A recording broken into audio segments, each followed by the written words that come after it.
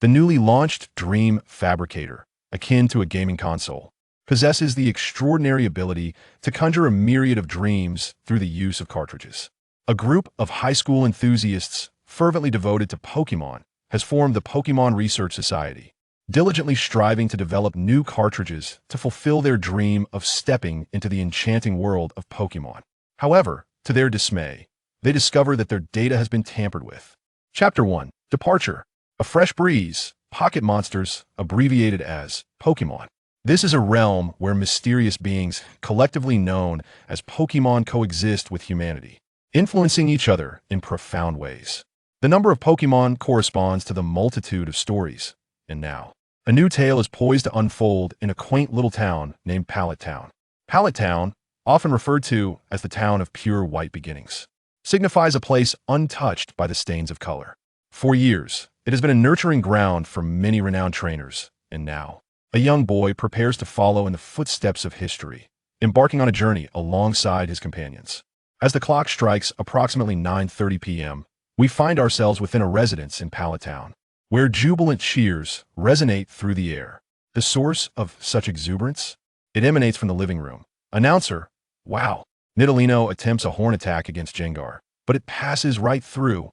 Commentator: of course. Horn attack is a normal type move. How could it possibly affect a ghost type like Gengar? Announcer: ah, I see. Oh. At this moment, Gengar uses hypnosis to put Nidalino to sleep. XX contestant switches in Onix. Onix charges forward. The back-and-forth battle is simply exhilarating. A boy, donning a cap, shouts passionately at the television screen. Indeed, the cheers were the result of a live broadcast of a Pokemon battle program. Pika Pika. What's so interesting, fool? I could zap them all down myself. Ah, these croquettes are delicious. Let's add a bit more tomato sauce. Also in the living room, a Pikachu perches on a chair at the dining table, casting a rather disdainful glance at the boy's back. After a few quips, Pikachu continues to devour the croquettes on the table, gently tapping a glass bottle to pour out a hefty serving of tomato sauce. Wait a moment. What does the warning label on the bottle say? Super spicy. What on earth is super spicy tomato sauce? Across from Pikachu sits a Froakie, joyfully munching on a fillet of fish placed on its plate. Froakie shoves the fish into its tiny mouth, the peculiar placement of which is quite amusing. Now, Pikachu and Froakie, savor your meal. No need to rush. This young woman, known as Hanako, is the boy's mother. With her chin resting on her hands, Hanako beams as she watches the little ones enjoy their meal, a reflection of her gratitude for the efforts invested in preparing the food. After you finish watching, Ash, it's time for bed. You have to rise early tomorrow. Noticing the time on the wall clock, Hanako turns to remind her son to sleep early. I know the boy, Ash, presses the remote control button to turn off the television, but a letter, yet unopened, lies beneath the remote. Is that a concern? Indeed, this young boy, Ash, has just turned 10 years old. He dreams of becoming a Pokemon master and will depart Pallet Town tomorrow morning to begin his journey as a trainer. Do we really have to leave so early? Can't we postpone it by a day? That's out of the question. Gary already set off before us. I can't possibly be later than him. Before Hanako can finish her sentence, the excited Ash interrupts her. All right, you only ever think about competing with Gary. Go to sleep, and don't forget to brush your teeth. Mentioning Gary instantly ignites Ash's fervor, prompting Hanako, aware of the reason behind it, to smile helplessly as she urges Ash to wash up and prepare for bed. Got it. Let's go Pikachu Froakie. Pika. Froakie, hi. Thus, Ash leads Pikachu and Froakie back to his room for some rest. As the clock nears 10 p.m., we find ourselves in Ash's room. Having completed his evening routine, Ash does not immediately retire to bed. Instead, he opens his window to gaze at the twinkling stars outside, then sits in a chair by the window, retrieving a diary and thoughtfully flipping through its pages. What Ash peruses is the travel journal left behind by his father. His father mysteriously vanished when Ash was merely 4 years old, a time of immense sorrow for his mother, Hanako, as she lost 2 cherished family members. Without Ash and the other children, she might have succumbed to despair. Reflecting on her expression during those days brings Ash great distress, and he silently vows to take his father's place to protect his mother's smile. Continuing to peruse the journal, Ash finds its contents familiar, having read it countless times to the point of memorization. Yet, each night before embarking on a journey, he revisits this diary, seeking solace from a certain unease that haunts him. The entries recount his father's departure from Pallet Town, a journey that began when he was just 12 years old. Logically, he should have set off at 10, but he delayed his departure for 2 whole years. The reason remains unknown to Ash. Within the pages, 2 names are undoubtedly inscribed. His mother, Hanako, and Yukari, Ash's childhood friend and Gary's mother, a formidable Pokemon researcher delving into various domains of Pokemon studies. Ash affectionately refers to her as Aunt Yukari, yet he has only known her for 4 years, largely learning about her through Hanako. Ash's father traveled alongside them to many regions. The Kanto region, where Pallet Town resides. The Johto region, rich in traditional culture. The Hoenn region, abundant in geographical resources. The Sinnoh region, steeped in mythological allure. The Unova region, a melting pot of diverse cultures. The Kalos region, steeped in mysterious history. The Alola region, comprising 4 major islands. Each locale possesses its distinct charm, preserving its unique cultural identity. Ash is acutely aware of the vastness of the world and the myriad regions his father may not have explored, contemplating his future travels. Throughout their adventures, they shared numerous life experiences. Moments of joy, sorrowful farewells, extraordinary encounters with Pokemon, and thrilling battles against rival trainers, each of which fueled Ash's childhood dreams and fantasies. Yet, aside from these, certain aspects of the journal were beyond his comprehension at that time. As Ash matured, he gradually began to grasp the grim truths his father had documented. The entries elucidate the tragic consequences of humanity's transgressions against Pokemon, encroaching upon their domains, and the inexplicable violence that exists among humans. Chapter 2. Departure. A breath of fresh air. Even when faced with darkness, dread, and tragic outcomes, my father and his companions would endeavor to rescue the innocent victims, always striving to do their utmost. Ash understood this principle of the human heart, that it can be treacherous, yet he did not perceive his father's actions as merely driven by a sense of justice. Rather, they were an outpouring of profound familial affection. To feel, to listen, to confront, and to experience those emotions, his father's words resonated deeply within him. Pokemon are family, not tools. This sentiment indelibly shaped his understanding at the tender age of 5. After closing his diary, Ash approached his bedside and retrieved a box from beneath it. Inside lay a photograph, nestled alongside the diary, capturing a moment from his father's youth. "Father, are you truly no longer in this world?" Ash pondered as he gazed out at the nightscape, clutching the sole photo of his father, perhaps because his father had never been fond of being photographed. According to Hanako, there was a superstition that capturing images would siphon one's soul. Hence, she and Yoko had to physically restrain his father to compel him to take this cherished photograph. It was no wonder that his father bore no smile. Perhaps he was simply known for his stoic demeanor. Father's visage bore a striking resemblance to Ash's own, while the 2 young girls beside him were the youthful Yoko and little Hanako. Also present were Pikachu and Eevee perched on his father's shoulder, alongside the Kanto starter Pokemon, all sharing a moment of joyous laughter. After placing the photograph and diary back into the box and sliding it under the bed, Ash moved to his desk, retrieving a cloth-wrapped object from the shelf. Unwrapping it revealed a stone resembling an ancient coin, and upon seeing it, a shadow of sadness crossed Ash's face. "Will I ever see you again, Meowth? Why did you have to leave us?" Memories flooded back to when he first encountered the Meowth he named Meowth, deepening his sorrow. This Pokemon, who had trained and shared half a year of his life with them, had endured a harrowing experience alongside Ash, imparting the invaluable lesson of perseverance. Though their time together was brief, Ash had come to regard him as an essential companion, no, as family, sharing in life and death struggles. Yet, as Ash's 5th year drew to a close, a terrifying incident nearly cost him his life. From that moment onward, they lost this pivotal family member, and young Ash endured a period of blindness. There was a time when he succumbed to despair, neglecting himself, but after experiencing certain events, he regained his once vibrant spirit. Nevertheless, the belief that Meowth still lived lingered in Ash's heart, a conviction strengthened by the mysterious disappearance of a Pokeball from his room last year. Could Meowth still be alive? Did he have some reason for staying hidden from them? This quest to uncover Meowth's whereabouts became one of Ash's primary motivations for his journey.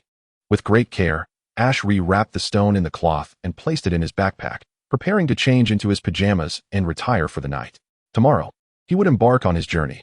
What kind of people and Pokemon would he encounter this time? "Shigeru, if I manage to compete in the league championships during this journey, will you finally reveal the reason for our estrangement?" Ash mused as he lay in bed, staring at the ceiling, reminiscing about his once closest friend and childhood companion, Shigeru. They had shared a bond since childhood, Yet as Ash approached his 4th birthday, Shigeru's demeanor shifted dramatically, becoming cold and distant, even turning against Ash. "I can't stand your face.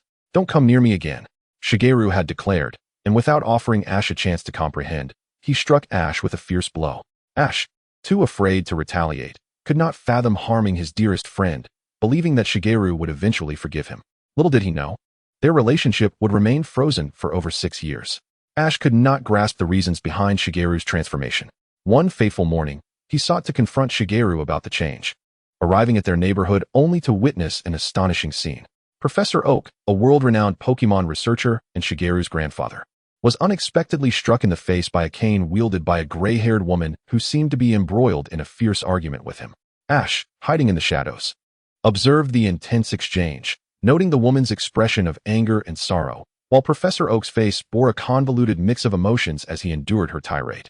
Intrigued, Ash strained to listen, and soon uncovered 2 shocking revelations. Professor Oak's daughter, Dr. Yoko, had vanished while involved in a special research team, and Shigeru had been taken away from Masera Town the previous night. As a child, Ash struggled to understand the complexities of these events, and upon hearing that Shigeru was no longer in Masera Town, he quietly withdrew. Unbeknownst to him, both the professor and the elderly woman had sensed his presence the instant he hid away. After Ash left, the woman glanced at the spot where he had stood and said to Professor Oak, "I will find an opportunity to meet with Ash and Shigeru. Don't impede me, old man." Her piercing gaze revealed she seemed to know who Ash was. Once the matter was settled, the woman turned to leave, and a thick fog enveloped the area, creating an eerie atmosphere. Strangely, she vanished without a trace along with the mist, leaving behind a perplexed Professor Oak at his doorstep, a development unknown to Ash. There were many tasks awaiting completion on this journey. "Shigeru, have you become this way because of Yoko's disappearance?" Ash pondered, lost in thought as he lay in bed, questioning whether Shigeru's change was linked to Yoko's vanishing. He realized that Shigeru would not divulge the truth. The only way to elicit a response was through the promise Shigeru had made. "If you prove yourself worthy at the Quartz League, I will tell you the reason." Chapter 3, Departure. A breath of fresh air. The Quartz League, as proposed by Shigeru, is the grand annual Pokemon battle competition held in the Kanto region. Trainers from various locales gather to compete, with the eligibility criteria set for trainers aged 10 and older, criteria both Ash and Shigeru just so happen to meet this year. The second requirement entails defeating the gym leaders from different towns to obtain at least 8 distinct badges, representing proof of a trainer's prowess. Ash accepted Shigeru's challenge and resolved to participate in this year's grand tournament alongside Pikachu and the others. Enough pondering, time to sleep. "Did I forget something? Do you know anything?" he mused. "Pika, don't run away with my rice ball. Don't eat my fish, big brother. Woo-woo. Haha, these 2 fellows are sleeping as soundly as a Snorlax." Pikachu, drooling, and Frogadier, with tears streaming down its cheeks, witnessing this silent scene, Ash understands that asking would be futile. Yet, upon seeing their serene sleeping faces, his inner doubts vanish. He no longer dwells on trivial matters and slowly drifts into slumber, a smile gracing his lips. Meanwhile, around 10 p.m., at Professor Oak's laboratory, situated within the heart of Pallet Town, a Pokemon research institute managed by the esteemed Professor Oak. Every year, numerous children, having turned 10, come to receive their first Pokemon. At this moment, however, the professor stands alone within the empty halls, sighing heavily as he gazes at the barren display case meant for the initial starter Pokemon. Why did that child resort to theft? Just days ago, the laboratory was the target of a burglary.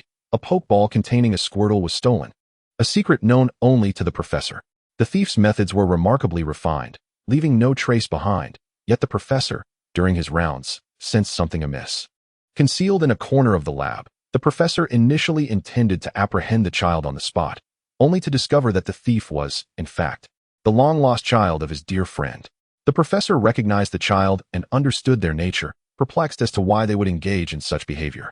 After much contemplation, he decided to let the child go, remaining hidden until the child departed.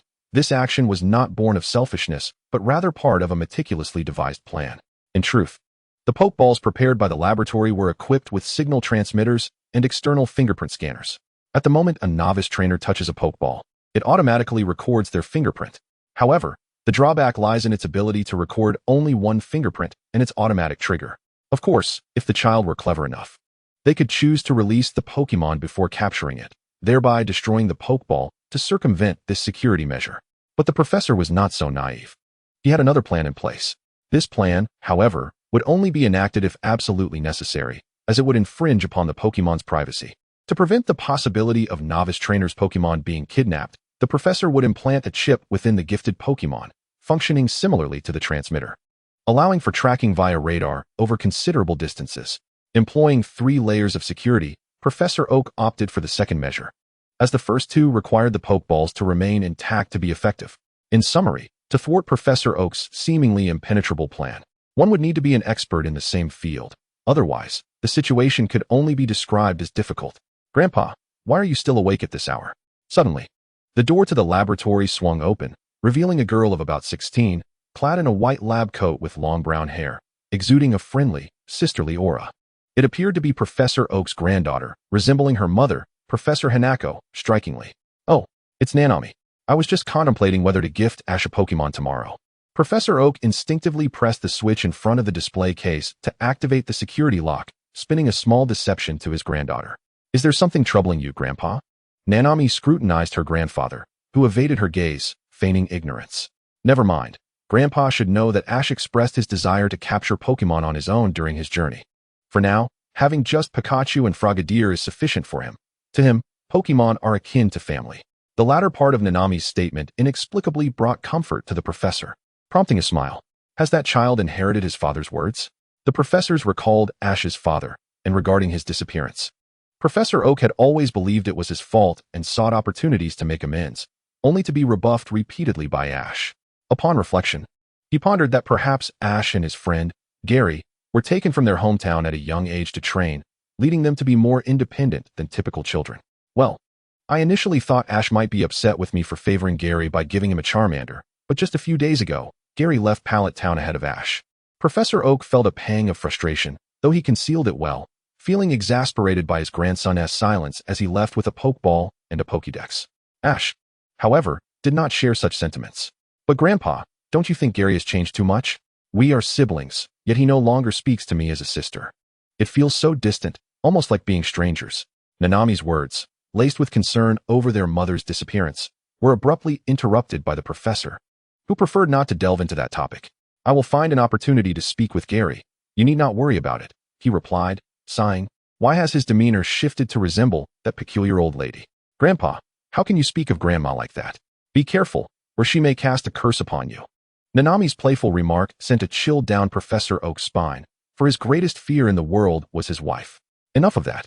Let us return home and rest. We have to send Ash off early tomorrow." With that, the professor extinguished the laboratory lights and departed alongside Nanami. The following morning, around 7 a.m., at the outskirts of Pallet Town, Ash was preparing to leave as friends and family gathered to bid him farewell. The townsfolk, uncles, aunts, and a few kindergarten children had come to see him off. Known for her kindness, Hanako had fostered a strong bond with the townspeople, and Ash, upon returning from his training, often lent a helping hand, further solidifying their relationships. Thus, a crowd of townsfolk would have gathered to send Ash off. But Hanako declined the notion of a grand send-off for a novice trainer, resulting in a few representatives being chosen to attend. Chapter 4, Departure. A fresh breeze. Ash was engaged in cheerful conversation with the townsfolk when one kind aunt presented him with a special package of jerky for his journey. "Thank you," Ash exclaimed gratefully. Just then, a vegetable vendor approached. "Ash, bring glory to Pallet Town. Show them the prowess of a super pallet trainer." The boisterous uncle's voice echoed throughout the town. "I know. No problem," Ash responded with equal enthusiasm, though he was uncertain of what a super pallet trainer truly entailed. Sweat. "Go for it, big brother Ash. Aim for the championship," cheered Pikachu, while the adorable children he often played with beamed at him, having received affectionate pats on their heads from Ash. Pikachu despised children, as they would pinch his cheeks without reprieve, while Frogadier would happily play with them, lifting them high. "Ash, here is a map I prepared for you. Be careful, and don't get lost," Nanami said, presenting a map of the Kanto region with a gentle smile, treating Ash like a younger brother, though she often enjoyed ending with a playful tease. "Ash, this is a Pokédex and 6 Pokeballs. If you have any questions, just consult the Pokédex. It runs on solar power, so no need for charging. Be sure to gather data and capture as many Pokemon as you can." Professor Oak handed Ash the Pokédex and the Pokeballs, his elder instinct compelling him to impart advice, though Ash, overwhelmed by the professor's rambling, quickly grabbed the items. This might also explain why Gary preferred not to converse with their grandfather. "Ash, have you remembered to pack everything?" While Ash was distracted, Hanako discreetly rummaged through his backpack to ensure he hadn't forgotten anything. Upon realizing that his mother was rummaging through his belongings, Ash hurriedly snatched back his backpack. His cheeks flushed with embarrassment as he exclaimed, "Mom, how could you do this? It's so humiliating." "Humph, how can you blame me, dear? I'm just teasing you," his mother, Hanako, replied playfully. "Now, come over here, please." Unexpectedly, she beckoned him to her side, and Ash, uncertain of her intentions, obediently walked over, only to find himself enveloped in her warm embrace. The attention of those around him made him feel exceedingly awkward, and as he attempted to wriggle free, her hold only tightened. "What are you doing, Mom? I'm not a child anymore," he protested. "Don't be silly, Ash. In my eyes, you will always be my precious son," she gently reassured him. Her tender words struck a chord within him, stirring emotions he had not anticipated. "Ash, ever since Mr. Masatoshi took you out when you were little, I yearned to have a heartfelt conversation with you, but I refrained, fearing it might embarrass you." "No, it's all right, Mom. Please continue. I promise I'll listen attentively," Ash said, his earlier embarrassment dissipating as he sought to hear his mother's sincere words. "Well, Ash, during your travels, you will undoubtedly encounter numerous challenges. I hope you can face these obstacles with resilience, whether it involves assisting others or overcoming your own difficulties. However, your safety must always come first, for only then can you pursue your dreams. And remember to eat well and sleep soundly. Don't cause me too much worry, all right?" Hanako poured out her heartfelt thoughts, her voice slightly choked with emotion. Ash lowered the brim of his cap to conceal the tears welling in his eyes, nodding in understanding of his mother's words, which allowed her to finally release him. Professor Oak, Nanami, and the townsfolk all wore expressions of contentment, witnessing a bond of affection so simple yet profound between mother and son. "Then, Piku and Motham, I entrust you to look after Ash during this journey," Hanako said, crouching down to pet the little Pokemon. Pikachu, however, was not fond of anyone touching his head, yet he allowed Hanako to do so, while Motham danced joyfully. "Pika, don't worry, Mom. I'll take good care of this fool," Pikachu expressed with an adorable grin and body language, regarding Ash as his #1 little brother. "Huh, Pikachu, what was that gesture supposed to mean? Are you calling me a fool?" Ash retorted. Though he understood Pokemon language, he refrained from showing it openly, known only to a select few. Nevertheless, Pikachu's words and actions irked Ash. How could a respectable young man be ridden like a face-mounted rodent? "Oh, is that so? I said you're a fool, and indeed, you are? Take this." Everyone gasped. In a moment of recklessness, Ash's actions provoked Pikachu, who unleashed a powerful thunderbolt. A cacophony of crackling electricity ensued, affecting everyone in the vicinity. However, worry not, for the residents of Pallet Town, both young and old, possessed the extraordinary resilience of the pallet body. "Well then, I must be off. Farewell, everyone." After gathering himself, Ash bid farewell, setting off with Pikachu and the others, leaving Pallet Town behind. "Are they really gone? If you feel like crying, then cry," Professor Oak remarked as he noticed Hanako's tears flowing after the meeting dispersed. "Not that. It's just that Ash's silhouette reminded me so much of his father." The mention of father brought a complex expression to Nanami's face. "Red, your son has followed in your footsteps and embarked on a journey of his own. If you are truly watching over him, please bless him." Professor Oak prayed to the sky, hoping for Ash's safety and success on his journey. Thus, the adventure of young Ash began. Chapter 5, The Golden Storm. Time, around 9 a.m. Location, Route 1. Situated between Pallet Town and Viridian City, this route has long been a vital passage for local trainers, characterized by thick grass and nearby rivers. It takes half a day to walk to Viridian City, while driving takes about half an hour. The winding path may bewilder those who are directionally challenged. Having departed from Pallet Town 2 hours earlier, Ash and his companions arrived at an area thick with grass. As they pushed aside the overgrowth, following the map, Ash suddenly spotted a flurry of movement in the grass. "What are those?" he wondered, promptly activating his Pokédex. Spearow, the tiny bird Pokémon, is known for its irritable nature. Should anyone intrude upon its territory, it will attack without hesitation. Although it does not fly high or far, it is remarkably swift. When it senses an enemy, it emits a piercing cry, so heed its warning, for you may have trespassed into Spearow's domain. Though not particularly strong, their tenacity is formidable. "It's Spearow. This could be troublesome. It seems we've encroached upon their territory," Ash thought, stowing away the Pokédex. He was all too familiar with Spearow, having nearly faced disaster at their hands in his youth. "Let's quietly slip away. We mustn't disturb them," he whispered to Pikachu and the others, lowering his steps in an attempt to exit Spearow's territory without incident. However, fate had other plans. Ah, don't hide, human. We've been waiting for you. Just as they were about to flee, a swarm of Spearows suddenly erupted into the air, blocking their path. What is going on? Ash thought, bewildered by the furious expressions of the Spearow. He had no idea what he had done to provoke them. Yet, his confusion was swiftly clarified by one of the Spearow, who declared, "We aren't after you, human. It's that cursed yellow rat behind you." It turned out that Pikachu had a habit of coming to Route 1 to practice his electric moves, and unfortunately, the unfortunate targets of his training were these Spearow. This pattern of harassment had persisted, leading the Spearow to finally devise a plan for revenge. They had learned that this troublesome yellow rat hailed from the human town and had dispatched scouts each morning to seek the perfect moment to ambush it.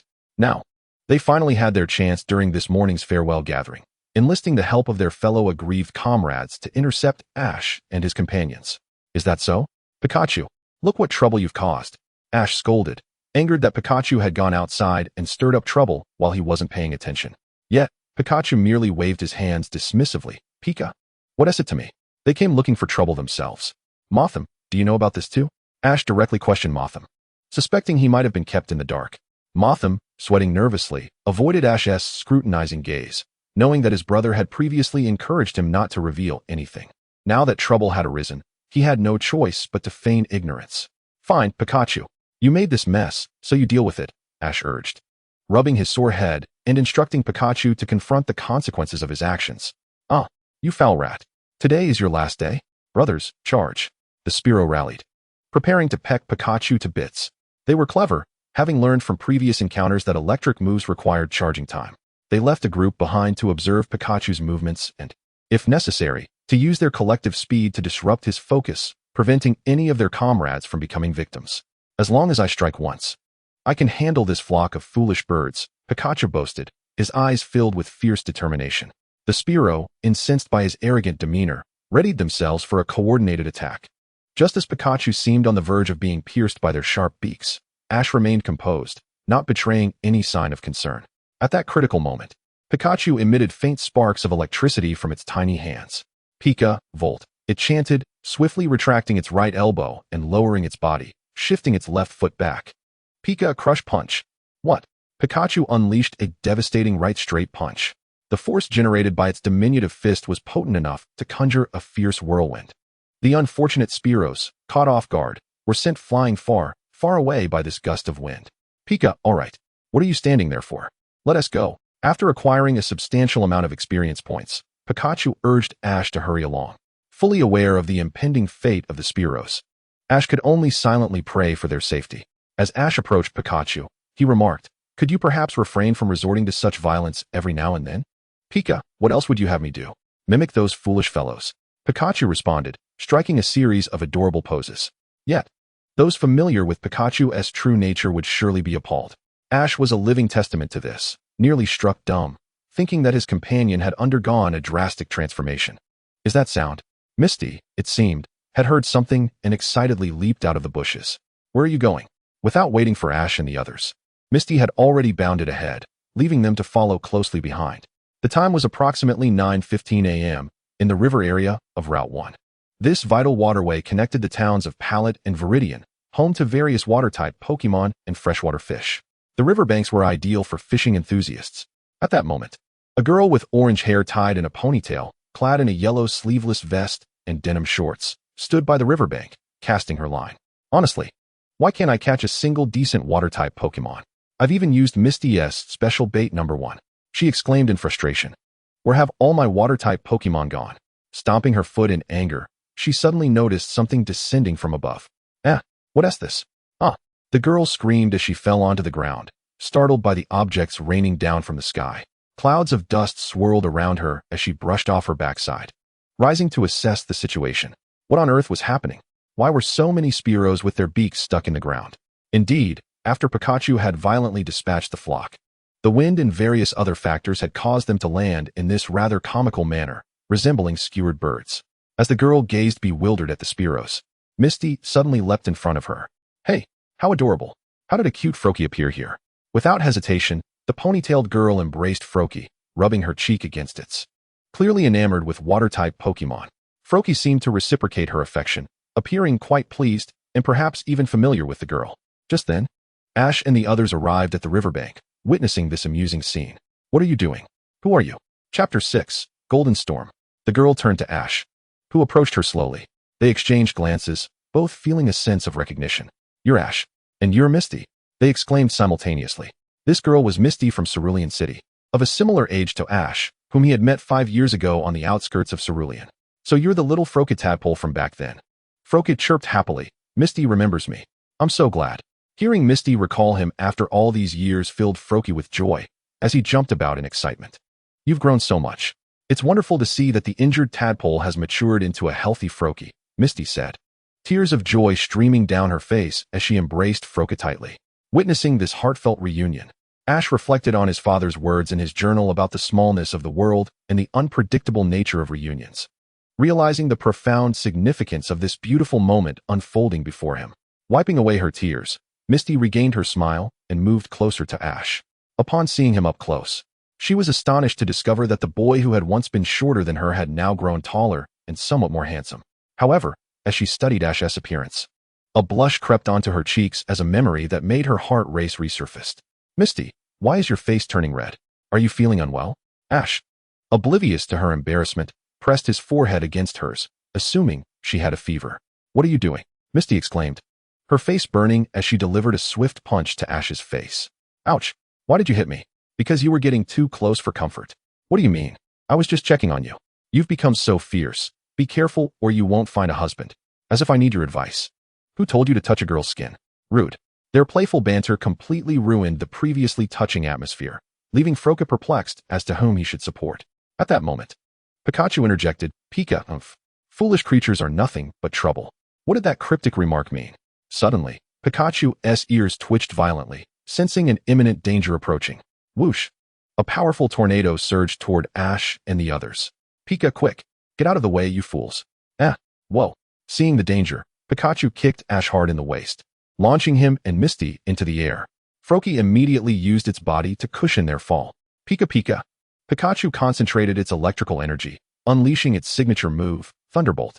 To counter the tornado, the clash of electricity and wind created a violent explosion, shrouding the area in smoke. Amidst the haze, a small figure emerged from above. Pika, who are you? What is the meaning of this sudden attack? Pikachu shouted at the sky. Ash, lying on the ground with a sore back, intended to scold Pikachu but quickly sensed something was amiss and opened his Pokédex. Pidgey, the tiny bird Pokémon. Pidgey is a flying-type Pokémon, capable of using moves like Air Slash, Hurricane, and Tornado. Pidgey is swift, with a strong sense of direction, allowing it to easily find its way home. Trainers can utilize this trait to have Pidgey locate items. When in danger, Pidgey can kick up a sandstorm to protect itself. What? That I say Pidgey? Pidgey, a commonplace bird Pokémon in the Kanto region, is usually seen everywhere, but this one before me possesses an incredible wind power. This is the first time Ash has encountered such a formidable one since his birth.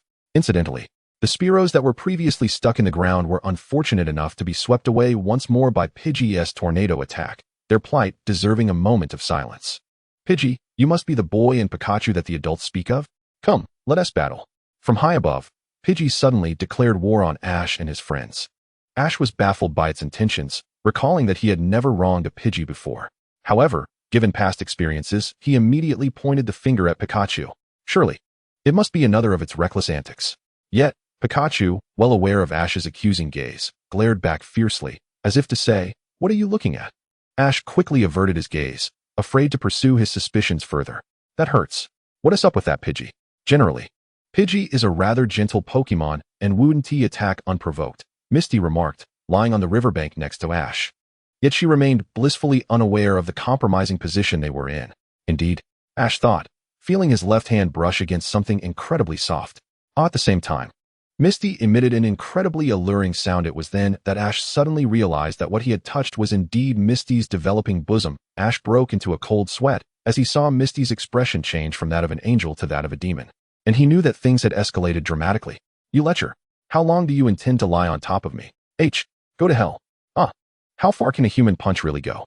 This young lad in front of him was all too aware. Father, is this the destiny you spoke of? A series of unforeseen calamities led Ash to begin misinterpreting his father's words.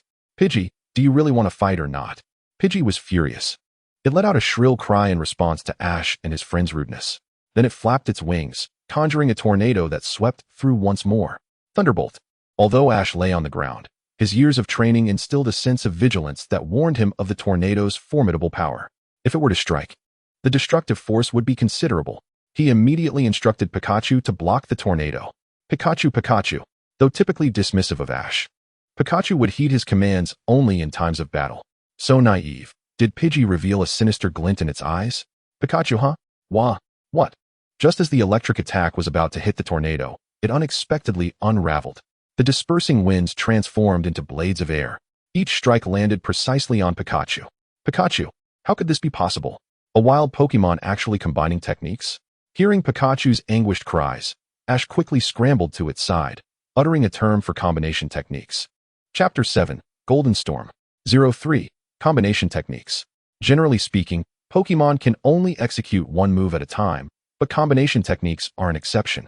Combination techniques are advanced combat skills that involve the simultaneous use of two or more different types of moves, often employed by elite trainers or highly intelligent Pokemon, requiring considerable time and effort for ordinary trainers and standard Pokemon to master.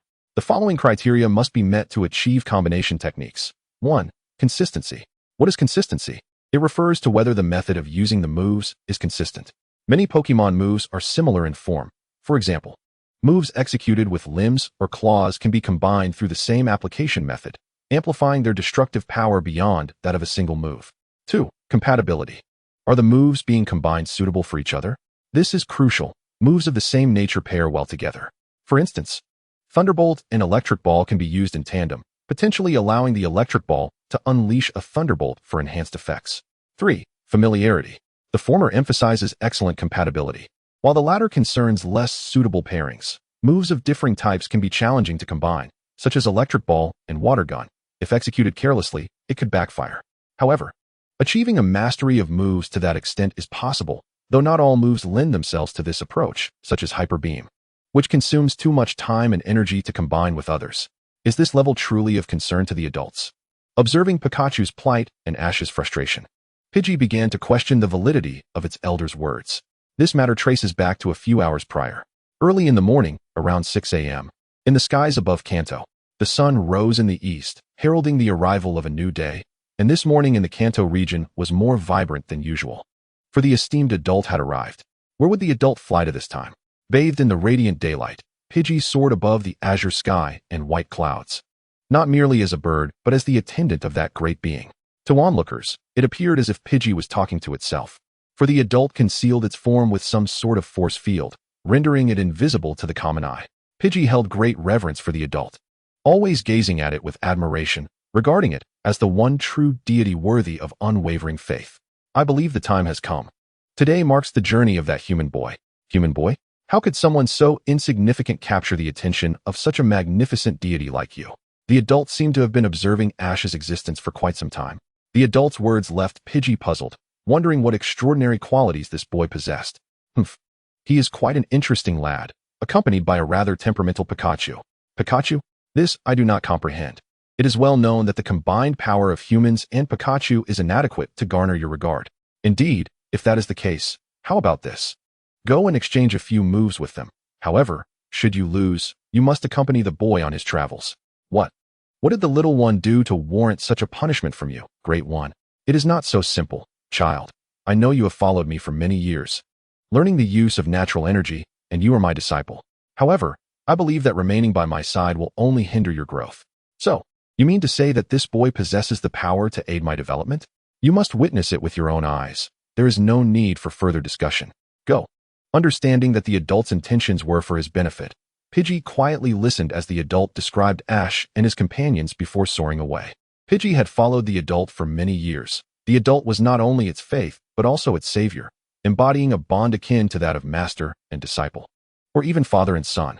Pidgey first encountered the adult amidst a tempest when it was but a fledgling, born in the forest and living in harmony with its family. Alas, fate dealt a cruel hand, as a storm separated them. The terrifying tempest swept Pidgey away. Frightened, it cried for help. But nature's indifference saw lightning strike the forest, igniting a fire. Caught in the chaos, Pidgey's wings were severely burned, causing it to plummet to the ground. On the brink of death, lying in blood with but a breath left, In that moment of despair, the sky cleared after the rain, and the flames began to dissipate. The great adult arrived, having come by chance to address the calamity, and fortuitously spotted the near-lifeless Pidgey, bestowing a miracle that allowed Pidgey to be reborn from the ashes. Upon awakening, Pidgey beheld the beautiful and majestic adult, vowing to pursue it for the rest of its life, flapping its small wings to follow the adult's side. Pidgey, we bear no grudge. Why must you attack us? Ash inquired, a hint of anger in his voice. Pidgey, I have no obligation to explain. You need only know that you will engage with me in a few moves.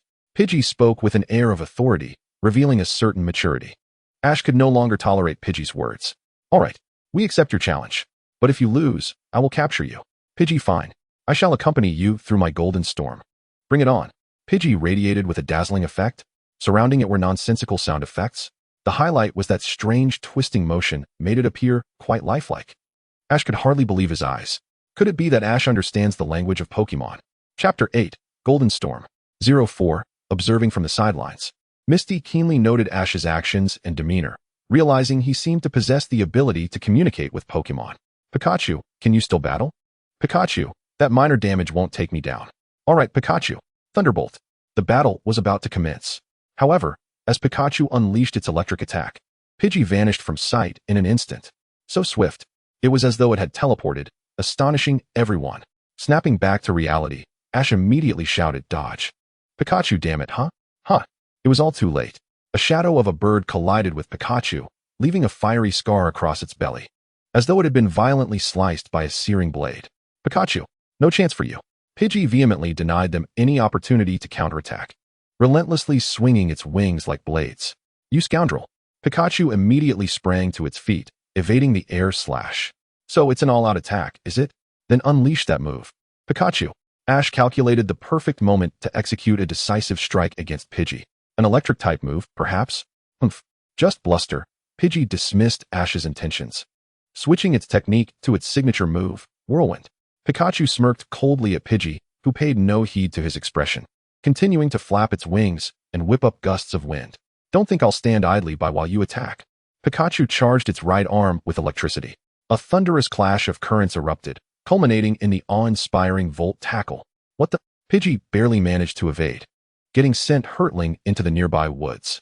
The riverbank buckled under the force of the strike, creating a deep indentation. Is that truly Pikachu? Misty gasped, nearly having her eyes pop out in disbelief at the display of such formidable power from the little creature. This is the Kinetic Flow Fist, Ash nodded with pride. Huh. A swarm of question marks appeared above Misty's head. The Kinetic Flow Fist. It is said that this martial art originates from an ancient and mysterious legend of the Kanto region, known as the Black Azura, one of the 4 great martial arts created for the Pikachu clan. This technique is derived from a secret art that enhances their inherent electrical power, addressing the clan's weakness of having delicate hands, and it can also be mastered by Pikachu's evolved form, Raichu. The principle involves continuously increasing the electrical charge within their bodies, accelerating the growth of arm muscle cells, allowing their arms to unleash devastating force akin to kinetic energy. This martial art is centered on the concept of destruction, with every move aimed at annihilating the enemy. Although primarily focused on punches, it can also be applied to kicks. However, to master this technique, one must undergo a transformation of spirit, meaning that those who wish to train in it must change their temperament, rendering the typically gentle-natured Pikachu clan fierce and combative. The training is so grueling that it may destroy a Pikachu's body and spirit.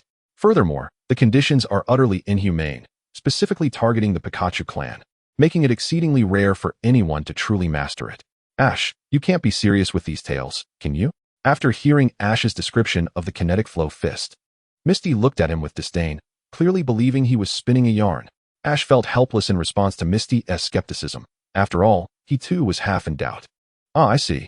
No wonder the legendary Black Azura caught the attention of adults. What? The group gasped in astonishment. Pidgey, which should have fallen, soared back into the air. Even more astonishing to Ash and Pikachu was hearing the name Black Azura from Pidgey. Could the legend be true? Impressive, isn't it? I won't hold back any longer. Pidgey rapidly flapped its wings, the speed of its vibrations astonishing. What is this? The surrounding air currents flowed into Pidgey's body with each flap of its wings.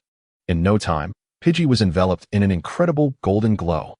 Let me show you the true power of my golden tempest. Without giving them a moment to be astonished, Pidgey immediately unleashed a tornado.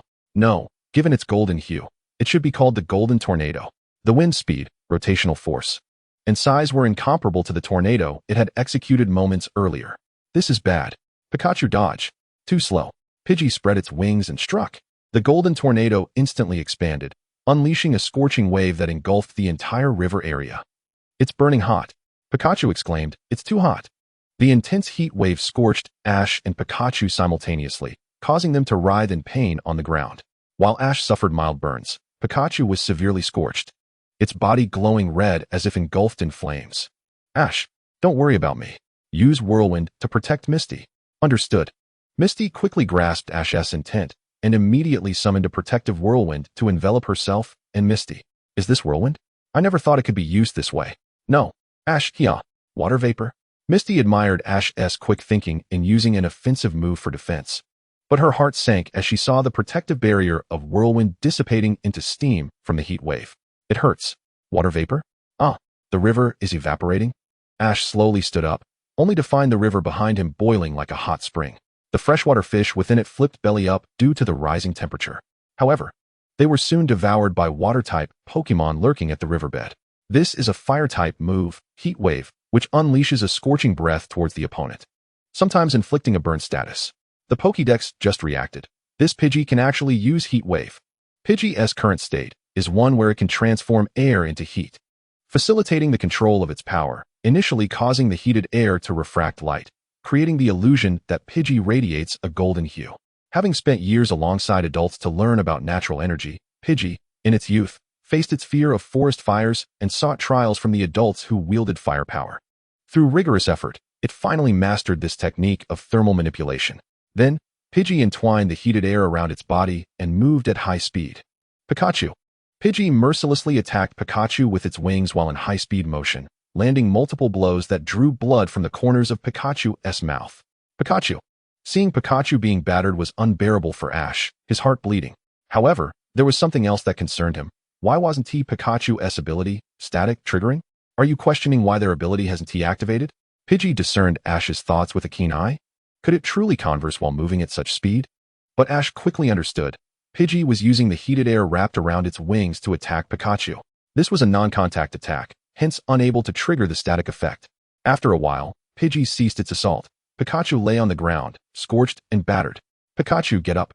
Ash shouted, invoking a rejuvenating call. But Pikachu remained unresponsive. Humph. It seems that's all there is to it. What? Just as Pidgey was about to dissipate its golden state, it sensed an unusual warmth emanating from Ash. Pikachu, get up. Remember our promise to battle in the league against Gary. We can't fall here. Have you forgotten ES words to you? Ash turned his cap backward and shouted at Pikachu. Amidst the hazy awareness, Pikachu recalled Ash's voice, conjuring an image of someone mocking him. With your pathetic strength, you couldn't even protect your sister. You're too weak, little Pikachu. Hee, just keep trying. I'll wait for you to fall into despair once more.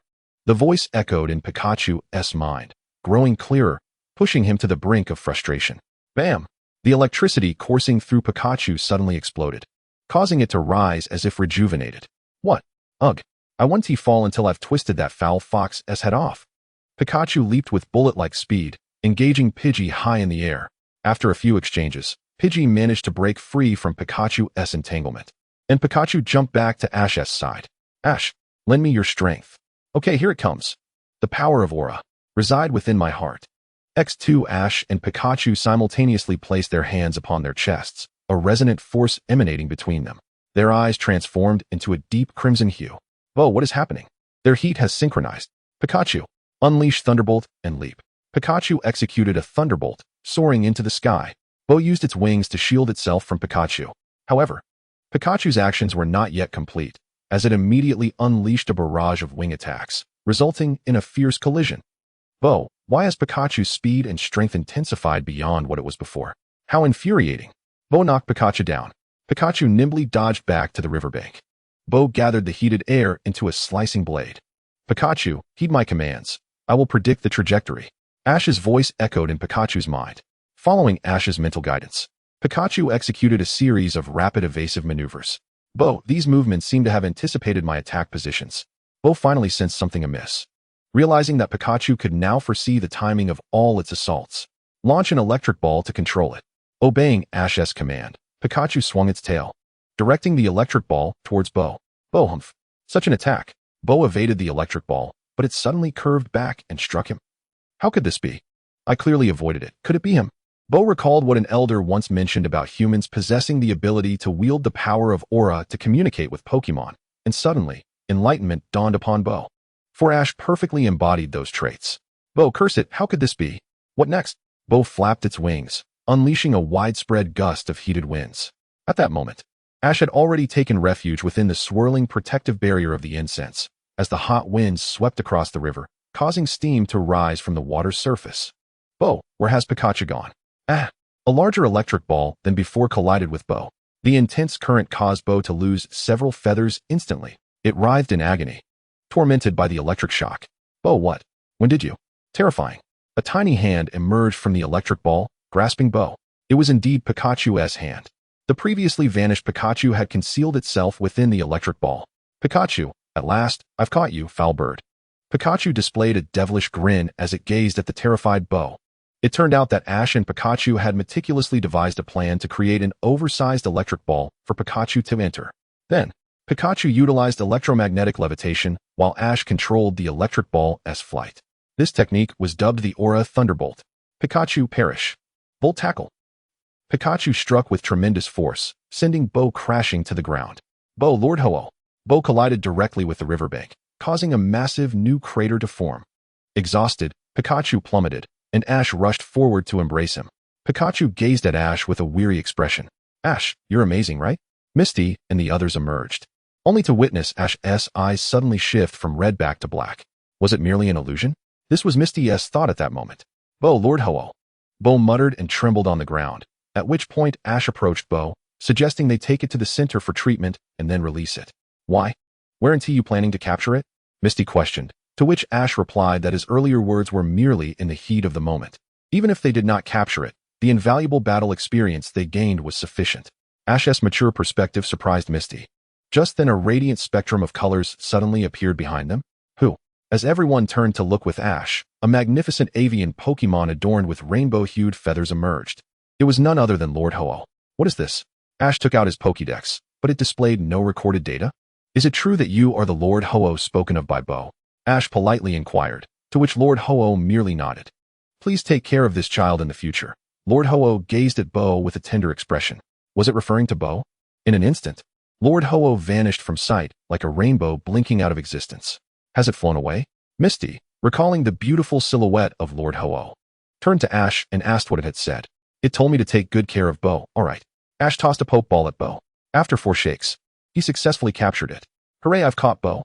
Ash proclaimed triumphantly, and the incense swayed with joy. Pikachu, you idiot. Although Pikachu, lying on the ground to rest, uttered these words, deep down, it felt relieved at the addition of a new companion. All right, everyone is injured. Let us hurry to the city of Tokiwa. Riding my bicycle. Misty turned around, only to face a horrifying reality before her. The bicycle I saved up for through my part-time job. Misty, pale and on the verge of tears, stared at her utterly wrecked bicycle. Why, oh why? Indeed, just as Ash had surmised, when Bo was struck and flung into the woods, the bicycle had also suffered damage. Let us hurry. Just as Ash intended to lead them away, Pikachu and the others had already strategically retreated. How could you abandon your trainer and flee like that? Useless banter. Take this.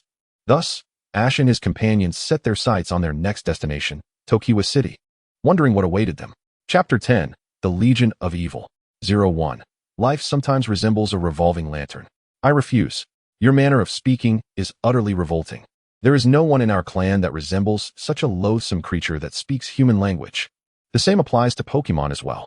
Get lost. There is nothing here for you to eat, you filthy thing. Wow, it can speak human language? Don't run. I shall capture you. You will never know where you might end up. Are you all right? Hang in there. I will take you to the hospital immediately. Meowth, look. The protagonist of this book resembles you. Then it's settled. From now on, I shall call you Kaka-meow, hee-hee Kaka-meow. I look forward to your guidance in the future. Kaka-meow, how impressive. You have finally mastered the art of treasure gathering. Kaka-meow is my family. I will not allow you to belittle him. Whatever happens, you will encounter various individuals. 1 year ago, Chengdu region, midnight 12 o'clock, in a certain forest. In an isolated forest on the outskirts stood an opulent mansion that appeared incongruous with its surroundings. It seemed to be constructed by someone with the intent of concealing their residence. Sprawling over tens of thousands of square meters, a two-story edifice boasting a coffee-colored exterior, with a garden and a functioning fountain at the front. Yet, this grand mansion, exuding an air of high society, felt profoundly unsettled this midnight. How to describe the current atmosphere could only be encapsulated by the terms death and fear. Ugh! A chilling scream echoed from the upper level of the mansion. Was it the cry of an adult male? No, it seemed there were multiple voices. The screams grew louder, from the foyer to the spiral staircase, and even through the hallways. With each step came a thick and nauseating stench, and it intensified. The source of the odor emanated from within a bedroom. Damn it! What kind of monster are you? A man's accusatory voice resonated from the bedroom. Inside, a group of men donned in sunglasses clad in black suits stood, and behind them was a short, stout, middle-aged man in a bathrobe, weeping on the floor. Hurry, protect me. What else did I hire you for, if not this? The middle-aged man, seemingly the owner of this forest mansion, reproached the black-suited men, clearly terrified by some unknown entity.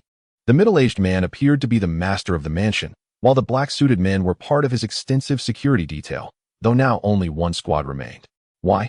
Because the horrifying scene before them spoke volumes. The bedroom was littered with the corpses of the bodyguards. The cause of death shared a commonality. Each victim had been pierced by a metallic object, with evident external injuries spanning from the chest to the neck, and even the head. Terrifyingly, their facial expressions were all grotesquely contorted. Who instilled such fear in them? Yes, as you command, boss. Everyone, quickly unleash your Pokémon to deal with him. The man at the center of the bodyguard team was presumably the squad leader. He was the first to produce a Pokeball, summoning a Houndoom. Houndoom. Swiftly employ flamethrower against him. Houndoom. The creature exhaled a blaze of crimson flames, aiming directly ahead. But was there someone standing there? To their astonishment, the intense flames seemed to pass right through him. Zubat, use Supersonic. Octillery, Rock Blast. Victreebel, Leaf Blade. Magneton, Thunderbolt. Swampert, Water Gun. Subsequently, other team members took turns dispatching their respective Pokémon to unleash their signature moves. Yet, shockingly, none of the attacks had any effect. All of them passed through the mysterious figure's body. What on earth was happening? Could he be a ghost? Is it over? At that moment, the enigmatic figure suddenly spoke. His voice was a deep, magnetic timbre devoid of any emotion, shrouded in shadows that concealed his true visage. He then extended his left palm from the darkness, but upon closer inspection, it bore no resemblance to a human hand. Zubat, the Magneton floating on the left side of the team, was suddenly ensnared by an elusive rope from behind. You still possess a modicum of utility. It's time for you to exit. With a resounding thud, Zubat. Grr. The mysterious figure, having uttered those words, effortlessly waved his left hand, propelling the Magneton away as if it were a slingshot. Along with other Pokémon, they were swept out of the window and plunged into the forest, never to rise again. What? How is this possible? Never mind. Everyone, open fire and eliminate him. The squad leader issued a lethal command. The bodyguards all drew their handguns. Bang, bang, bang. They incessantly fired in a barrage of shots. Yet, in the eyes of the mysterious figure, the bullets moved as though in slow motion. Surrounding him, golden bullets began to materialize, matching the quantity of the fired bullets. This is how you should use bullets, the mysterious figure stated, extending his hand to reveal his palm. Bang, bang, bang, bang, bang, bang. All the golden bullets fired simultaneously. Miraculously, they collided with the ordinary bullets with pinpoint accuracy. However, the tremendous force of the golden bullets pierced through the ordinary ones. In the end, every member, save for the squad leader, was reduced to a mere sieve. Each one was struck in the temple by the first bullet, leaving them no chance to scream as they perished instantly. Ugh, my heart. The squad leader, who thought he had miraculously escaped, was unaware that this was the mysterious figure's deliberate design. A purple claw emerged from beneath the squad leader's shadow, piercing through his chest. It crushed his heart with brutal efficiency. The squad leader stood there, breathless, oblivious to the manner of his demise. In light of your courage to confront me, I grant you a unique death, the mysterious figure remarked, slowly stepping forward. To everyone's astonishment, he turned out to be a diminutive figure, barely 40 centimeters tall. Yet, the most striking feature was not his short stature, but the white spiral-patterned mask adorning his face. Cloaked in black, his gaze embodied a blend of savagery and terror. Moreover, with only one eye-hole visible in the mask, he appeared particularly ominous and chilling. Mr. Cargo, your time has come. Monster, please, I beg you, do not kill me. Whatever you desire, I can provide. Money, anything. The little figure approached the middle-aged man, who was kneeling on the ground, pleading for mercy, even attempting to grasp the little figure's body. However, this disgraceful act prompted the little figure to stomp him beneath his foot. Chapter 11. The Legion of Evil. 02. The little figure referred to the middle-aged man as Mr. Cargo, not as a surname, but because he preferred to call his prey cargo, viewing them as lesser than human. Your words are quite amusing. Have you not taken a good look at what I hold in my hand? Do I need your charity? The little figure produced several coins that seemed to have materialized from nowhere, coldly regarding the middle-aged man. Please, I beg you, help me plead with the boss. Before the middle-aged man could finish his plea, his head was already severed from his body. Blood gushed from the remnants of his body at the neck. You have violated the organization's rules, betraying the trust placed in you.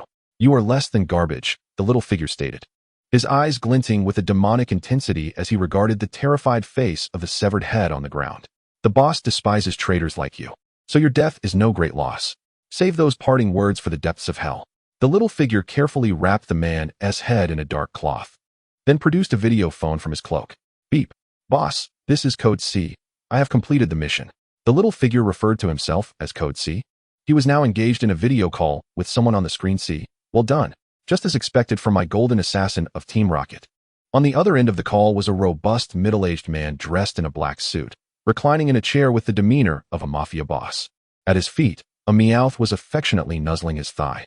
Code C presented the severed head to the leader, who confirmed its identity before instructing him to dispose of it, stating that someone would come to clean the scene as usual. This is what happens to those who betray the organization's trust. Team Rocket has no need for such waste, the leader lamented. Code C then inquired about his next assignment. A task? C. For the next few years. You want to be taking on special missions. You will form a vanguard team with the 2 newcomers you brought back to the organization and head to the Kanto region. I will periodically assign you some simple tasks, and as for those 2 individuals, you will be responsible for them. I want to interfere too much. The leader's assignment seemed peculiar. Code C, who frequently executed assassination missions, pondered why the 2 designated individuals were none other than Musashi and Kojiro, whom he had fortuitously brought back to the organization 2 winters prior. You look quite doubtful. Let me be frank. It's next year, right? The day Ash and his friends embark on their journey. The leader seemed to possess knowledge of Ash's existence. However, what was even more puzzling was that Code C's expression wavered significantly upon hearing Ash's name. Could it be that Code C recognized Ash? You're beginning to take an interest, aren't you? Listen closely. This is your primary task. Monitor them and assist me in assessing the results. Do whatever it takes to accomplish this, understood? Understood, I comprehend. Code C acknowledged the summary and objectives of the leader's assignment, though a glint of murderous intent flashed in his eyes towards the leader. Your gaze is as if you wish to kill me, the leader chuckled. I know you would never betray the organization, but your dual allegiance is rather irksome. The leader displayed a displeased expression. Well, I want to dwell on that. There's one more thing. The woman you brought back, Musashi, right? It seems fate has a cruel sense of humor. Having seen her photo and resume, I discovered she is the daughter of a former acquaintance of mine. If you can, please look after her a bit. Of course, I want to provide her with any special treatment in terms of compensation. Musashi, I understand. Remember to report back regularly. Understood. The call concluded. After ending the conversation, Code C stealthily approached the wall, blinking once. Suddenly, a wind tunnel formed before him. He vanished into the wind tunnel, disappearing within. The time was approximately 12:20 a.m., and the location was the courtyard of a grand mansion. On this night of the full moon, the enigmatic Code C, who had vanished from the grand estate, materialized upon the fountain in the courtyard. Gazing at the breathtaking beauty of the full moon, Code C now exuded a sense of tranquility that starkly contrasted with his earlier cold demeanor. The moon, as always, shone resplendently, and to everyone's astonishment, Code C removed his mask. What could this mean? Revealed in the moonlight, Code C's true form was that of a cat. The feline smiled, admiring the moon's beauty. Yet for some inexplicable reason, he deliberately closed his left eye. However, the smile soon vanished, replaced by a profound sorrow. Ash, Misty, and Brock, we shall meet again soon. But not as friends, rather, as adversaries. My claws are stained, he lamented, a tear glimmering at the corner of his eye as he prepared to embark on his next mission. Finally, he donned his mask and vanished into thin air. This was the recollection of a cat. 1 year later, Kanto region, 5:00 p.m., location, Tokiwa City. Now, Ash and his companions had arrived at the entrance of Tokiwa City, steadfastly making their way toward the Tokiwa City Pokemon Center. Misty, haven't I already apologized? Just forgive me. Look, I've got a black eye thanks to you. Ash lamented, pointing to the bruise around his eye, a result of Misty's furious retribution over a bicycle incident. I don't care about that. You owe me even more now. Let us see how you plan to repay me. Misty pouted angrily, her words hinting that Ash still owed her something. Ash, bewildered, was left in a state of confusion. Pika, hey you two idiots. Can't you let me sleep? Are you both out of your minds or what? Pikachu lay nestled in Ash's arms, appearing adorably asleep from an outsider's perspective, yet uttering such foul words. Didn't I tell you not to curse, Pikachu? Ash said apologetically, turning to see that Mosquito was struggling to carry Misty's battered bicycle. Mosquito, I will take good care of my sister's belongings. Mosquito declared. You're the best, Mosquito. Unlike that blockhead over there. Hey, you two youths, please hold on. A blue-haired policewoman emerged from the station, prompting Ash and his friends to turn their attention to her. I am Officer Junshaw of Tokiwa City. If you wish to pass through here, may I kindly ask for your identification? Chapter 12, The Legion of Evil. 03. This is Officer Junshaw, known for her family's legacy of female police officers, all bearing a striking resemblance due to their formidable genes. Junshaw explained that there had been numerous incidents of Pokemon abductions recently, necessitating stringent scrutiny of suspicious individuals. After a moment's hesitation, Ash produced his Pokédex, which Junshaw took, striking a comical pose before returning it to him and inquiring about Misty's identity. Excuse me, Officer Junshaw, could you come here for a moment? Misty greeted her, and Junshaw crouched down to listen intently, engaging in a whispered conversation that only girls would understand. Surprised, Junshaw seemed about to exclaim, but was quickly silenced by Misty, who appeared to harbor secrets she didn't want Ash to know. Oh, I see. Misty wants to maintain an air of mystery in front of her crush, right? Junshaw remarked with a knowing smile, casting a sly glance at the blushing Misty, seemingly assuming them to be a couple. My boyfriend? That big fool is not my boyfriend. Misty retorted. What on earth are you two talking about? Ash, perplexed, looked from one girl to the other, not wishing to intrude upon their conversation. Thus, he decided not to linger and informed Junshaw of their intent to take their Pokemon to the center for treatment. After Junshaw provided directions to the center, Ash and his friends expressed their gratitude and set off. At the same time, around 5:00 p.m., above Tokiwa City, a suspicious Meowth-shaped hot air balloon hovered over Tokiwa City, unnoticed by the inhabitants below. Is this our wanted poster? It's utterly hideous. It does nothing to highlight my beauty. One of the occupants complained, her magenta hair flowing wildly. The balloon bore two figures, a fierce woman who had just torn the wanted poster to shreds and scattered it across the sky, and beside her, a delicate-looking young man with blue hair, pretentiously sniffing a rose. Both were clad in white uniforms emblazoned with a large red R. Just wait. We'll show them the might of Team Rocket, one Tiwi Meowth, the woman declared, glaring back at the sleeping Meowth nestled in the balloon's basket. Hey, why are you still sleeping? Haven T, we reached our destination? Meowth, stretching like a cat, lazily opened one eye, a black eye patch adorning his left eye. The woman, slightly irritated, pointed at the bustling Tokiwa City below. I understand, but Meowth seems more engrossed in his book, she remarked. Why are you constantly reading comics? Aren't you a bit too old for that? Sometimes being seen as a child isn't so bad. At least children have a carefree time, Meowth replied, surprisingly exuding a sense of maturity that contrasted with his appearance. You, my Pokemon, sometimes speak more sense than some humans. However, let us set aside this discussion and focus on tonight's mission. How shall we retaliate against those foolish officers? Giovanni mused, contemplating the plan to raid the Pokemon Center. Stealing Pokemon from the center is simple, low risk, boosts our notoriety, and presents an opportunity to acquire high-value Pokemon. We've succeeded in such missions before, Musashi. Even if it's a simple task, we must give it our all. That's what you humans often say, right, Meowth? Musashi asserted. Rest assured, I understand, Meowth replied.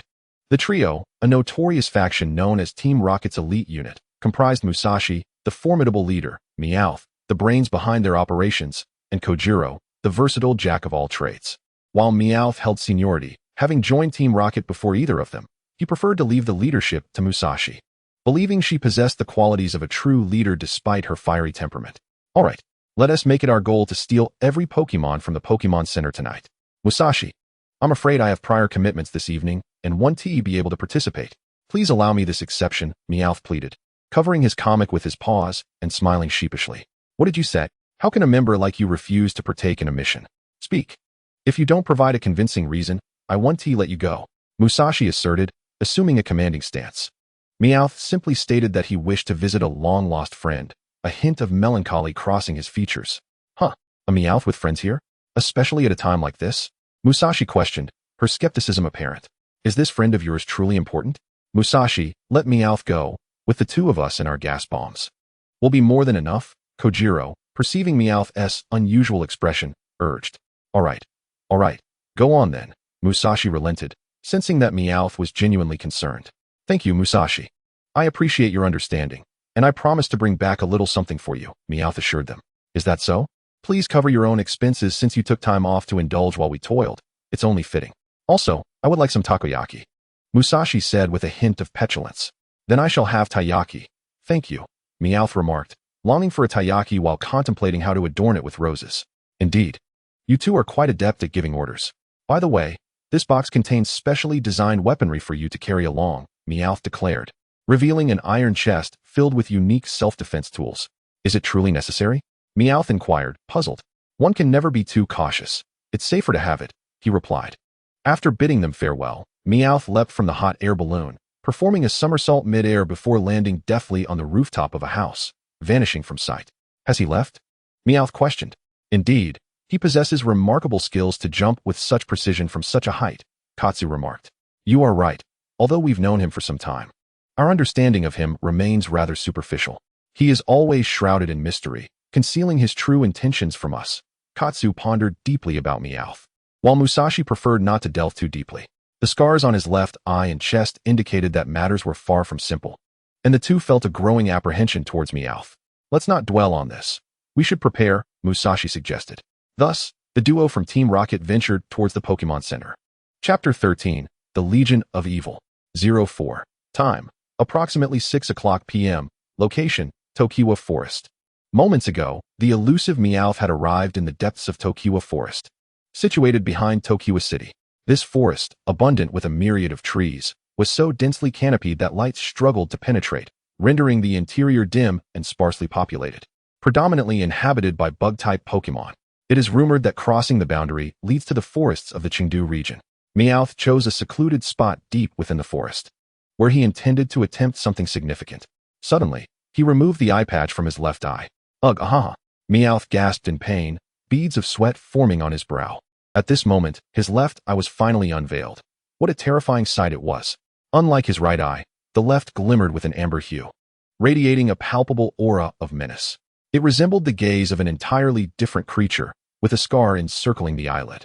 While his claws and fangs began to elongate several centimeters, his demeanor transforming entirely into one that warned others to keep their distance. Meowth gazed solemnly at his once empty hands, now conjuring a full set of masks and a black cloak from thin air, the very attire he had donned a year prior as an operative. He first adorned himself with the mask, a white visage equipped with a voice-modulating feature that could alter his tone, even masking his habitual speech. The mask's eyeholes featured only the left eye, surrounded by a spiral pattern that added an eerie ambience, augmented by the menacing brilliance of his left eye for intimidation. The black cloak was crafted from special fibers, offering resistance to water, fire, heat, and cold, and was adorned with a crimson cloud motif. Its dark hue intended for nocturnal concealment. With his ensemble complete, Meowth was no longer a mere member of Team Rocket's vanguard. He had transformed into a professional assassin, codenamed C, serving exclusively under the command of the Team Rocket leader. Very few within the organization were aware of such an operative's existence. This was primarily due to the clandestine nature of C's assignments, which revolved around assassination. In recent years, C had assisted the leader in eliminating numerous troublemakers. The leader himself possessed unfathomable strength, but was overburdened with the management of the entire organization. He had once relied on a special cadre to carry out such grim tasks. But due to the unique identity of this individual, the leader resolved to have him retire from such duties, even seeking a successor to inherit his skills. However, the threshold to learn these assassination techniques was exceedingly high, with few able to pass the rigorous trials. Thus, the leader, in a moment of inspiration, pondered if a Pokemon could inherit this legacy, given that humans had proven inadequate. This thought arose after he witnessed Meowth's unique abilities. 5 years prior, he fortuitously rescued Meowth, who was on the brink of death due to a grievous injury. Surviving that ordeal was nothing short of miraculous. Grateful for being saved by the organization, Meowth accepted the role offered to him, and as the leader had anticipated, he passed the special cadre's trials, embarking on a path of no return as an assassin. He concentrated, summoning coins to his palm. Suddenly, several coins erupted from C's left hand, hovering above as if he were attempting to master a technique. Boom. The coins unexpectedly exploded into a pile of dull rubble, leaving C's palm marred with lacerations. It seems this won't be so simple, he mused. C continued to strive to consolidate the coins in his palm, repeating the process time and again. Over the course of 2 hours, the coins repeatedly detonated, veering off their intended trajectory, each failure resulting in more injuries to his hand. Live in the moment and never concede defeat until the final moment was C's unwavering belief, and it had sustained him thus far. Ultimately, during his 100th attempt, he grasped the elusive sensation. Yes, this is it. Go. C shaped several coins into a shuriken and hurled it forth. Dozens of trees splintered like toothpicks. Astonishingly, the coin shuriken returned to him as if guided by a boomerang. Haha, success. Not only does this conserve coins, but it also allows for a spinning attack. I shall name this technique Golden Shuriken of Return. After retrieving the coins, they transformed into a notebook in his hands, in which he meticulously recorded the details of his new technique. Timing, maximum power, control, and more. But what exactly was this golden technique he referred to?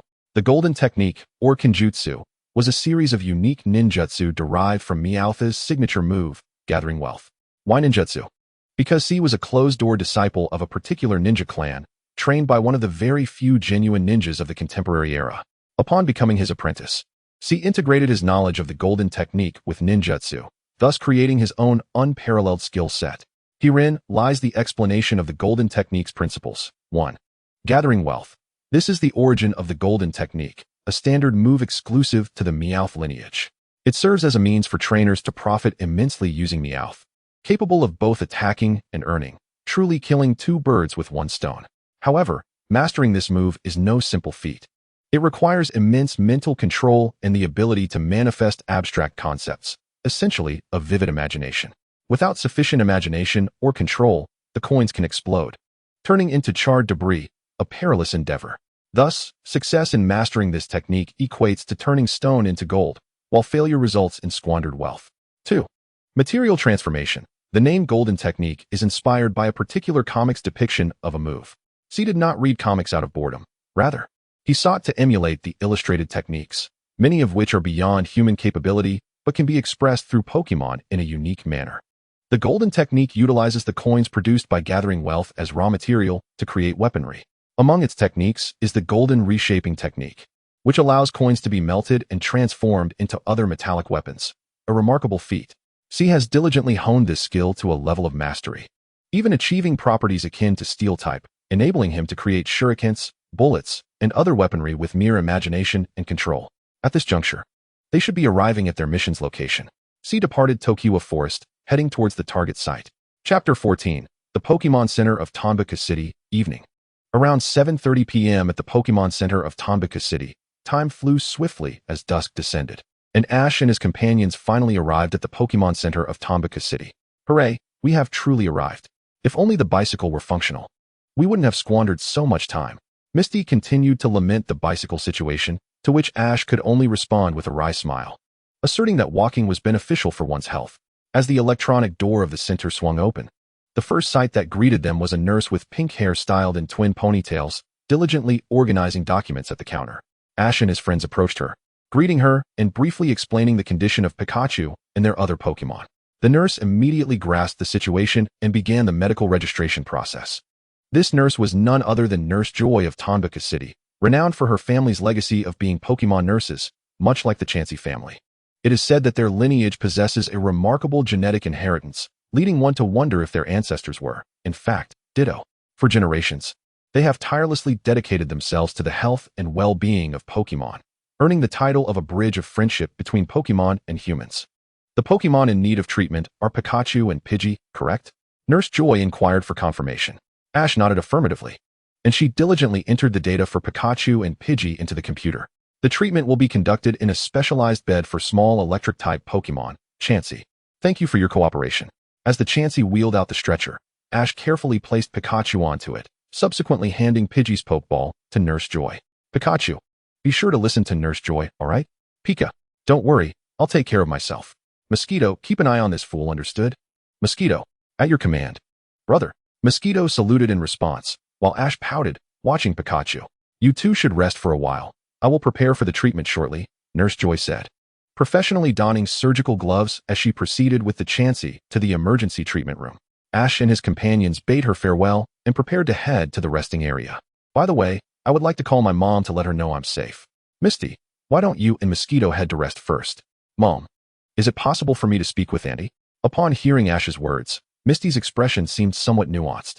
Ash perceived this. But Misty insisted she was merely curious about Ash's mother's appearance, with no ulterior motives. Ash, feeling there was no harm, figured he would eventually introduce his traveling companions to his mother. Thus he consented to Misty's request to accompany him to the phone area. Ring, ring, ring. The phone rang at Ash's home, where his mother, Hanako, had just finished her bath and was applying a facial mask. Hearing the phone ring, she slowly walked over and pressed the answer button. Hello, this is Ash's mom. Mom, it's me, Ash. Upon hearing her son's voice, Hanako joyously discarded her mask, picked up the phone, and pressed the video button, eagerly asking Ash where he was at that moment. I'm at the Pokemon Center in Tombaka City. Oh, you've arrived? What a remarkable feat. Truly, you are my son. It's incredible. I remember when your father, your Aunt Yoko, and I took a full 4 days to reach Tombaka City. Hanako felt immense pride that Ash managed to arrive in just 1 day. 4 days. How can that be possible? Even if one were to walk from Pallet Town to Tombaka City, it would only take half a day. Oh my, who is this lovely young girl? Ash, do introduce her to your mother. Hanako's overly enthusiastic reaction caught Misty by surprise, who was still pondering Hanako's previous words. What Misty did not realize was that in the past decade, there had been very few children of Ash's age in Pallet Town. The population was already scarce, and the birth rate for newborns was particularly low. This included the children of Hanako's generation. Fortunately, due to the fame of trainers born in the town and Professor Oak's reputation, as well as the town's enduring wholesome atmosphere, Pallet Town had managed to thrive and become one of the representative towns of the Kanto region. Thus, Hanako was elated that Ash had made friends, as he only had 2 peers in town, Gary and a childhood friend, with no other companions of his age. Mom, this is Misty, a good friend I met during my training journey. Oh, I forgot to introduce myself first. Haha, my apologies, Annie. I am Misty from Cerulean City. I look forward to your guidance.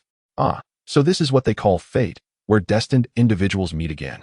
However, I can't shake the feeling that you resemble someone. Hanako pondered, vaguely recalling something she wanted to express, but she dismissed it as a mere coincidence. Misty, please take good care of my Ash during your travels. Hanako said with a smile. Hee, I will, Auntie.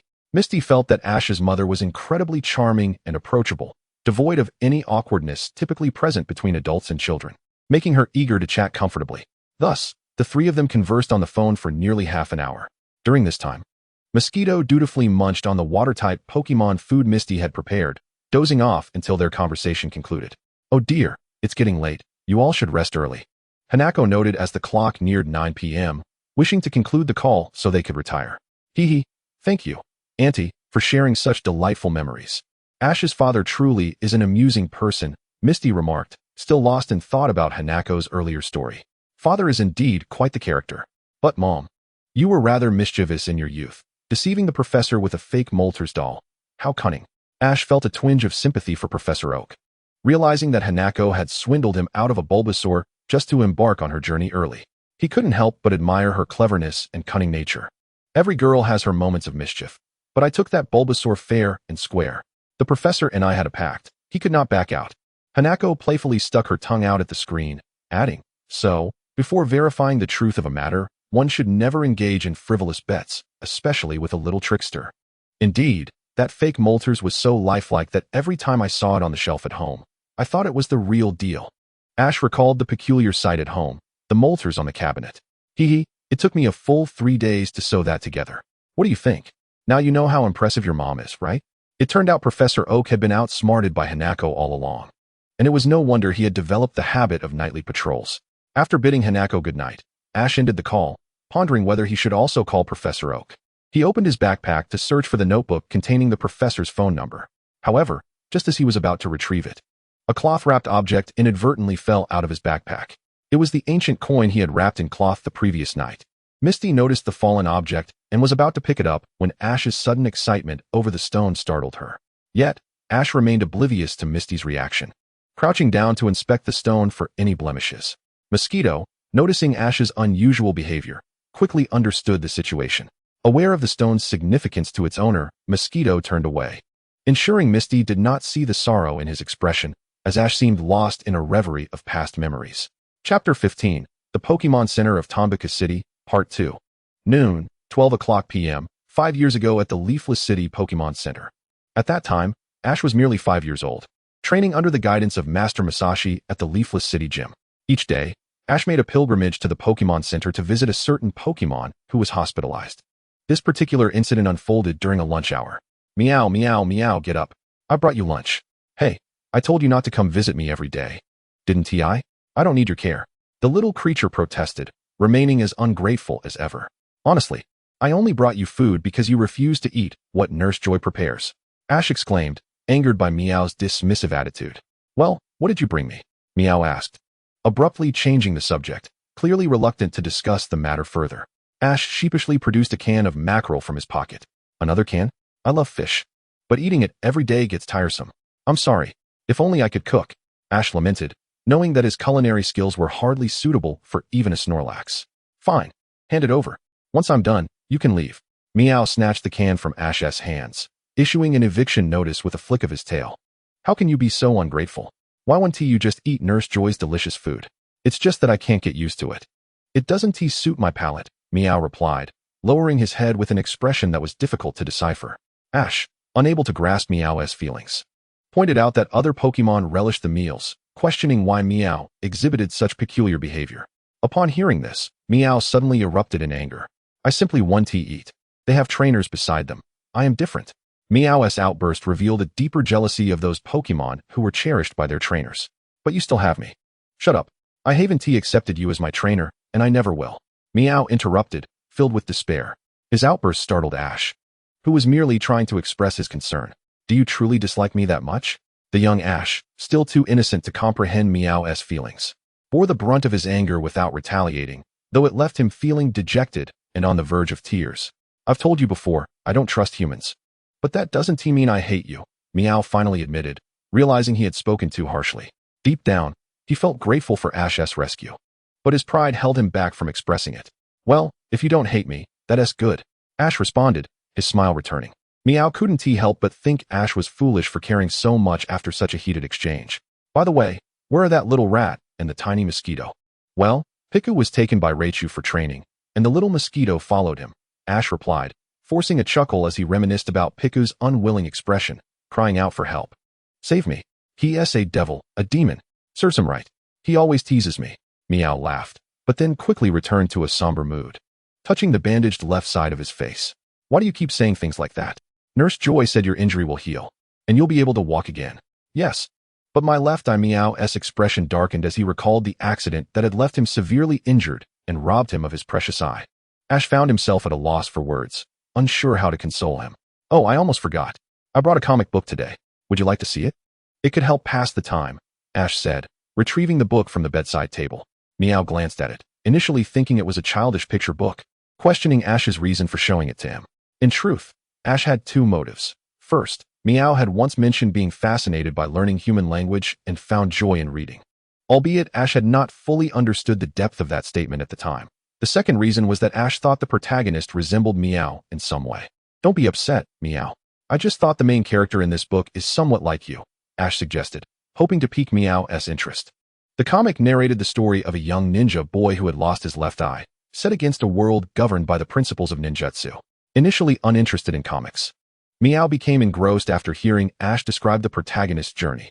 Meow took the book and began flipping through the pages, captivated by the storyline and character designs, marveling at the extraordinary figures created by humans. As they continued reading together, Ash excitedly pointed to a particular page. Look, Meow, the protagonist's dialogue on this page is so cool. Meow, pulled from the world of the comic, focused on the words Ash highlighted. Those who do not uphold principles and rules are worthless, but those who do not cherish their companions are even less than worthless. After reading it, Meow found himself deeply moved by the sentiment behind the words. While I don't fully grasp the first part, the second part resonates with me. It means that those who do not value their family are even worse than worthless. Thus, Meow, I will not abandon you. We will always be family. Ash declared with a cheerful smile, completely unaware that this declaration was reshaping Meow's perception of him. Little brat, you. Meow was overwhelmed, tears streaming down his face. Deeply touched by Ash's selfless words and smile. Ash, thinking he had inadvertently upset Meow again, hurried to apologize, but Meow swatted away Ash's comforting hand. Why are you so kind to me? Why? My clan called me a monster, a traitor. They cast me out, saying no one would accept a freak like me. And now I'm just a hideous creature with one eye? You are not hideous. Ash couldn't tolerate Meow's excessive self-loathing any longer and finally snapped. I may not know what happened to you in the past, but you are definitely not a freak. You are the most amazing and hardworking Pokemon I have ever seen. What do you mean? Didn't you learn human language through sheer determination? That makes you far more remarkable than those who mocked you. Even if you don't believe it now, from this day forward, we will be there for you, helping you become the best and strongest Meow. Meow, haha. Wow. You smiled. Wait a moment. What did you just call me? Meow? I named you Kakameow after the protagonist's best friend. Is that strange? Not at all. It's quite endearing. I love it. Just call me Kakameow. Wiping away his tears with his arm, Meow embraced this new identity, feeling as if he had been reborn. Then it's settled. From now on, I shall refer to you as Kakameow. Kakameow. I look forward to your guidance in the future. I also hope for your continued support, Ash. Kakameow and Ash exchanged a handshake, marking the first time he uttered Ash's name, igniting a flicker of anticipation for the future within him. Though uncertain of what variables lay ahead, he firmly believed that following this young boy would lead to witnessing a beautiful future. Little did they know that the events that would unfold later would drastically alter the fates of the four of them. Chapter 16. The First Battle Against Team Rocket. 01. 5 years later, 8:30 p.m., Celadon City Pokemon Center. Ash, are you even listening? Yua, what is it, Misty? I'm talking to you. You've been crouched there, lost in thought for ages. Is it about that piece of cloth? My apologies, Misty. I was so engrossed in my thoughts that I didn't realize you were speaking to me. Ash chuckled, offering a few vague explanations.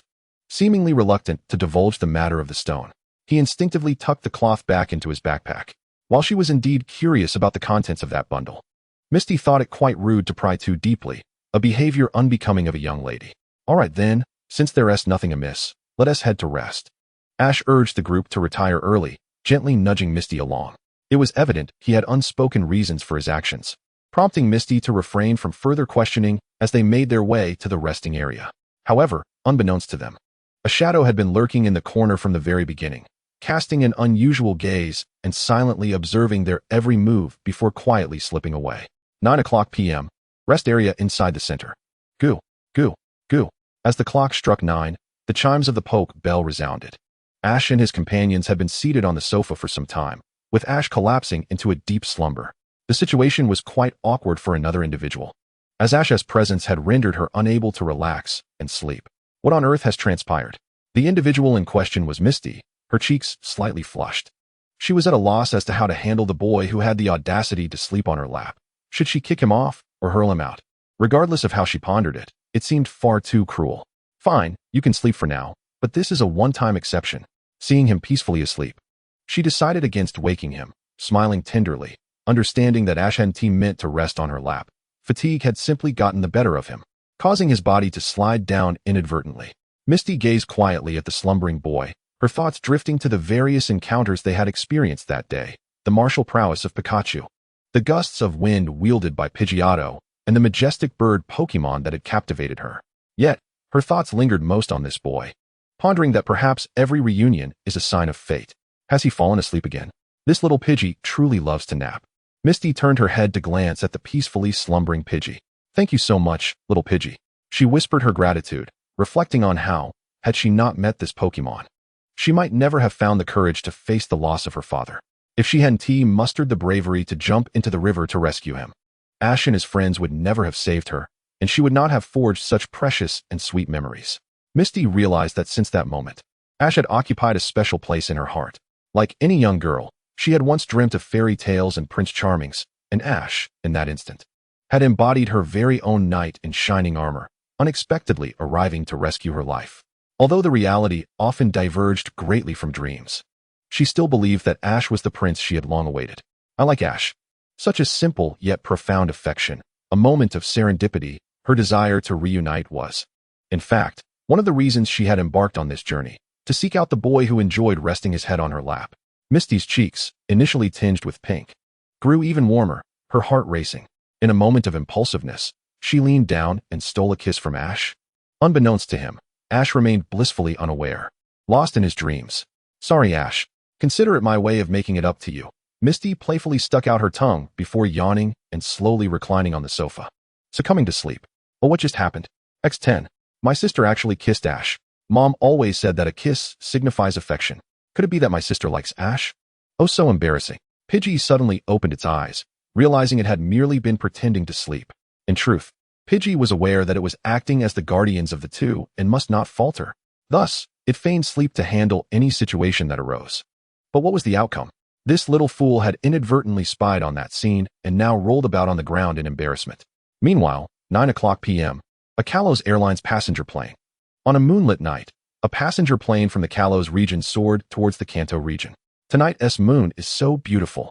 Inside the cabin, a golden-haired girl adorned with a pink dome hat reveled in the breathtaking view outside, her legs clad in alluring black thigh-high stockings. The view from above was indeed different. The stars were plentiful. I wonder if we'll spot a shooting star? The girl eagerly searched the night sky for any signs of falling stars. Yet her hopes were dashed. Shooting stars are indeed elusive. I mustn't lose heart. I'll pray that I can meet Ash, my big brother. The girl, lost in her own thoughts, touched her flushed cheeks, evidently recalling something that excited her. Yet, it seemed she was familiar with Ash. Pikachu. Mom. So many little stars. Beside her was a Pikachu, its face pressed against the window, blissfully gazing at the night sky. Lucy, we're almost at your birthplace.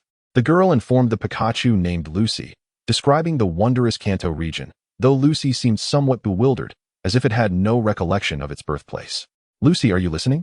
You must have received the letter I sent by now, right? Do you remember our promise from childhood? After much effort, I finally convinced Mom to let me travel.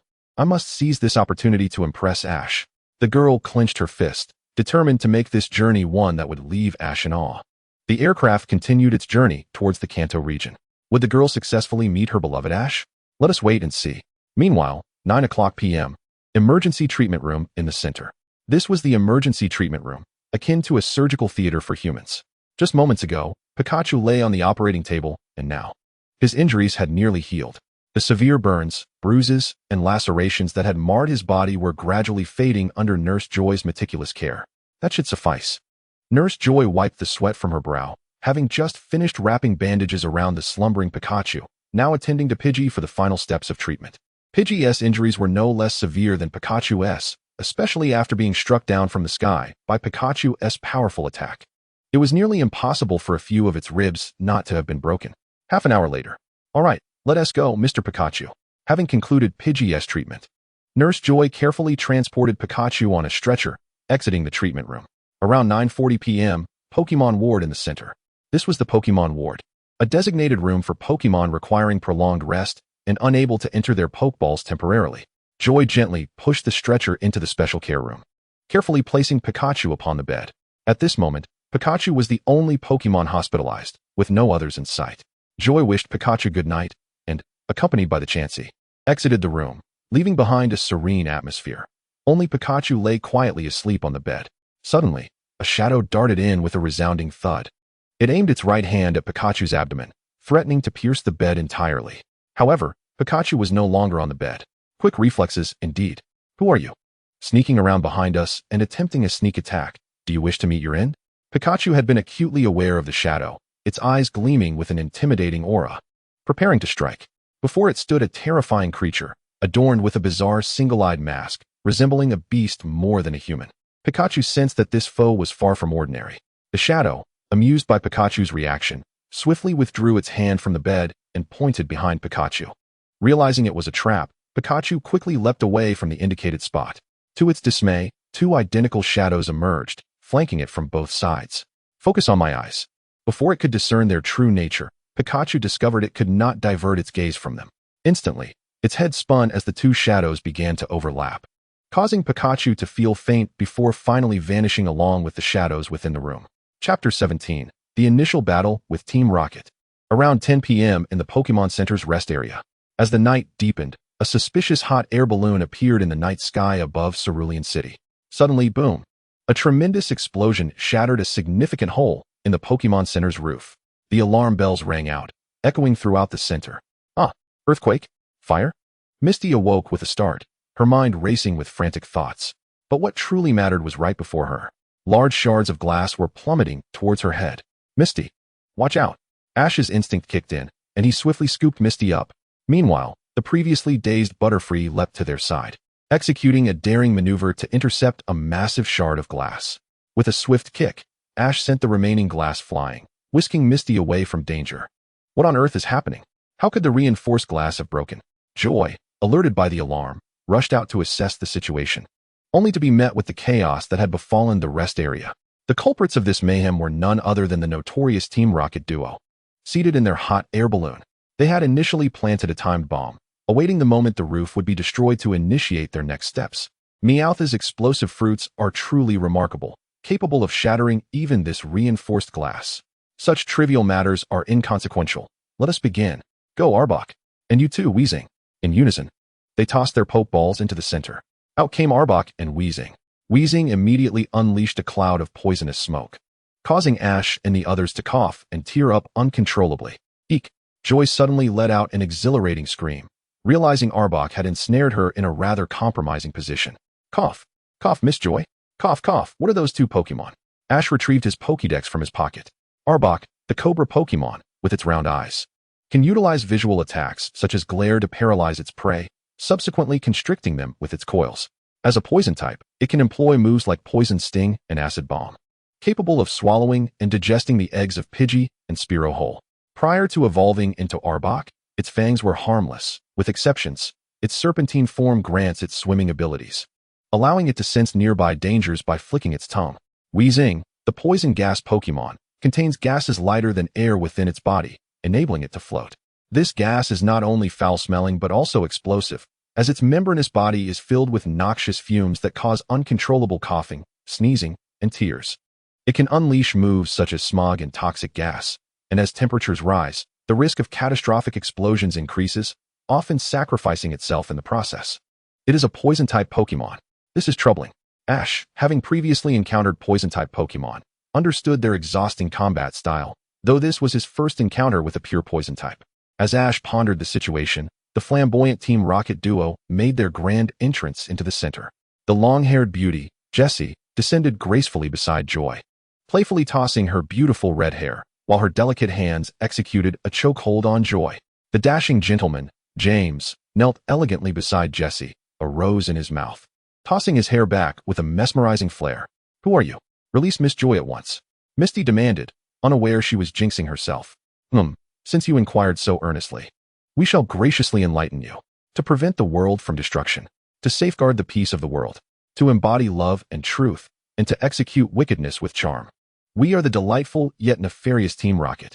Jessie, James, we traverse the galaxies, with a bright tomorrow awaiting us. Misty, taken aback by this lengthy and absurd introduction, berated herself for stepping into such a trap. Where's Meowth? It seems something is amiss. Never mind. We'll handle it ourselves. Indeed. Are you two fools? What? You brat. Who are you calling a fool? I mean you two. Are you out of your minds? What do you mean to prevent the world from destruction? You look like the biggest troublemakers around. What piece are you talking about? You're not cute at all. Ugh. How dare you ruin our meticulously rehearsed introduction? James, wounded by Misty's insult, bit his handkerchief in frustration. You little brat. How dare you insult our trademark? Arbok, take her away. Oh no, Arbok. That's not right. Arbok, flustered by the high-pitched voice, blushed uncontrollably. Enough, Arbok. Let her go. I shall handle her. Reluctantly, Arbok released Joy, and Jessie swiftly bound Joy's hands with rope. I say, Arbok, why do you never look at me with such admiration? I'm clearly more appealing than this woman. Jessie, unimpressed by Joy's beauty, posed alluringly. Arbok sighed disdainfully at Jessie's display. What kind of expression is that? Enough, Arbok. Poison Sting. Cough, cough. Misty narrowly dodged Arbok's poisonous attack. At that moment, the duo donned gas masks, and Weezing began to release more noxious smoke. Now it's time for Team Rocket. You can cry and wait for your tears to dry. Let us go, James. Understood. Oh no. Just then, Weezing was suddenly knocked from the air, crashing into James's arms. James. Curse you, Jessie. You go on ahead. I must teach these impolite rascals a lesson. Gas Bomb, continue to unleash the smoke. Gas. Gas bomb, rally the drums. Obey the orders of Kojiro and keep spraying smoke. Understood. Be careful, you. Stinking woman, be gone. Musashi forcibly drags Joy away. Alongside Arbok, they head towards a certain entrance at the center, while Satoshi and the others find themselves enveloped in thick smoke. Cough cough. Strange. Where did Kasumi go? Oh no. Satoshi is suddenly attacked. Before his eyes appears a torrent of muddy water rushing towards him. That is the mud attack from Gas Bomb. Crash. At that moment, Masakippa leaps forth to shield Satoshi, utilizing water gun to fend off the mud attack. The clash between techniques is fierce, creating a mire that leaves the floor in disarray. Masakippa. Satoshi immediately calls upon Masakippa to create distance between them and the enemy, for he understands that the purpose of the continuous smoke is to execute a stealth operation. To gain control of the situation, they must not let the adversary score the first point. Once the smoke has dissipated somewhat, Kojiro emerges from a certain point. Was it blocked? Ha. Ignorant little brat. Allow me to demonstrate the might of Team Rocket.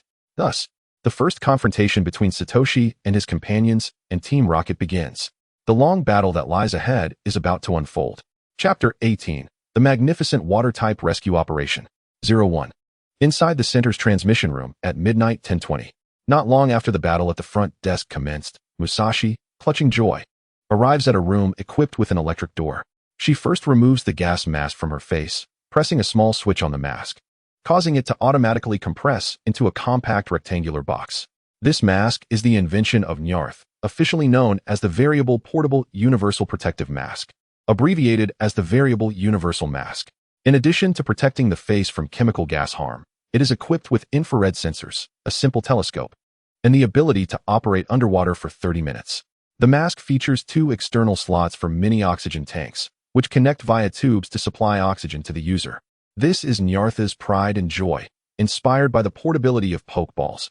Although it cannot achieve shrinking capabilities, its diverse functionality far surpasses that of a Pokeball. Hey, you stinking woman, extend your hand. Musashi grips Joy's right hand, pressing it against a certain spot by the door. At that moment, the electric door suddenly swings open. It turns out this is a room that requires fingerprint recognition for entry. Inside, various types of Pokeballs are arranged. This is the primary reason for Musashi's abduction of Joy. For this is the center's transmission room, where Joy and her colleagues are responsible for safeguarding the Pokemon entrusted to the center by trainers.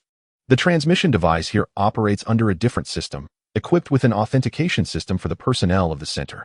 Its purpose is to transmit Pokeballs to designated locations in times of emergency. Is this the place? Are your targets the children here? Stop. There's nothing you need here, huh? Musashi shoves Joy away with a forceful hand. Joy's head unfortunately collides with a storage cabinet. Several Pokeballs topple to the ground, and Joy promptly loses consciousness. You are of no further use. Are there any high-value Pokemon here? I do not care. Our Team Rocket's motto is to capture all the Pokemon in the world for our organization. The emergency transmission system beeps with urgency, and the computer screen lights up as the system is activated, prompting the Pokeballs on the storage cabinet to be seized by robotic arms and placed onto the conveyor belt of the transmission device. Oh no, the anti-theft system has been triggered. Damn it, those 2 are absent just when I need them. Musashi finds herself unable to shut down the system, as she usually relies on Nyarth and Kojiro for such tedious tasks, leading to her mounting frustration. Musashi ponders for a moment and decides to resort to the most primal tactic. Forget it. Arbok. Destroy everything. Musashi takes out a Pokeball and summons Arbok, declaring, indeed, destruction is an art. Simple and clear. Wait a minute. Huh. Oh my. At that moment, Kasumi suddenly appears from behind Musashi. She rushes forward and shoulder checks Musashi. Crash. Arbok, enraged, witnesses the attack on its master and charges forward. Its jaws open wide, aiming to bite Kasumi. Kasumi narrowly evades the terrifying fangs. Even though Arbok's teeth are non-venomous, a bite would surely leave an indelible scar. Kasumi is drenched in cold sweat, realizing that this Arbok is not to be trifled with, especially as it hisses menacingly at her.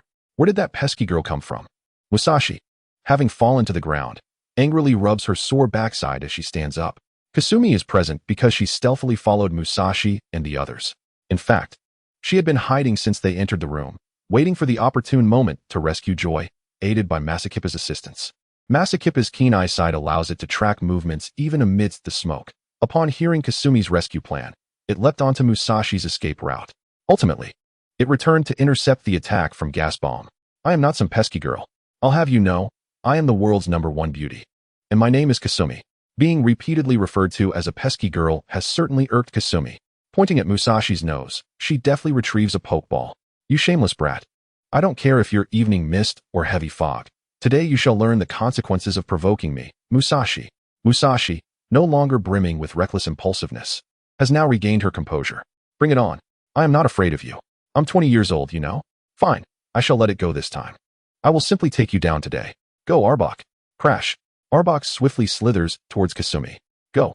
My secret weapon. Kasumi immediately throws her pokeball. Crash. Crash. Goldfish. Goldfish. Just like that, a battle between women is about to erupt. Though it must be said, as soon as Kasumi's Kingler emerges, the atmosphere turns chilling due to the lack of water, forcing Kingler to bounce helplessly on the floor. Hey, what kind of joke is this? Why bring out a fish that can only flop on a cutting board? Do not underestimate my Kingler. Kingler, use water dance. Kasumi commands with commanding presence. And Kingler obeys her directive, leaping and spinning elegantly. Its movements resemble that of a ballet dancer gliding across water. An astonishing phenomenon unfolds. Surrounding water vapor begins to coalesce around Kingler's claws, dorsal fin, and tail fin. Miraculously, the entire fish floats in midair. What is going on? Why can Kingler float? Who would explain these things to you? Kingler, use horn attack. What? Quickly evade her, Arbok. Crash. Crash. Crash. However, Kingler's speed is so rapid that Arbok cannot react in time and is sent flying by the impact. So fast. Arbok, get it together and use Poison Sting. Arbok snaps back to focus, aiming at Kingler's face and unleashing a flurry of poison stings. Kingler deftly deflects the poison stings with its claws. My head hurts. How long have I been out? Is that Miss Kasumi? Awakened from her stupor by the cacophony of battle, Joy found herself in a precarious predicament. With her hands bound and unable to intervene as the clash unfolded before her. It was at this moment that she observed the movements of the Finneon and was struck by a sudden recollection of a certain individual. In her memories of the past, she recalled a celebrated figure from the Kanto region who possessed the extraordinary ability to command water-type Pokémon to perform water sport in such a manner. This led her to ponder whether Misty and this renowned individual might be related by blood. Do not panic. Arbok, utilize your glare, Joy urged. But Misty was quicker on the draw. Seizing the opportunity, Finneon unleashed a powerful supersonic attack. The fins on its face vibrated, sending out a sound wave that struck Arbok squarely. The serpent's body began to sway, indicating that it had succumbed to confusion. Now is the time. Use Water Pulse at maximum power, Misty commanded, as Finneon gathered the moisture in the air into a massive water sphere. Be careful of that woman, Joy shouted, her voice laden with urgency, alerting Misty to the imminent danger. Unfortunately, her warning came too late. Musashi had already appeared beneath Finneon. With a swift motion, she produced a long, black object from her waist, and, upon activating it, it transformed into a whip infused with electricity. Finneon. The electric whip struck Finneon with a resounding crack, sending arcs of electricity coursing through its body. The water sphere that had been gathering strength became a hindrance, leaving Finneon in a state of distress. Enough. The game is over, little girl. That stinky fish is going to meet its end, Musashi declared as she ensnared Finneon with the electric whip and flung it toward Arbok. Finneon crashed heavily to the ground, the effects of water sport dissipating instantly, rendering it incapable of floating. Chapter 18. The Splendid Rescue Operation of the Water Type. 02. Subsequently, Musashi produced a persimmon from her waist and accurately tossed it into Arbok's mouth. Upon consuming the fruit, Arbok regained its clarity. Arbok, constrict that fish. Following the command, Arbok coiled its lengthy body around Finneon with tremendous force, causing the latter immense suffering. Press the advantage. Use Leech Seed. Arbok bit down on Finneon's cheek, and its fangs emitted a peculiar green glow. Finneon's form began to wither and weaken as its strength was drained away. Finneon, how could this happen? That snake is employing grass-type moves, Misty exclaimed in disbelief. Ha! Arbok, turn that stinky fish into fish jerky. I will deal with that little girl. Musashi's gaze was icy as she fixed her eyes upon Misty, brandishing her electric whip. Misty swallowed hard, forced back by Musashi's menacing advance. Come here and face your doom. Musashi prepared to lash out at Misty with the whip. Now, stare you, water gun. What? Oh. The floor suddenly erupted with a torrent of water, striking Musashi's left hand directly. The electric whip slipped from her grasp as a cry of pain escaped her lips. It turned out that Misty had set a trap, instructing Steryu to camouflage itself as part of the floor. Finneon, in a desperate struggle, attempted to break free. Finneon. Misty commanded Finneon to use its last-ditch effort, a move that grows more potent when a Pokémon is on the brink of collapse. Finneon summoned all its strength, thrashing against Arbok's constricting hold, and finally managed to break free, delivering a fierce slap with its tail. Finneon then executed Water Ring, as Misty directed it to create a circle of water around itself, restoring its vitality. Ugh, my body feels so heavy, you despicable girl. How could you use 2 Pokémon against me? Musashi, having recovered from the earlier shock, stood defiantly, exhibiting an unnerving vitality. Withstanding that level of electricity, your resilience is remarkable. Auntie, mind your own business. Take this. Musashi swung her electric whip at Misty. Stereo. Swift. Stereo reverted to its original form, unleashing a barrage of star-shaped beams. A move that typically guarantees a hit under normal circumstances. Humph, do not think this will defeat me. Musashi retaliated with a series of whip strikes, countering Stereo's swift. Stereo, do not concern yourself with me. Quickly assist Finneon. Stereo hesitated, worried for Misty's safety, but ultimately heeded her command, spinning rapidly to help Finneon. What are you scheming now? You wretched girl? Arbok, use Iron Tail to finish off that fish. Huh. Arbok readied itself, its tail transforming into a metallic weapon as it swung with great force toward Finneon. However, just as Finneon had regained some strength, it was unable to evade the attack. But then, Stereo arrived just in time, blocking Arbok's iron tail with its body, instinctively hardening itself. Stereo. To everyone's shock, Arbok's iron tail proved too powerful, leaving a crack in Stereo's hardened form. Following up, Arbok unleashed acid, spraying a potent green acid over Stereo, dissolving its outer layer and lowering its special defense. Now, poison jab, Musashi commanded, directing Arbok to unleash a stream of purple-red toxic liquid at Stereo's wounded area. The attack was doubly effective due to the effects of the previous acid, causing immense damage to Stereo, which could not withstand the assault. Although Stereo's expression was unreadable, the frantic flashing of red lights signaled its pain as it collapsed. Look, your 2 Pokémon are finished. Haha. Finneon, Stereo. Misty's heart felt as though it had been pierced by a dagger as she watched her beloved Pokémon suffer, engulfed in anguish. Now only you remain, little pest. What should I do? Should I send out my last Pokémon? My mother's Pokémon. As Musashi approached menacingly, Misty hesitated, gripping the last Ultra Ball at her waist. No, I must have faith in them, faith in myself.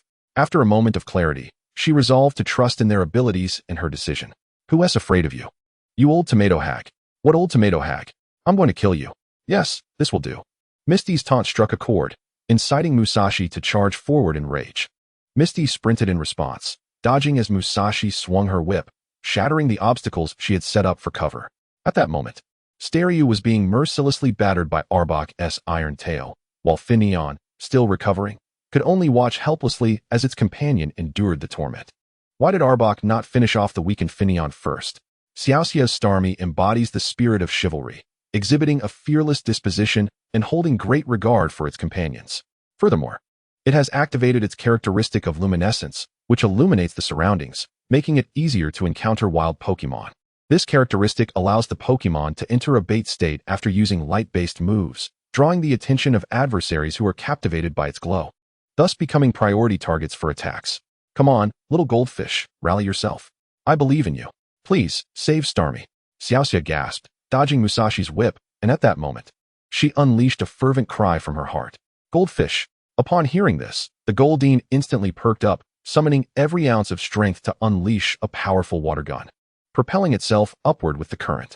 Once again, it danced gracefully, executing that special move, Water Dance. Goldfish. Goldeen charged forth with a fierce tackle, crashing into the tormenting Arbok. Arbok, just let loose. Deal with those minions. Musashi chose to trust Arbok's capabilities, allowing it to make its own decisions. Cha-cha. Chapter 18. A splendid water rescue operation. 02. At that moment, Arbok realized it had fallen for Starmie's trick. Complying with the command, it decided to unleash its primal reptilian instincts. Its large, serpentine eyes fixated on Goldeen, and the force of the tackle momentarily pinned Goldeen against Arbok. Arbok bared its terrifying fangs, a dark aura emanating ominously from around its head, a harbinger of its retaliatory attack. This was a sinister move that would amplify its power when struck by an opponent. Cha-cha. Arbok lunged forward with ferocity. Yet, unexpectedly, Starmie spun around. Positioning itself between the 2 Pokémon, willingly absorbing Arbok's bite. But to everyone's astonishment, its wounds had already healed. It turned out that Starmie had activated its self-regeneration skill just as Goldeen attacked, restoring its chitin and regaining half of its vitality. Goldfish. Witnessing Starmie repeatedly shield her from lethal blows ignited Goldeen's fury, causing it to levitate momentarily. With a determined aim at Arbok, it unleashed its most powerful horn attack. Cha-cha! Starmie once again executed a remarkable maneuver, projecting a dazzling light to assault Arbok. Goldeen followed up with an attack, successfully landing its horn attack on Arbok. Goldfish. What? To my utter disbelief, I thought I had struck true. Yet, the horn merely pierced through a layer of Arbok's skin. It turned out that Arbok had swiftly triggered its shedding ability to escape the scene. Haha. You foolish girl, this room isn't that spacious. There's no way you can evade me now. The cat-and-mouse chase between the two women came to a climax as Xiaoxia found herself cornered. They returned to the vicinity of the teleportation device, precisely near the conveyor belt. Perish. Musashi, resolute, swung her electric whip with ferocity. Meanwhile, Xiaoxia stood motionless, lost in thought. Now's my chance.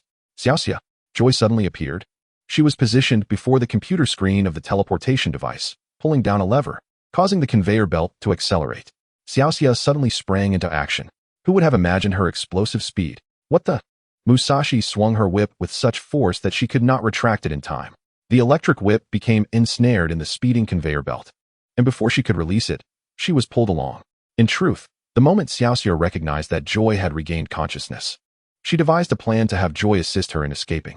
Thus, while Musashi was busy dispersing the high-speed star, Xiaoxia signaled with a secret code known only to her and Starmie to free Ms. Joy from her bindings. Starmie, understanding her intent, discreetly altered the trajectory of one of its stars, accurately incinerating the ropes binding Joy's hands, allowing her to break free. Subsequently, during the chase between Xiaoxia and Musashi, Joy remained hidden, continuously providing her with situational updates, leading to the current scenario. Cha! The fleeing Arbok noticed Musashi sensing danger and slithered over. To everyone's astonishment, Xiaoxia boldly stood before it. Enraged, Arbok, having been toyed with time and again, harbored murderous intent towards Xiaoxia, preparing to sink its fangs into her neck. Now's my chance. Azure Family's united technique. Bubble Beam. Goldfish. Chia. Goldeen and Starmie emerged simultaneously behind Arbok. They unleashed their respective water-based special moves in unison. Goldeen's water pulse enveloped Starmie's bubble beam, merging the two attacks. The resulting water sphere exploded with overwhelming elegance. Xiaoxia swiftly slid across the ground, narrowly avoiding the blast. Numerous bubbles, each the size of a person, collided with Arbok and Musashi. One Arbok, two Arbok. Musashi released her electric whip, only for Arbok to collide with her. Both were left drenched and unconscious on the floor from the impact of the bubbles. Haha, what a performance. You were magnificent. Xiaoxia, exhausted, collapsed onto the ground, flanked by her two weary Pokémon. I'm sorry, Goldeen, for pushing you beyond your limits. Goldeen's water dance could only sustain her buoyancy for 5 minutes. And thank you, our gallant knight. Xiaoxia gently caressed her Pokémon, feeling the fruits of her labor, and gradually drifted into slumber. Xiaoxia, you are incredible. Thank you so much for saving the children here. Joy expressed her admiration for Xiaoxia's bravery in the face of malevolent forces. Bang! What? X2. A sudden, violent explosion echoed from outside. What on earth was happening? Around 10:40 p.m., outskirts of Tanbaku City. Bang bang bang bang bang bang bang bang. A deafening roar reverberated. Another explosion shook the center. This time, the force was unprecedented, shattering the reinforced glass roof. Thick smoke billowed from the roof, enveloping the sky above the center, forming a colossal, dark mushroom cloud, an unprecedented calamity for Tanbaku City. My heavens, how could this escalate to such proportions? We must act swiftly and head to the scene. Ms. Joy, everyone at the center, you must not come to harm. Simultaneously, Junsha rode a police tricycle, leading a convoy to the site. Having received reports from citizens regarding terrorist activities at the center of Tanbaku City, unaware that the situation had escalated to such catastrophic levels, the earth-shattering scene, accompanied by consecutive explosions, terrified all nearby residents, who gathered in delight to witness the spectacle, buzzing with discussions about what had transpired inside and whether there were any casualties. Fortunately, despite the explosions, the surrounding area had not caught fire, a small mercy amidst the chaos. At the same time, around 10:40 p.m., within the reception area of the center. Why mosquitoes? Ash lay amidst the shards of glass on the floor, engulfed in a smoky haze, severely injured. Blood trickling from the corner of his mouth. Exhausted from the relentless bombardment, he struggled to articulate his thoughts, mumbling incoherently. Who is it? At the moment of the explosion, Ash felt an unnatural sensation, as if time had frozen. The surroundings fell into an eerie silence, devoid of life or movement. Ash believed he had crossed into the afterlife. Yet reality proved otherwise. Suddenly, he sensed a formidable life force, an entity oscillating in proximity, slowly drawing nearer. Ash yearned to rise. Yet an overwhelming sense of oppression rendered him immobile. Curiously, he felt no inclination to harm himself within the depths of his heart. Straining to lift his gaze for clarity, he found his vision shrouded in a haze, a consequence of his aura abilities, resulting in a temporary blindness that left him unable to assess his surroundings. As his consciousness began to wane, he succumbed to the encroaching darkness. Chapter 19. Death Struggle in the Mist 01. Earlier, around 10:10 p.m. in the vicinity of the front desk in Tombaka City, the area remained thick with smoke, the air around them heavily tainted, as two factions became ensnared within. At that moment, Ash and his companions huddled in a corner, strategizing their next move. So, this is the plan that Misty devised? Mosquito, indeed. Misty is truly remarkable. During a discussion with Mosquito, Ash learned of Misty's intentions to rescue Joy, and Mosquito, brimming with enthusiasm, expressed admiration for her, his nostrils flaring in excitement. She remains as audacious as ever, but can she manage alone? That red-haired woman appears rather fierce. Mosquito, oh no. What if Misty is in danger? Prompted by Ash's remark, Mosquito momentarily froze before becoming frantic, pacing in worry. Hush. Mosquito, calm down. We are still within enemy territory. We must not be discovered. Mosquito, I'm sorry, Ash. Humph. No need to hide, little brat. What? Mosquito, quickly. Aim your water gun over there. The voice of Kojiru emerged from an unknown location, prompting Ash to alert Mosquito to fire toward the left rear. Splash. Just as Ash anticipated. From behind, a mud attack launched by a gas ball approached. Mosquito, locate their position, hurry. The floor became a quagmire once more as Ash directed Mosquito. She nodded, diligently observing her surroundings, and Ash had full faith in her keen eyesight. Even amidst the dense fog, as long as Mosquito concentrated, she could detect the faintest of movements. Oh, they are beginning to search for us. Gas ball, head toward their right rear. Gas, receive. This was Kojiru's voice, but more accurately, it emanated from the gas ball concealed within the smoke. In fact, Team Rocket had equipped their Pokémon with miniature transmitters for convenient communication, ensuring they could relay commands even from a distance. Kojiru, in reality, was seated nonchalantly in the recently destroyed lounge area, deftly brushing shards of glass off a chair while elegantly crossing his legs, occasionally waving a rose in hand. The gas mask he wore had goggles extending several meters, providing him with the means to locate Ash and his friends. This was made possible by the multifunctional Mask-S telescope feature equipped with infrared sensors, developed by Meowth based on the principles of infrared light, identifying biological and non-biological temperature emissions. Utilizing the telescope function, the device could pinpoint targets even amidst the thick smoke from afar. Thus, Kojiru could remain seated, fully aware of the unfolding situation, assisting the gas ball in scenarios he could not directly manage, creating a significant disadvantage for Ash and his friends. Did Mosquito find them? Mosquito, no, I didn't see that blue-haired man, but I do know that round purple creature is hovering nearby. Ash retrieved his Pokédex from his pocket, intending to familiarize himself with the gas ball, as he was not yet well acquainted with it. Mosquito, Ash. Mosquito suddenly called to him. I understand. Quickly evade him. Ash instantly grasped Mosquito's intent. The two darted apart just as a cloud of yellow-brown smoke wafted toward them. Boom. The smoke erupted unexpectedly. The ground where they had just stood was blasted into a crater. An explosive move? Ash promptly opened his Pokédex. The prior attack was Smog, a poison-type move that unleashes a filthy fog upon the opponent, resulting in a minor explosive effect that could occasionally induce a poison state. Minor effect? Impossible. That was akin to a small explosive. Ash found himself questioning the Pokédex's description, realizing that the gas ball was employing an enhanced version of Smog. Mosquito, quickly utilize Whirlpool to encircle us. Mosquito, all right. Upon hearing the command, Mosquito spread her arms and unleashed Whirlpool. The swirling water spiraled rapidly, forming a sturdy barrier of defense. What? Creating a whirlpool on land. They possess such a technique? Humph. To me, it seems like a trivial skill. Gas ball. Increase your buoyancy and float up. Gas, understood. Huh. The gas ball began to absorb the polluted air around it, inflating like a balloon as it ascended skyward. Well done, gas ball. Quickly unleash mud attack upon them. The weakness of the whirlpool barrier lay above, for it could only defend against attacks from the sides, leaving an open dead angle overhead. Oh no, they can fly that high? How infuriating. Mosquito, continue with whirlpool. I will devise a plan. Facing the approaching mud attack, Ash's expression turned grim. Mosquito, what? Ash wouldn't dare use that move, would he? No, it's too heavy for you right now. There is no time. Trust me, I know my limits. Ash dismissed Mosquito's concern, retrieving a peculiar gray pokeball that differed greatly from a standard design. It appeared somewhat aged, adorned with ancient engravings. Ash placed the gray pokeball against his chest. The heart of the aura resides within me. I shall share this moment with you. Resonating in harmony with life, Ash closed his eyes, silently reciting the words, and as he completed the final phrase, the ball suddenly emitted a blinding light. The gray sphere transformed into a transparent, glowing form. When Ash reopened his eyes, his once dark pupils had turned a vivid crimson. Go, or a ball. Ash mimicked the familiar motion of throwing a pokeball, launching it directly at the mud attack. Spin, or a ball. The aura ball responded to Ash's command, beginning to rotate clockwise, generating a storm that dismantled the mud attack. Gas, what is that?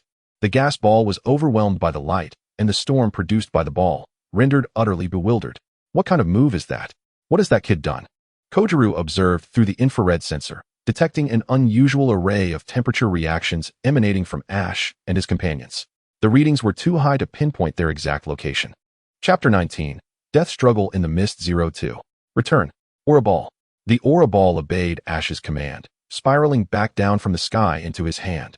However, as Ash grasped the Aura Ball, it felt akin to holding a weighty iron ball, nearly causing his arms to falter under the strain.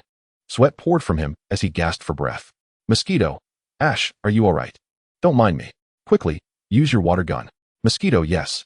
I understand. Mosquito, concerned about Ash's physical condition, urged him to take action. Yet, Ash bore the pain silently and suddenly commanded Mosquito to unleash a water gun attack. Without hesitation, Mosquito understood that the target was the gas balloon and promptly unleashed the water gun. The gas balloon, caught off guard, was accurately hit by the water gun, causing its center of gravity to falter and descend.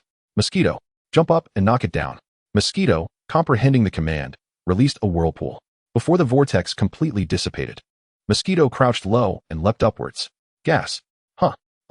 A blue tadpole. You pesky ball. Get down. The gas balloon was struck down by Mosquito's powerful palm, crashing directly to the ground. Gas balloon. Gas balloon. Curse that transmitter, has it broken? Then I must intervene personally. Wait for me, gas balloon. I'm coming to rescue you. Kojiro prepared to rise and save the gas balloon. Mosquito unleashed a flurry of slaps. Gas. After jumping down, Mosquito immediately leaped beside the gas balloon, targeting its cheek with a series of slaps. With both hands, Mosquito delivered rapid strikes, causing the gas balloon to scream in agony. Mosquito's technique differed from other Pokémon. He employed a dual palm approach instead of the usual single palm strike. By swinging his arms to increase the force concentrated in his palms, he delivered successive horizontal sweeps to his opponent's body. This method aimed to enhance both accuracy and damage output, modeled after a fighting type move known as bulldoze. This technique resembled a sumo stance, capable of delivering powerful blows to various parts of the opponent's body. However, unlike bulldoze, which infused energy known as chi to inflict internal damage, the flurry of slaps was a standard move that could not harness chi, showcasing the unique aspects of fighting-type techniques. The gas balloon was quick to counter. It's you, Team Rocket. Kojiro rushed to join the fray. Ash heightened his vigilance, gripping the aura ball tightly and glaring at him, wary of any trickery. However, Kojiro merely stood there, watching the gas balloon being pummeled. The mask obscured his expression, making it impossible to discern his thoughts. Excellent. This is the smoke signal for the gas balloon's counterattack. Kojiro began to make a move, seemingly noticing something. Mosquito. Take this. Final strike. The situation took a sudden turn. Mosquito felt his limbs grow weak, an inexplicable pain surging within. What's happening? My body feels heavy, and I can hardly breathe. Mosquito's complexion turned purplish, his legs trembling. Had he been poisoned? You fell for it, fool. Mosquito looked up to see the gas balloon, previously swollen and red from the hits, now mocking him from the sidelines. Had everything been an act? Mosquito? Poisoned? When did that happen? Too late to realize it now, you little brat. Seizing the opportunity of Mosquito's distress, Kojiro sprinted forward. Simultaneously, he drew two elongated weapons from his waist. So fast. Is this the basic physical prowess of Team Rocket members? Mosquito escaped quickly, but it was too late. Die. Kojiro intended to strike Mosquito with the weapon in his left hand. Clang. The sound of metal clashing resounded like thunder. In a critical moment, Ash hurled the aura ball. It swiftly intervened between them, blocking the incoming weapon and protecting Mosquito. What is this? A pokeball? Kojiro was taken aback. He had never heard of anyone using a pokeball as a weapon. Moreover, this ball was floating. It defied logic. Shake it up. Aura ball. Ash's voice transmitted through thought to the aura ball. Responding to Ash's command, the ball spun rapidly, emanating heat. What? The aura ball resonated with the surrounding airflow, forming an air barrier that repelled Kojiro. In a moment of desperation, the gas balloon caught him with its body. Mosquito, come back to my side. Mosquito complied, albeit sluggishly. The poison had taken its toll, and though he managed to leap back, he stumbled upon reaching Ash. Return, aura ball. Ash caught the aura ball steadily, retreating with Mosquito to safety. Thank you, gas balloon, Kojiro lamented, tenderly touching his gas balloon's reddened cheek. You little brat. What kind of devilry did you use? Tell me, how does that ball stay suspended? Kojiro bombarded Ash with questions. And when did you poison me? Humph. Who would reveal their secrets? I can only say you are ignorant. Engaging in close combat with a poison type is clearly self-destructive. I have no more to say. I won't divulge anything. You little brat only knows how to talk back. It seems you haven't learned your lesson. Enraged, Kojiro brandished his weapons. Ash scrutinized the weapons in Kojiro's hands. He recognized them as floating weed canes. Also known as T-shaped canes or B-shaped canes, they are generally made of hardwood. However, Kojiro wielded a silver metallic rod about a foot long, with a grip perpendicular to the rod's body, allowing for centrifugal force attacks during combat. Ash recalled hearing Master Ma mention that this weapon is also a form of attack, following specific techniques to showcase the weapon's agility and cleverness. Mosquito, can you take me to the rest area to grab my backpack? Ash thought of the antidote stored within, intending to cure Mosquito's poisoning. Suddenly, Kojiro tossed something into the air. The gas balloon released a noxious mist, destroying it. The falling debris astonished Ash. It was the antidote he was searching for. There are truly many good things in that backpack. These will belong to Team Rocket. Not only did you poison us, but also stole from us. How despicable, Team Rocket. Despicable is the aesthetic of villains. Gas balloon, proceed with your usual training. Mosquito, are you alright?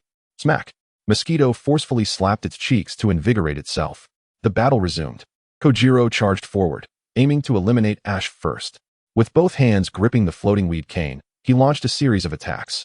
Ash swiftly dodged, instructing Mosquito to remain on standby, partly because Mosquito was being closely pursued by the gas balloon. Chapter 19, Deathmatch in the Mist 03. Foam. Ash gestured to Mosquito to use foam to wet the floor, intending to make Kojiro slip. Clear the smoke. Kojiro, quick-witted, commanded the gas balloon to exhale a white fog, which dried the damp floor. Water gun. Ash remained composed, directing Mosquito to fire a powerful water gun at Kojiro. It hurts. Unfortunately, Mosquito faltered. The toxin caused excruciating pain, making the water gun veer off course. Now, mud attack. Dodge.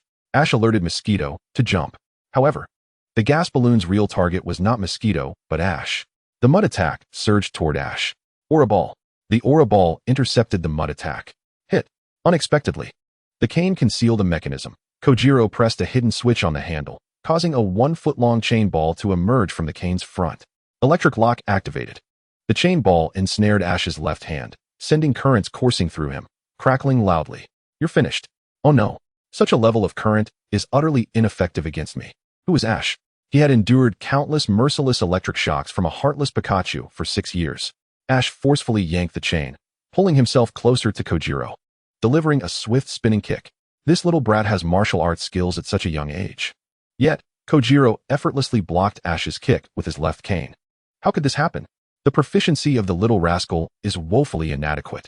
Kojiro relinquished his right cane. With both hands, he grasped Ash's left leg and executed a judo shoulder throw, sending Ash crashing to the ground. But Ash would not succumb so easily. He immediately braced himself with both hands against the ground to cushion the impact. Seizing the opportunity, Kojiro swung the chain ball attached to his left cane, aiming to incapacitate Ash's legs. In a flash, Ash performed a somersault, narrowly evading disaster. Water gun. Ash broke free from the chains, flinging the cane aside, and unleashed a water gun attack at the airborne Mothim directed at Kojiro. Not so fast, you troublemaker. Gas. The gas bomb spewed forth a torrent of curses, inciting Mothim's wrath. Yet, upon hearing the ruckus, Mothim discovered to his dismay that he was unable to use the water gun. What could be the reason? Ash quickly opened his Pokédex. The chaotic move from the evil type, imbued with a unique power of humiliation and insults, prevented the opponent from using the same move consecutively for a duration of approximately 3 to 5 minutes. Such a technique exists. Mothim, wah, plummeted from the sky. The poison had spread throughout its body, causing its face to flush as if suffering from a high fever. Mothim, your companion is doomed. And now you shall fall too. Kojiro seized the moment. The iron ball was about to strike Ash. Not necessarily. What ball? Ash's peculiar remark finally alerted Kojiro to the presence of the aura sphere to his left. Forgive me, teacher ecology, for breaking my promise to you. Reverse direction. Aura sphere. The aura sphere obeyed Ash's command, but this time executed a reverse spin. The sphere merely grazed past Kojiro, sending him hurtling away. Gas, Kojiro. Big brother. Kojiro's anguished scream caused the gas bomb, which was about to deliver a finishing blow to Mothim, to halt and rush over, with all 4 limbs immobilized. The power of the aura sphere struck Kojiro's pressure points, temporarily paralyzing his limbs. Ash, fatigued and on the verge of collapse, was confronted by the gas bomb. Its expression terrifying. Aura sphere. Ash attempted to employ his previous tactic to restrict the gas bomb's movements. Thud. What?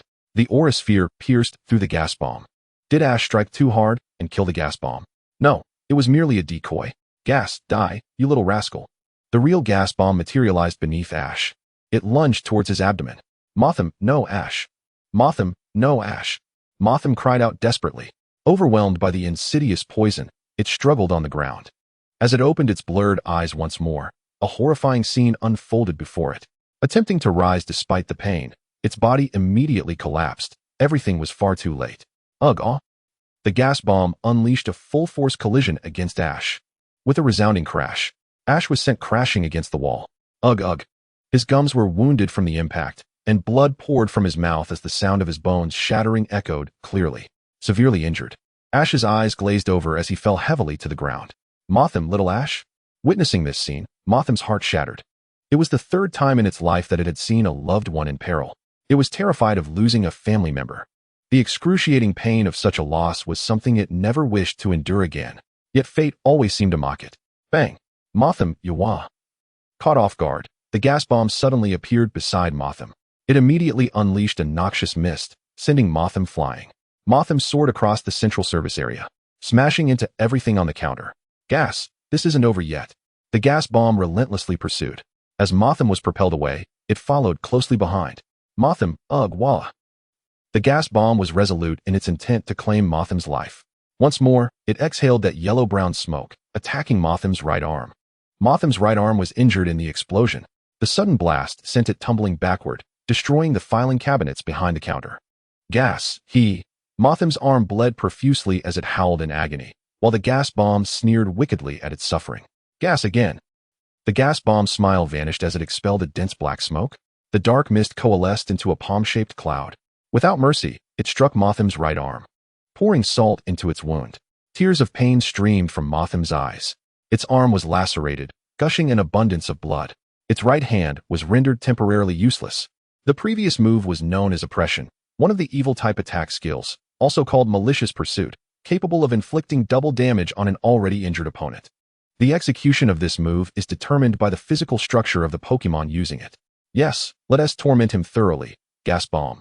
With limbs rendered immobile, Kojiro struggled to regain control of his body, feeling a sense of solace as he watched the gas bomb execute its task alone. Mothim, curse you. Mothim battled against the impending death, the persistent poison coursing through it, the searing pain in its arm, and the despair within its heart caused its strength to wane, ultimately leading to its fainting. Am I to perish here, unable to become the hero that protects my family? Mothim was not dead yet, merely a matter of time. Its body lay motionless as images began to surface in its mind. Yua. Chapter 20. The conclusion of the toxic smoke and bubble deathmatch. 01. A small, weeping tadpole Mothim. Mothim inquired why it was crying. I can't find my mother. Mommy is gone. Yet the little tadpole disregarded Mothim's words and continued searching for its mother. At this point, Tears streamed down Motham's cheeks, but the tadpole's ensuing actions stirred Motham's emotions. No, don't go there. However, no matter how loudly Motham called out, the tadpole remained unresponsive. Even when it attempted to reach out, its body felt as though it were being restrained by an invisible force. Ultimately, the very thing Motham feared most transpired. Yua. The tadpole seemed to have missed its footing. Just where it fell, a spiky black shadow loomed ominously. Just so, it severed the tadpole's tail. A torrent of blood flowed from its rear as the tadpole plummeted into the abyss. Yua. My tail, my tail, my tail. Motham lost all composure, crying out in anguish. In truth, that little tadpole represented Motham's past. The event was a haunting nightmare it could never escape. The pain of losing its tail, the sorrow, the fear, and a multitude of negative emotions surged forth, ultimately driving it to the brink of mental collapse. No, I am so tired, so weary, I wish to simply vanish. Just as Motham contemplated giving up, a ray of light appeared before its eyes. Little tadpole, wait, I will come to save you. As the light revealed new scenes, a fiery-haired little girl recklessly leaped into the rushing river. How wonderful, I've got you. But the outcome was predictable. The little girl's strength was no match for the forces of nature, and as she successfully grasped the tadpole, the raging waters swept them away together. Hold on. We are coming to save you. Please, Piku. Piku, got it. You always like to stir up trouble. Moments later, as the little girl and the tadpole were swept away, a black-haired boy and a small Piku appeared on the riverbank. They had sensed something amiss in the river and hurriedly retrieved a rescue rope and line from the boy's backpack, working in unison with Piku to pull the two to safety. Thus began the fateful encounter between Motham and them. Mosquito, mosquito, mosquito. Awaken at once. You cannot succumb to this fate. Ash. Mosquito gradually stirs from the depths of memory, Ash's voice echoing in his mind. Mosquito looks around but sees no sign of Ash. Mosquito, I'm right here. Ash's voice emanates from behind, prompting Mosquito to turn, yet still, no figure is in sight. Mosquito, I am not physically present, but within your consciousness. Consciousness. Forget the complexities for now.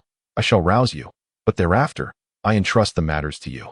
Ash's voice begins to fade, ultimately vanishing into silence. Ash, you mustn't. I realize now that this life you have saved, and now it is your turn for salvation. Mosquito's expression shifts, the earlier timidity replaced by resolute determination. His eyes gleam as he closes them, awaiting the revival of his true form. Wheezing, has he finally perished? Assuming Mosquito had lost his breath, Wheezing prepares to depart. Wheezing, wheezing. Mosquito springs to life, lunging forward and delivering a powerful strike that sends Wheezing crashing through the wall. Wheezing, how infuriating. That mosquito frog, so gravely injured, yet still fights with tenacity.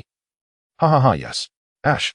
Once composed, Mosquito darts towards the fallen Ash, lifting him with the intention of leaping to safety. He begins to exude steam. The vapor clouded with a peculiar odor, not that of Mosquito himself, but of distilled toxins. Behind him, something spins. It is Ash's aura sphere, rotating in reverse and penetrating the surface of his skin, expelling the toxins within. Such warm, humid air, is it not, Mosquito? Ash, you've awakened. I have never truly slept. I was concerned for you. Why? Why engage in such perilous actions? We are family. There is no need for justification. Suddenly, Ash, cradled in Mosquito's arms, speaks tenderly, leaving Mosquito at a loss for words as he senses Ash's life force waning. Ash is taking a grave gamble, transferring his aura to Mosquito to sustain his life. Mosquito's rapid recovery is primarily due to the exceptionally potent life force radiating from Ash, far beyond that of ordinary individuals or Pokémon. However, such a transfer cannot be sustained for long. For an Aura Guardian, relinquishing one's own aura to another is a gamble with life. Mosquito, do not push yourself. Seek help from others. No, I cannot always rely on Ash and my brother. This battle belongs to me, and I refuse to lose again. Mosquito, wait. Rest easy. I shall return. Ash's eyes are currently veiled in darkness, a consequence of a past near-fatal injury. Excessive exertion of his aura can render him temporarily blind. After ensuring Ash is secured in a safe spot, Mosquito leaps into action, intent on confronting Wheezing. Ouch! That wretched tadpole. Wheezing, having been driven into the wall, emerges unharmed, showcasing its remarkable resilience. What is this overwhelming scent of water? Wheezing, sensitive to temperature and odor due to its unique physiology, remains cautious of external threats. The landscape is now shrouded in a thick mist of steam, a blend of dark toxins and white vapor obscuring most visibility, as if lost in a sea of fog. Wheezing, undeterred, delves into the mist, seeking Mosquito's presence. This must be the work of that creature. Wheezing, pondering Mosquito's water-type abilities, considers the possibility of increased humidity in the environment. Suddenly, a jet of water erupts from the mist. Wheezing swiftly dodges, but the second blast strikes true. A barrage of water follows, with the third and fourth shots numbering at least 10. Bubble Beam. Chapter 21. The climax of toxic smoke and bubble warfare. Mosquito emerges from the mist. This bubble beam is a combination technique. Infusing steam into the bubbles increases pressure, launching them like a water gun. Though its power may be modest, the rapid-fire capability is formidable. This technique was one of Ash's teachings from Misty, passed down through her family. Ash had instructed Mosquito in several moves. Wheezing, now agitated, emits smoke from its body. Simultaneously, it spews mud. However, unexpectedly, the mud solidifies mid-air before it can fall. Mud wall. The solidified sludge envelopes Wheezing, forming a spherical shield that deflects Mosquito's water gun assault. It turns out that the earlier smoke acted as a cooling agent. So swift, Wheezing bursts forth from the muck, concentrating gas in its lower openings, propelling itself towards Mosquito. This maneuver, a technique taught by Meowth to help overcome speed deficiencies, mimics jet propulsion. Take this. Wheezing unleashes a powerful blow, smaller than the previous black hand, but now using both palms to compensate for its lack of hands. Not a chance. What? Disappeared? Mosquito nimbly evades Wheezing's 2 strikes. And as Wheezing prepares for a third, Mosquito employs Shadow Clone. Look out, you scoundrel. Wheezing merges its palms back into a single large hand. Mosquito affixes bubbles to his left palm. The 2 forces clash, resulting in a stalemate as both are sent flying. To Wheezing, with its floating trait, this is trivial. It quickly mitigates the impact, spewing toxic sludge. Bubble wall. Mosquito expels a torrent of bubbles. The bubbles converge, forming a hexagonal beehive structure. This polyhedral bubble wall not only deflects, but absorbs the sludge. Mosquito gestures with his palm, commanding all bubbles to release a stream of mixed sludge water. A versatile counterattack. Wheezing remains unfazed, exuding a copious amount of brownish, murky mist. It intends to incite a mid-scale explosion. However, the outcome defies its expectations. The smoke neither explodes nor dissipates, instead neutralized by the steam. What is happening? Wheezing, caught off guard, is struck directly by the water stream. Unbeknownst to it, Mosquito's specialty is humidity. By saturating the surroundings, explosive-type moves and ignition properties become ineffective. This also applies to typical explosive materials. Although the murky mist is not classified as an explosive move, its explosive properties are subdued. Ugh, cursed be this twist of fate. Spinning. It resembles Ash's aura sphere. Wheezing spins rapidly, its body radiating a silvery glow. Mosquito's bubble wall bolsters the water stream, yet Wheezing withstands the onslaught with its body. Wheezing breaches the bubble wall. Tidal spin. Mosquito aims to encircle Wheezing with the tidal spin, but the maneuver falters. A wound on his right arm suddenly splits open, blood gushing forth. The injury had not yet healed. Just then, Mosquito attempts to evade the spinning attack, but the pain flares once more, and he is unable to dodge in time. He is violently hurled by Wheezing. Mosquito spirals through the air. No, I cannot fall here. As the incense coil was about to collide with the ground, it instinctively used its left hand to grip the earth, alleviating its tumbling with a few rotations. Once it ceased, it immediately regained its combat stance. Did the right foot of the incense coil emit a glow? It promptly sprang up and leapt towards the spinning gas ball, unleashing a devastating million-ton flying kick. What? How is this possible? Wow. Don't underestimate me. The gas ball astonishingly caught the kick with its mouth, gripping the incense coil's right foot while still spinning. This maneuver employed by the gas ball is a steel-type Euro ball, hardening its skin while rotating. The power of this move is inversely proportional to the user's speed, with the glow signifying the release of a certain force field, which bolsters both the rotational speed and hardness based on the user's and opponent's velocities, creating a peculiar blend of offense and defense. The gas ball plummeted towards the floor, dragging the incense coil along with it.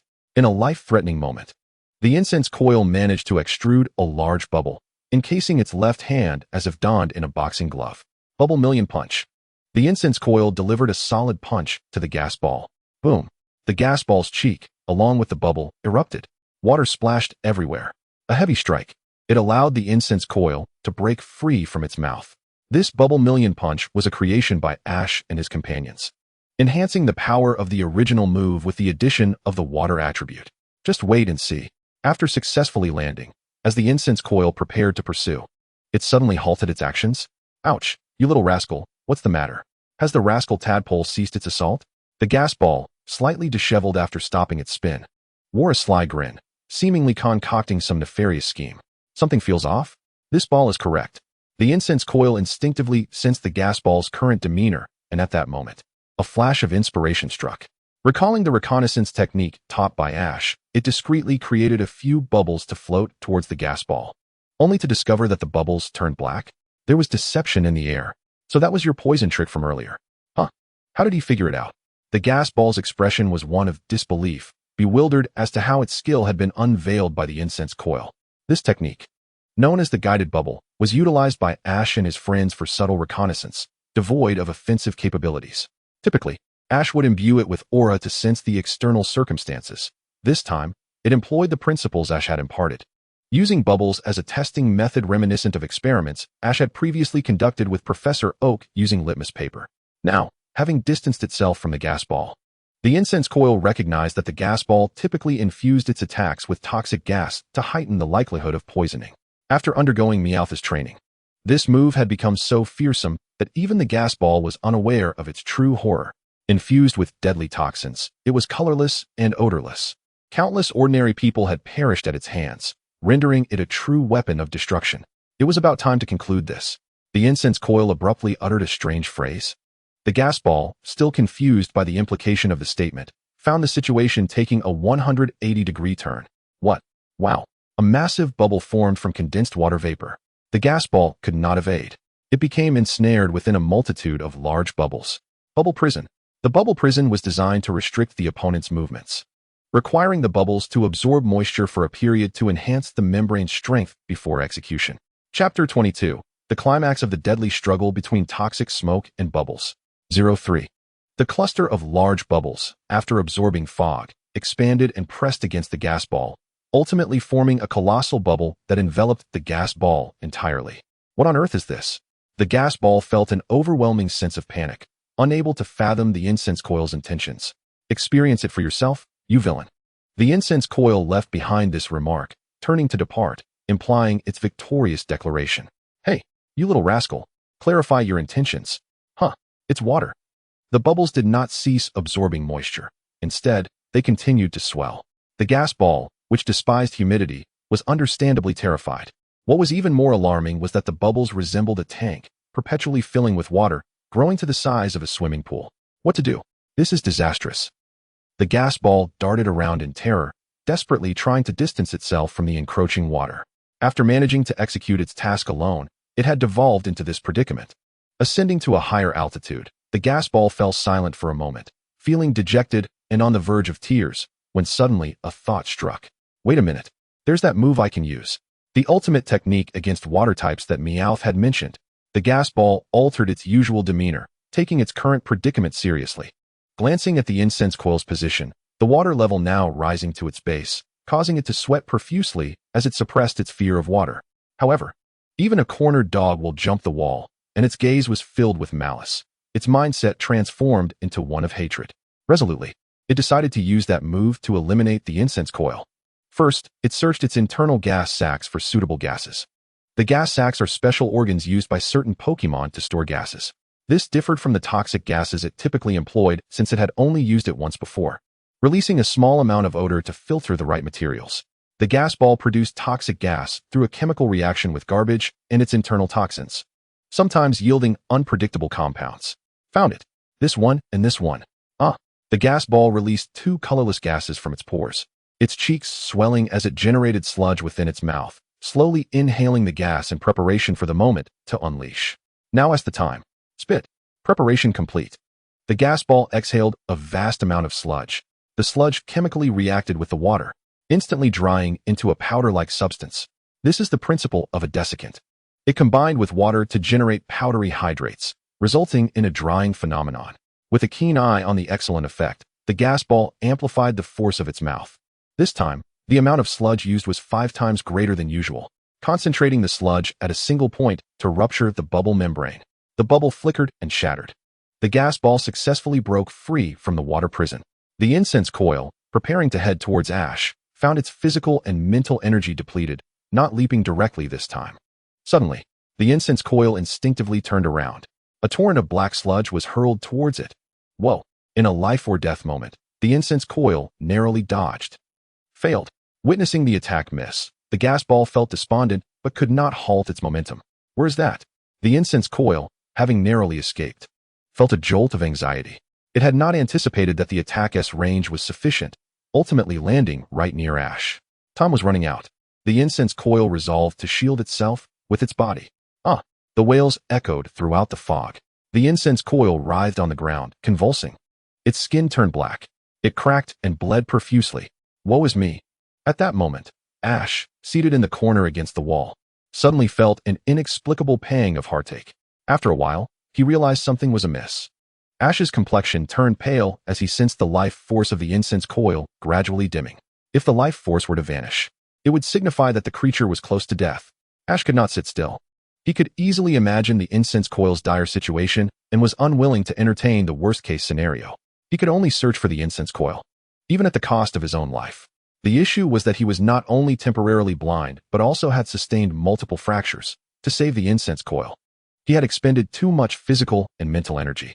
Despite his life force being more robust than that of an ordinary person, if this continued, he might find himself in danger first. Under normal circumstances, a typical person would have perished long ago. Lacking the strength to stand, Ash could only crawl on the ground, following the incense coil's life force to find it. It hurts. In the fog, the gas ball, after executing its ultimate move, the mud-burn bomb, experienced intense pain throughout its body.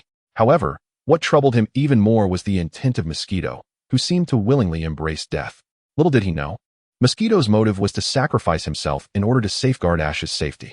This was the spirit of gold, inherited from his elder brother. Yet this very spirit indirectly led to his downfall. He wished to return to the side of his brother, Kojiro. Gas Bomb understood the gravity of his actions. Killing Mosquito was merely a task, and he harbored no regrets. So long as they remained Pokemon of Team Rocket, those opposed to them had to be dealt with ruthlessly. As Gas Bomb prepared to depart for the second time, history proved to be eerily similar, and a look of terror washed over his face. A familiar scent was approaching him, a blend of pond water and blood.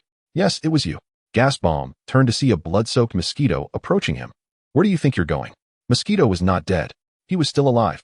Are you insane? You're nearly dead and still want to fight me?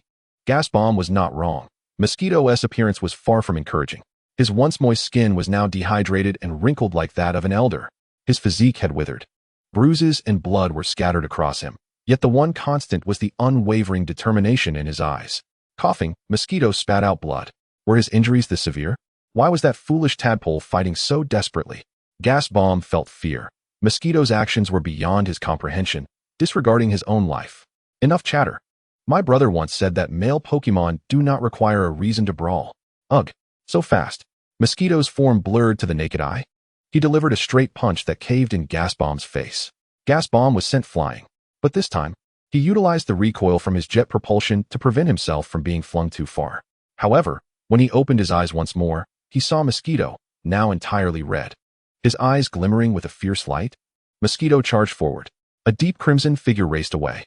The sudden spectacle startled Gas Bomb, prompting him to distance himself. Mosquito appeared considerably more vibrant, slightly regaining his former physique, the muck clinging to him gradually melting away with the heat. Yet, what followed left him dumbfounded. Mosquito was attacking himself. He slammed his left hand against his injured right arm. Blood gushed from his right arm. Mosquito's eyes twitched, yet his gaze remained fearless.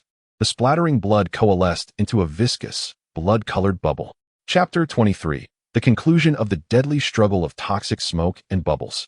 With a firm grip of his left hand, Mosquito caused the bubble to split into dozens of smaller bubbles that launched towards Gas Bomb's cheek.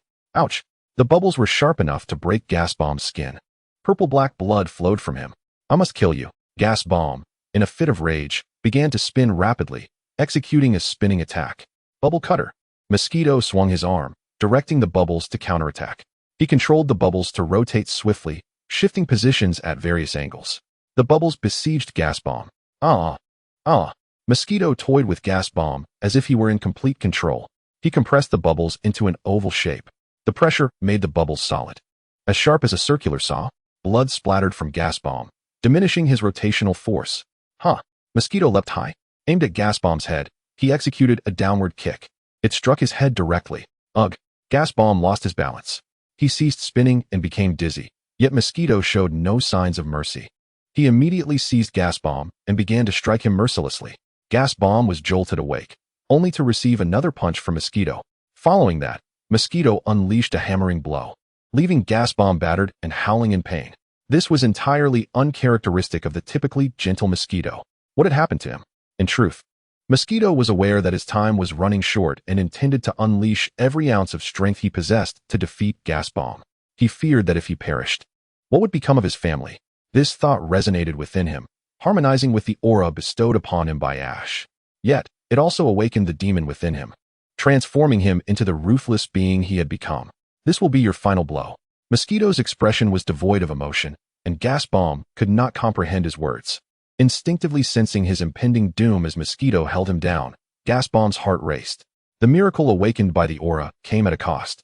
He was prepared to exchange his life for victory. Even so, he was determined to burn brightly until the final moment. Mosquito raised his right hand.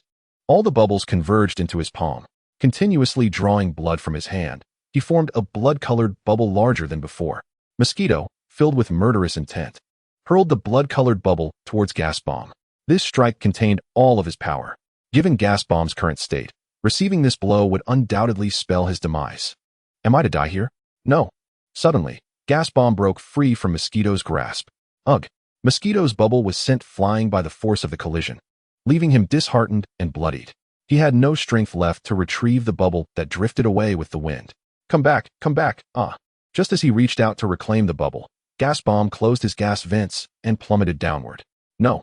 He immediately erupted upward, slamming into Mosquito's stomach. Like a volcanic eruption, the two surged towards the ceiling. The pressure from their clash shook the entire arena. You'll die with me. Gas bomb attempted to conclude the fight with self-detonation. Mosquito disregarded his death proclamation, fixated on the blood-colored bubble that could not return, a bubble filled with all his sentiments. Unwillingness, fear, and helplessness accompanied the imminent loss of his life, fading into oblivion. Bang, bang, bang, bang, bang, bang, bang, bang, bang, bang, bang, bang, bang, bang. Late night, around 10:35, at the front desk of the center. My body can move again. Under the waning influence of Ash's aura, Kojiro, who had been immobilized by the aura sphere, finally regained control of his limbs. He slowly stood up, relying on his hearing to ascertain the situation. Gas bomb was engaged in a fierce battle, with the sounds of fighting echoing around him. Only recently had things taken a turn, seemingly accompanied by the cries of some creature. Gas bomb, where are you? Come out. Kojiro called out, searching for gas bomb's whereabouts. His anxiety growing as he wondered why the smoke created by gas bomb had yet to dissipate. Knowing gas bomb's abilities, he understood this was a survival instinct, controlling the duration of the smoke to ensure a favorable environment for himself. Yet, instinctively, he felt that gas bomb might be facing difficulties, and in truth, it was as he had feared. What is this? Kojiro felt something sticky underfoot, accompanied by an unpleasant odor, a puddle of muck. This was gas bomb sludge. So they were nearby? After observing for a moment, Kojiro noticed a peculiar figure emerging from the ground. Mosquito, where are you? Little brat? Kojiro muttered softly, spotting Ash, who was struggling to crawl on the ground, following the trail of Mosquito's aura. He had found his way here. Kojiro was taken aback by Ash's actions. How could this child, so severely injured, still be moving? Such resilience at such a young age reminded him of his own days of running away from home and stepping into society. Shaking off the thought, Kojiro decided not to dwell on Ash for now. He just wanted to find gas bomb and leave this place to reunite with Musashi. Suddenly, both individuals present became acutely aware of a drastic shift in the atmosphere. The fog-shrouded area suddenly cleared. A fierce wind swept through the scene. Mosquito, gas bomb. At that moment, both were filled with terror. An unseen entity, perceptive of the current circumstances, a visible figure, shrouded in confusion and unable to comprehend the situation. Just as Kojiro braced himself against the onslaught of wind, he glanced upwards and was met with a shocking spectacle. A gas canister, pressed against the belly of the incense burner, propelled itself towards the ceiling. Bang, bang, bang. The gas canister detonated with a resounding explosion. The shockwave obliterated the reinforced glass ceiling. The glass, already compromised by Team Rocket's prior assault, was ill-equipped to withstand such a forceful blast. A tempest swept through both the interior and exterior of the center. Black smoke and white mist intertwined, forming a murky cloud. As shards of glass mingled with the ominous cloud, an extraordinary rain of glass began to fall, creating a chaotic scene. Oh no! The glass shard struck both individuals. Kojiro lost his footing, collapsing under the impact. Ash fared even worse, multiple shards piercing his back, his strength waning. Coupled with significant blood loss, his life hung precariously in the balance. Truly, it was a farcical disaster. Voices echoed from above. Peering into the sky, Kojiro beheld a distortion in space. Ultimately, a bizarre black hole materialized. Time halted, ensnared by the eye of the wheel of the underworld. From the abyss emerged the voice of a mysterious figure. The moment he spoke, time seemed to flicker from the portal. The atmosphere shifted into a bizarre monochrome silence. Even more astonishingly, the scattered shards and ethereal smoke became utterly still. Time, indeed, had ceased as he claimed. Chapter 24, The Fates of Each. Suddenly, a figure leapt from the black hole, descending gracefully from above, effortlessly. This enigmatic being was none other than Code C. "You all are nothing but trouble for me," he remarked, exuding an aura of singed electricity. Presently, he was the only one capable of movement, or so he thought. To his astonishment, Ash was also capable of motion. "What manner of person are you, Ash? How can you move in the interstice of time, just like me?" Under the influence of the time freeze, Kojiro stood as still as a marionette, while Ash, in stark contrast, continued to writhe in agony on the ground. Code C swiftly approached this former family member. "Who is it?" The surrounding vitality vanished, and Ash momentarily believed himself to be dead. However, an unexpectedly formidable presence approached him, devoid of hostility, and before he could comprehend, Ash succumbed to unconsciousness. Tears of blood streamed from Code C's masked eyes, not from sorrow over Ash's plight, but due to the strain his time-stopping ability inflicted upon his body. This power could only be sustained for a maximum of 7 seconds, within which he must exert himself to the utmost. "If I perish here, my existence will be obliterated forever."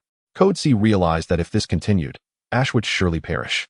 And with him, the very essence of his being would be erased. Such memories of this individual must not be lost. Yet, Ash's body appeared to repel his power. What could he do? He recalled a method, the pure water gifted by that elder, swiftly retrieving a bamboo tube from his cloak. He could not afford to move Ash recklessly, lest his wounds reopen. Carefully, he opened the tube and directed a few drops of pure water towards Ash's lips. But as the precious seconds slipped away, it seemed ineffective. What to do? Just as Code C contemplated despair, a miracle transpired. In the next moment, Ash's wounds began to mend slowly. Realizing the water's efficacy, Code C immediately transported Ash to a safe location, ensuring his comfort before instantly returning. Code C spread his arms and cried, "Guide of the underworld." At his command, the gas canisters at the explosion's epicenter were forcibly drawn forth. This technique, the Guide of the Underworld, allowed for the retrieval of objects across distances, but could only be employed while time was suspended. The incense burner and gas canisters emerged, one mangled beyond recognition, the other charred to a crisp, both barely clinging to life, yet they were not yet dead. With outstretched hands, he shouted, "Time reversal." Code C unveiled his unnatural ability once more. He audaciously reversed the flow of time. Oh no! A circular force field emanated from Code C, causing everything to move in reverse. The scattered glass retraced its path back to the ceiling, the dissipated smoke reformed, the charred skin of the gas canister peeled away, and the incense burner's wounds began to heal.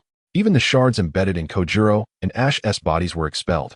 As the force field reached a critical threshold, a flash of white light surged forth, propelling time forward once more, yet Code C and the others vanished, leaving behind Ash amid the impending explosion. Emergency treatment room. Approximately 10:45 p.m. "Everyone hurry. We must reach the site before any casualties occur." Lucky. Joy swiftly directed the Chansey, who carefully transported medical equipment and pushed a stretcher. Once everything was prepared, the entire team rushed toward the scene of the incident. At that moment, a curious rumble echoed. What's that persistent booming sound? Where are those adorable Chansey heading? Bobo, who had been peacefully napping on the stretcher, was abruptly awakened. His body had nearly recovered. "Child, can you hear my voice?" This voice was none other than Ho-Os. Bobo was filled with astonished joy. "If you can hear me, listen closely to my forthcoming words." "What? That boy? I understand. Lord Ho-Oh, I shall heed your sacred command and follow the boy."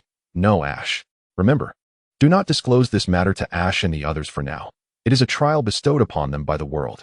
With that, farewell, child.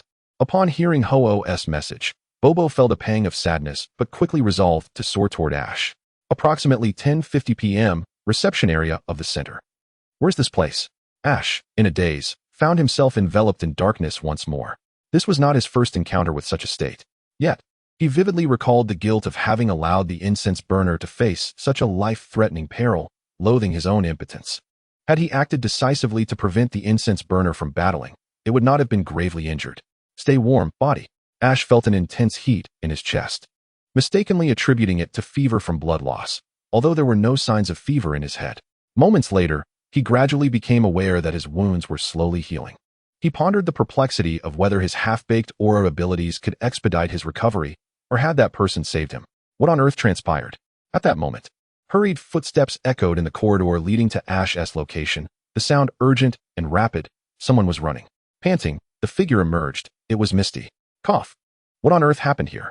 Did that fool throw a bomb at Ash and the others? Concerned for Ash's safety, Misty insisted on investigating alone. Initially, Joy hesitated to let her go, but upon witnessing Misty's resolute demeanor, she acquiesced. Huh. Hey, Ash. Misty turned to find Ash sprawled at the entrance. But upon closer inspection of his condition, tears erupted from her eyes, and her heart ached. Ash, please wake up. How could you be so badly hurt? No. You must not leave us. Misty's anxiety surged. Desperately attempting to rouse Ash from his stupor, tears streamed down her cheeks, drop by drop. Finally, through Xia's relentless efforts, Ash managed to stammer out Xia's name. Ash! Xia cried out in overwhelming joy, feeling a flicker of relief upon hearing his voice. She carefully lifted him and settled him against the corner of the corridor. How did you end up there, Moshi? Ash, regaining a semblance of consciousness, recounted everything he knew to Xia, save for the details regarding the aura. Moshi? How could it be Moshi? Chapter 25, The Fates We Encounter Too. Xia had anticipated that Ash's awakening would bring her solace, yet he shattered her hopes by revealing the grim possibility that Moshi might be in peril. Overwhelmed, she faltered and collapsed to the ground. Ash, unable to comprehend the situation, felt tears welling up in his eyes. Wait, Xia, where are you going? It's impossible. Moshi can't be in danger. Don't worry about me. I must go find Moshi. Don't be rash. Xia exclaimed as she propped Ash against the wall. Injured or not, you stay here. With that, she hurried to the front desk, leaving Ash in stunned silence. Time, unknown, location, unspecified. An eerie silence enveloped the surroundings, steeped in an unsettling atmosphere devoid of light. The pervasive darkness instilled a sense of dread, as if one had plunged into an infinite abyss, akin to entering the cosmos. Where's this place? In scientific terms, it could be described as a desolate realm within the fourth dimension.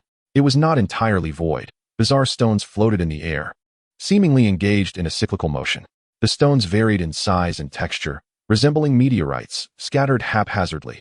On either side, twisted slabs of stone rose to a flat surface, some large enough to accommodate a person, arranged in intricate patterns, while others spanned the size of a living room, creating a designated area adorned with various objects. Before long, a massive fissure tore open in the sky, unleashing an unprecedented brilliance. Thunder roared and lightning crackled. The rift widened, aligning at both ends, revealing a swirling black hole that generated a powerful suction, stirring up a tempest as it interacted with the air. The scene was nothing short of spectacular. At that moment, a rope emerged from the wormhole, measuring approximately 10 to 20 meters in length. Illuminated by the flashes of lightning, the end of the rope glimmered with golden light, revealing one of the assassination tools designated as Code C, the golden rope hook.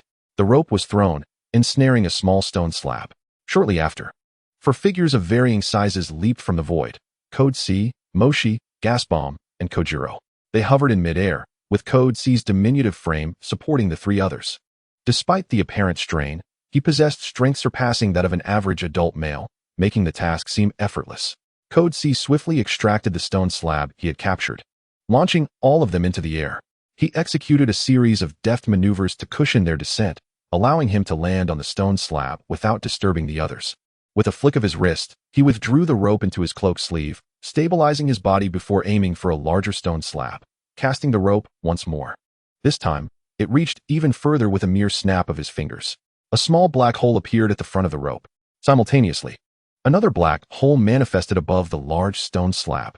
As the rope vanished into the black hole, it re-emerged at the other end. Code C pulled on the tail of the rope, and the golden hook at the end unfurled its 4 claws, securely embedding itself in the surface of the large stone slab.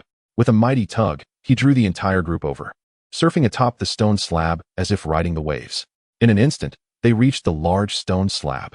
"Jump!" Code C commanded, and they leapt off the small slab, which collided with the larger one, shattering on impact. Code C released the hook from the rope, producing a golden katana that he plunged straight into the stone's surface to cushion their landing. Ugh! A searing pain shot through Code C's chest, causing the trio he had been carrying to tumble to the ground. He felt a surge of anxiety and quickly glanced at them, relieved to see they remained in slumber, not wishing for them to witness this loathsome side of him.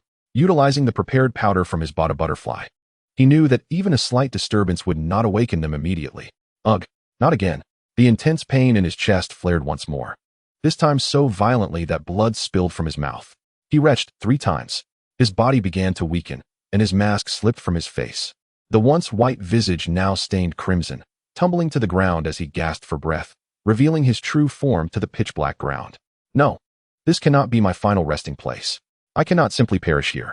In a faltering voice, he uttered these words, summoning the last of his strength to extract a syringe from his cloak and injecting it into his left arm with fervor. Before long, his complexion began to improve, and he was able to stand. Code C concealed his weakness and resolutely gazed ahead. "Though my time is limited, I must do my utmost to impart what I know to them. I understand that this may be cruel, but I would wager my life for their future." Expressionless, Code C continued walking, deep in thought, until he halted and looked up. "That old rat has ruined my masterpiece." Before him loomed a monstrous contraption, humming ominously. It was a refrigerator surrounded by a chilling breeze, appearing partially damaged yet still operational, curiously without a power source. The upper freezer compartment displayed a white, beckoning cat with a patterned coat, its eyes squinting in fortune. But its body was marred by a gaping hole right where a large coin rested in its paw. Did this symbolize financial ruin? He approached the refrigerator and rummaged through its contents. Among them were 2 items. One was a container known as an inro, essential for ninjas to carry medicinal supplies. Ninja medicine is typically stored within an inro, containing gastrointestinal remedies, external and internal injury treatments, hemostatic agents, poisons, and antidotes, allowing for swift medical aid in dire situations, as well as providing a means to store drinking water. The other was a short, cylindrical purple ointment, prominently labeled with a warning not to touch the substances barehanded. Code C sighed, ultimately returning to the others. Late night, around 9:56, Pokémon hospital room. Wow. Pikachu had just awakened from a nightmare that felt all too real, yet upon turning, he discovered a gaping hole where his bed once was, and everything clicked into place. That guy is still alive, Pikachu muttered to himself, recalling the events leading to his unconsciousness. Time, unknown, location, unspecified. My head aches. Where am I? It's so dark. As Pikachu regained consciousness, he found himself engulfed in darkness. After a brief struggle, he managed to rise and began to move. Oh no. Just as he took his first step, he stumbled and fell. Darn it. In a moment of peril, Pikachu grasped the edge of a protruding stone slab, pulling himself up with all his might. With a single-handed swing, he executed a backflip. Whoa, what on earth is down there? Chapter 26, The Fourth Dimension, Yomi Realm 01. After successfully escaping, Pikachu found himself standing atop a floating stone slab, surrounded by an atmosphere that felt as if he were trapped in a dire situation. The depths below were unfathomable, and though the visibility was dim, his instincts warned him that the abyss beneath was treacherous. A chill ran down his spine. Pikachu sprang up instantly to evade the incoming hidden weapons from behind. He landed safely. However, as he steadied himself, the ground beneath him trembled slightly, and he seemed to sense something amiss. Was it the early emergence of the ground-dwelling rats? That sound. Is it you, mask-wearing scoundrel? Pikachu's voice boomed. His lung capacity astonishing. The noise was deafening. Codename C berated him, having discerned the source of the sound from the left, where Pikachu glared ferociously. What the hell are you saying, you bastard? Speak quickly. What do you want with me in this pitch-black place? Codename C, with a calm demeanor, merely uttered a phrase to denote the name of this space. What is this yellow spring? I have no obligation to waste words with a rodent like you. Let us get serious. Is that so? The atmosphere thickened with tension as both parties ceased their playful banter. Whoosh, whoosh, whoosh, whoosh. An overwhelming number of hidden weapons flew through the air like meteors, Such a trivial matter was easily dodged by Pikachu, yet that masked bastard left me in this wretched place. There's nowhere to escape. Pikachu's words rang true. Although he successfully dodged, evading became increasingly difficult. The terrain restricted his movements. Humph. Pikachu. Pikachu. Chew. Pikachu halted his evasions, unleashing a surge of electricity. The high-voltage energy crackled as it interacted with the air. Combined with the martial arts techniques he had honed, he deflected all the hidden weapons. Form ranks. At Codename C's command, the small stone tablets he had deliberately concealed revealed themselves one by one. The tablets scattered in all directions. The cluster of stones arranged themselves at lightning speed into a circular formation. Centered around the stone where Pikachu stood, they formed a perfect ring array. Shadow Clone Technique. Codename C unleashed the Shadow Clone. Clone after clone leaped forth. Each one jumped onto a stone tablet. In no time, the clones aligned neatly in a row. The formation, Yellow Spring Assassination Array XN. The real body and the clone simultaneously hurled hidden weapons at the center, targeting Pikachu. Bastard. Codename C was somewhat distant, and the darkness hindered Pikachu's ability to pinpoint his location. He first composed himself, crossing his arms close to his face. Pikachu. Pikachu. Chew. A few watts of light emanated from Pikachu. The darkness gradually dissipated. This was a basic skill, Flash. It can shine brightly, but so what XN? Shadow Clone. When did he? Both sides spoke their minds as the Yellow Spring realm gradually clarified under Pikachu's luminescence. What to do? So many flying darts. I have that move. A barrage of hidden weapons, akin to a myriad of stars, soared towards Pikachu. At that moment, Pikachu recalled a certain technique. He concentrated electric currents in his palms, the sparks crackling vigorously. Then he spread his hands wide, unleashing Volt Tackle. The current surged forth, expanding outward from Pikachu's center. A wave of high-voltage electricity, combined with his energy, deflected the incoming hidden weapons. A defensive current, indeed. Hidden among the clones, Codename C remained composed, calmly analyzing Pikachu's movements from a safe distance. This isn't over. Let me show you what I'm truly capable of, you scoundrel. Wave after wave of attacks were gradually neutralized by Pikachu, who then raised his hands in a prayer position. The electricity within his palms clashed violently. Pikachu. Pikachu. Chew. The current erupted like a fountain, spreading outward, its targets being the surrounding clones and Codename C.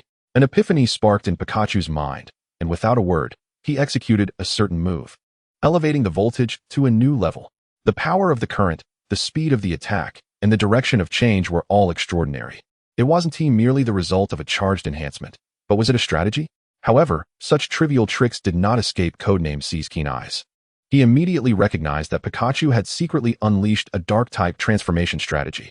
The strategy was a technique designed to enhance cerebral agility, boosting reaction speed and significantly increasing special attack power. Pikachu was currently utilizing this technique to amplify his voltage output, but it was not something to be executed casually. Enhancing brain function during an attack could potentially harm an untrained mind. Pikachu. Pikachu. 500,000 volts. Pikachu pushed the cunning effect to its utmost limit. It seems you intend to leave me without a grave, rodent. The voltage surged like a torrent, assaulting the ring array, causing the clones to vanish in puffs of smoke, leaving behind a series of high-voltage electric connections encircling the stone tablets. A cataclysmic explosion ensued, a dazzling flash illuminating the Yellow Spring realm. A gust of smoke dispersed.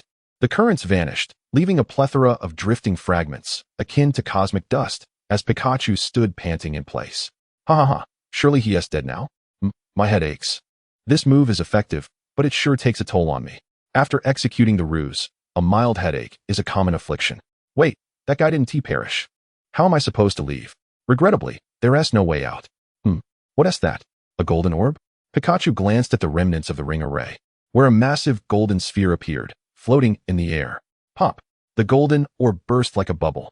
Emerging unscathed was Codename C, standing triumphantly on the remaining fragments. You masked lunatic. How could you? Pikachu could hardly believe it. He had exerted immense effort to unleash this high-voltage attack capable of annihilating hundreds. Yet Codename C remained unharmed? In truth, at the moment the current coursed through, Codename C had been thoroughly prepared. He summoned several gold coins and melted them, enveloping himself in molten gold, a technique known as Golden Escape, Gold Sphere Shield. How could you possibly be unscathed? Metal conducts electricity, so why? Fool.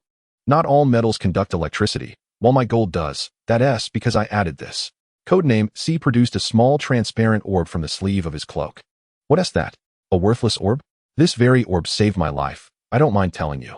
Codename C explained briefly. This orb is called an insulation sphere, which he had immersed in the molten gold.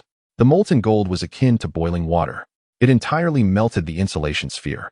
Codename C had mastered the golden escape technique to perfection, allowing him to easily manipulate every component within metals, reshaping their forms. Chapter 27. The Fourth-Dimensional Yellow Spring Realm 02. Within the gold's outer layer, he created an insulated inner wall using the insulation sphere. Thus, even if the exterior conducted electricity, the interior remained unaffected. Why share this with me? Whether your rodent brain can comprehend it is another matter. What did you say? It hurts. An insulator. Like the gloves my mother, referring to his mother, uses when washing dishes, right? Sigh. Upon hearing Pikachu's response, Codename C shook his head in disbelief. Far from it. Though the essence is indeed similar. You scoundrel, being a Pokemon, yet imitating those wretched humans with their tools. A foolish rodent brain. What? Let me ask you. Am I imitating human tools, or am I utilizing them? The significance differs. True combat is not about what weapons or powerful moves you wield, but how you employ them. The crux lies right here. Codename C directly countered Pikachu's query, lightly tapping his own head to signify that the key to victory in battle relies on a clever and agile mind. Pikachu could not refute his words. He was entirely correct. This is the scientific ninja codenamed C, a fusion of technological prowess and ancient ninjutsu, forcing the enemy into a corner. Bang! What was that sound? Code C snapped his fingers, and from the depths of the netherworld echoed the sound of collapsing rocks. Pikachu felt an ominous presence approaching. The playful tricks had worn thin. Now the true test was at hand. Code C's gaze turned icier, exuding a formidable aura that made Pikachu slightly apprehensive. A cunning adversary. Code C wielded his intellect with precision, leading Pikachu to expend far too much energy. Although his headache had subsided, he did not believe he stood a chance against him. Ignoring Code C, Pikachu focused intently on the impending threat. Swish! The sound of an object spinning at high speed. What could it be? Finally, it appeared. A colossal golden wheel. What on earth is that? So massive. The golden wheel hurtled toward Pikachu. With no avenue for escape, Pikachu braced himself for the inevitable. You won't catch me at this snail's pace. Pikachu swiftly crouched and narrowly avoided the golden wheel. Crack! What was that? Ag! This is it. The wheel severed Pikachu's right ear. Pikachu collapsed to the ground in agony. Blood gushed from the wound. The infernal ringing in his ears tormented his mind. As he anticipated, seeing Pikachu's pitiful state, Code C shook his head and leapt forward. He approached Pikachu's side. GUH. Code C unleashed a surprise palm strike into Pikachu's abdomen. Pikachu was caught off guard. Code C followed up with a relentless flurry of claw strikes, mercilessly wounding Pikachu time and again, ultimately sending him flying. Code C jumped after him, summoning two new small stone slabs that appeared near Pikachu. Landing on one of them. Ninjutsu, Crescent Moon Claw. Unfurling his claws, Code C's talons glimmered sharply against Pikachu's radiance. One claw. The first strike cleaved through. A horizontal slash from right to left, Pikachu desperately blocked it with his elbow, resulting in severe injury. He was again sent flying. Two claws. The second strike. Street test of blades. Code C leapt high, his claws enveloped in a dark aura, extending downward to slash at Pikachu. Pikachu was struck down. Three claws. The final strike was the Shadow Claw. The second stone slab soared past to catch Pikachu, but this was merely to set up the Shadow Claw. Utilizing the light from Pikachu's body to create a shadowy claw, he maneuvered behind him for a vicious downward strike. Ag! Pikachu was utterly defenseless against the Crescent Moon Claw, leaving him battered and broken, their power disparity insurmountable. Code C operated with ease, treating Pikachu as insignificant. His claws stained with Pikachu's blood as he coldly gazed at the earless creature, then launched into a second wave of assault. Shrinking, Code C pointed at the golden wheel, which astonishingly shrank to a size comparable to Pikachu. The wheel spun back around. In the blink of an eye, it severed all of Pikachu's left fingers. Ag! Pikachu's wails echoed through the netherworld, yet Code C showed no mercy. His back, calves, elbows, shoulders, forehead, abdomen. He brutally toyed with Pikachu's body, covered in lacerations. Blood spattered everywhere. The force of the blows rendered Pikachu unconscious. Any observer could see that he was finished, awaiting only death. Code C seized the fallen Pikachu, gripping his neck tightly.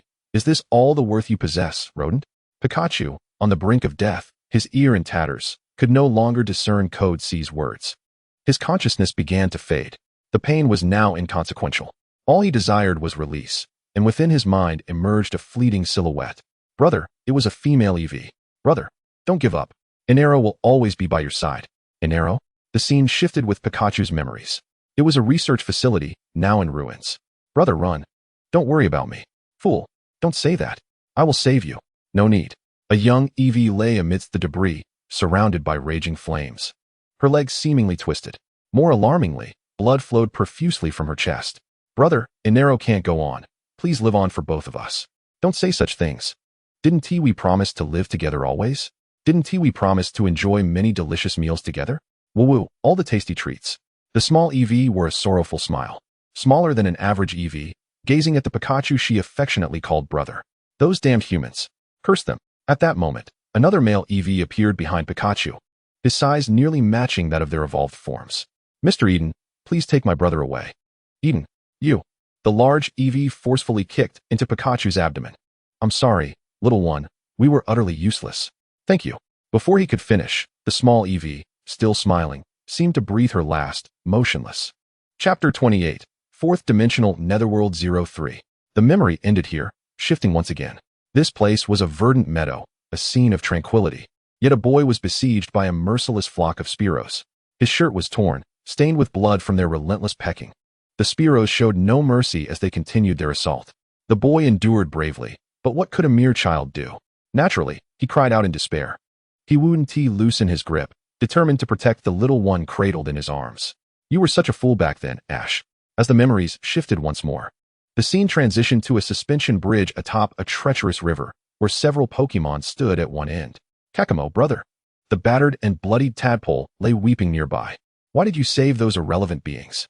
A hoarse, magnetic voice echoed with rage throughout the scene. Why save me? Kakamo, I despise you. Tears streamed down Pikachu's face. His body bruised and immobile, while Ash lay unconscious on the ground, bleeding profusely. Meanwhile, Kakamo, blood spilled from his mouth, and behind him stood another Meowth. Most alarmingly, he bore a grievous wound, with a gaping hole pierced through his chest. Why do I teach them? Because they are the only ones who acknowledge me, my only family. Meow? Kakamo smiled even in the face of death, revealing his true feelings. Crack. You ag. Kakamo, unfazed, twisted the other Meowth's left arm until it broke. Now you can't do anything, Meow. Kakamo, you rascal. Turning his back on the other Meowth. Kakamo's words implied that the Meowth had suffered a broken left leg. Wait, what are you doing? Kakamo, let me go? Kakameow clutched another Meow tightly, retreating towards the precipice and the rushing river below. He intended to perish together. It seems I have broken my promise. I cannot accompany you any further, Ash. From now on, I entrust you to them. With that, Kakameow leapt down, and the memory abruptly ended. Am I too weak, always needing protection? Yes, but my brother must be safeguarded at all costs. He cannot simply perish, right? Enero, Kaka, alas a glimmer?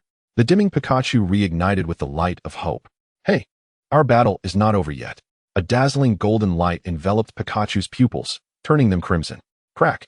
A powerful current surged through the entirety of Subject C. Reluctantly, he had to release Pikachu's neck, and Pikachu fell. No, wait.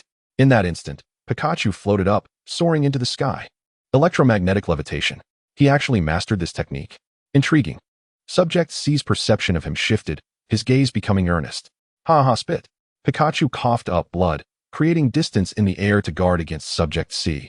And he noticed an unusual change within his body. The current flowed more smoothly than ever, and even the electromagnetic levitation, which he usually struggled with, was effortlessly within his grasp. The wounds began to staunch, his heartbeat normalized, and the pain gradually subsided. Yet, Pikachu felt no joy. This surreal sensation was as if an inexplicable force was eroding his senses, causing his emotions to escalate. Those eyes, indeed, you are observing his singed claws. Subject C contemplated Pikachu's now crimson eyes. Aya! Pikachu erupted with fury, launching forth like a thunderous explosion, delivering a punch at lightning speed. What? Such power? Ugh. Subject C barely managed to counter this blow, though it was evidently exhausting. Pikachu's strength was entirely different from before. Come forth, Mistwheel. Without hesitation, Subject C deployed the deadly spinning wheel to retaliate. Slice. Pikachu swiftly dodged, the wheel brushing closely behind. For wheels. The spinning wheel transformed under Subject C's command, splitting into 4, rapidly intertwining afterimages, akin to a shadow clone technique. Was that the move that severed my ear? Subject C's mist wheel was actually 4 wheels stacked together, rotating in a clockwise manner, forming a razor-sharp whirlwind that, upon contact, would surely cleave in twain. However, Pikachu's agility was remarkable. He danced around the 4 wheels with the speed of light. How swift his escape is, but how about this? Instant wheel. What? Pikachu was taken aback. The wheel that had been behind him suddenly appeared before him. It flashed past, but it vanished again, reappearing on the other side. He dodged desperately, a bead of sweat forming in anxiety. The instant wheel was a versatile skill derived from the mist wheel, capable of executing lethal moves without leaving a trace. How bothersome. Perhaps that could work? An idea struck Pikachu, contemplating a possibility. If his conjecture was correct, it could aid him in escaping this peril. No time to waste. I will take a gamble with electromagnetic wave. Seizing a moment to evade, Pikachu launched a blue wave of energy from his right pinky finger. It was indeed an electric-type electromagnetic wave. The target was the stone slab where Pikachu had stood earlier. He had felt something peculiar about it, as if it would attract the electricity within him. Thus, he recalled a technique his master had taught him. Upon impact, the stone slab emitted crackling sounds. The slab radiated a faint blue light, bestowing immense magnetic force, drawing in the surrounding iron filings. The slab had become an electromagnet. Success. Wow. Pikachu was grazed by the wheel, yet he cleverly avoided a critical hit. Instantly, he extended his right hand. Magnetic attraction technique. The electric current from his palm connected with the magnetic field, amplifying its power. All nearby metal, including the spinning wheel, was irresistibly attracted. All right, come to me. Pikachu manipulated the stone slab with his severed finger, the peculiar sensation lessening the pain in his arm, while the slab, the wheel, and the iron filings all clung together tightly. What? He understands the secret of the slab? Subject C realized that the slab could become a magnet through electrification. But he had not anticipated that Pikachu would make this connection, disrupting his control over the mist wheel. He thought, this must be the instinctive prowess of the electric type. Behold my might. Pika, Pika, Volt Crush Punch. With an increase in voltage, Pikachu unleashed a devastating Volt Crush Punch. With a resounding crash, he shattered all the metal, including the slab. Mist wheel. At the moment the mist wheel was obliterated, Subject C felt anger and regret. It was crafted from gold coins over many years. Chapter 29, 4th Dimensional Underworld 04. I never expected to utilize my own creation against my weapon. This magnetic attraction technique was taught to him by Brother Lei. Nonetheless, splendid. Whoosh. Subject C hurled a hidden weapon at Pikachu's cheek. What is this? Pikachu caught the weapon barehanded. After discerning what was in his grasp, he was taken aback. A kunai forged from pure gold. Heh. One day I will craft my own kunai from my gold coins, to protect Ash and the others in my own way, meow. A kunai? Gold. Is this fellow possibly? Gazing at the kunai, Pikachu's thoughts became a tangled mess. Since earlier, the masked fighting style and the resemblance to human weaponry mirrored that of someone from his memories. It is impossible. That individual has no reason to engage in mutual destruction with me. Pikachu dared not ponder further. Convincing himself, this must be a wild cat from another region. It cannot be the same one. He dismissed his doubts, discarding the kunai and entering a battle-ready stance. I do not care who you are. Today, I shall defeat you, Pikachu declared loudly. Subject C smirked. Convinced of one thing, Pikachu's strength had indeed grown compared to 5 years ago, but in his eyes, this level was merely trivial. Pika, Pika, Volt Crush Punch. As the electricity surged forth, the current entwined around his right fist. Pikachu shot forth like a bullet. Golden Ninjutsu, Shuriken Barrage. Subject C summoned hundreds of golden shurikens, launching them from various angles towards Pikachu. Pikachu immediately unleashed a discharge. This was a rare wide-range move of the electric type, delivering a comprehensive assault from the surroundings for better control. The approaching shurikens were instantaneously reduced to charcoal. Golden Ninjutsu, Golden Surge. Subject C formed a hand seal. The shurikens merged into the shape of a kunai. Oddly, the kunai all soared upwards. What is going on? They're flying from above. Ah, Pikachu looked down. The kunai that ascended reappeared from below. The numbers were even greater than before. No, thousands of them. Not a chance to dodge. There was no escape. All must be shattered. Pikachu unleashed another Volt Crush Punch. No matter how he struck, they simply would not cease. Pikachu obliterated wave after wave of kunai. Yet, instead of diminishing, they multiplied exponentially. The secret technique of the ninja art, multiplication clone technique. Indeed, This was the secret art that Subject C employed to increase the shurikens. A technique birthed from the use of substitutes. Where did the masked figure go? Subject C suddenly vanished. No longer on the stone slab, Pikachu scanned the area, only to find Subject C's silhouette above him. Pikachu turned to look up. Subject C wielded a sharp blade, poised to strike down at his neck. In a moment of peril, Pikachu instinctively grabbed a kunai to block the blade. However, just as he was about to cast a glance at Codename C, he vanished like a phantom. Where did he go? The god of wealth. To the right. Pikachu swiftly turned, only to behold Codename C standing upon a golden katana devoid of a hilt. The 3 holes at the blade's end perfectly aligned with Codename C's fingers, and the sword's tip bore an inscription of the character for wealth. The golden ninjutsu technique, Yellow Spring Gold Strike, was unleashed. Codename C deftly formed 3 hand seals, conjuring a wormhole from above. The gravitational pull of the black hole began to voraciously consume everything. Air, shurikens, stone tablets, and more, sucked into the vortex. Pikachu could hardly believe his eyes. Such a terrifying phenomenon existed in this world. A fierce shout erupted from Kakamo. Numerous small black holes materialized around them. The vanished shurikens reappeared, and in an overwhelming surge, thousands emerged from the myriad small openings. They aimed at Pikachu's head, waist, hands, and tail. The speed was nearly imperceptible, akin to bullets freshly chambered, with a penetrating force. A lethal assault from point-blank range. Despair enveloped Pikachu. Time seemed to freeze at that moment, leaving him utterly helpless. This attack exceeded the limits of his vision and physical reflexes. He could only await his demise. Thud. The sound of flesh being pierced, blood splattering in a gruesome display. Codename C stood with his eyes closed, indifferent to the chaos around him. Snap, snap, snap. Finally. Has it come? The situation took a dramatic turn, originating from Pikachu's side. Is that a thunderball? Pikachu. Inside the thunderball was Pikachu. The splattered blood instantly transformed into high-voltage electricity. A primal roar erupted, accompanied by crackling arcs of electricity, rapidly growing fangs, a vibrant, bristling body, and ferocious crimson eyes. Pikachu appeared to morph into an entirely different creature. Pika! A lightning orb was hurled forth, aimed directly at Codename C. What?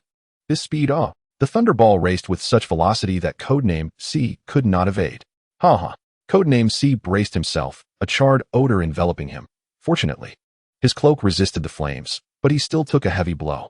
Pikachu! Pikachu unleashed a frenzied barrage of attacks.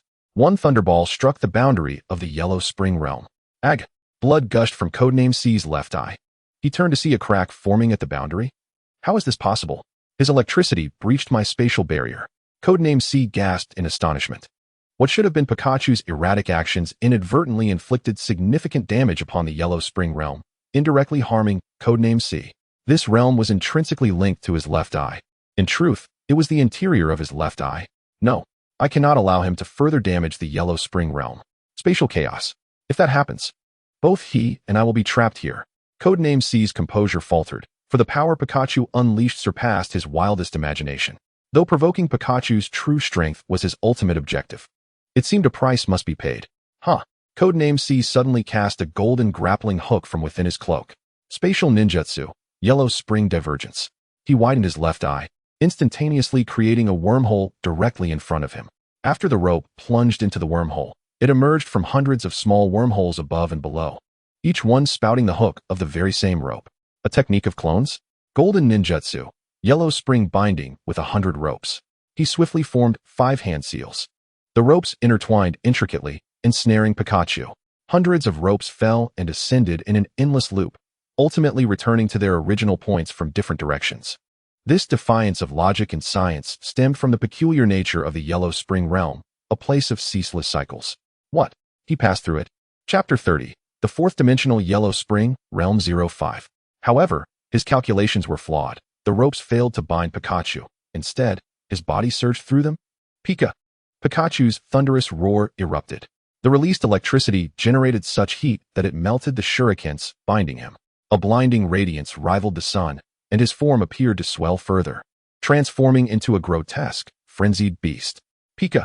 Pikachu shot forth like a bolt of lightning. Codename C realized evasion was futile and attempted to use the wormhole to relocate Pikachu elsewhere. To his astonishment, the wormhole disintegrated upon contact with his electricity. Codename C could hardly fathom it. The current emanating from Pikachu not only disrupted the spatial barrier, but also obliterated the wormhole. Could this imply? Ag. There was no opportunity for reflection. Pikachu coalesced into a torrent of electricity, ensnaring Codename C. Codename C's entire being crackled with electricity. Ultimately, he broke free from Pikachu's grasp, yet he was left battered and bloodied, his body ravaged by high-voltage shocks. Pika. Pikachu reverted to his original form and swiftly turned, raising his rear. He flicked his tail, unleashing a deluge of electrical sparks. Astonishingly, his tail expanded. A colossal tail formed from gathered electricity swung down upon Codename C. Lacking a physical entity, would a non-corporeal attack yield different results? Codename C extended his right hand. Enveloped in purple mist. Ninjutsu, Rokushiki Demon Claw. A massive purple claw erupted from his right hand, clashing against Pikachu's formidable tail. The claw entwined around the tail, resulting in an unprecedented explosion. Pika. From the explosion, four arcs of electricity surged forth, converging into Pikachu. Hiya. Codename C also emerged from the tempest of the explosion. His right palm conjured a whirlwind, releasing hundreds, even thousands, of gold coins. Ultimately, they coalesced into the form of shurikens. Pika. Pikachu retaliated with spherical lightning. Golden Ninjutsu, Coin Shuriken. Codename C immediately hurled the Golden Shuriken. Electricity versus gold coins. The clash of techniques was fierce and indiscriminate. The electric sphere ground against the coins, generating plumes of black smoke, sparks, and a tremendous explosion. Both combatants were engulfed and subsequently hurled onto a massive stone slab that housed a refrigerator, shattering the door upon impact. Codename C sprang up, launching a counterattack, pinning Pikachu to the ground. Ha ha ha, you troublesome creature. Cough, cough, just as I anticipated, it's you, Kakumo. You're awake? Pikachu suddenly regained consciousness and spoke, touching his face, only to realize the mask had long since fallen away. Why? If you are still alive, why not return? Ash has been searching for you, Kakumo. The side of you that you never wished to reveal is now laid bare before Pikachu's very eyes. Codename C. No, Kakumo, remained silent. He suppressed his emotions, only able to utter those words he wished to avoid. Do you truly wish to know my purpose for coming to kill you tonight? To kill me? Pikachu's expression turned to one of shock. It was not disbelief that Kakumo harbored no reasons to hate him, but rather astonishment at the extent of that hatred. Impossible. You. There is nothing impossible. Do you know why I still live? Kakumo interjected, recounting his reasons, revealing the immense scar etched upon his chest after shedding his cloak. That wound from that time. After I fell into the river, I was rescued by someone, and in gratitude for that person's kindness, I began to devote myself to eliminating those who stood in their way, with you being one of the targets. The word struck Pikachu like a bolt from the blue. He paled at the chilling proclamation from the Meowth before him. Indeed, this also included Ash. Whatever that person wished to accomplish, I would comply, Meowth coldly declared. Impossible. You are not that kind of cat. Enough. What do you truly understand about me? I lost my left eye and have been reduced to this state for the sake of my family, killing indiscriminately. What have your so-called family ever done for me? What did you say? You kill? You kill humans? Thud. Ugh. Why? With a swift motion, Meowth plunged a knife into Pikachu's abdomen. Blood gushed forth from Pikachu instantly. Meowth, devoid of any emotion, severed their past ties with a single stroke, leaving Pikachu, who had always felt guilty towards him, overwhelmed with resentment and regret. Thus, Pikachu gradually succumbed to unconsciousness. Rodent, sleep well. Once Pikachu was dizzy, Meowth felt a sense of relief. Although he had stabbed Pikachu, he had deliberately avoided any vital organs, which is why Pikachu did not immediately perish. He would rather sacrifice everything, even the bonds he once shared with Ash and the others, to achieve his ends by any means necessary.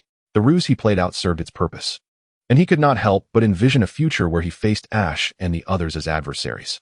Setting Pikachu down, he turned to gaze at a massive round stone in the center of the area. If this were the outside world, you might have already perished. But here in the realm of the dead, everything can reset, except for the deceased. This is the wheel of heaven.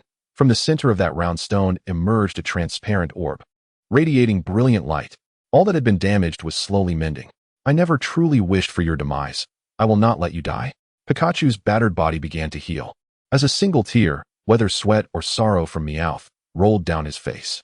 What is being restored is merely our outer appearance. However, our inner selves have already begun to change.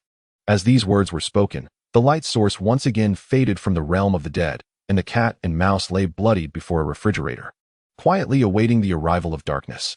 Late night around 10:35, in the center Pokemon hospital room. Lost in a whirlpool of memories, Pikachu surfaced. Cast ashore by the waves of a reality he called home. The memories were real, unequivocally so. In his recollections, the masked cat was indeed Meowth himself.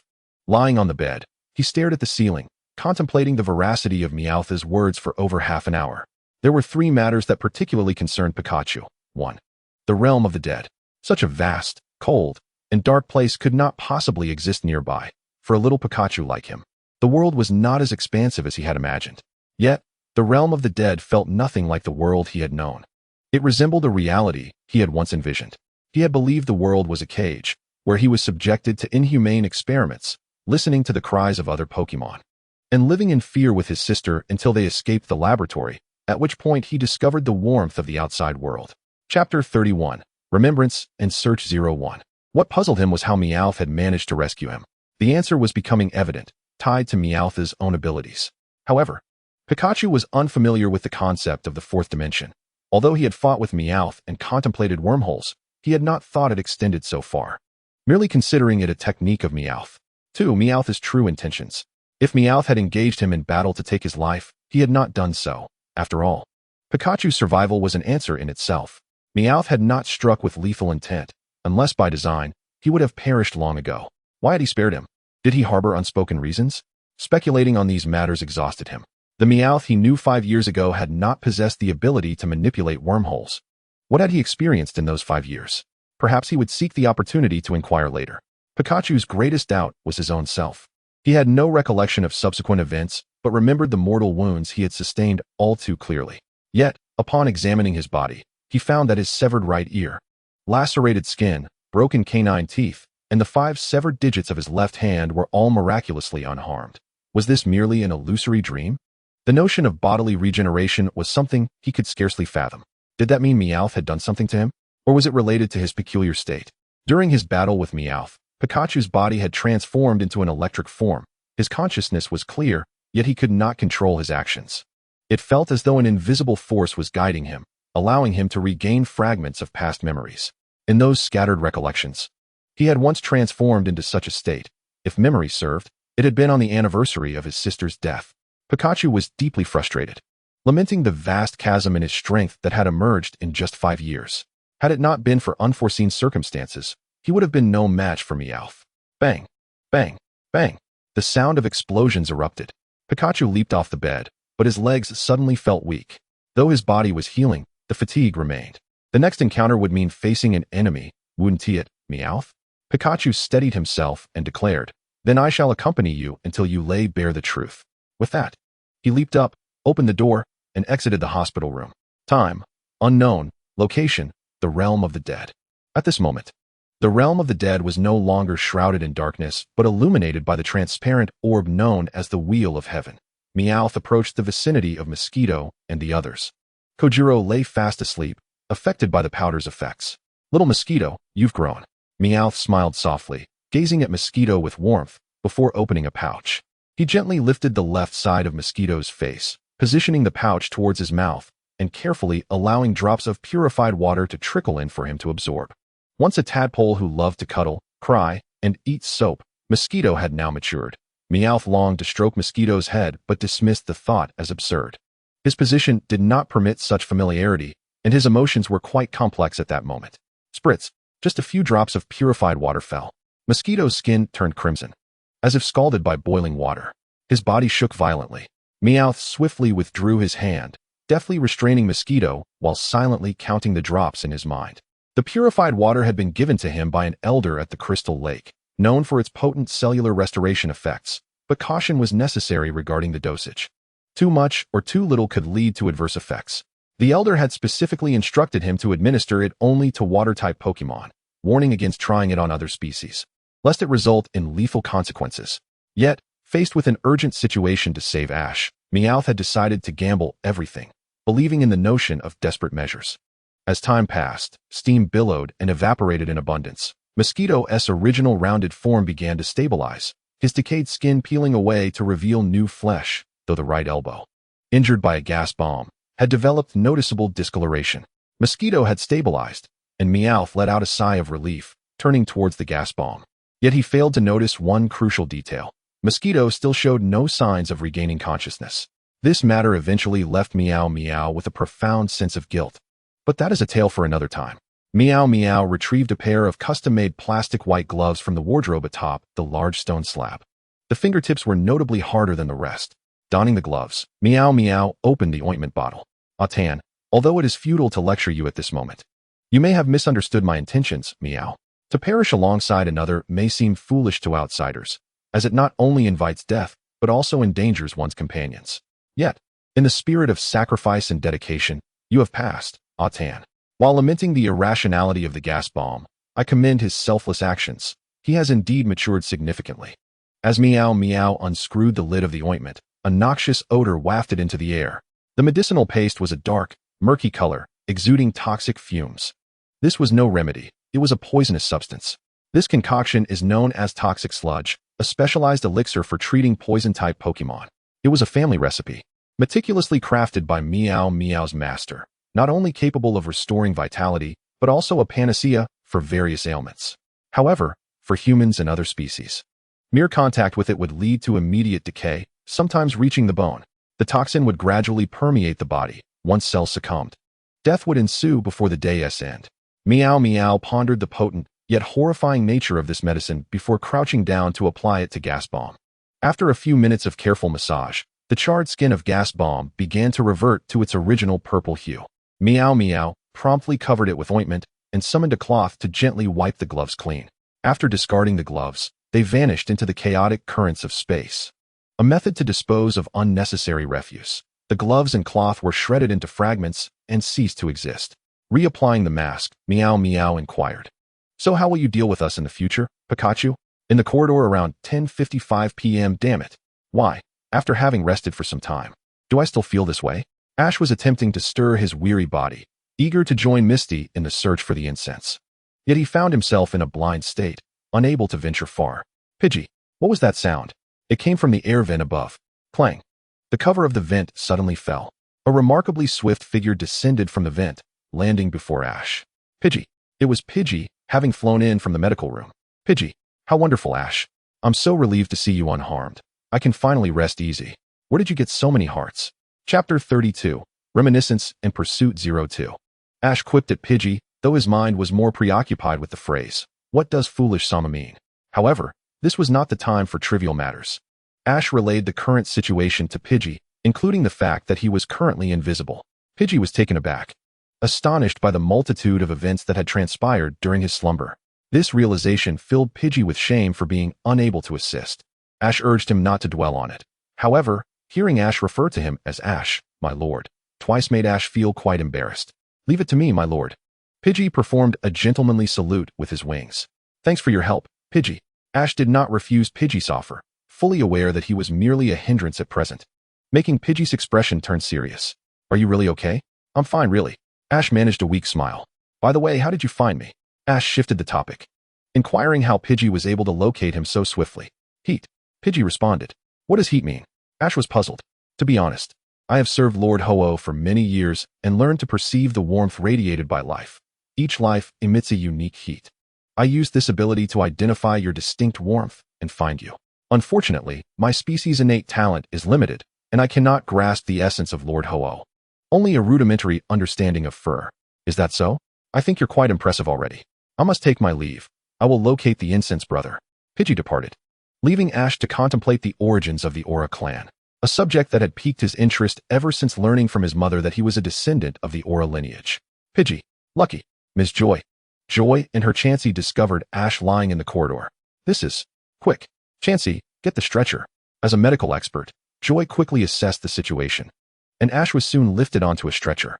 In the front desk area around 10:55 p.m. Cough. What on earth happened here?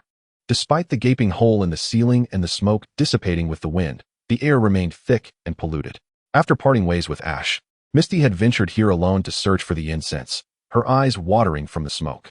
To avoid inhaling the noxious fumes, she retrieved a handkerchief from her backpack to cover her mouth and nose. Little Star, please. Moving blindly was unwise.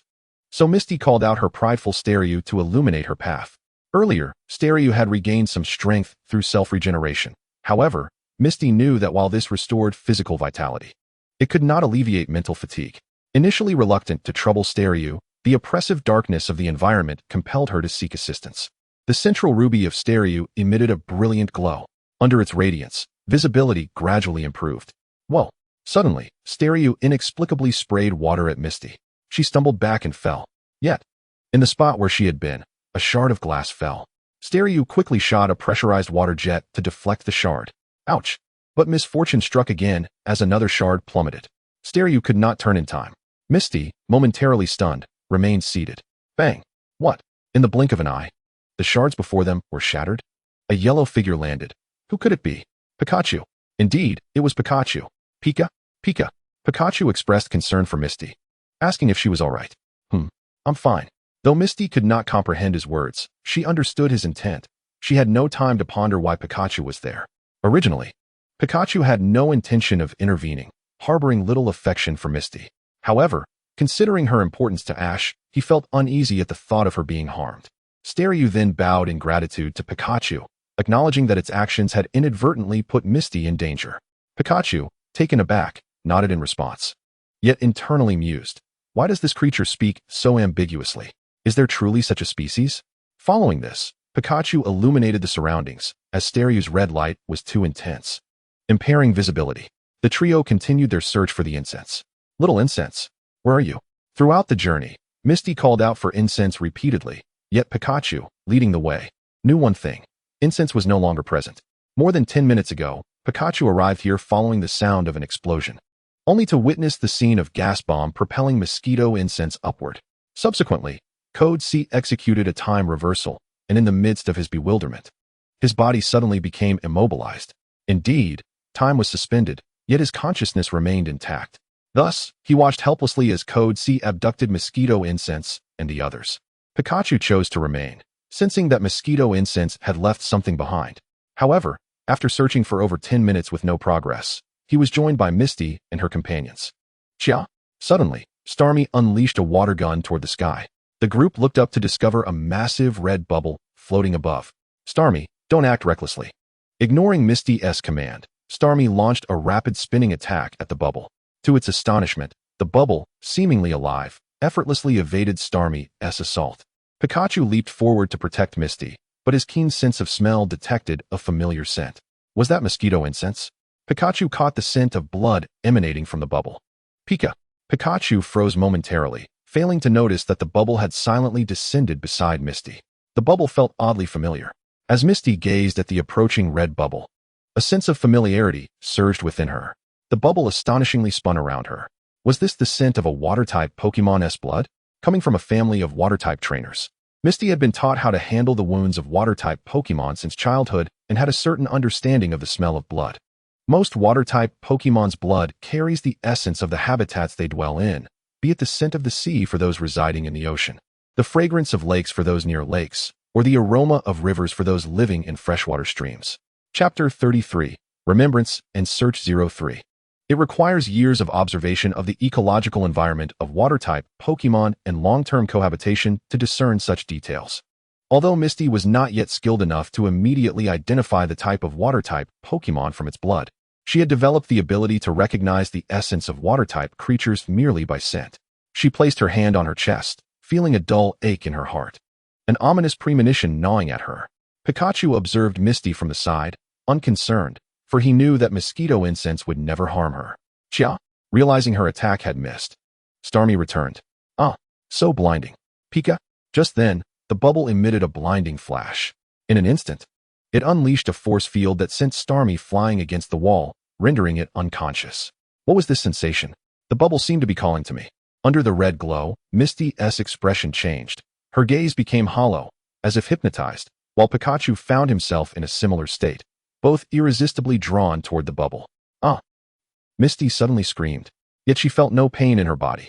Memories that did not belong to her began to surface in her mind, her consciousness gradually blurring as she and Pikachu slipped into unconsciousness. I'm sorry, everyone, I can't go on. Stop whining. My brother said that males don't need a reason to fight. A new family member has joined. It's a very powerful bird uncle. But he finally reunited with Sister Misty. These were all memories belonging to Mosquito Incense, flowing into Misty's mind like a spring. She realized she could understand mosquito incense's words, each fragment of memory deeply etched in her heart, like images in a window. At that moment, she was merely an observer, powerless to intervene. The memories replayed in reverse, allowing her to silently witness each segment of time. Consequently, Misty learned of a bloody past known only to Ash and a select few. Yet, there were even more astonishing revelations to come, memories belonging solely to mosquito incense. Where is this? Misty awoke to find herself near a forest, with a pond directly in front of her. She stood up, hearing a commotion nearby. Intrigued, she approached the source of the noise. Oh wow. As Misty parted the grass, she was struck with terror. What had she just seen? A fast-swimming frog, its belly pierced. The assailant emerging from the pond was a massive tentacle. It moved with incredible speed, diving back into the water, while the fast-swimming frog floated motionless on the pond's surface, seemingly lifeless. However, the scene grew even more horrifying. The entirety of the pond, aside from the mortally wounded frog, was littered with the mangled remains of countless corpses, gnawed and torn apart by some beast. These were the remains of the mosquito incense family, revealing that a fierce battle had once transpired here. The once clear pond was stained crimson with blood, floating eyes, intestines, and unrecognizable fragments of innards. As if the heavens wept, or perhaps it was merely a light drizzle from the sky. Misty was engulfed by terror, fear, and sorrow. A wave of nausea surged within her, yet she could not bring herself to vomit. She could only slump down where she stood. Shut up, stupid woman. Can't you be quiet? Pikachu suddenly appeared. His reproach pulled Misty from her paralyzing fear. Pikachu, you spoke. Forget about this nonsense. Let me quietly observe. Is this your true nature? Pikachu had awakened before Misty, having already witnessed the preceding events, an epic battle between a leader and an entire clan fighting for their lives. Perhaps due to his numerous experiences, Pikachu was no stranger to such scenes, neither repulsed nor pleased, only wanting to understand what his brother had endured, even the secrets he had never spoken of. Honey, woo-woo. At that moment, Misty heard a heart-wrenching female voice, snapping her back to reality as she turned to look. Honey, woo-woo. Mommy, I'm so scared. Misty noticed that the mournful voice emanated from a female mosquito incense, who had just lost her mate, cradling a frightened little tadpole in her arms. Misty gasped. Only a glance was needed to recognize the tadpole as the young mosquito incense she had encountered. This mosquito incense was the mother of mosquito incense. However, what caught Misty's attention were the other tadpoles beside mosquito incense's mother, and the corpse she held, portraying a visage of profound grief. Misty immediately understood that these were mosquito incense's siblings. Witnessing this, her heart chilled. None of the little tadpoles were intact, one missing a leg, another only a half body, their eyes forever closed. Only then did she realize that the entire mosquito incense family in the pond had been decimated, leaving only the mother and her child. A veritable massacre. The ghastly scene extinguished Misty's fear, igniting within her a fierce rage. She was determined to find the perpetrator and exact vengeance. Perhaps it was the awakening of her maternal instinct to protect the young. The skin of the mosquito incense is an excellent research specimen. Who? Pikachu. From the forest behind Pikachu and Misty came a strange, high-pitched male voice. The moment Misty heard it, her scalp prickled, and chills ran down her spine as she saw the man pass directly through her body. Misty's furious emotions dissipated in an instant, leaving her trembling on the ground, cold sweat streaming down her face. She did not recognize the man, but merely brushing past him made her acutely aware of his terrifying presence. This man is... Misty was petrified, failing to notice Pikachu's unusual reaction. Pikachu was even more agitated because he had seen the man's eyes. They were golden, like a python, staring directly at her, as if she were being swallowed whole. Yet, within the memories of the incense, the man's visage is shrouded in shadows, casting an obscurity over all but his piercing eyes. Is this a deliberate evasion of the man's appearance by the incense? Our mutual adversary is, indeed, the same. Pikachu's gaze fixates on the man with an intensity that surpasses all previous fury, a wrath so profound it threatens to draw blood from his gums. Thus, the embers of hatred ignite, destined to blaze into an inferno in the not-so-distant future. Enough, Hera. Come forth and tidy up the remnants of your feast. The man's voice, cold and indifferent, calls out a name to the pond, and in an instant, the entire body of water trembles violently. Ripples surge forth, and ultimately, the surface of the pond is parted. Roar! A colossal entity, towering at 5 meters, emerges from the depths of the pool, howling like a beast, cloaked in shadows akin to the man. Its contours reveal features reminiscent of crustaceans and cephalopod appendages. Is it a Pokemon or something else? Oh dear, what is that sound? Chapter 34, Remembrance and Search 04. The cacophony of Hihira's roar sends Misty into a fit of tears, clutching her head in fright. For the sound bears an uncanny resemblance to the nightmares of her childhood. Pikachu harbors an intense loathing for the man. While Misty is engulfed in a tumult of sorrow and rage towards the beast, the long-buried past begins to resurface, yet when she attempts to grasp the memories, they elude her once more. No, this child must endure. Hera's appearance ignites a fierce anger in the mother of incense, her legs trembling. Yet thoughts of her valiant husband and the children who perished without growing up fill her with resolve. Summoning every ounce of courage, she takes her child and flees. Misty and the others take notice, as does the man. Hera cannot be allowed to leave even a single survivor to prevent future troubles. Observing the mother and child's flight, he issues a brutally merciless command to Hera. Crack, crack, roar. What was Hera doing moments ago? It was feasting on the remains of the lake's surface, a display of dominance at the apex of the food chain, and with a single command, Hera bursts forth from the pond, intent on a relentless pursuit. Pikachu and the others can only watch helplessly, their hearts heavy with despair, for this is merely a memory. The scene shifts like a channel changing, as Hera relentlessly chases the mother and child, its roars echoing with varying intensity, wreaking havoc along its path, toppling trees, flattening riverbanks, and leaving a trail of deceased Pokémon in its wake. Like a plague, wherever it goes, death follows. The mother of incense, gasping for breath, leaps with all her strength to distance herself, yet exhaustion soon overwhelms her as she nears the end of her life. I can only accompany you this far, my child. This is a cave I once traversed, where I often crossed to the other side of the river to catch the most delectable fish. The safe exit lies ahead. But mother, the monster cannot find you. That wretched creature is far too large to pass through here. You must flee. Why, mother? I can't leave you. With a swift motion, the mother of incense strikes her child away. Your father was a brave, swift swimmer. You are tarnishing his legacy with your cowardice. I don't want to see you anymore. The young incense, not comprehending, runs away in tears. The mother understands her limits, putting on a brave face as she releases the heavy burden from her heart. Roar! Hera arrives. Within the hour, it demolishes the entrance of the cave. The entire mountain trembles. The mother of incense, unable to stand, collapses. She emanates a blue aura, embodying the elemental energy of water, summoning her most powerful rain prayer of her life. Mother? The bond between mother and child is palpable, and as the incense departs, it faintly hears its mother's final cries, unable to look back, not believing she could leave him behind, convinced they would reunite again. That year, a massive landslide and rockfall occurred in the mountainous region near Hualan City. Trainers who had passed through recalled seeing strange rain clouds encircling the mountain, unleashing a torrential downpour. No one knew what had caused it. Yet now, the young girl and Pikachu understand the answer. The memories of incense come to an end here. Little incense, you and I have both lost our parents. Misty awakens from the torrent of memories. Thud! The starfish, having collided with the wall, remained by her side. Upon seeing her awaken, it sparkles with joy. Little incense, yes now. Misty suddenly leaps to her feet, seemingly recalling something, unaware of the starfish beside her. It quickly follows as she rushes ahead.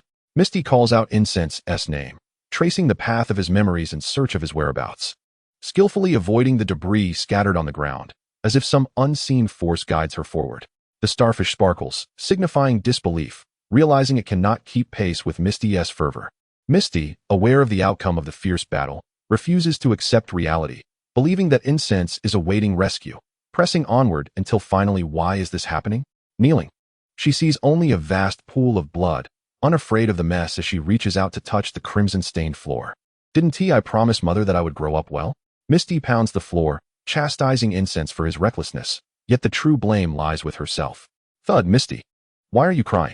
At that moment, a voice, both male and female, emerges from behind her. Little starfish? Is that you speaking? Thud, huh? Misty realizes she, like Ash, can understand Pokemon language.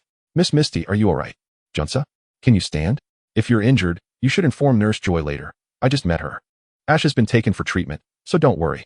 The backup power hasn't been affected, and we have to break down the door.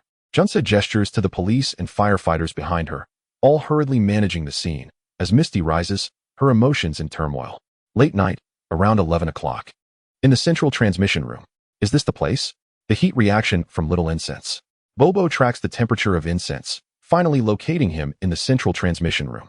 How does this iron door open? Why do humans insist on complicating things? Beep. The door opened? Never mind, I'll go in first. Bobo feels a chill within, but does not hesitate and flies inside. Upon entering, Bobo discovers the remnants of intense heat, remnants of Pokemon transported to Nibi City. Unbeknownst to him, yet he is more concerned about the fluctuating presence. Whoosh whoosh. Who is there? No one. A voice emerges from behind. Bobo swiftly turns, yet finds no one in sight. Little incense.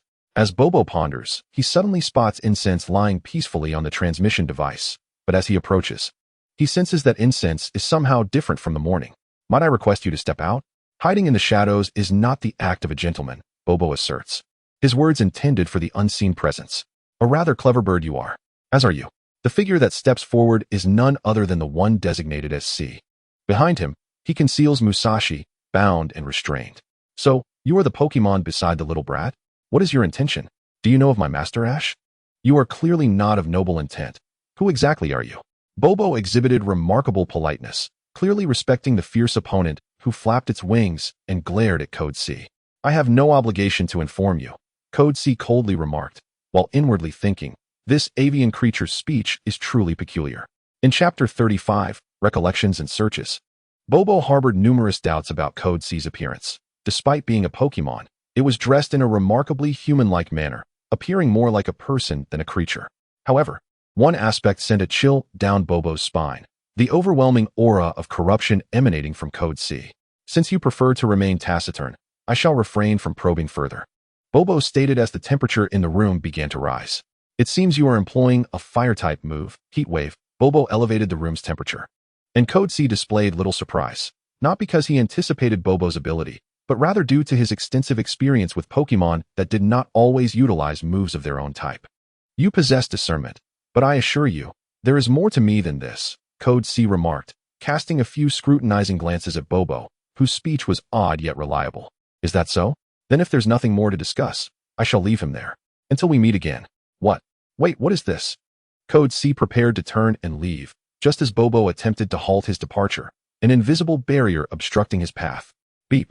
Code C grasped Musashi, who activated the electric door, and a small fist came flying in. Rodent. Code C swiftly blocked the punch.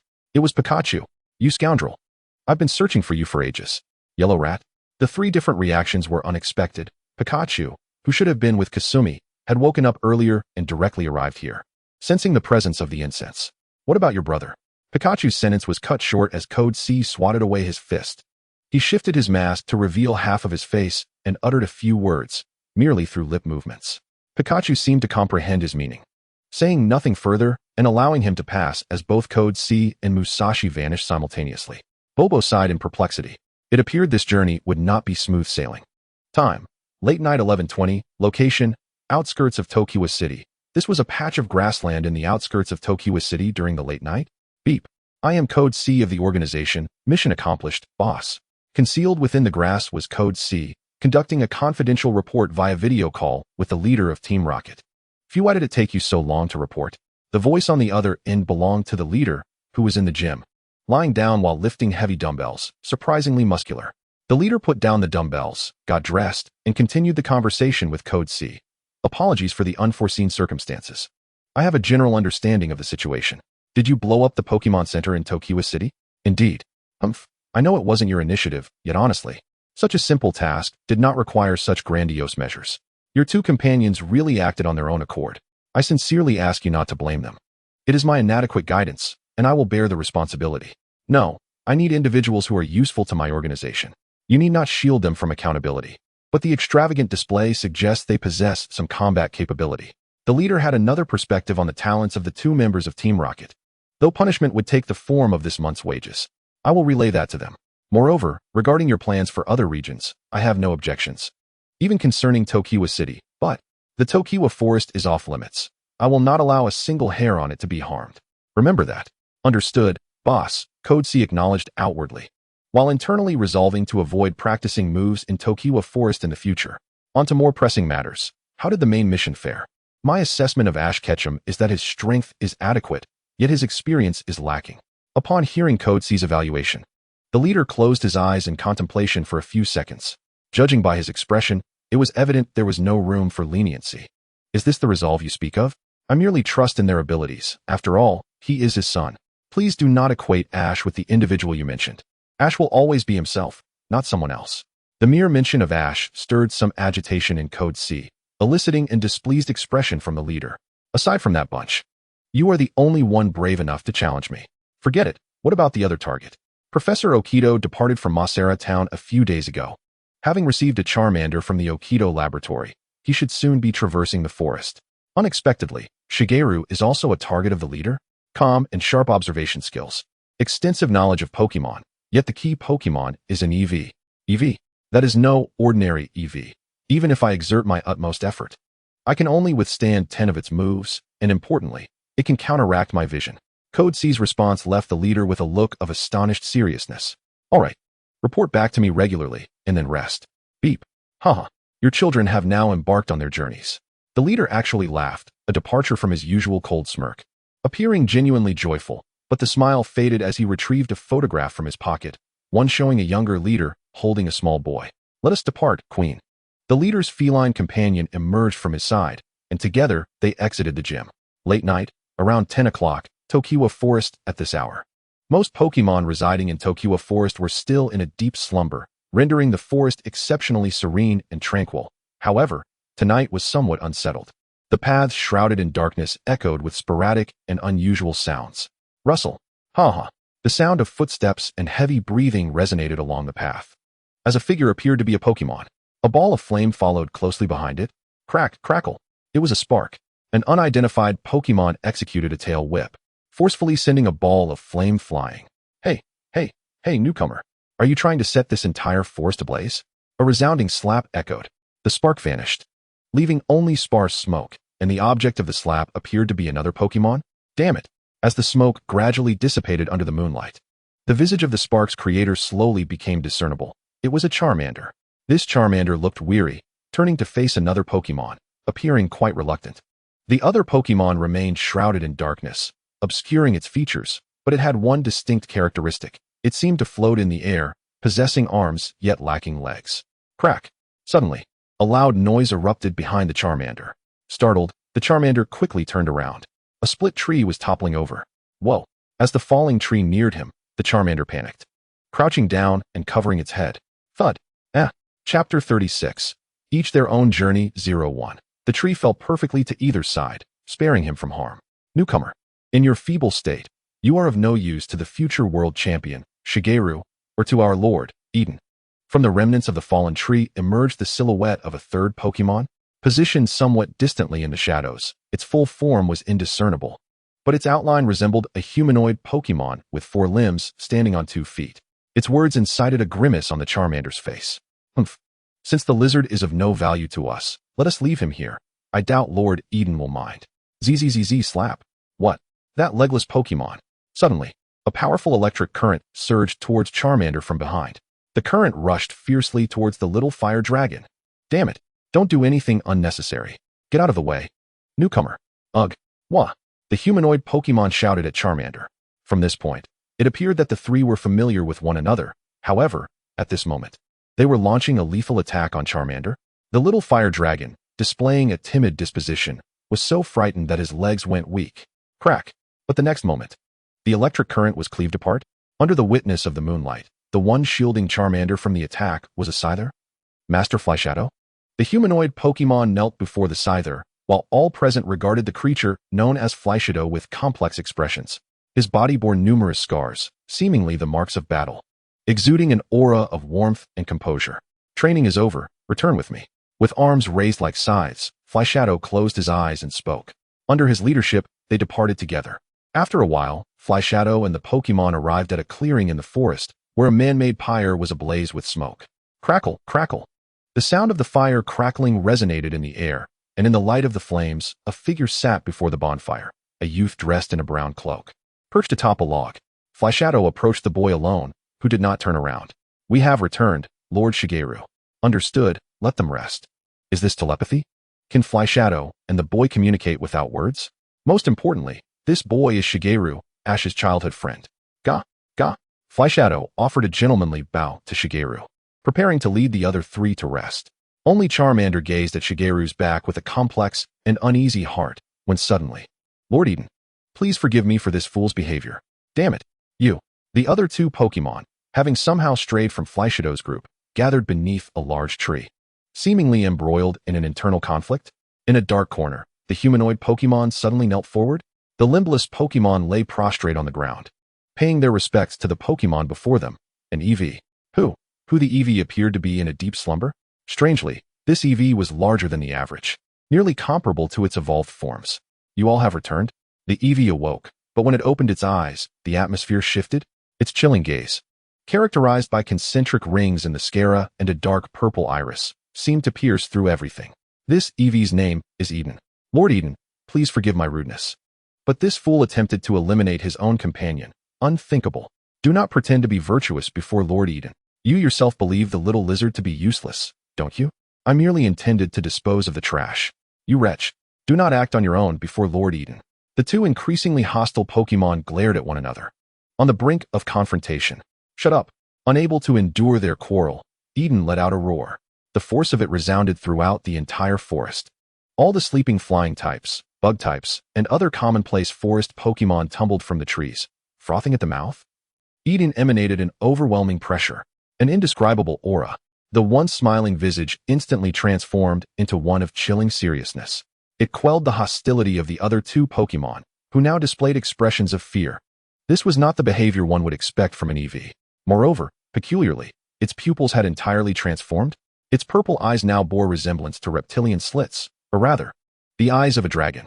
More terrifyingly, Eden emerged from the shadows of the trees, casting a shadow that, in the glow of the fire, resembled that of a colossal dragon. Please forgive us, Lord Eden. Is everything all right? Newcomer. Gah. Just as they knelt in supplication, Eden appeared before Charmander without notice. His pupils and shadow had returned to their original state, accompanied by a gentle smile. Flyshadow cast a glance, hesitating momentarily, yet upon observing Eden's expression, it seemed he could predict what he intended to do next. Newcomer, may I inquire about your thoughts on the team? My thoughts? What do you mean, Mr. Eden? Damn it. Address him as Lord Eden. Indeed. You useless little lizard. Ugh, I am sorry. Eden did not turn but remained standing, the earlier aura re-emerging. The two Pokémon were too terrified to lift their faces. Newcomer, what are your thoughts? Thoughts? I wish to understand your feelings. Please, speak freely. Eden's smile was inscrutable, as if testing Charmander. I believe this group does not need me, as you all, Lord Eden, are far superior to a weakling like me. Eden remained silent, listening intently to Charmander's words, his gaze gradually narrowing into slits. Being abandoned is deserved. I truly cannot endure this training. So do you wish to give up? No, that is not it. Lord Eden, I merely, in that case, let us put it this way. Eden prompted Charmander, and as he did, he cast a sidelong glance at Shigeru. Shigeru seemed disinterested, preoccupied with fiddling with something by the fire. You may choose to leave. Charmander was taken aback by this statement. Was he truly to be abandoned? Yet Eden had not finished his words. I will not force you. What we seek are companions who aspire to strength and can battle. You are free to leave and pursue the freedom you desire. How does that sound? That is also a viable choice. Charmander was at a loss for words, lost in thought, reminiscing about memories from a few weeks prior. Chapter 37. Each journey begins. Here lies the backyard of Professor Oak's lab. In the afternoon, the sky yet to fade into dusk. The Pokémon housed within the lab would spend their leisurely afternoons here. As usual, Charmander frolicked with his two friends, the trio known as the starter Pokémon. Hey, Bulbasaur, are you leaving here tomorrow? Charmander chatted with Bulbasaur, while Squirtle was by their side. The three had grown up together since they were eggs in the lab. My trainer is a very cheerful boy. I feel good about it.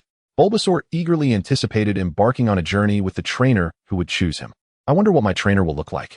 Squirtle pondered, tilting her head, contemplating the appearance of her future trainer, her tone and mannerisms suggesting she was female. Do you want to travel too, Squirtle? Yes. I want to see how vast the world is. Squirtle gestured with her hands, drawing a circle to represent the world, while Bulbasaur contemplated the shape of the world, only to find Charmander wearing a worried frown. At that moment, Squirtle noticed something was amiss and asked, "What's wrong, Charmander?" "I'm just scared," Charmander admitted, confessing his fear of battles, as the thought of one day fighting against his friends troubled him. "Just be true to yourself," Bulbasaur suggested. encouraging Charmander to express his feelings, believing the trainer would understand. Well then, goodbye for now. Let us promise to reunite after we all grow stronger. Childhood bonds of companionship, hum hum hum. Eden gazed at the perplexed expression of the Charmander, his eyes gleaming with mischief. No, had his pupils changed again? They transformed into an entirely black void, devoid of any whites, casting a truly terrifying visage. Lord Eden, I no longer wish to evade. I long to journey alongside you. Even to engage in battle is of no consequence. Is this acceptable? Are you certain? Indeed. Eden's pupils reverted to their original purple hue, and the joy in his expression was unmistakable upon hearing Charmander's affirmation. Then allow me to pose another query. Do you wish to learn how to grow stronger? A hint of temptation laced Eden's tone, suggesting ulterior motives. The method to gain strength? The naive Charmander failed to perceive Eden's probing nature and pondered the meaning of the words instead. Ha ha ha. It is a power capable of leveling all in its path. Eden erupted into an unanticipated fit of laughter, his demeanor becoming exuberant. His purple pupils shifted to golden, the whites shimmering silver with a metallic sheen. TCH. Eden clicked his tongue in a moment of fluster, and his pupils returned to their original state. Lord Eden? The sudden shift in his fervent attitude startled Charmander. Fear not, I was merely caught up in excitement. Now what is your answer? Lord Eden, I yearn to know the method to become stronger. Although a tinge of fear lingered, Charmander was determined not to display weakness before his friends and resolved to accept the challenge. If you are willing to relinquish certain things, I shall reveal the method to you. Relinquish? The notion of shedding his former self seemed uncomplicated, merely requiring the bestowal of a new name. A name? Charmander was unfamiliar with the concept of having a name, yet in his pursuit of strength, he nodded in agreement with Eden. In truth, your potential is immense. It merely requires time. As long as you seek power, I can facilitate your rapid growth. Is that true? Thank you, Lord Eden. For what? You are already one of us, my friend. As they conversed, little Shigeru, upon hearing Eden utter the word friend, faltered, ceasing his fiddling. Friend? Can I truly become as strong as you, Lord Eden? Though it was merely a name, it could very well alter your destiny.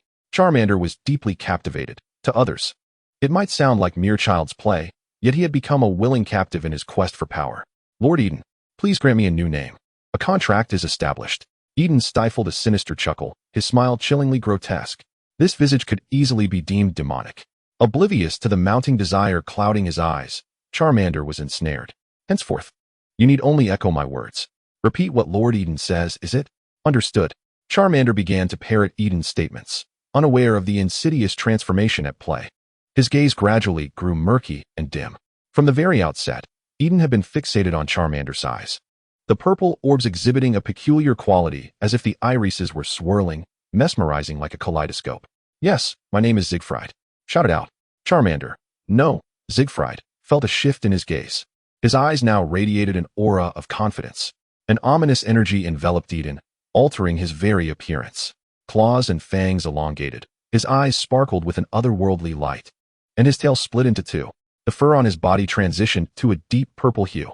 Faint tendrils sprouted from his fur, finer than a fingertip, fluffy and rounded like plant spores, which then surged into Siegfried's being. Do not inundate him with your bizarre ideologies, Shigeru suddenly emerged behind Eden. Whether it was due to Shigeru's presence or not, Eden's morphing form reverted to its original state in the blink of an eye.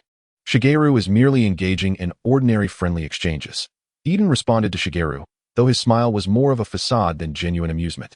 Boring, Shigeru retorted coldly. Shigeru, what have you been up to all this time? The Pokédex. Shigeru held a Pokémon Pokédex, identical to the one Ash possessed. A human encyclopedia, is it? More or less.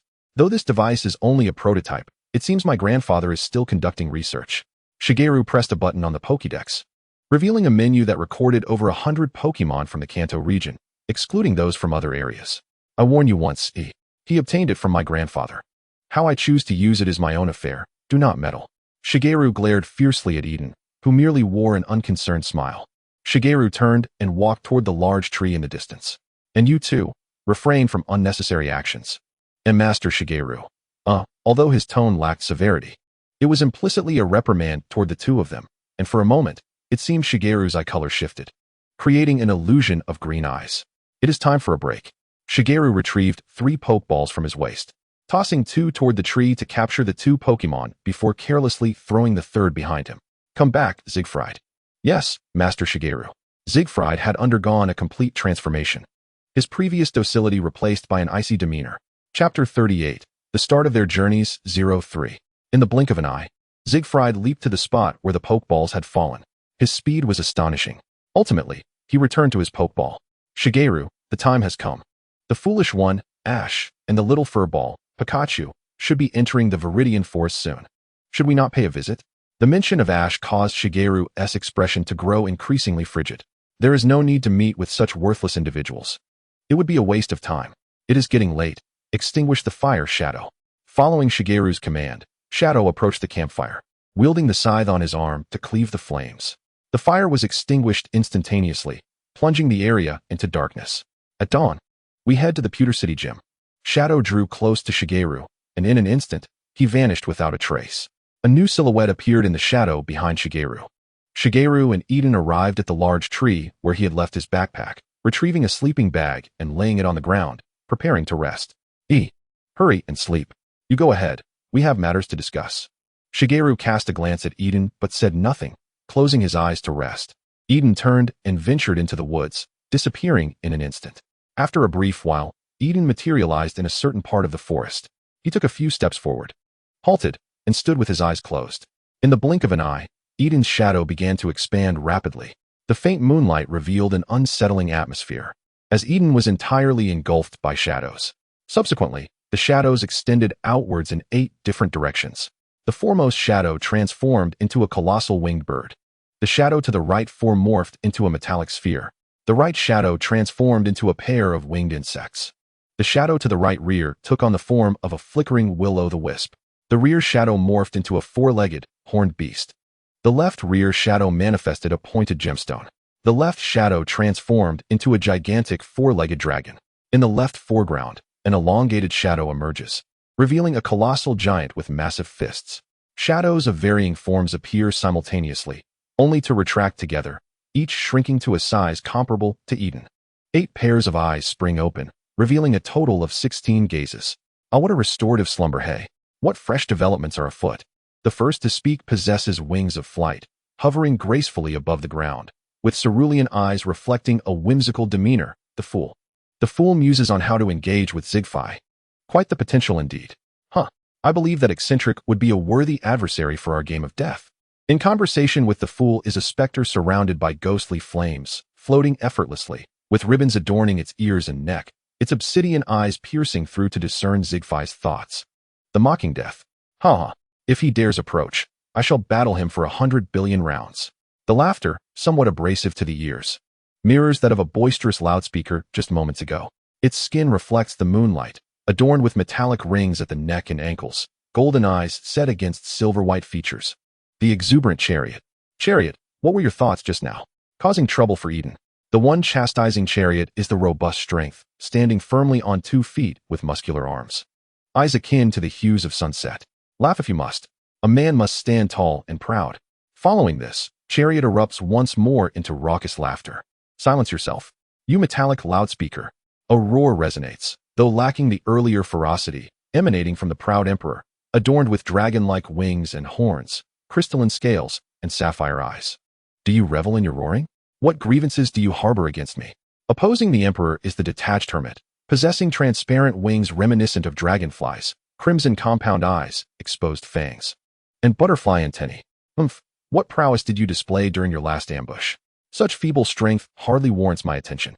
It is precisely because of such inadequacies that they pose a danger. Is your brain incapable of recognizing a foolish lizard? What do you mean, you little insect? In less than a second, they closed the distance, glaring at one another. Now, both of you.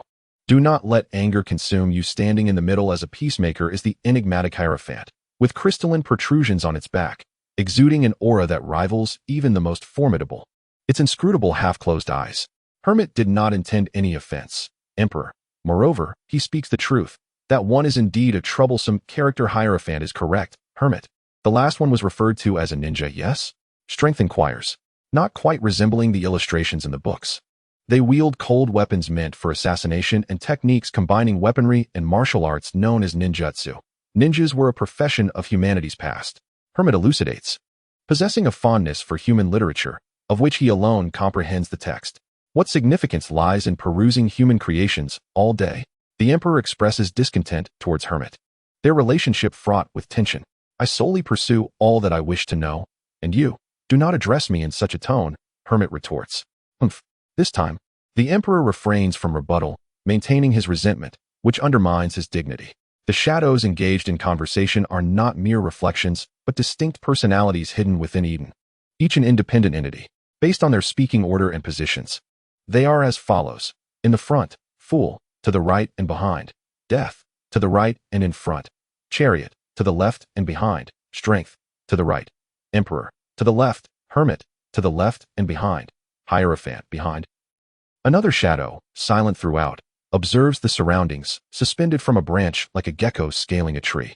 With a spiraled horn and features akin to a fish's tail and scales, its diamond-like yellow eyes reveal the taciturn hangman. It appears disinterested in participation, merely gazing vacantly. The others disregard it, as it enjoys the upside-down position. The discussion continues on how to formulate Zigfai's training. Since a name has been bestowed, it is our responsibility, Strength. Responsibility? How earnest you are, Strength. Hee, I am currently preoccupied with how to tease him, Death. Such simplicity in being enticed, merely foolishness, Emperor. I can only assert that ignorance is a malleable gem, Hermit. Is pursuing strength a fault? It is the essence of manliness. Chariot. This matter requires careful deliberation. We cannot rush, Hierophant. Ultimately, Hierophant concludes the discussion, bringing the topic to a close. Is everyone well? The atmosphere suddenly thickens with tension. The shadows turn their gaze to the center, where Eden had just been standing, a shadow, a pair of violet eyes mirroring Eden's. Belonging to the final persona, Devil. The previously silent hangman suddenly stands before the devil. The devil merely shakes his head, and hangman, disheartened, turns away. While the other shadows seem to harbor disdain for the devil. Just a word to quell the fears of our adversaries, my friends. There is no need to fear, for we are invincible. This declaration brings a semblance of calm among the shadows, their eyes reflecting slight discontent, but seemingly accepting. Let Eden rest. In conclusion, the devil's words cause the 9 shadows to dissolve into nothingness. Eden returns to the side of Little Mao, lying down beside him as he falls into slumber. How long will I lag behind, Xiaoji? Little Mao's eyes flutter open to utter this before succumbing to sleep once more. Chapter 39. Each Departure 04. Around 7 o'clock a.m., outskirts of the Tokiwa Forest. Here lies the morning Tokiwa Forest, where Pokémon, as usual, venture out to forage and wander, heralding a typically tranquil day. However, on the grassland at the forest's edge lie 2 individuals. One, a woman, awakens first, her head spinning. Who? Shortly thereafter, the other, a man, stirs awake. Kojiro Musashi. The duo sprawled on the grass is none other than Team Rocket's notorious duo, rescued by the enigmatic sea. Upon regaining consciousness, they gather their wits. Reflecting on the events leading to their unconsciousness, arriving at the disheartening conclusion, their mission has failed. Crestfallen, the famed Team Rocket finds themselves outmaneuvered and soundly beaten by 2 mere children. Wait, the wheezing. Hey, Kojiro, why did you suddenly shout? The wheezing. It's self-destructed. Kojiro recalls the shocking scene just before the explosion at the center, his hand instinctively brushing over the empty spot where his Pokeball once rested, anxiety mounting. What? How could you let it use self-destruction? I don't know. It was Weezing's own decision. I must return to find Weezing. Don't be rash. The police might already be there. Kojiro dashes forth, only for Musashi to grab him with surprising strength. I don't care. I must save Weezing. Musashi, with her considerable strength, restrains Kojiro, causing him to struggle for breath. Wait. Musashi suddenly recollects something, loosening her grip, causing Kojiro to tumble to the ground.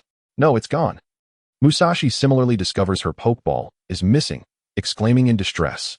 Although they have only been together for 3 years, Abereru and the others are their sole Pokemon and partners, adhering to the villainous principle of treating their own as family while regarding outsiders as foes. Unlike the vast majority of Team Rocket members who merely regard Pokemon as tools, they hold their companions in high regard. Let us go. Suddenly, Musashi's exclamation left Kojiro somewhat bewildered. What are you standing there for? Head back to the center. Huh. But you just said. That was then. Who dares to stop me? This lady, with a punch. Musashi grasped Kojiro and prepared to break through the police lines to reach the center. No need to save me, Meowth. That voice. At that moment, a voice echoed from above, revealing Meowth and a Meowth-shaped hot air balloon descending slowly, with Meowth jumping down from it. Whoosh. In the instant of descending, Meowth tossed out 2 Pokeballs, which Team Rocket readily caught before summoning their respective Pokemon without hesitation. Chomp, chomp. The drowsy Arbok was knocked out by Musashi. Chomp what? You made me worry to death. Musashi tightly embraced Arbok, and despite her somewhat violent expression, the battered Arbok understood her concern. Weezing lay on the grass, fast asleep. Meowth recounted the events of the previous night, including secretly rescuing the 2 and preventing Weezing's self-destruction, though not entirely. Of course, the details were cleverly embellished to conceal his true identity. I've healed their wounds, but Weezing needs to rest for a while. There's no need to cry so much. Meow? But Kojiro knelt on the ground, tears streaming down his face as he held Weezing, revealing just how much he cherished it. By the way, the boss knows about the center situation, Meow. Huh, how could that be? Why? Musashi's jaw nearly dropped in shock. Haven't you heard? Musashi, Tokiwa City is the boss's birthplace, and this is the place where he is most informed, Meow. No way. Are we going to be fired? No. I've already pleaded for you. However, our overall salary evaluations will look quite grim next time, Meow. Meowth, we are a team. Even if I didn't participate in the mission, I should share in the punishment or responsibility, Meow. Musashi remained silent, secretly thinking. Aren't you just an automatic teller machine? Well, because I give the cat coins. Why do you look so battered? Didn't you go to meet friends last night? I had a big fight with a friend, but we made up, Meow.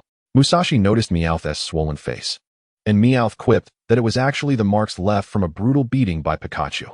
Gurgle, I'm hungry. Me too. The sound of their stomachs echoed. And Musashi blushed as she rubbed her hungry belly, with Kojiro joining in the commotion. All right, let us have breakfast and set off again, Meow. Meowth retrieved a lunchbox and a paper bag from the hot air balloon, each filled with steaming, fragrant takoyaki and taiyaki. Meowth, a dream. Even Musashi cried, embracing Meowth, a dream. Sobbing profusely. But what would they think if they knew the food was taken from Meowth's eyeballs? Truly a group of troublesome companions, Meow.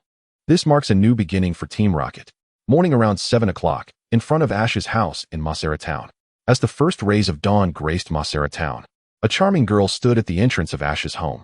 Tada finally arrived at Big Brother Ash's house. The golden-haired girl had flown in from Kalos the previous night. Pippi, Mom is so strange. Lucy obediently stayed by the girl's side, amusedly watching her alternating expressions of excitement and nervousness. The girl, trembling with anticipation, approached the doorbell, eagerly hoping that her beloved Big Brother Ash would answer. All right, Lucy, I'm going to ring the doorbell now. Ding dong. As she pressed the doorbell, the door swung open, revealing Hanako, though the girl didn't seem too disappointed. Who are you? Hello, my name is Ha. Without hesitation, Hanako scooped up the golden-haired girl and Pippi. Wow, what a cute little girl. And a lovely Pippi too. A perfect combination. Mayam, what are you doing? It seemed the golden-haired girl was startled by the overly affectionate woman. Oh dear. What are you doing? Sorry, you're just too adorable. I couldn't help myself. Hee. Hanako released the girl, sticking out her tongue and tapping her head. The girl found Hanako's warmth refreshing and engaging, unlike some adults who exude aloofness. She recalled visiting Masera Town with her mother as a child, and her first encounter with Hanako had a similar vibe. Long time no see, Mayam. I'm Serena, now 9 years old. Do you remember me? The girl politely bowed, introducing herself as Serena from Osaka Town. Huh, are you the Serena from summer camp? You've grown so much. But I remember your family lives in the Kalos region. What brings you all the way to our Kanto region? I'm here to find Big Brother Ash and travel with him, Serena said, blushing as she touched her fingertips together, briefly explaining the situation to Hanako. It's not that exaggerated, though. Chapter 40.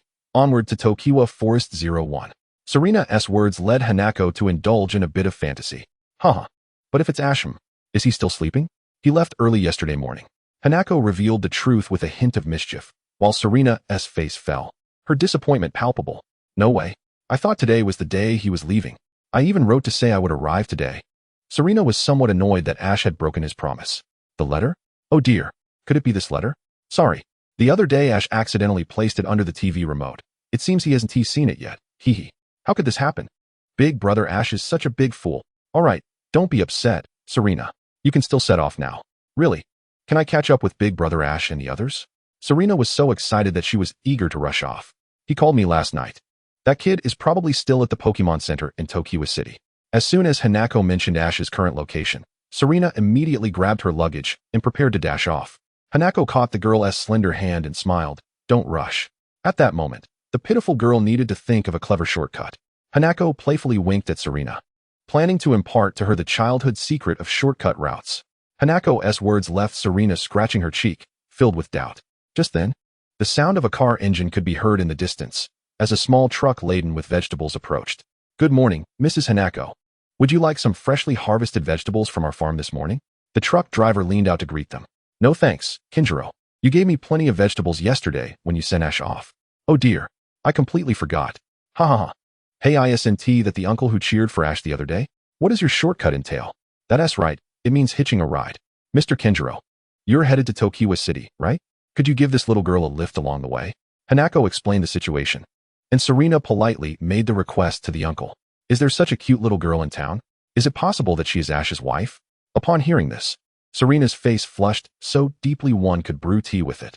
"I never expected my son to be so popular, but when it comes to emotional matters, he is as dense as his father. Leave it to his mother."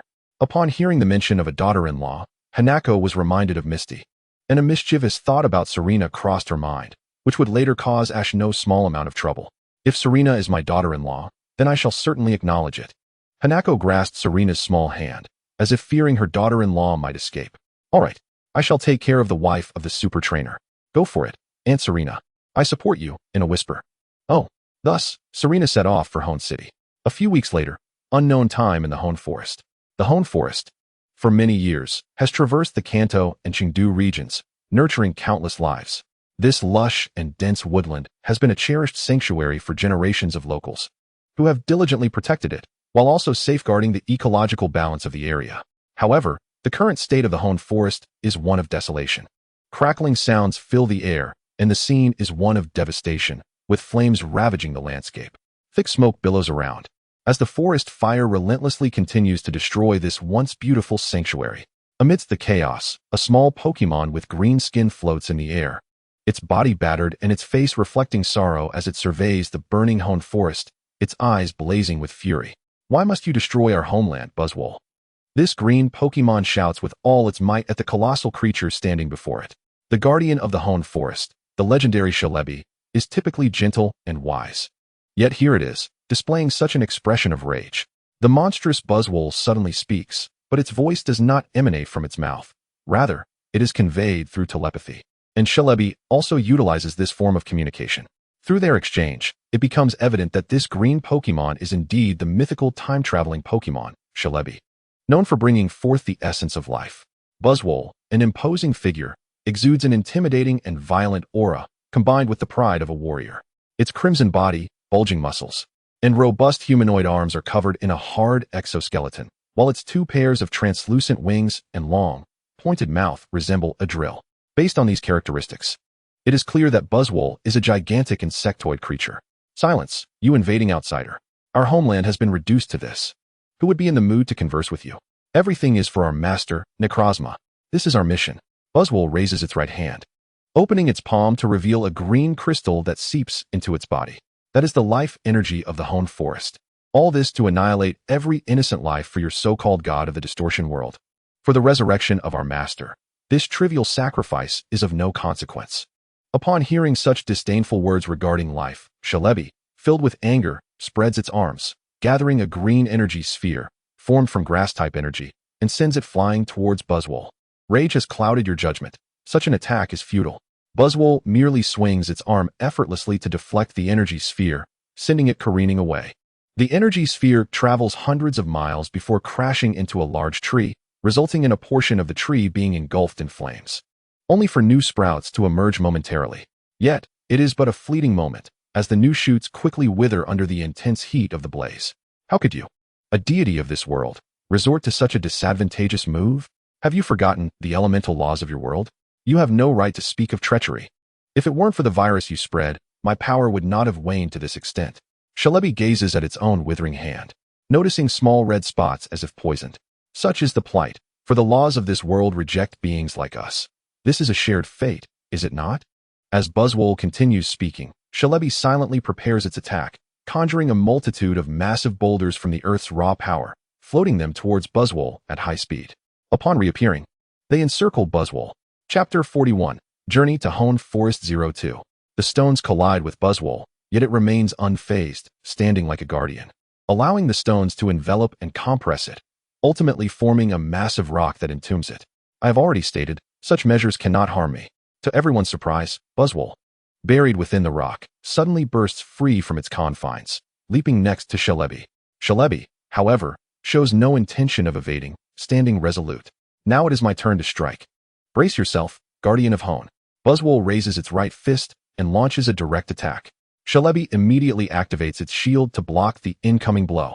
However, the sheer force behind Buzzwole's fist shatters a vast expanse of forest behind Celebi into splinters.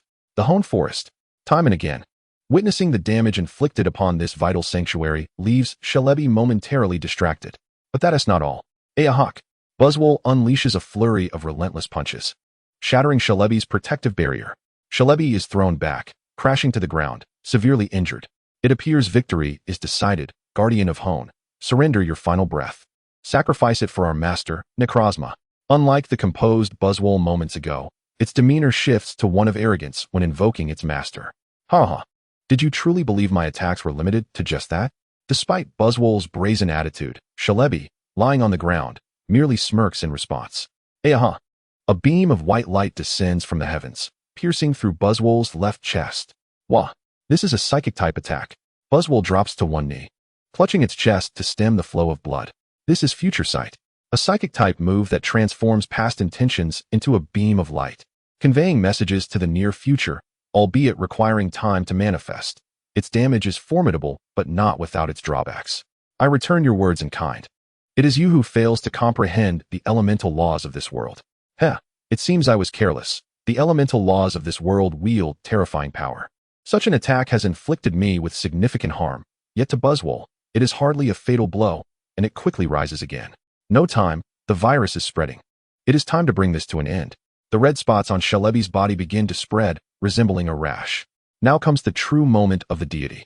Celebi floats once more, creating distance while letting out a mighty roar, preparing to unleash its final move. It seems it is all or nothing.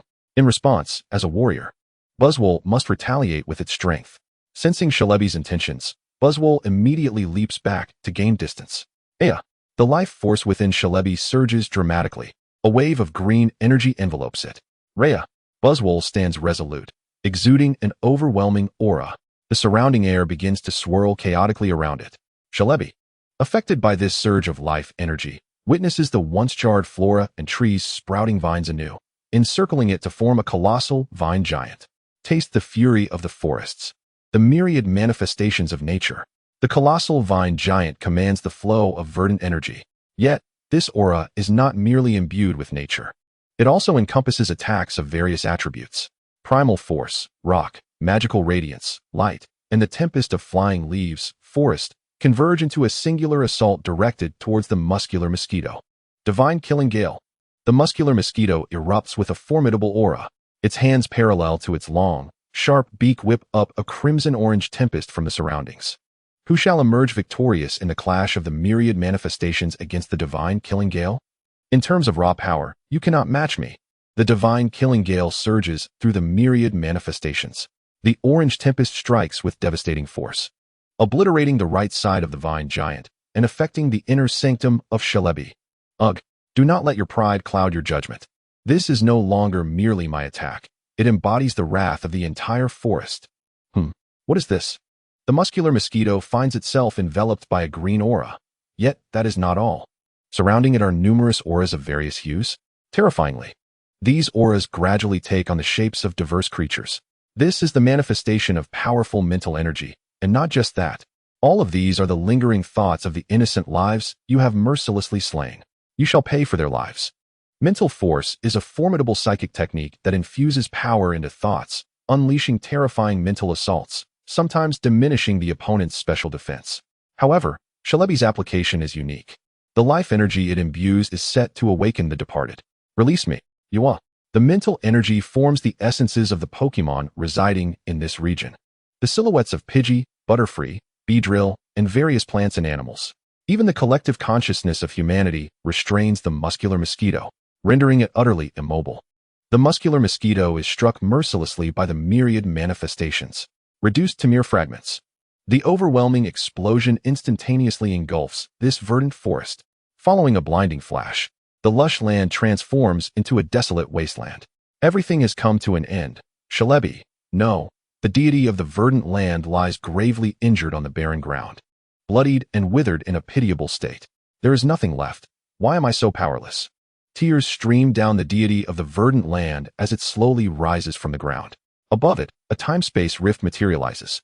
This time, the sacred tree must be protected. You and the child of Aura must endure. The deity of the verdant land expends its remaining strength to ascend into the time-space rift, unaware of a minute entity silently trailing behind. 10 years ago, the domain of the sacred tree in the verdant land. Radiance descends within the vast tree hollow, where outside lies an idyllic paradise of lush green grass dotted with white flowers, one of the world's sacred trees, the tree of eternal life. I have returned. The deity of the verdant land succumbs to slumber. 10 years later, early morning around 7 o'clock, in a hospital room. No, don't go. Ash lies in the hospital bed, still enveloped in slumber, seemingly plagued by a nightmare, murmuring in his sleep. In his dream, Ash's form gradually diminishes, resembling his childhood self, and 3 Pokemon appear before him, gazing at him emotionlessly before turning away. Ash reaches out to summon them back, but falls. He cannot rise no matter how hard he tries. Pikachu, Mosquito, Meowth. Ash cries out their names, yet the Pokemon's figures drift further away, ultimately dissipating into dust. Chapter 42, Journey to the Verdant Forest 03. Yuwa. Haha. Ash awakens from the nightmare, drenched in cold sweat. Glancing sideways to discover a girl seated on a chair, her upper body resting against his bedside, asleep. The girl is Misty. Ash gazes at her sleeping face, noticing something that tugs at his heartstrings. Who is this? So noisy. Misty stirs awake at his voice, yawning, only for Ash to suddenly embrace her tightly. Ash. You're awake. No, wait. You. I'm sorry for worrying you. Ash's simple apology causes Misty to swallow her words, as he hugs her even tighter. A blush creeps onto Misty's cheeks, but from Ash's tone, she understands he harbors no ill intentions, realizing he is merely concerned for her. Ash's reasoning is straightforward. Having seen Misty's tear-streaked, puffy eyes, he instinctively embraced her. His mother had once taught him that if someone important, especially a girl, is upset, he should hold her tightly to soothe her emotions. Of course, Ash regards Misty as family. Enough already, you pervert. After Ash holds her for too long, Misty delivers a gentle elbow jab. Ouch. Ash feels the jab to his stomach. Afterward, Ash inquires about the events that transpired last night, and Misty recounts everything to him, excluding the peculiar nightmare. As Ash pieces together the information, he learns several things, one of which is that Mosquito is stable but in a dire situation, filling him with immense guilt. Misty then asks, Ash, has your eyesight returned? Her words strike him like a bolt of lightning. Ash suddenly realizes that his vision has indeed returned to normal. He recalls the numerous hardships he endured to cure his blindness, yet this time, the recovery is astonishingly swift. Ash leaps to the door, throwing punches and kicks in exhilaration. Misty stands in shock, unable to believe that someone who was gravely injured just the night before could recover so quickly. Ash himself finds it hard to fathom, discovering that his body feels lighter, more agile, breathing easier, and even his vision clearer. He is unaware of what Meowth has done for him. Could the purifying water truly have such remarkable effects? Wave, Master Ash, you've recovered splendidly. From an unknown source, Wave flutters excitedly before Ash. Upon seeing Wave appear, Ash is not surprised, for he had already noticed Wave hiding in the room. Earlier, he had followed the ventilation shaft to this place, coincidentally witnessing the intimate embrace between Ash and Misty. It felt awkward to interrupt, so he chose to remain hidden and observe Misty. This young lady seems to have feelings for Master Ash, though she appears to be somewhat controlling. Let us go? Ash exchanges a few words with them and decides to head over to Mosquito's side. Morning 7:30. Inside the Pokemon hospital, the rhythmic beeping of medical equipment fills the air, and lying on the hospital bed is Mosquito, hooked up to N4. Clack. Ash and the others enter, immediately spotting Pikachu sitting in a chair to the right of the bed. Pika, Blockhead Ash. Pikachu continues its banter, albeit lacking energy. Clack. The door swings open once more, and everyone's gaze turns to the entrance as Joy rushes in, breathless. Ash, how could you get out of bed without permission? Didn't Team Misty tell you to let Ash rest? In a bid to prove his health to the irate Joy, Ash showcases his newfound vigor, leaving Joy in disbelief. I apologize for causing you trouble, but I am genuinely worried about my family.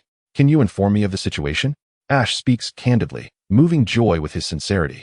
But the subsequent news casts a shadow over everyone.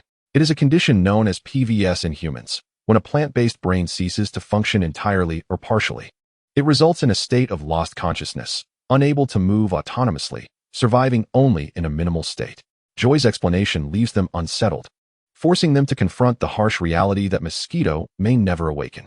Ash regrets not being able to prevent Mosquito's plight, as it is exceedingly rare for Pokémon to exhibit such symptoms, and no cure has yet been discovered. Ash approaches Joy to express his gratitude. She has been sleepless, her eyes shadowed by dark circles, yet she continues to labor for them, filling him with guilt. This is our family's mission. The Pokémon Center of Verdant City will take responsibility for caring for Mr. Mosquito, Joy states earnestly. With a heavy heart, Ash agreed to her terms, and Joy departed to busy herself, leaving Ash and his companions burdened with worries. What plans does Ash have for the future? Misty is eager to understand Ash's thoughts. To continue our journey in search of a way to heal Mosquito, Ash replied decisively. What about your goal of participating in the league tournament? Misty recalled Ash mentioning his intention to compete in the tournament during their conversation last night. I shall forfeit, Ash stated without hesitation, which implies relinquishing his promise to Gary. Pikachu gritted his teeth but understood Ash's resolve. It was no surprise to hear him utter such words. However, it was Pidgeotto who was astonished, exclaiming, so straightforward. Lord Ho-Oh's judgment is not wrong. Pidgeotto disapproved of his abandonment of ambition, aware of Ash's true mission. After a moment's contemplation, it flew to Ash's side, its message stirring something within Ash. Together with Misty and the others, they unanimously resolved to approach Mosquito. We will surely awaken you, Pikachu declared. Leave it to us. Big brother. Rest well, Mosquito. The group tightly grasped Mosquito's arm, uncertain if their farewell words reached her. A tear slipped from the corner of Mosquito's eye as they departed from the center of Celadon City. 8:00 a.m. Entrance to Celadon Forest, Pidgeotto. Pidgeotto had barely set foot outside when everyone mimicked its movements. Pikachu, why must we all perform this ridiculous action? I have no idea. It just happened automatically. Is the mind herb truly in the forest? Pidgeotto recalled hearing from Lord Ho-Oh about a colossal sacred tree in Celadon Forest, said to be surrounded by mind herbs that could awaken consciousness, although he was unaware of its location. No matter what, I shall attempt anything to save Mosquito. Misty, are you truly coming with us? Insects are inconsequential. For Mosquito, let us set forth. Ash and his group ventured towards Celadon Forest. Serena, hitching a ride, finally arrived in Celadon City. Thank you, Kinjiro. Thank you. After disembarking, Serena and Lucy thanked the gentleman. Haha, no need to be so polite with the vegetable vendor. But it's still a short distance to the center. Why didn't I just drive you there? Hee, that's unnecessary. I am a traveler. I cannot rely on others for directions every time. Serena replied cheerfully. No wonder she is Ash's wife. She is so assertive. Upon hearing this, Serena's cheeks puffed up in indignation. Should she feel happy or angry? After bidding farewell to the gentleman, they hurried to the Pokémon Center. Before long, they finally reached their destination. But, Chapter 43, a forest encounter, around 8:00 a.m., Celadon City. What on earth happened? Serena gasped in shock, for anyone witnessing this grim scene would react similarly. Joy had already requested the local government to send personnel to rebuild the center. Workers were diligently repairing the exterior without disrupting its operations. The medical equipment remained intact, and there was a backup power source available. Joy, as usual, tended to the Pokémon, though the front desk was temporarily out of service. Serena was perplexed about the situation. Upon entering, she saw Joy busily attending to matters, hesitant to approach her. Young lady. It was the patrolling Junsha who addressed her. Junsha entered the center, identified herself to Serena, and requested her identification. After a moment of hesitation, Serena, noticing Junsha's resemblance to someone from her hometown, felt reassured and handed over her passport. You're from Kalos? You actually dared to come here alone. You're quite bold. Junsha teased the girl as usual. That is not the case, Serena replied, feeling a bit embarrassed. I apologize for making you come all this way to see such a spectacle. Observing the dismal state of the center, Junsha shifted from her playful demeanor, realizing she bore some responsibility for the incident. Miss Junsha, what happened to the center? Serena inquired with concern. Junsha recounted the events she had heard Joy narrate the previous night. The Rocket Gang had wreaked havoc, attempting to abduct Pokémon, each detail instilling fear in Serena. Although she was unaware of who the Rocket Gang was, they had already cemented their image as terrorists in her mind. Wait, Miss Junsha, did you see this boy in the photograph yesterday? He came from Pallet Town, accompanied by Pikachu and Mosquito, wearing a hat. Listening to Junsha's description, Serena recalled that Hanako had mentioned Ash staying at the center the previous night. Anxiously, she produced a photo Ash had sent her last year, featuring him and Pikachu. With such a detailed description and a photograph, it must be Ash's brother. Yes, my brother. Brother? Hey, are you Ash's sister or relative? Junsha began to pry further. Just a friend, Serena replied, her previously hurried heart now feeling shy. Oh, it seems Ash is quite remarkable after all. Junsha's teasing glint returned. Was the world filled with such inquisitive souls? If you mean them, I encountered them not long ago. Really? Where are they now? They went to Celadon Forest with Misty. Misty? Another girl by Ash's side? Serena, momentarily distracted by the unfamiliar name, decided not to dwell on it and suggested to Junsha that they head to the forest. Junsha, worried for her safety, hesitated but eventually produced a forest map, detailing the geography and precautions. So, Serena, do you remember everything? I understand. Thank you, Miss Junsha. If you have any further questions, follow this path to reach the forest warden's residence. Junsha indicated a route on the map, marked with a small cabin illustration. The warden is Mr. Xiuxian. Although he is an old smoker who loves fishing, he is quite reliable. By the way, there's also a child your age living there. A child my age? Junsha suddenly introduced a new topic, and Serena inquired hesitantly. Junsha mentioned the child named Xiao Luo, who had just turned 9 and lived in Celadon Forest. Due to special circumstances, she had been living in the forest without her parents, currently residing with her uncle, Xiuhui, and thus had few friends. I thought perhaps you could befriend her? No problem. I'll make sure to chat with her. Serena eagerly accepted the proposal, excited at the prospect of making new friends around the world. You should return Clefairy to its Pokeball. Clefairy from the Kanto region is quite a rare Pokemon. Understood. Come back, Lucy. Serena complied with Junsha's suggestion, storing Lucy away. Serena prepared to venture into the forest in search of Ash and his companions. Around 8:30 a.m., inside Celadon Forest, in pursuit of the legendary mind herbs to awaken Mosquito's consciousness, Ash and his companions pressed onward towards the colossal sacred tree. What is it now, Misty? Another bug. Pikachu, enough already. That annoying girl keeps whining all day. Women and female beasts are the most troublesome. Pidgeotto, watch your mouth, you little rodent. How can you speak such uncouth words to a lady? Pikachu, silence, you foul bird. Pidgeotto, oh, how I wish to play a tune for a rodent. All in all, today also seemed to be fraught with misfortune. Misty frequently spotted insects, trembling in fear, nearly tearing Ash's hand off, while Pikachu and Pidgeotto marched ahead as protectors. How long will she continue to let her fear of bugs haunt her? Throughout the journey, Ash had been tugged and pulled numerous times, and his patience was wearing thin. Carrots, bell peppers, and bugs. The three things most feared by a beautiful girl. Misty squatted down, cradling her head in despair. The last item was somewhat acceptable, but the first two were clearly a reflection of your picky eating habits. Mind your own business. I'm a normal person, and of course, I have things I like or dislike. But you shouldn't be so choosy, right? Besides, what does that have to do with being a beautiful girl? It's clearly just an excuse for being ugly. What did you say? The scene was too intense. Please imagine it for yourselves. A few seconds later, Ash, his face dramatically contorted, continued leading the way. Ash, does this path lead to the place where you mentioned the forest caretaker lives? Misty inquired. Duru. Ash snapped his face back to its original shape. It's where Mr. Xiuxian and the others reside, but to be honest, this forest brings back unpleasant memories. What do you mean? Do you remember Teacher Majishar? That lecherous old man who insisted on making us exercise? He just threw us into the forest. Ash animatedly recounted the misdeeds of his teacher. The Tokawadai forest was where we first trained, and at that time, I didn't even have a usable tool.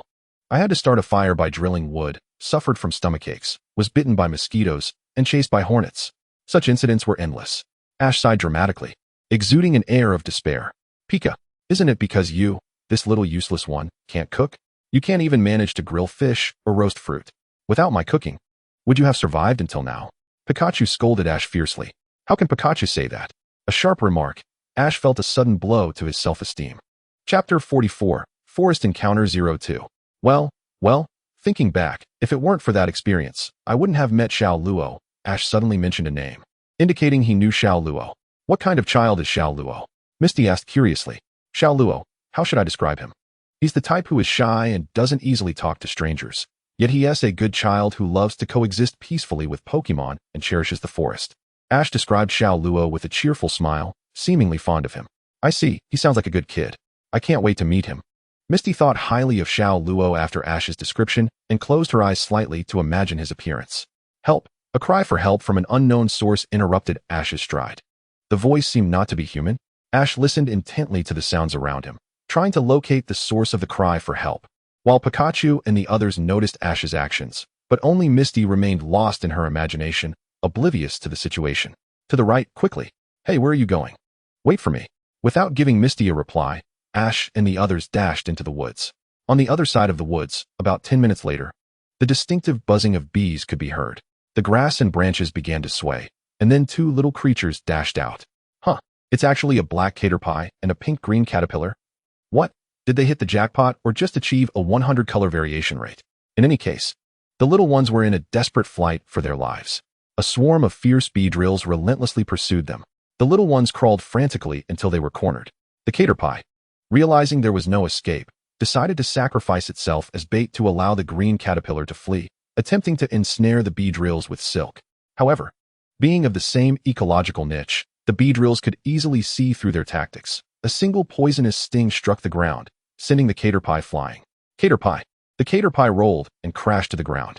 The green caterpillar seemed to be crying out the caterpie's name, and despite being ahead, it turned back, rubbing against the caterpie in an attempt to ease its pain. But it had completely fallen into the bee drill's trap. They were now sitting ducks. Help me, the green caterpillar cried out, revealing that the voice Ash had heard was indeed hers. The bee drills surrounded the little ones, grinning maliciously as they looked at them. The green caterpillar trembled, tears in its eyes, while only the caterpie glared defiantly at the bee drills. What are you staring at, you abomination? Only the bee drill tribe could produce such a freak. I really don't know how that male bee could be blind enough to mate with such a female. Ha ha ha. The bee drills mocked the caterpie, who had suffered bullying since childhood for being half of a different race and a rare color variant, harboring a seed of hatred within. Stop crying. No one will come to save us. But caterpie, you're too hurt. It's all right. I promised Mom I would protect you and never leave you behind. Though still just a larva, the caterpie exhibited the spirit of a male protecting a female. From the sounds, the black caterpie was named Caterpie, while the pink-green caterpillar was Green Caterpillar. Caterpie stood firm beside its companion, but their situation was growing increasingly perilous. Abomination, once we finish you off, we'll head for the Beedrill tribe. One of the Beedrills declared, igniting the fire of anger within Caterpie. You shall not harm my mother. Caterpie recklessly lunged at the Beedrill. Get lost, disgusting abomination. Oh, however, the outcome was evident. This time, Caterpie was sent flying by the Beedrill's powerful arm. But it managed to fall beside its companion just as the Beedrill lunged at them. A Pidgey swooped in to intercept the Beedrill. In a life-or-death moment, Pidgey flew out to block the Beedrill's attack. Buzz, what? Where did that bird come from? Ah. Pidgey, I'll smash you useless bees. Before the underling A could finish his words, Pidgey forcefully knocked him away. Underling A crashed into 5 other underling Beedrills behind him. Pidgey, I'll take out all of you who bully the weak. Shaking off underling A, Pidgey retaliated with a wing attack, sending them all flying. The first squad was completely wiped out. Wow, what a powerful bird uncle. Incredible. He took down the Beedrills in one hit. The little ones, still not comprehending the situation, were astonished to see their imminent threat so easily dispatched. Buzz, damn it. Take that. Die. 3 Beedrills, infuriated, dove down to attack. Buzz, what? X3. A small figure stood in their way. It was Pikachu. Pikachu tightly grasped the legs of Underling G and Underling H, skillfully avoiding the poisonous stingers by only gripping the sides of their legs, ensuring that the venom would not enter its body. The Beedrills were in disbelief, unable to move forward, as if an invisible force was holding them in place.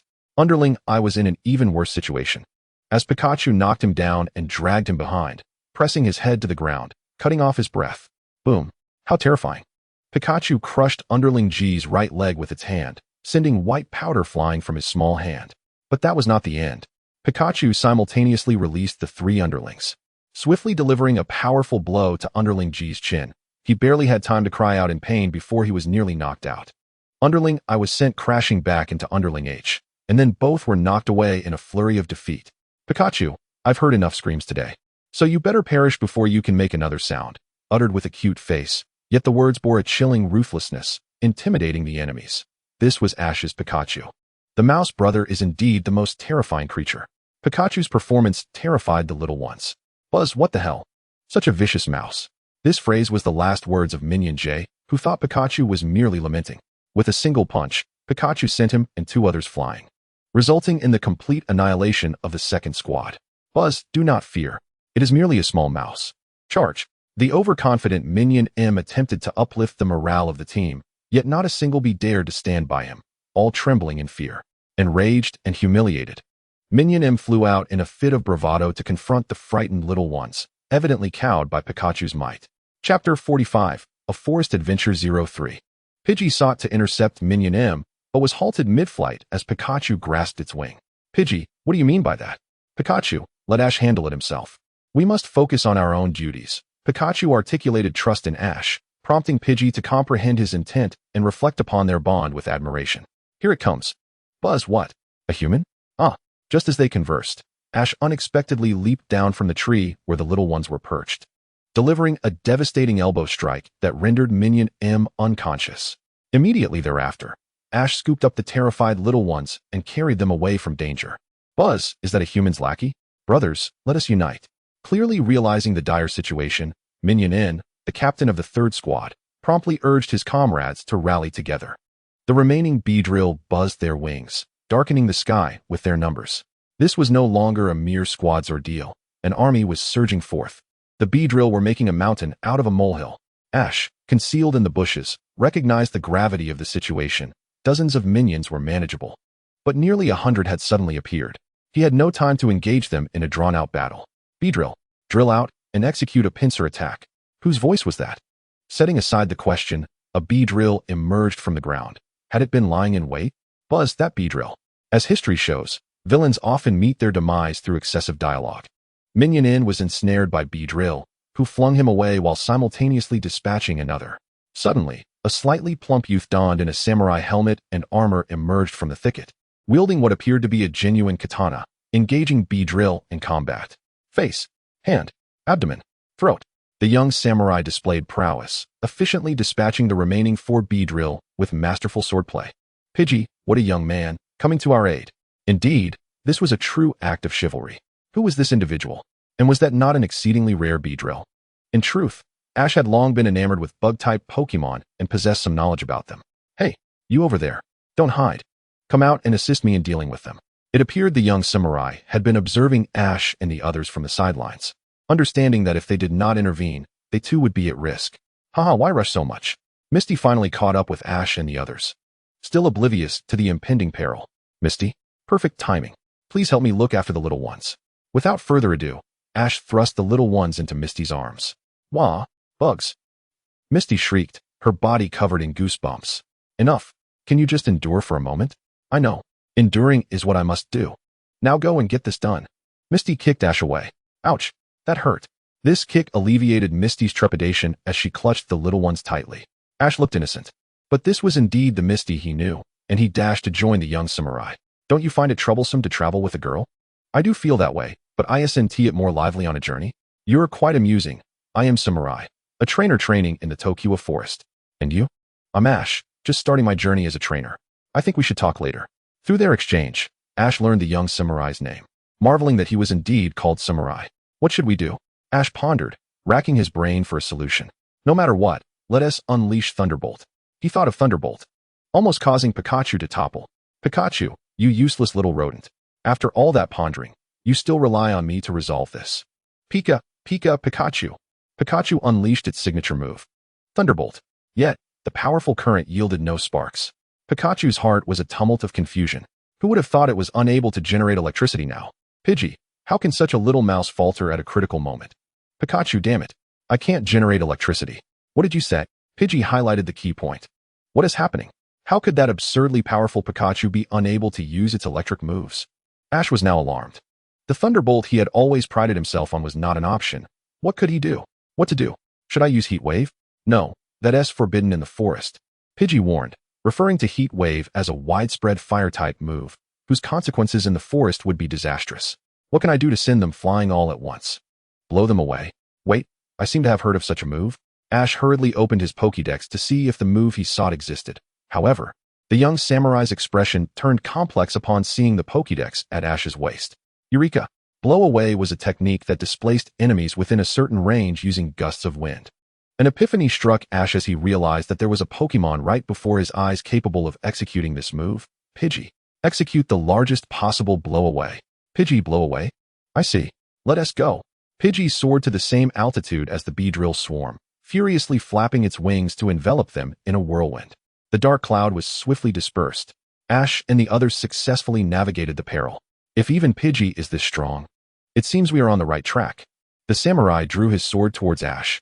Ash turned, a look of incredulity and shock on his face. You are a trainer from Mossera Town, right? Accept my challenge. The samurai's sudden challenge left Ash wondering if he would accept. The sword pressed against Ash's throat. The samurai was compelling him to engage in a Pokemon battle. Ash, what is going on now? Misty emerged from the thicket, clutching the little ones. And upon seeing the fallen Beedrill minions scattered on the ground, she seized the opportunity to escape with the injured.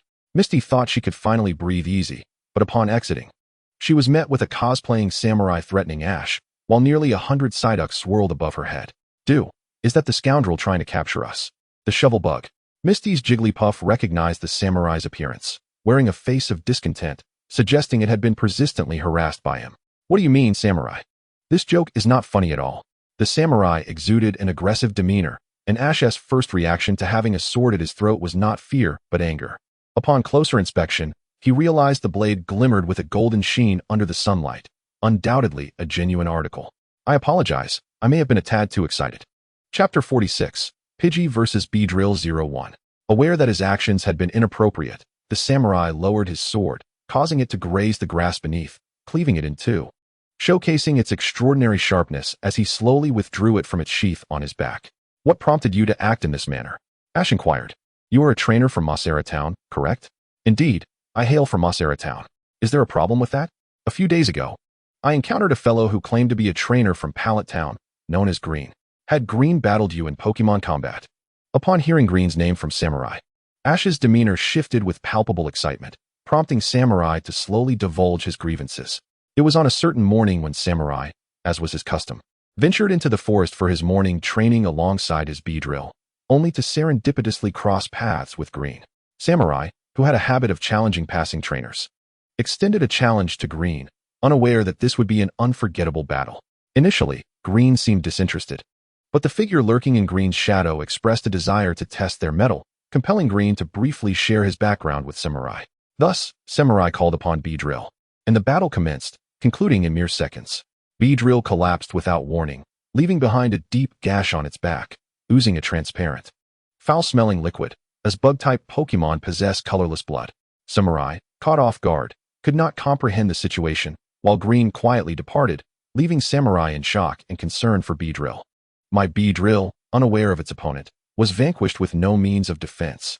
Samurai passionately articulated his frustrations, gesturing towards Beedrill, which in turn revealed its back to the group, showcasing a massive scar.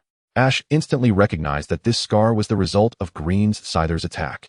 Beedrill was left with a permanent mark. Yet Samurai attributed this solely to his own lack of strength as a trainer. He harbored no blame towards anyone else. From that day forth, he vowed that should he encounter any trainers from Pallet Town again, he would surely defeat them. This heartfelt declaration from Samurai conveyed his desire to battle Ash. Yet it ominously seemed to target all trainers from Pallet Town. Ash, perceiving the troublesome implications of Samurai's challenge, was reluctant to accept. They had more pressing matters to attend to. Misty, understanding Samurai's desire for a duel, deemed him a nuisance, asserting that finding the elusive healing herbs was their foremost priority.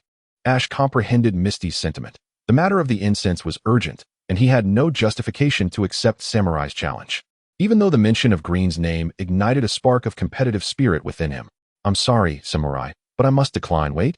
Just as Ash was about to refuse, Pidgeotto suddenly alighted on his shoulder, interjecting. Pidgeotto began to convey its thoughts through gestures, suggesting, Master Ash, let us accept this young trainer's challenge. I believe this could be an opportunity to hone our synergy. Who knows what unforeseen circumstances may arise? It would be wise to prepare ourselves sooner rather than later. Pidgeotto was aware that awakening the incense was paramount, yet it wished to convey to Ash that it would be best to first enhance their strength and cultivate mutual understanding. It was concerned about the masked boy from the previous night, who might emerge as an adversary in the future, although unaware of the opponent's true nature. Pidgeotto sensed that the masked individual was no ordinary foe, especially with companions capable of cornering Ash, a member of the Aura lineage. It was crucial to maintain their readiness, and Pidgeotto was eager to engage with Samurai's Beedrill. Ash grasped Pidgeotto's intent, glancing at the despondent Pikachu. After careful consideration regarding Pikachu's unusual condition, Ash resolved to accept the challenge. Alright, Samurai, I accept your challenge. But let me be clear, it shall be a one-on-one match. This is non-negotiable. Perfectly agreeable. Bring it on. In truth, Samurai had only Beedrill at his disposal. Honestly, boys are such combative creatures. Very well. Ash, make it quick. Misty commanded Ash to finish it swiftly. Hey Misty, why do you speak like that? Ash thought it best to strike first. Pidgeotto, use Hurricane. Ash's side initiated the offensive. Pidgeotto took flight from Ash's shoulder, flapping its wings to unleash a powerful gust. Dig underground, Beedrill. Samurai promptly commanded, and Beedrill obeyed, burrowing into the ground. Why dig? Flying Pokemon can't be hit while airborne, Misty remarked, but Samurai merely chuckled to himself. Pidgeotto, cease your assault. First, locate Beedrill. Following the command, Pidgeotto halted its wing beats, utilizing thermal sensing to search for Beedrill's position. However, it soon realized that Beedrill was beyond its detection range. Now's the time. Use Rock Throw. Samurai suddenly issued a command, and at that moment, a rock was hurled from the trees. Dodge it, Pidgeotto, Ash shouted, and Pidgeotto skillfully evaded the surprise attack. Ash was taken aback to discover that Samurai's Beedrill could execute long-range attacks. A cold sweat broke out on Ash's brow. This Samurai youth was indeed formidable, allowing Beedrill to utilize a technique that seemed incongruous with its usual abilities. Even Misty, who had dismissed Samurai, was taken aback. Ash swiftly consulted his Pokédex to identify the move. Rock Throw, a rock-type long-range physical attack technique, involves hurling stones or projectiles as an assault. The attack medium is imbued with a unique force field, enabling it to strike flying-type and levitate Pokémon, rendering them temporarily unable to fly or float. Such an uncanny and practical technique? Surely Brock's Pokémon would also possess such skills? After hearing the Pokédex's explanation, Ash forced a smile, realizing that this battle would not conclude easily. But who was this Brock he mentioned? Do not presume me to be a wild child wandering in the forest. I am well aware that Beedrill excels in close combat as a bug-type Pokémon, and its weaknesses are evident. It struggles against aerial foes like flying types. Samurai clenched his fist in frustration and continued. However, after extensive research on Beedrill, I have finally discovered a move it can learn to counter its natural enemies. A move tutor? Ash queried, retrieving several disc-like items from his backpack to show Samurai, who merely nodded in acknowledgement. Chapter 47, Pidgeotto vs. Beedrill 02. The Move Tutor. Developed in collaboration with a particular company, this technological accessory enables Pokémon to simulate practice for skills beyond their innate abilities within their minds, an extraordinary invention of the century. No more delays. Let us continue the battle. Samurai waved his arm, and a shadow emerged from the ground. Ash calmly observed and recognized that the figure was Beedrill. It turned out that the digging was merely a ruse, with Samurai's true intention to conceal Beedrill's location, using the terrain to create favorable conditions for the battle. If he were to utilize aura sensing, he could quickly pinpoint Beedrill's whereabouts. However, Ash was reluctant to do so, wishing for a fair contest. Unless absolutely necessary, Ash would not resort to the use of aura lightly. Despite being Samurai, he employed such unconventional tactics. Ash felt both admiration and exasperation at their approach, recognizing them as particularly troublesome adversaries. Beedrill launched another rock throw. The second projectile was unleashed, yet Pidgeotto adeptly evaded the rock once more. Now, Beedrill, use hidden power. Ash was caught off guard by Samurai's follow-up attack. A wave of yellow light radiated outward, striking Pidgeotto. Pidgeotto was jolted as if electrified. Pidgeotto! Ash cried out in concern, moving closer to assess the situation. Pidgeotto nodded, indicating it was unharmed, but the visible injuries and the distinct odor of burnt electricity suggested otherwise. Being accustomed to Pikachu's electric shocks, Ash could ascertain that this was an electric-type move. Yet, as a bug enthusiast, he knew Beedrill could not possibly learn electric-type techniques. What then was hidden power? Ash opened his Pokédex once more. The Awakening Power is a unique special attack of the normal type.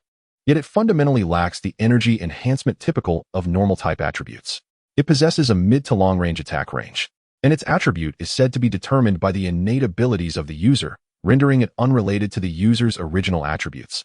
Thus, even among similar moves, their attributes may not necessarily align. It is astonishing that such a move exists, one that is independent of inherent attributes. Could it be that your Beedrill is an example of this? Upon listening to the Pokédex's explanation, Ash immediately grasped the principle behind Beedrill's utilization of electric-type moves.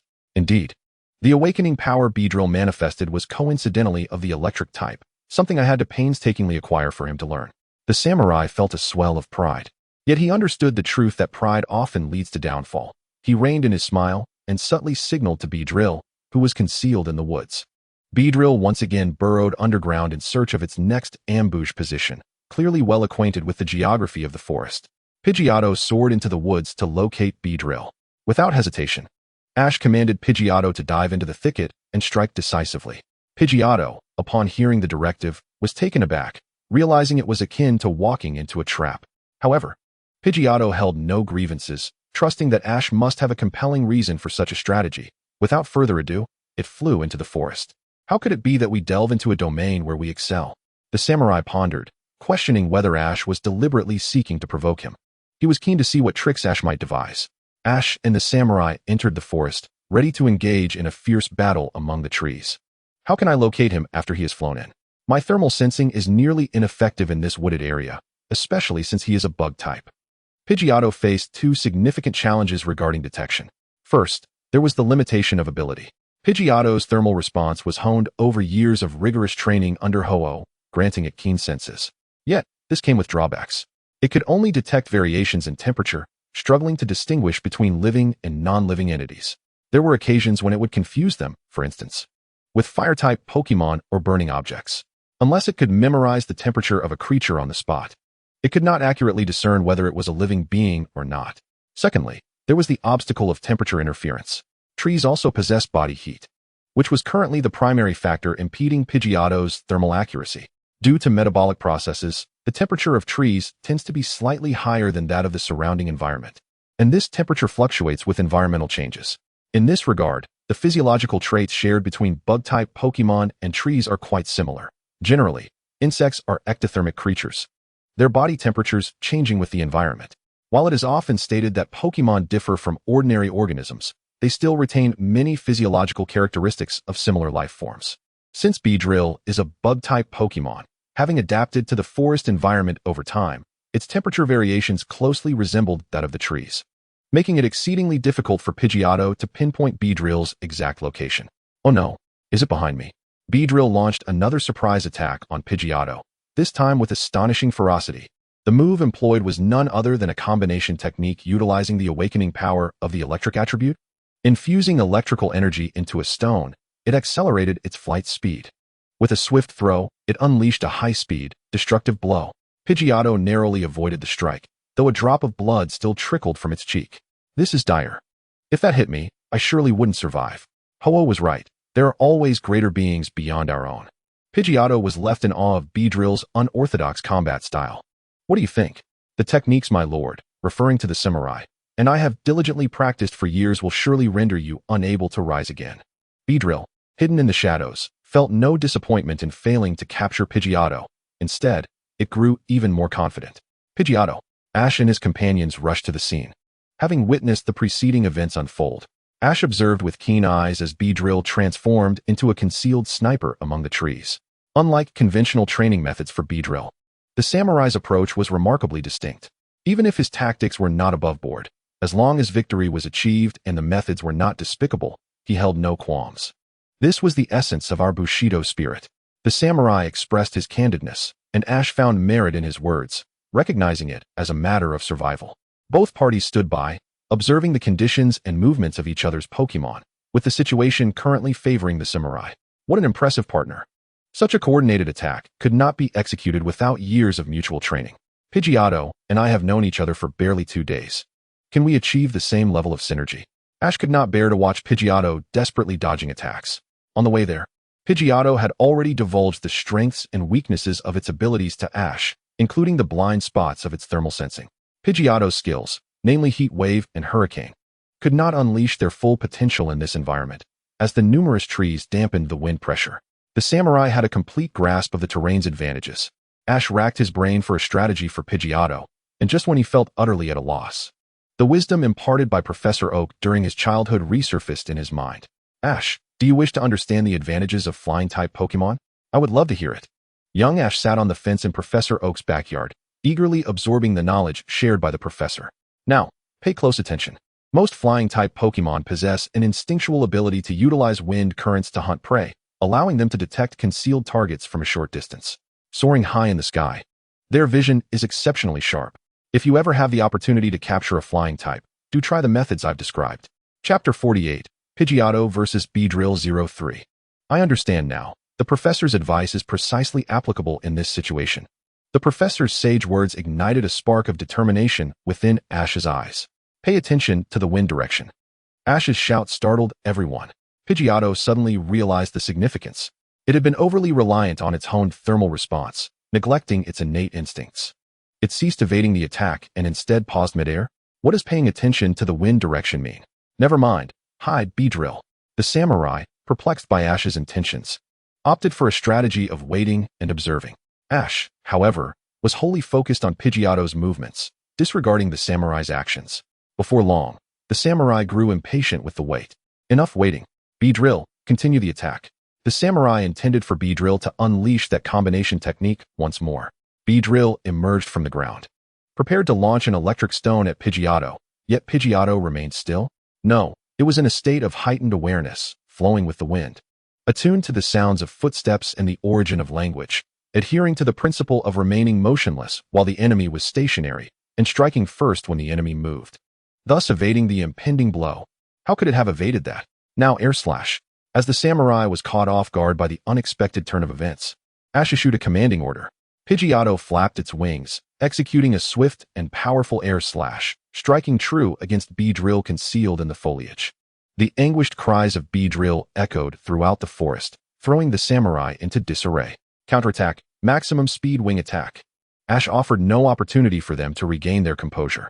The previous strike had revealed Beedrill's position. Pidgeotto charged toward Beedrill with unparalleled speed. Don't panic. Beedrill, climb the tree.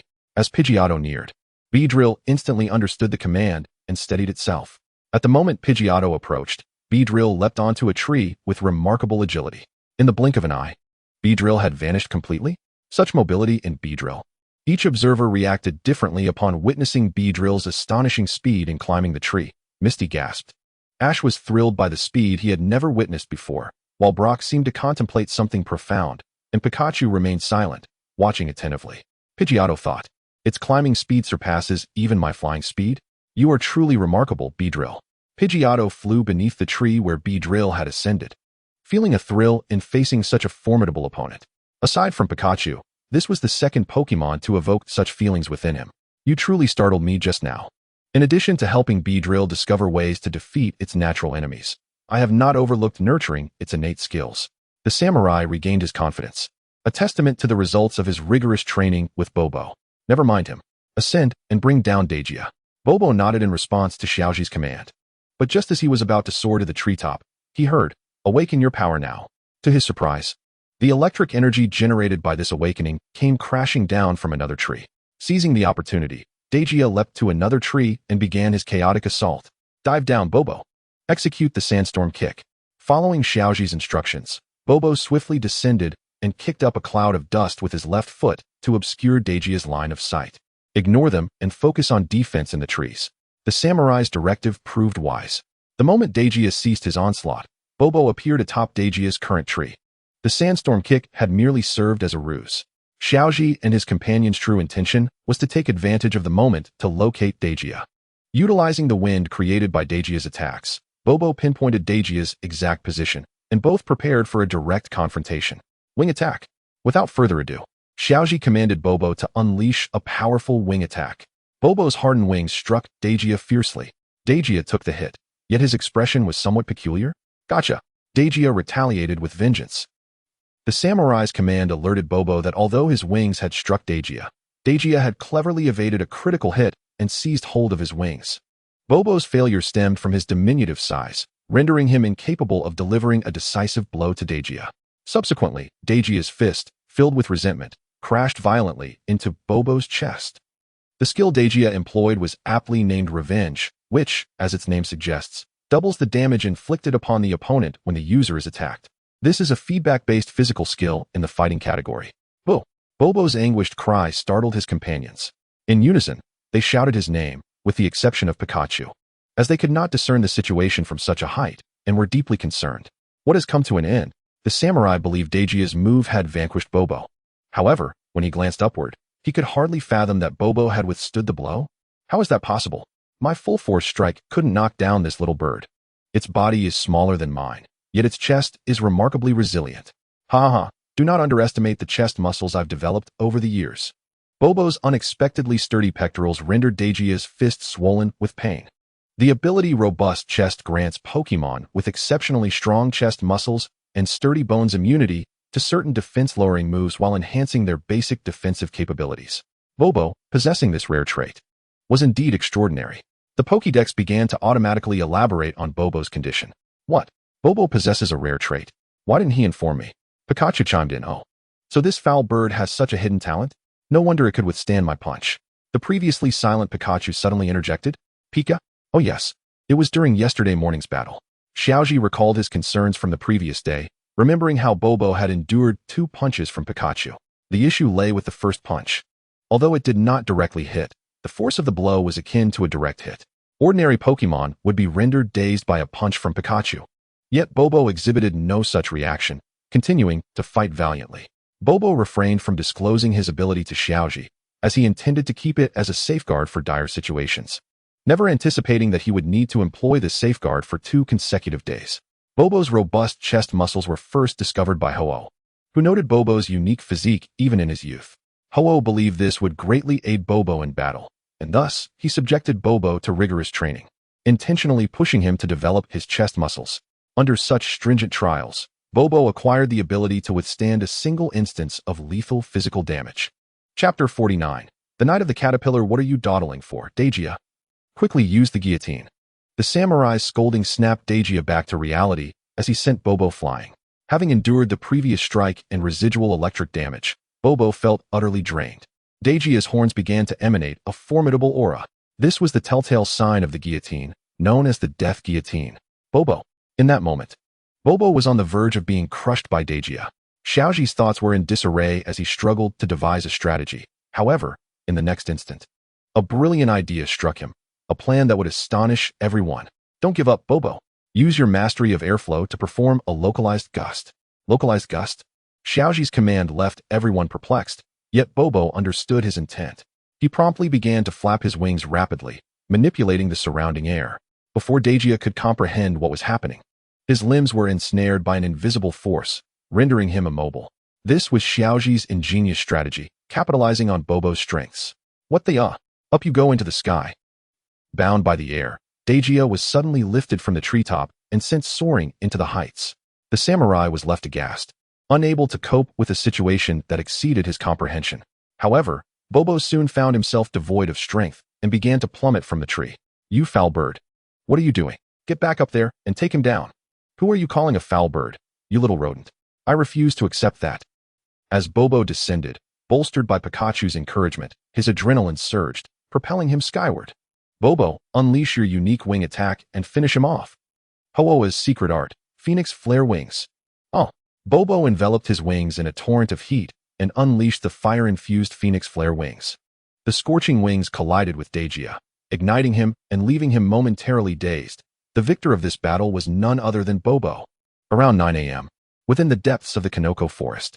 At the same time, Serena, who had ventured into the forest alone, walked through the woods unscathed, inhaling the fresh air of nature. Although the dense trees obscured much of the sunlight, casting a dim light upon the forest, this also imparted a refreshing coolness to the climate. As the season had yet to transition into summer, Serena relished this coolness, humming a little tune while checking her map. However, it wasn't long before she began to notice something amiss. How strange. This path doesn't align with the map's indications. Indeed, Serena had lost her way, having taken a wrong turn at a recent fork. In this forest, unless one was a local or a frequent visitor, many paths appeared deceptively similar, making it easy to lose one's bearings. What to do? I seem to be straying further off course, becoming increasingly anxious. Serena realized this was not her first experience with getting lost. 3 years ago, during summer camp, at the tender age of 6, she had stumbled into an unfamiliar area, resulting in a sprained thigh and scraped knees. For a lost little girl, the forest had transformed into a convoluted maze, evoking memories of her past fears. As Serena's thoughts spiraled, the once refreshing breeze now felt particularly eerie. The the swaying shadows of the trees appearing somewhat sinister. Slap. Serena suddenly struck her own cheek. What are you afraid of, Serena? Do you want Xiaoji to see you in this pitiful state? Deliberately slapping her face to motivate herself, she summoned the courage to regroup. Getting lost was just part of the adventure. As the saying goes, if the mountain won't move, then the road will change, and if the road won't change, then the person must change. In moments of distress, a shift in mindset can illuminate the path ahead, rendering the journey less perilous. With renewed determination, Serena pressed on, believing that as long as she continued her journey, a solution would surely present itself. After a while, Serena arrived at an open grassy field where the trees were less dense, allowing the sunlight to pour down and fill her heart with warmth, dispelling the shadows of her spirit. Upon seeing the sunlight, Serena once again broke into a smile, dancing around playfully like a carefree maiden. Suddenly, a gust of wind intensified, causing her skirt to billow. Fortunately, her dress wasn't particularly short. Startled, she wondered what was happening. A buzzing noise emerged from above, piquing her curiosity as she glanced skyward. To her shock, a dark mass loomed overhead, initially thought to be an impending storm, but upon closer inspection, it turned out to be a swarm of hapless bees caught in a tornado. The whirlwind created by Pidgey had traveled quite a distance. The move whirlwind is classified under the flying type, but possesses attributes that enhance its effectiveness. Recent Pokemon studies have reported an increase in moves that exhibit dual or multiple type enhancements. Whirlwind is one such move, albeit lacking lethality. It primarily serves to disrupt an opponent's rhythm and is generally deemed impractical, given the discrepancy in strength, if one's own power is inferior to that of the opponent. The move fails to deliver its intended effect, a situation akin to the Roar move. However, Pidgey's use of Whirlwind was different. As a flying-type Pokemon, Pidgey's ability significantly augmented the wind's strength and duration, thereby maximizing the effectiveness of the move. Oh no, the tornado is sweeping through the woods. Serena, unable to withstand the force of the wind, stumbled backward and collided with a tree, landing painfully. Thankfully, she was not seriously harmed, but as she rubbed her sore backside, a small shadow suddenly appeared before her. Watch out below. A blonde child wearing a straw hat and denim shorts fell from the tree, landing heavily on her. Serena lost consciousness. Following closely behind the straw-hatted child, a Pikachu and a Rattata leapt from the tree. Pika. Pikachu rushed over, concerned, to check if the child in the straw hat was injured, and naturally noticed Serena beneath her as well. Rattata followed suit. I'm fine, Pikachu, Rattata, the straw-hatted child called out, addressing the two Pokemon. Pikachu, a female with a heart-shaped tail and large eyes adorned with long eyelashes, wore a cute red flower on her head. Rattata, presumably female, had a yellow bow tied to her tail. Oh no, what have I done? The straw-hatted child realized she had inadvertently injured someone and panicked, dramatically retreating 10 steps away. Chapter 50, The Night of Caterpillars 02. Pikachu. Seeing her behavior, Pikachu shook its head in exasperation and conferred with Rattata on how to safely move Serena. It seemed to be a helpful Pikachu, unlike some other mice. Laughs. I'll help too, the straw-hatted child said awkwardly, instinctively biting her thumb, as she appeared timidly distant from Serena. Pikachu beckoned for her to join, and together they lifted Serena's shoulders to carry her to a shady spot beneath a tree. Meanwhile, the battle between Pidgey and Beedrill concluded with Pidgey's victory. But the ordeal was far from over. Oh no, my wings are exhausted. Pidgey, despite showcasing exceptional talent that surpassed that of its peers, was ultimately limited by its stamina and began to plummet alongside Beedrill. Pidgey, Beedrill, Ash and Brock rushed over, readying their Pokeballs to retrieve them. Go. Ash calculated Pidgey's descent and, timing it perfectly, threw the Pokeball. Whoosh. The Pokeball soared into the air, with just the right speed and angle. Pidgey safely entered the ball, which Ash promptly caught. Darn it. Brock, however, was less fortunate. His throw lacked Ash's finesse, and the Pokeball's capturing beam missed completely. Let me try? Ash exclaimed, but just then, Pikachu leaped onto Ash's head, using him as a springboard to soar into the air. Pikachu stretched out its arms to support Beedrill's weight and successfully landed safely. Pikachu's agility was remarkable. Then, in a rather reckless manner, it tossed Beedrill harshly onto the ground. Looks like we're even now, Ash. Brock initially intended to express gratitude but retracted his words upon witnessing Pikachu's boorish behavior. What can you say, Ash? He could only manage a wry smile. You've worked hard. Come back, Beedrill. Brock returned Beedrill to its Pokeball and turned to Ash. I had hoped to let Beedrill face your Pikachu, but it seems the disparity in strength is too great. Brock felt disheartened, having lost twice to a trainer from Pallet Town. realizing that Ash didn't even need to send out his main Pokemon to defeat them. Brock, what are you saying? Is that how you repaid Beedrill for fighting alongside you? Ash, sensing Brock's despondence, felt a twinge of anger, recalling his own past feelings of inadequacy. My victories are thanks to Pidgey's hard work. Otherwise, I would have lost to your Beedrill long ago. Don't be so modest. If you hadn't guided Pidgey on the wind's direction and the use of Whirlwind, it wouldn't have defeated us. Fine, I concede this time. But I'll definitely win next time. Bring it on. They shook hands in camaraderie. As the saying goes, after a fight, men become friends, laughs. The male perspective is indeed simple. Misty, being a woman, couldn't help but scoff. What are your plans next? Are you heading straight to Pewter City? Brock inquired about Ash's upcoming journey, hoping Ash would train with him for a few days if possible. Well, Ash hesitated, pondering whether to reveal their reason for venturing into the forest. After a moment of contemplation, he decided to confide in Brock, explaining the situation. What? How do you know about the sacred tree? Brock's expression changed dramatically upon hearing Ash's words. Ash was astonished that Brock was aware of the sacred tree. Did the locals know about it?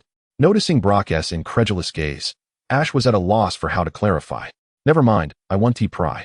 It must have been something an elder in the city mentioned, Brock concluded, not wanting to doubt Ash's character. Ah yes, that is correct. I heard it from an old man. Ash's explanation was riddled with holes, but Brock could see that Ash meant no harm. To be frank, there is no such thing as a sacred tree in the forest. Ash and the others were disheartened by Brock's revelation, their expectations dashed. Did the sacred tree truly not exist? What were they to do? Little Mosquito is still waiting for us at the center. Misty's voice trembled, clearly the most anxious among them. Ash felt the same way, yet he was reluctant to believe that Pidgey would deceive him. Thus, he asked Brock, "Can you tell me about the sacred tree?" All right, the sacred tree is actually a belief held by the locals of Viridian City, stemming from an ancient legend. Brock began to narrate what he knew about the tale to Ash and the others. Once upon a time, it is said that this land was a desolate wasteland, bereft of vegetation and often ravaged by famine. The human inhabitants, along with their Pokemon companions, endured unimaginable hardships, yet they persevered, supporting one another through these trying times. At long last, their commendable perseverance touched the heart of the divine, who sent a celestial angel to grace the mortal realm. This angel brought with her a sapling brimming with hope, which she entrusted to the local denizens for cultivation.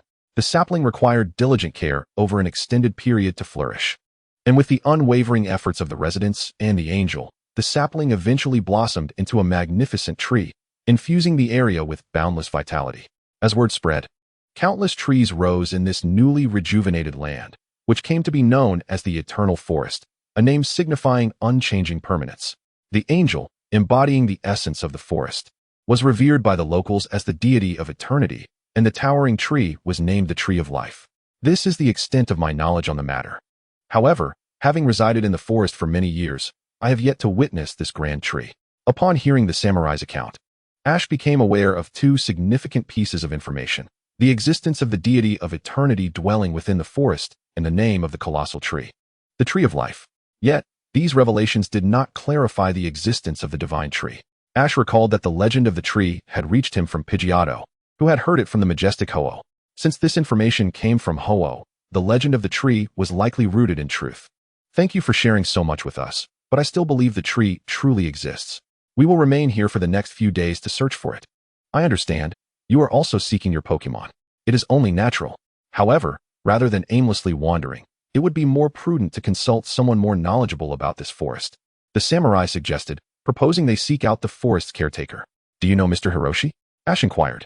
Ah, you know Uncle Hiroshi's name? Well, everyone around here is familiar with that old fisherman. He is probably off fishing right now, the samurai remarked. The term fishing referred to the act of angling. Sigh. It's the same as always, Ash sighed, for he knew Uncle Hiroshi spent nearly every day fishing instead of attending to his other duties. What about those little ones? The samurai pointed to the small creatures in Misty's arms. Ah, Misty shrieked at a high decibel, nearly shattering their eardrums. Here, they are your responsibility now. Misty forcefully handed the small creatures to Ash, who, upon taking them, was suddenly joined by the mischievous Jigglypuff. The samurai observed the small creatures and then glanced at Ash, seemingly lost in thought, before the group set off once more. Around 9:30 a.m. within the Eternal Forest, the unconscious Serena lay beneath the shade of a tree, slowly regaining consciousness. Huh, who are you? Upon waking, She noticed a straw-hatted boy standing before her and inadvertently exclaimed at the sight of the unfamiliar figure. "Hoi!" The boy, startled, let out an adorable yelp, instinctively retreating a good distance away from her. I'm sorry. I accidentally knocked you out." Serena had not finished her sentence when the straw-hatted boy, with tear-filled, glistening eyes, confessed to the perceived wrongdoing, resembling an endearing little creature. What a cute child. Serena was overwhelmed with a surge of affection, almost succumbing to the urge to embrace him, but she managed to restrain herself. "You were the one who carried me to safety, right? Thank you." Serena, not pursuing the matter of her fainting, felt a sense of joy at finally having someone to converse with. She had initially considered calling out to Lucy for companionship, but feared that wild Pokémon might suddenly attack. Lucy had never fought before, and she had deliberately avoided paths frequented by Pokémon on her journey. "But why are you keeping such a distance?" Serena wondered. Perplexed by the boy's apparent fear of her, did she seem frightening? "I'm really sorry. It's all right. My name is Serena. What's yours?" she inquired. The straw-hatted boy, nibbling on his thumb, replied, I'm called Lolo." "Lolo, so you are the Lolo everyone speaks of." This serendipitous encounter was precisely what fate referred to. The straw-hatted boy was indeed Lolo, a resident of the forest. Serena recounted her situation to Lolo, prompting an astonished "Hoi" from him. Who could have imagined that the sister he thought he was addressing was actually his peer? Observing the considerable height difference between himself and the seemingly older Serena, Lolo felt a wave of emotion welling up. "I'm just a shorty," he lamented. "No, that's not true. My mother told me that eating nutritious food will help you grow taller," Serena reassured him, allowing him to stifle his tears. At that moment, Pikachu, along with Choo-Choo and Lala, returned. "Wow, is that a Pikachu? Or just a Rattata?" Serena recalled attending a summer camp where Professor Oak had lectured about the Pokémon frequently found in the Kanto region. The two little female mice had just been patrolling the area for safety, and upon returning, Serena found it delightful to pet their heads and pinch their cheeks. "This Pikachu isn't like the one from my brother Ash's house. It's not fierce and doesn't shock people." It seems that Serena is a member of the Pikachu victim support group. Little brother Ash? Lolo, for some unknown reason, blushed crimson upon hearing Ash's name, his heart racing. "Huh, you know little brother Ash? Amazing." Serena's sixth sense as a woman led her to suspect Lolo's true identity. "You aren't a girl, are you?" "Hoi, how did you know?" Travelers who usually met her uncle had mistaken her for a boy, but Serena had seen through her true gender at first glance. How could it be? Serena had never anticipated that she would find herself balancing between friendship and love so soon. Observing Lolo's reaction, which was clearly indicative of interest in Ash, she decided to set aside her preconceived notions and listen to Lolo's story. "You too?" Lolo timidly recounted the tale. And the two girls sat beneath the tree, engaging in conversation while Choo-Choo and Lala chuckled nearby, sharing a humor only girls could comprehend. Earlier, Lolo had been sketching the scenery in the forest with Choo-Choo and Lala, holding a sketchbook to capture the beauty around her. However, not long after, they sensed a disturbance in the forest. Lolo, sensitive to such feelings, suggested they climb a tree to hide and observe, only to discover that it was the vicious bee-drill swarm. Lolo trembled in fear, recalling a traumatic encounter at the age of 3 when she had been stung by a bee-drill's poisonous needle and nearly lost her life. Fortunately, a boy just a year older than her had come to her rescue, saving her life. When the bee-drill swarm dispersed, they had intended to climb down.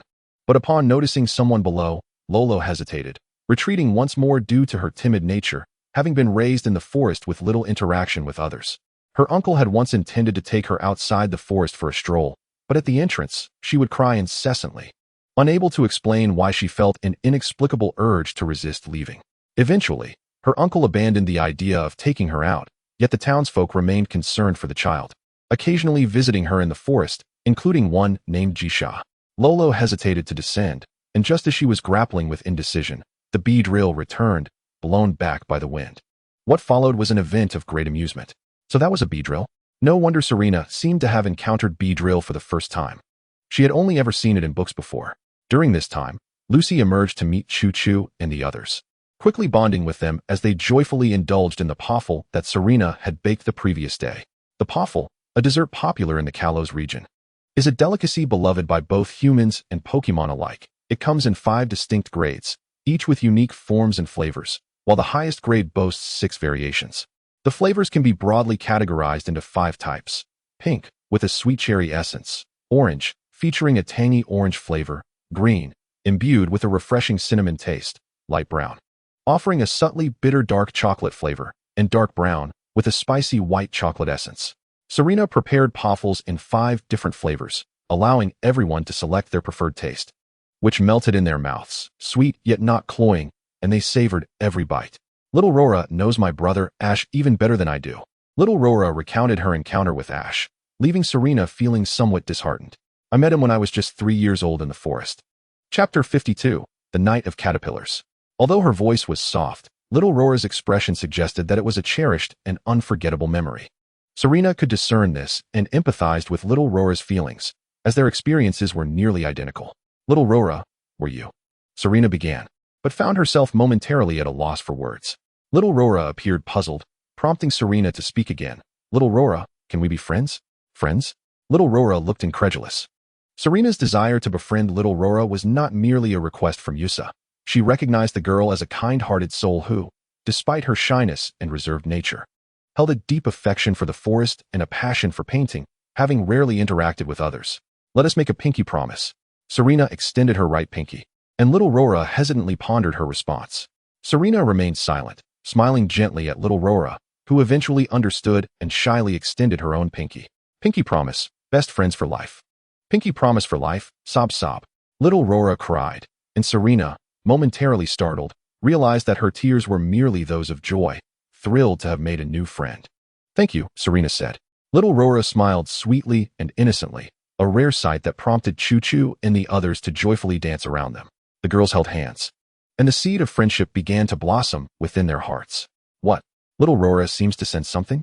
She released Serena's hand just as Serena was about to inquire. Suddenly, a deafening crash erupted. The girls were thrown into a panic, and the Pokémon were petrified in fear. Nearby, the grass split open, revealing a gaping maw from which emerged an arm shrouded in dark mist. As the fissure widened, a monstrous creature lumbered forth.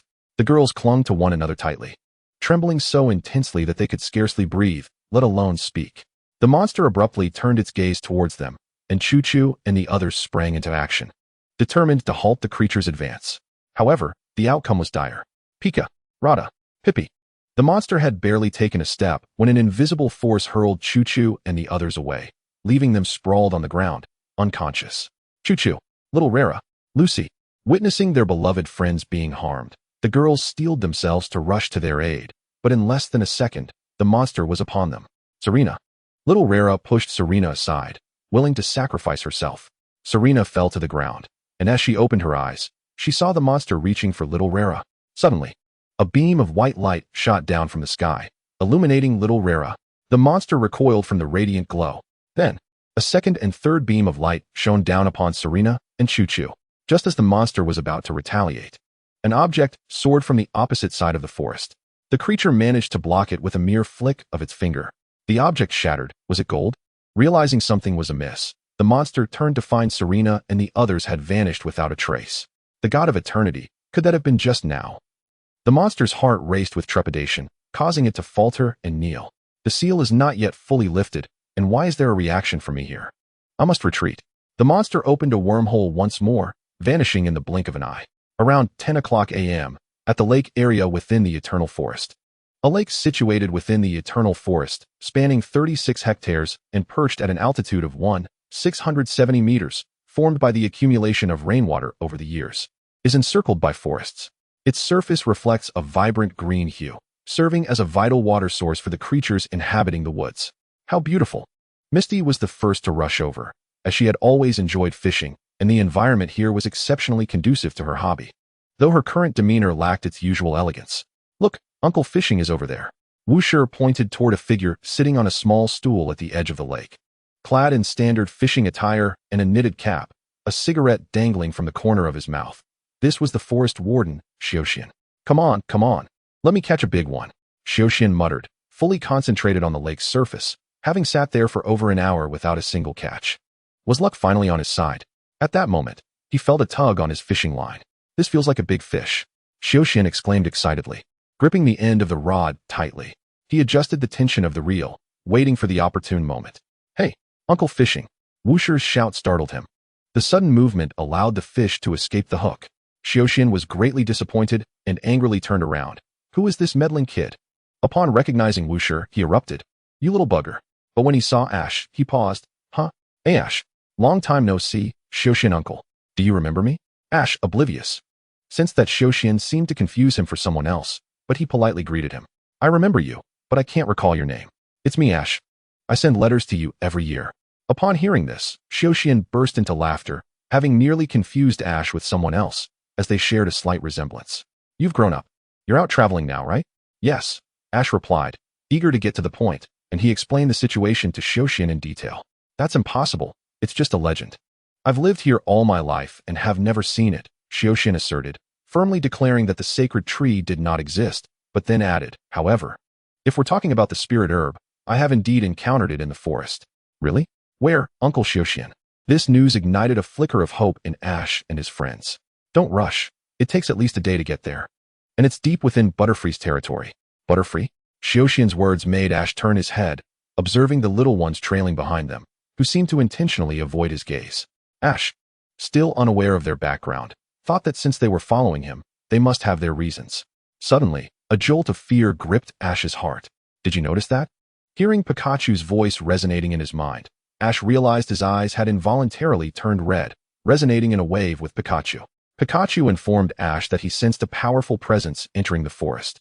After hearing this, Ash broke into a cold sweat, realizing that it was certainly beyond their current capabilities to confront. Determined to conceal his alarm, he deliberately masked his expression, returning his eyes to normal. Xiaoxian suggested that they return to have lunch before discussing further, and thus the group made their way to the forest cabin. Chapter 53, The Night of the Caterpillar 05. Around 11 o'clock a.m. in the eastern region of the forest, Ash and his companions ventured eastward, arriving at a sunlit clearing, where they found the quaint wooden cabin inhabited by Xiaoxian and others. You all wait here. I shall fetch Xiao Luo, Xiaoxian instructed before approaching the entrance. Xiao Luo uncle is back. Xiaoxian exuded a warm and affable demeanor, approaching 50 years of age, unmarried and childless, with only his niece Xiao Luo remaining, whom he cherished like a daughter, living in mutual dependence. Xiao Luo, he called out, but received no response after the first, second, and third attempts. Growing increasingly uneasy, he reached for the doorknob only to find it locked. What's the matter, Uncle Xiaoxian? Has Xiao Luo not returned yet? Ash inquired. Noticing Xiaoxian's strange reaction, he recalled that Xiao Luo had a habit of riding in the forest during the mornings. I know that child's nature. She wouldn't be this late. Although Xiao Luo was shy, she was diligent and sensible, often helping with household chores in Xiaoxian's absence. Could it be that you were too lazy, leaving all the chores to her and angering her? The warrior scoffed at Xiaoxian. You little brat. What nonsense are you spouting? While I may be a bit lackadaisical, I would never burden Xiao Luo with everything. We should go out and search for her.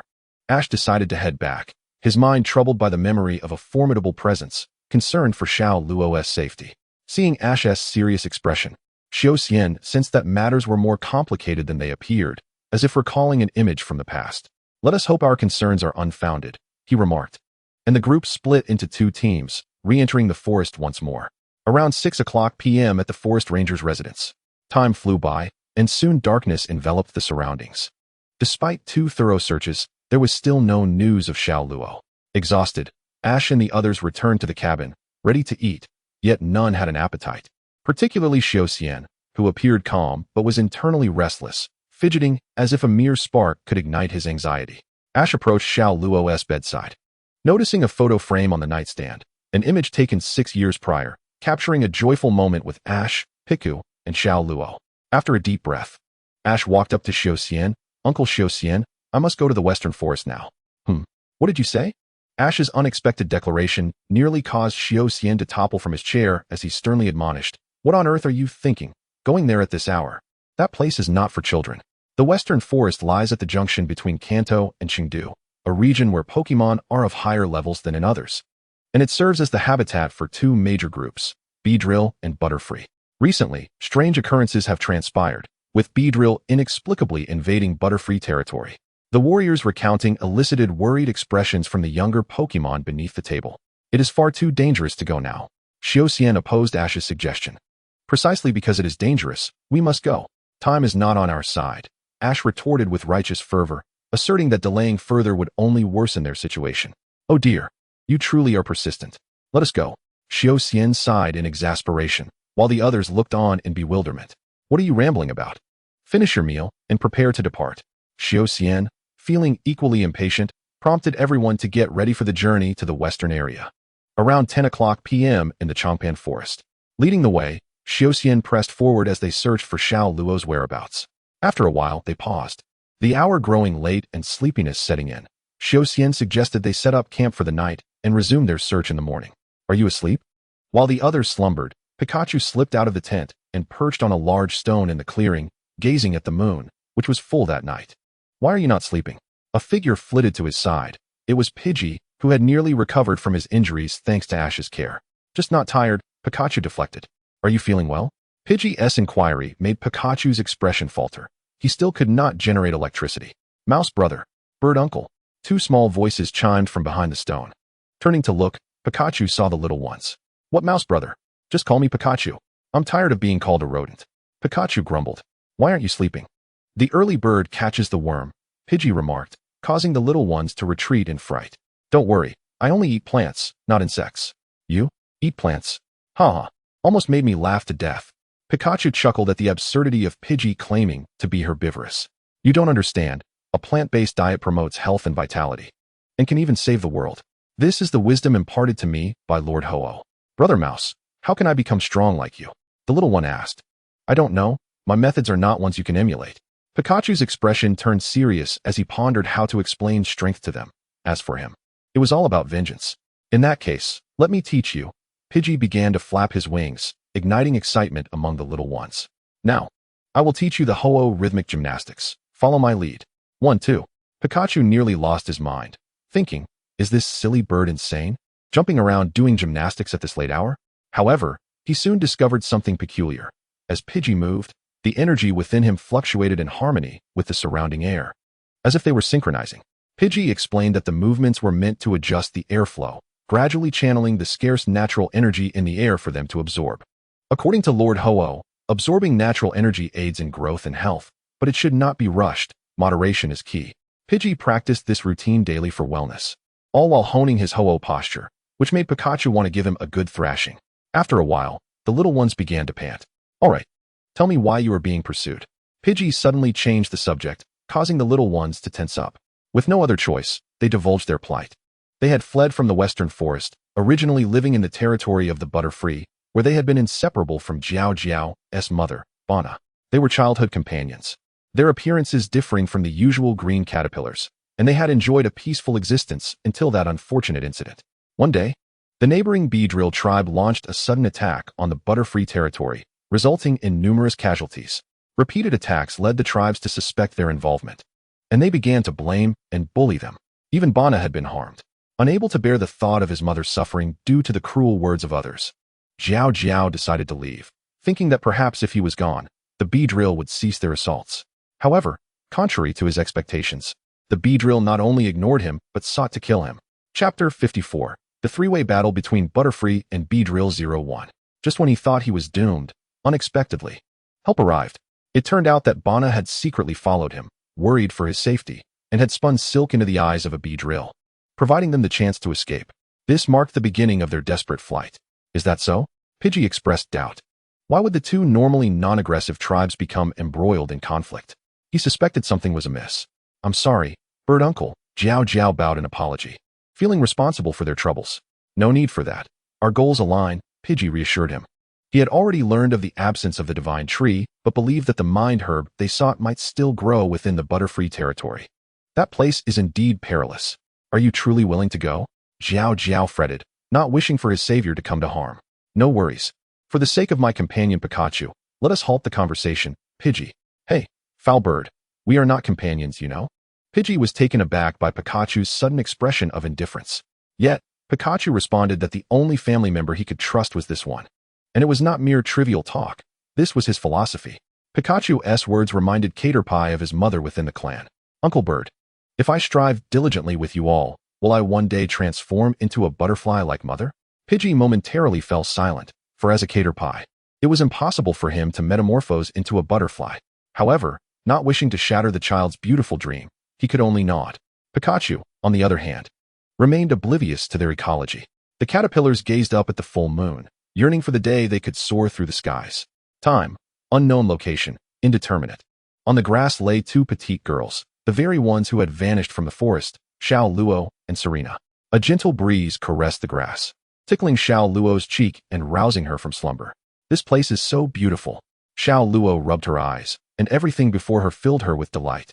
A surge of inspiration welled up within her, compelling her to capture the scene on canvas. She had never witnessed such a breathtaking sight, a vibrant flower field and a crystal-clear stream, each embodying the essence of flourishing life. As if she had stumbled upon a hidden paradise. Yet, this place also evoked a sense of familiarity. The wind playfully tousled Serena's hair, the coolness sharpening her awareness. Xiao Luo. Hoi upon seeing Xiao Luo safe and sound, Serena rushed over to embrace her. Xiao Luo's cheeks flushed a rosy hue. Serena, filled with trepidation, faintly recalled that terrifying moment when a monster had threatened to capture Xiao Luo, leaving her powerless. Tears streamed from her eyes. Xiao Luo gently smiled and held her close, just as Serena had once helped her. Now, it was her turn to comfort Serena, restoring her usual cheerful demeanor. Wait, where are Chuchus? The two suddenly realized their little treasures were not by their side, and their previously calmed hearts began to race. Xiao Luo, X2 Mama. Voices emanated from the flower field, all in girlish tones. Turning to look, they were relieved to find that everything was all right. Mama is safe, woo Lucy. Lucy, don't cry, be good, Lala. Well, what? Choo-choo, Lucy, you can talk? Hoi. Everyone imitated Xiao Luo's adorable tone, utterly astonished that Chuchus had begun to speak human language. The girls were taken aback, but soon managed to regain their composure. Serena pulled out a picnic blanket from her bag and spread it on the grass. They all sat down to discuss the commencement of their gathering. Thus, it is incorrect to always speak timidly. Girls should be bolder, Choo-choo admonished Xiao Luo. I know, right? I can't believe Choo-choo is lecturing me. Although Xiao Luo was aware of Choo-choo's nature, she never expected her to sound like a nagging big sister. Laughs. All right. Choo-choo, stop teasing Xiao Luo. A playful tone emerged from Lala. Wah wah wah, Serena stammered. Mama, what's wrong? Lucy's voice was very childlike. Lulu, Lucy, is that how you usually call me? Uh-huh. Mama is mama, after all. For Lucy, who had been raised by Serena, it was only natural to regard her as a mother. However, this thought sent Serena's mind spiraling into turmoil. If she was a mother, then wouldn't that imply Ash was? Her face flushed crimson, smoke almost rising from her head. Hoi Serena, why is your face so red? Catching the fainting Serena, Xiao Luo felt her forehead. Assuming she had a fever, Serena insisted she was fine, merely unsure how to respond to Xiao Luo. Laughs. Ah, the trials of pre-adolescent girls, Choo-choo sighed helplessly. Waving her hand, they decided to explore the area first. Xiao Luo, have you noticed something odd about this place? Serena raised a query. They had just passed the end of the flower field, yet it seemed they had returned to where they initially began. Strange occurrences did not end there. Serena noticed that the watch on her wrist had inexplicably stopped. Had it broken? And if so, when had it done so? All right, let me lead the way, Xiao Luo suggested, wanting to take the lead for a reason. Her sense of direction had always been impeccable. She had never gotten lost in the forest. As if the entire woodland watched over her. Following her instincts, Xiao Luo began to navigate, and at first, Serena was a bit skeptical. But soon she noticed the path actually began to change. While walking, Xiao Luo suddenly stopped, standing there in a daze. What's wrong, Xiao Luo? Choo-choo inquired. There's a tree over there. Everyone turned their gaze in the direction Xiao Luo indicated, but there was no sign of the grand tree she spoke of. Just as Serena was about to question her, Xiao Luo had already stepped forward, reaching out her hand. In an instant, the world transformed. The environment gradually shifted. Everyone stood in shock, except for Xiao Luo, who remained calm. Oh my, a massive tree. Before them stood an extraordinarily colossal tree. Its size was such that even 100 Snorlax playing stacked games would not measure up to half of it. Not to mention, the roots were larger than the girls themselves. Welcome, dear little girls, to this place. Who? Serena exclaimed in alarm, uncertain of who had spoken to them. Choo-choo and the others readied themselves for vigilance. The voice belonged to Xiao Luo, who had approached the giant tree. As she stepped closer, a green figure materialized before the tree.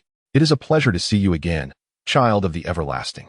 Approximately 6 o'clock a.m., Western Forest, Beedrill Nest. In the thicket to the west, the Beedrill Nest could be seen, with Beedrill hovering in the air, while iron shell Pokemon hung from branches. And Caterpie devoured leaves within the underbrush, a portrayal of their daily life. Chapter 55, Butterfree and Beedrill's Triangular Conflict 02. Early in the morning, swarms of Beedrill burst forth from the nest, rushing off in haste. Captain, today. No time for chatter.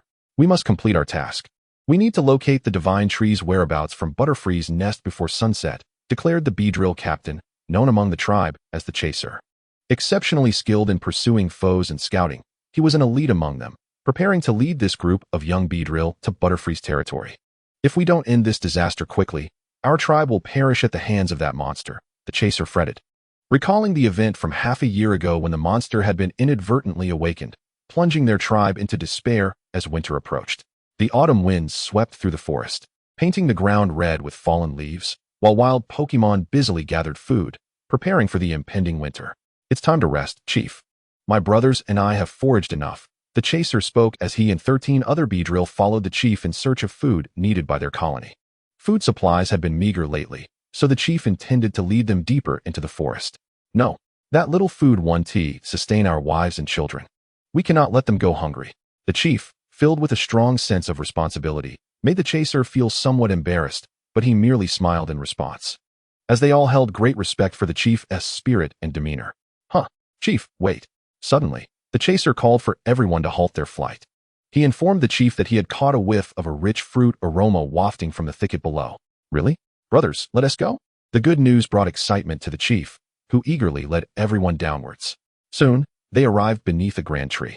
Its immense trunk housing a hollow large enough for them to enter and exit.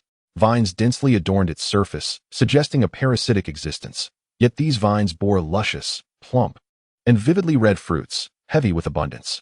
The leader flew to the entrance, casually piercing a fruit, and sweet, juicy nectar flowed forth. He took a bite. It was delectable. A perfect blend of tartness and sweetness, with a texture so tender it melted in his mouth. Even with the poisonous fruits, the half-poisonous Beedrill possessed organs capable of neutralizing external toxins. Search this place, brothers, the leader commanded. The Beedrill began to pluck the fruits, gathering them into a heap. The hollow seemed to harbor more fruits. The leader noticed the vines at the entrance sprawling inward, suggesting that there might be more treasures within, and he wished to lead his comrades into exploration. However, Chasing Bee disagreed, urging the leader not to be overly greedy. Believing the quantity of fruits was sufficient for their clan to survive the impending winter, the leader, slightly irked by the advice, opted to consult the others. In the case of a minority yielding to the majority, Chasing Bee had no choice but to acquiesce, unaware that this decision would lead their clan to ruin. Wow, there are indeed so many fruits, the leader exclaimed. You worry too much, Chasing Bee.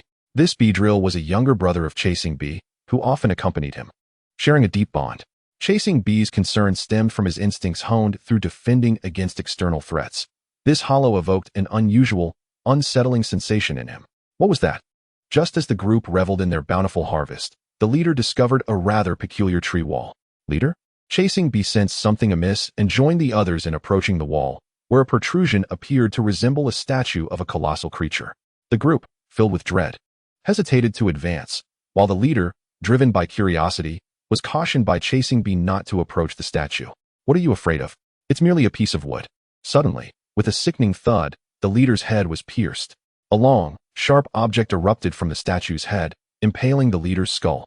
His lifeless body hung suspended in the air. Panic ensued among Chasing Bee and the others. No one could comprehend what had transpired. The sharp object retracted, and the leader began to deflate like a deflated balloon, leaving only a hollow skin behind. Creaking and rustling, the sharp object twisted and extended outward. The two Beedrill closest to the leader were swept away by the object, their cries silenced in an instant as they were severed in twain. The tree wall crumbled, and from the statue emerged a gigantic creature. It steadied itself, exuding an aura of command that instilled fear in the Beedrill. Offer your lives as sacrifice to me. Run. Chasing Bee shouted, urging everyone to flee. Yet the monster danced gracefully among the 10 Beedrill. As the creature stood behind them, vines began to sprout from their bodies, intertwining and ensnaring them. The creature approached the nearest Beedrill and pierced its forehead with a finger. The connected Beedrill began to wither into mere husks. Only Chasing Bee and his younger brother remained, the latter now flying in a panicked frenzy. The monster brushed past him, and in an instant, blood splattered. He was left with only half a body, as insignificant as a human stepping on an ant. No, Chasing Bee cried out in despair. This was a nightmare he would never forget, marking the beginning of his clan's subjugation. Morning, around 6:30, within the forest of Butterfree's territory. To search for the whereabouts of Xiao Luo and the others, Ash and his companions set out at dawn, now nearing the thicket inhabited by the Butterfree. Remember, do not disturb the insects. Confirm that Xiao Luo and the others are not present, and we shall leave immediately. Xiaoxian's vigilance was not due to the overwhelming strength of the Butterfree, who were known for their gentle and non-aggressive nature. The concern lay in their techniques. The wings of Butterfree were covered in a fine layer of waterproof scales, which, when agitated, dispersed toxic dust into the air, causing discomfort upon inhalation and sometimes inducing drowsiness or paralysis due to the mingling of various powders. Apart from Butterfree's signature moves, which predominantly inflicted status conditions, they had prepared the necessary antidotes the night before to be safe. Little ones, keep watch and ensure they do not cause trouble. Xiaoxian had noticed the little ones beside Ash the previous night, assuming they were captured by him. Ash clarified that they were not his, puzzled as to why they were following him. Given their unique nature, he had once coveted them as fishing bait, but was met with Ash's disapproving glare. Ash recalled Pidgeotto into its Pokeball and instructed Pikachu to stay hidden and ready, sensing that matters were not as simple as they seemed. Wait, let us hide. His instincts proved correct. The samurai sensed something was amiss and immediately led everyone to conceal themselves in the small thicket. They parted the branches to observe a fierce battle between the Beedrill and the Butterfree. Buzz, release the needles. It was chasing Bee. He led his comrades in unleashing poison stingers aimed at the Butterfree. Flutter, boost your spirits. The Butterfree did not remain idle, their eyes glowing as they collectively employed psychic power to deflect the poison needles. Chapter 56, The Triangular Clash of Butterfree and Beedrill, Part 3. Buzz, scatter. Chasing Bee commanded his comrades to evade the poison needles, wary not of the needles themselves, but of the psychic energy imbued upon them, which could inflict considerable damage on them as poison types. Flutter, flap your wings. The Butterfree flapped their wings to create sound waves, unleashing a bug-type sound attack that diminished their opponent's special defense. Buzz, fire continuous needles to disrupt them. Chasing Bee ordered his subordinates to retaliate with missile stingers, persistently thwarting and weakening the power of the bug buzz, though a few Beedrills still fell victim to the attack and became dizzy. Flutter, fall back. The Butterfree captain, sensing the unfavorable situation, led his companions to retreat. Buzz, find the opening. Unexpectedly, Chasing Bee seized the opportunity to strike, delivering a heavy blow to the Butterfree captain's abdomen with his arm. The captain groaned in pain. Chasing Bee's attack was a dark-type move that doubled in power when the opponent was attempting to flee or substitute. Flutter. Chasing Bee casually hurled the Butterfree captain toward his team, where his comrades simultaneously lunged at the Butterfree captain, piercing through its wings and body with several gaping holes. The Butterfree captain, gravely injured, plummeted to the ground. Oh no! Ash could no longer remain a bystander and dashed from the thicket. If the Butterfree captain's wounds were not treated promptly, it would meet a grim fate. Wait, Ash! Xiaoxian was taken aback by Ash's actions. He had originally intended to remain hidden, but was now compelled to intervene. Stop!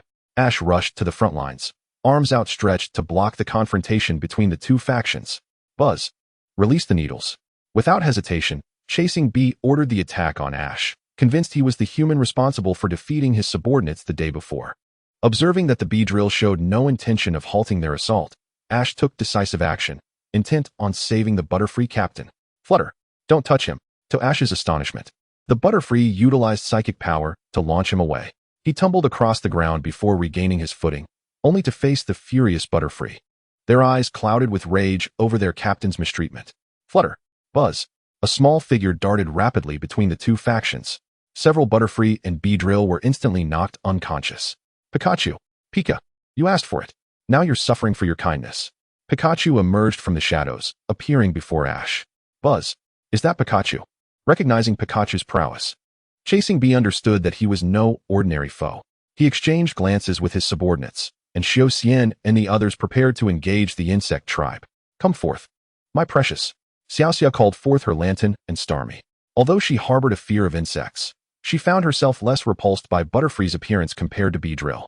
The small creatures gathered around her, intending to persuade their kin. Come forth. Sparrows 1, 2, and 3. Xiaoxian summoned the trio of fiery sparrows, while the warrior had long since called forth his Beedrill. A chaotic three-way battle was on the brink of eruption. Hey, aren't you the little ones? One of the Butterfree recognized the small creatures. Please, big brothers and sisters, do not harm Ash and the others. They are not bad people. They implored their companions, beseeching them not to engage with Ash's group. No way. We cannot trust them. Besides, you are with that accursed outsider. The negotiations collapsed as the Butterfree remained unconvinced. The lantern attempted to jump out to speak on her behalf, but one of the Butterfree, noticing his approach, suddenly unleashed an air-slash attack. The lantern's water rippled. The water ball collided with the air slash, sending sprays of water into the air. Xiaoxia stepped forward to shield the small creatures. I understand the situation now. Do not worry, sister. We will protect you. Her words astonished the little ones. Just yesterday, she had despised them. Yet today she stood to defend them? Xiaoxia did not comprehend the language of bug types, but the content had been roughly translated to her by Starmie. Since that wondrous dream, she sensed a transformation within herself. Last night, while Ash and the others were distracted, she secretly conversed with Starmie and discovered her newfound ability to understand water-type Pokemon's language, yet remained oblivious to that of other species. Though the reason eluded her, she felt it was a benefit with no drawbacks. Lantern, Starmie, awakened those misguided Butterfree. Xiaoxia and her companions unleashed a fierce battle against the Butterfree. Meanwhile, Beedrill had broken through the ranks. But the warrior commanded Beedrill to endure the Twin Needle attack and capture them. He ordered Beedrill to use Seismic Toss, leveraging their strength to hurl Beedrill down to the ground. However, the damage inflicted by fighting-type moves was minimal against the bug and poison types' dual resistance, and the Beedrill soon took to the skies again. The warrior found himself in dire straits as he confronted the Beedrill, but thankfully, Ash stood by, assisting him. Together, the two agile youths felled several Beedrill. The problem lay with Pikachu, who was unable to unleash an electric-type move to swiftly resolve the situation. The Beedrill, aware of this, concentrated their efforts on him, selecting the fastest among them to pursue him relentlessly. Though Pikachu was indeed formidable, his speed was his Achilles heel. The Beedrill sent their subordinates to execute high-speed maneuvers, disrupting his vision and preventing him from determining the opportune moment to strike. Currently, his Volt Tackle could barely take down 3 Beedrill, and in the absence of electrical power, its strength was less than a quarter of what he could muster against Pidgey. Ash recognized that Pikachu was being targeted, but he intended to use Pidgey as a trump card, trusting that Pikachu would find a way to cope. It was his duty as a trainer to provide maximum support, even to the last moment. Sparrow 1 uses Quick Attack. Sparrow 2 utilizes Fury Attack. Sparrow 3 employs Double Team for cover. Xiaoxian commanded the fiery trio to unleash their signature techniques, particularly Sparrow 3's Double Team, transforming the trio into a multitude of fiery sparrows, causing confusion among their foes. Why are these damned bugs attacking us? It seemed that birds were the natural enemies of bug types, and both sides were nearly encircled. Xiaoxian had no choice but to draw out his fishing rod for self-defense. Lantern executed Peck Attack. Starmie provided cover with Water Gun. Lantern soared through the air, casting Water Sport in advance, while Starmie stood beside Xiaoxia, firing Water Gun to fend off the invading foes. The horn upon Lantern's head was enveloped in a layer of air film, enabling it to deal flying-type damage. Knocking down several Butterfree, Lantern unleashed Supersonic. Use your signature move. Upon witnessing Xiaoxia's Supersonic, the Butterfree began to deploy a protective shield to counter the sound waves. It was a mystical shield. For a limited time, it protected the team from common status conditions, functioning as an area effect move. Use Gust to attack them. Chapter 57. The Three-Way Battle of Butterfree and Beedrill, Part 4. The Butterfree flapped their wings. Silvery powder scattered in the wind. A rare special attack of the bug type, known as Silver Wind. Quick Evade. Xiaoxia commanded Lantern to dodge, but unexpectedly, the Butterfree accelerated. They flew in front of Lantern, unleashing Psychic combined with the earlier Silver Wind in a single strike. The powder instantly sharpened, cutting into Lantern's skin. Caught off guard, Lantern fell to the ground, unable to rise again. Little fish. Xiaoxia was baffled as to why the Butterfree had suddenly become so formidable. The answer lay in the Silver Wind. This move can sometimes enhance all of one's base abilities, occurring with a mere 10 probability. It seemed a few were particularly fortunate. Seizing the opportunity, the Butterfree pressed their advantage. Flapping their wings, they conjured a fierce wind, employing Tailwind, a flying-type area-enhancing skill. For a limited time, it doubled the speed of their entire team, and the Butterfree intended to achieve peak performance to vanquish their foes. How fast? The Butterfree moved like mere phantoms. Xiaoxia and Starmie had to exert themselves just to evade. The small creatures were completely ignored as the majority of the Butterfree launched a frenzied attack on the Beedrill. The Butterfree controlled the battlefield, unleashing Supersonic to confuse the Beedrill, emitting red anger powder to attract their opponent's attention, followed by white sleep powder to lull the Beedrill into slumber. Some began to perform the butterfly dance, a light, mysterious, and beautiful movement that enhanced their special attack, special defense, and speed. The Butterfree exhibited remarkable synergy. One was manageable, but united, they formed an impenetrable fortress. This is bad. Starmie was caught in the bug buzz. Initially, it was meant to protect Xiaoxia, but the power of bug buzz was unexpectedly overwhelming. It sent them all flying. Just as Xiaoxia was about to rise, she found herself unable to move. Looking up, she saw the Butterfree nearby scattering yellow powder. It was paralyzing powder. Xiaoxia found herself in a dire predicament. Xiaoxia, quickly help her. Leave this to me and Beedrill. Seeing Xiaoxia in peril, Ash grew increasingly anxious. The warrior decided to hold the line, urging Ash to teach him. With a heavy heart, Ash rushed over to lift Xiaoxia, disregarding the consequences, and instinctively threw the aura sphere. The aura sphere spun in midair, a powerful wind pressure sweeping past to force the Butterfree back, finally returning to Ash's hand like a boomerang. Ash felt lighter than before, the pressure not as burdensome. I'm sorry for holding you back. Now, Xiaoxia struggled to speak. Stuttering, Ash understood that ordinary individuals had a particularly low resistance to status moves. Without swift treatment, there could be life-threatening consequences. It's nothing. Just rest and don't speak. Ash cautiously held Xiaoxia, wishing to apply medicine to her, yet reality offered no respite. They had become the enemy's primary target. Doubtu, watch out. Lantern suddenly shouted. Ash turned to see Lantern and Starmie battling against the enemies. To the small creatures, they seemed insignificant, but Starmie was filled with fury. The last thing they wanted was to see Xiaoxia harmed. Water gun, light screen, bubble beam, attacking while moving. Doubtu, you overgrown bugs always like to bully the weak, don't you? Lantern launched toxic spikes at the Butterfree, following up with string shot to assist him. Yet the Butterfree merely summoned a gust of wind to disperse it. Undeterred, Lantern continued to resist. The Butterfree, infuriated, prepared to retaliate. Hey, everyone stop. At that moment, a butterfly with wings adorned with distinctive black spots emerged from the thicket, a hallmark feature of the female Butterfree. Huli, what brings you out? Butterfly. Huli, those two children are ones we have watched grow since childhood. What exactly have they done wrong? The words of the butterfly named Butterfly suddenly enlightened the other Butterfree present. They were a family that cherished peace and valued each other. Yet external threats had incited their tempers. Mao Mao, Sister Butterfly. Upon seeing a familiar face come to their aid, he joyfully approached. Huli, you must return to the tribe at once. Aunt Bana has fallen ill. Doubtu, mother, she. This news struck Jiao Jiao and his companions like a thunderbolt. However, every movement they made was closely watched by the pursuing Beedrill. It seems they have begun to waver. Buzz brothers, rally your spirits and deal with that Pikachu first. I will hold him off. Sensing the morale of the Butterfree dwindling, the pursuing Beedrill prepared to lead his brethren into battle against Pikachu. Pika, so you're the leader of theirs. Pikachu deftly evaded the onslaught of the Beedrill. Seizing the opportunity, the pursuing Beedrill engaged him head-on, moving faster than the enhanced Butterfree. The combination of rapid thrusts and swift movements left Pikachu reeling. Buzz, impressive. I have never encountered a Pikachu as formidable as you. The pursuing Beedrill felt a surge of excitement, for few Pokemon could match him in combat. Yet he resolved to be ruthless for the sake of his tribe's future. With a sudden thrust, Pikachu was forced to retreat, but from the ground, spiny projectiles erupted, piercing his right foot. It was a poison sting. Pikachu had fallen into the trap laid by the pursuing Beedrill, and his right foot began to swell with a purplish hue. Buzz now. Spin the silk. The pursuing Beedrill commanded his comrades to encircle Pikachu. Immobilized, Pikachu could not escape. The Beedrill began to ensnare him in silk. Within moments, Pikachu was transformed into a white cocoon. The pursuing Beedrill immediately directed his subordinates to transport the cocoon behind a small thicket. To their astonishment, these Beedrill were remarkably efficient, even possessing a logistical team. They brought an abundance of berries to the injured, including orange berries, which were commonly used to alleviate special conditions. Pikachu, come forth, Pidgeotto. Even Pikachu had succumbed, and Ash had no choice but to summon Pidgeotto to engage in battle. Pidgeotto, use Gust.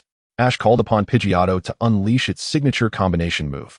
Pidgeotto remained silent, quickly assessing the situation, intending to take down the enemy commander first. However, he devised an even more strategic solution by controlling the residual tailwind effect from the Butterfree, taking advantage of the open terrain devoid of obstructions to conjure a fierce whirlwind. Is that Ash's Pidgeotto? Truly impressive. What a find. Never mind, Sparrows, you must assist. Hashin commanded the three Firo brothers to support Pidgeotto.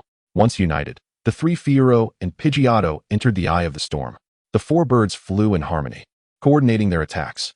The Beedrill were nearly overwhelmed. Buzz, remarkable coordination, especially from you, Pidgeotto. The four birds were simultaneously taken aback. The pursuing Beedrill had also learned to move with the wind, closely tailing them. In an instant, he unleashed a series of poison stings, knocking down the Firo brothers. Sparrows 2 and 3 were left dazed.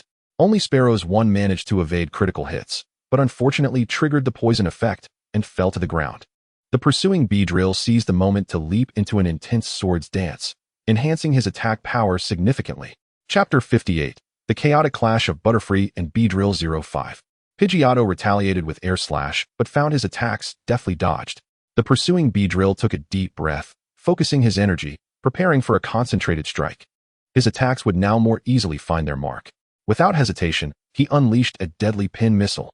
This bug-type move, when it struck down an opponent, would greatly amplify his attack power. Buzz what? Pidge Beedrill. Unexpectedly, Beedrill appeared, blocking a blow meant for Pidgeotto. The pursuing Beedrill completely forgot about him, not anticipating such immense strength. This ends now. X2 caught unprepared. A sudden, powerful tornado swept through the area, toppling everything in its path. From beyond the forest emerged a colossal figure, a gigantic robot. Haha. While the clam and the snipe quarrel, the fisherman benefits. We will take the Pokemon here. The duo from Team Rocket made a grand entrance.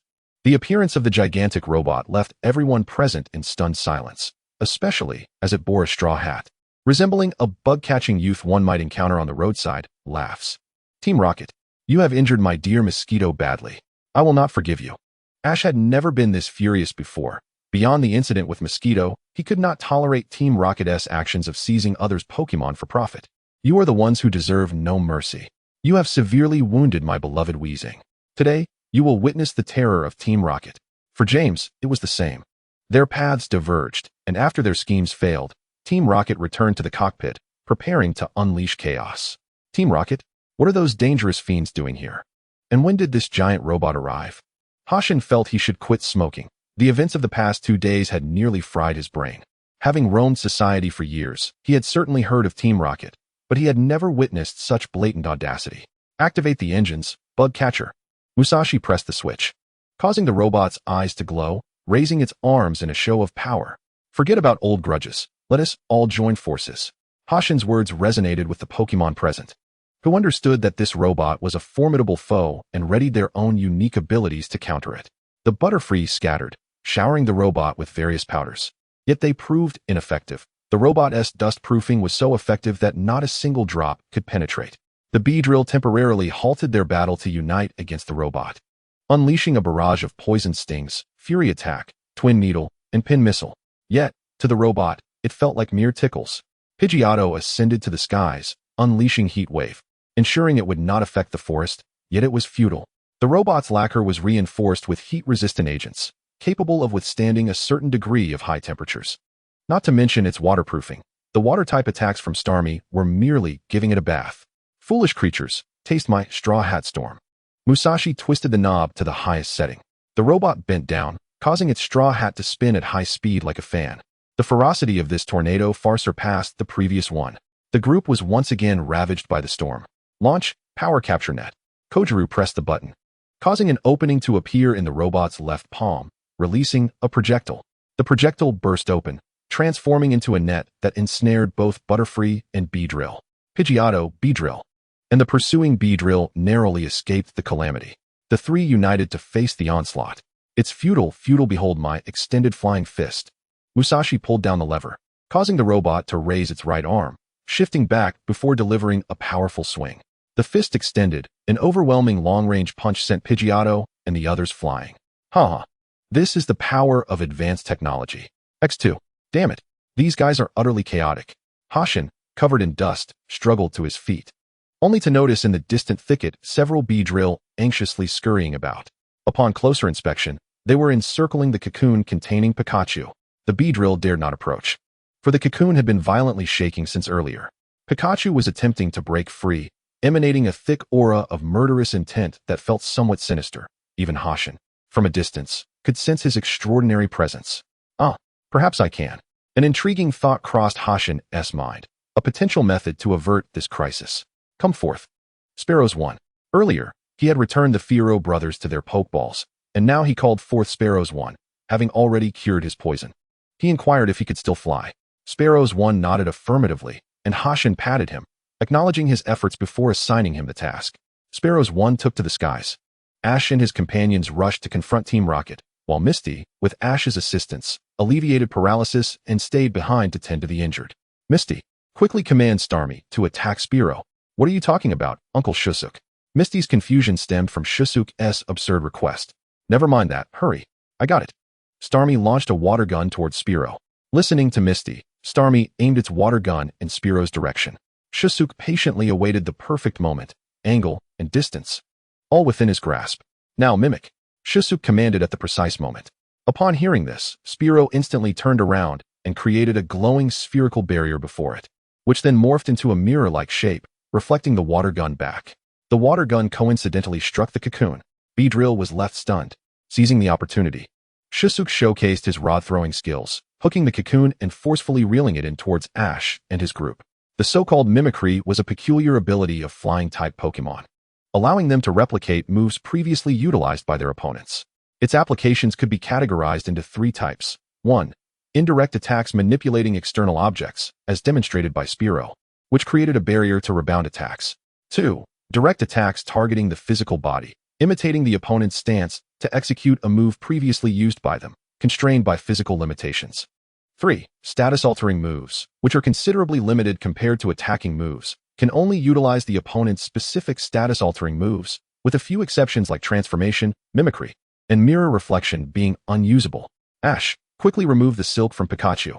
Uncle Shusuk, Pidgeotto, use air cutter to break the cocoon. Ash immediately grasped Shusuk's intention and instructed Pidgeotto to clear the silk from Pikachu.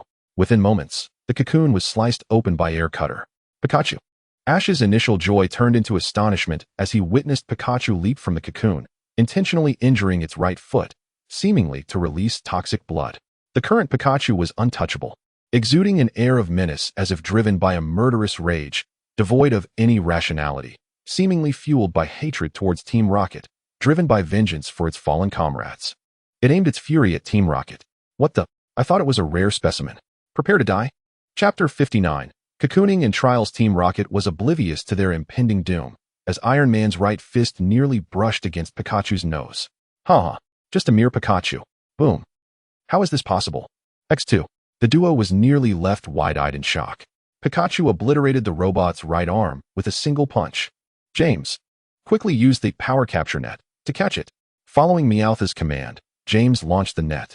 Pikachu swiftly severed the net with its tail. The assault did not end there. In an instant, Pikachu dismantled Iron Man's left arm. Pikachu. With a titanic punch, Pikachu sent the entire robot soaring into the skies. Such an immensely powerful Pikachu. If only it were on my side. How delightful it would be after that. Team Rocket transformed into a streak of meteors. Morning. Around 7:30, western region of the forest.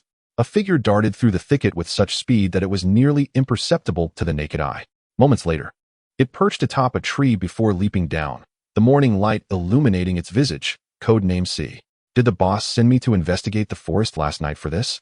Codename C parted the underbrush, revealing numerous decayed trees, each bearing marks as if strangled by some object. Suddenly, a strange noise erupted from the surroundings, prompting him to halt.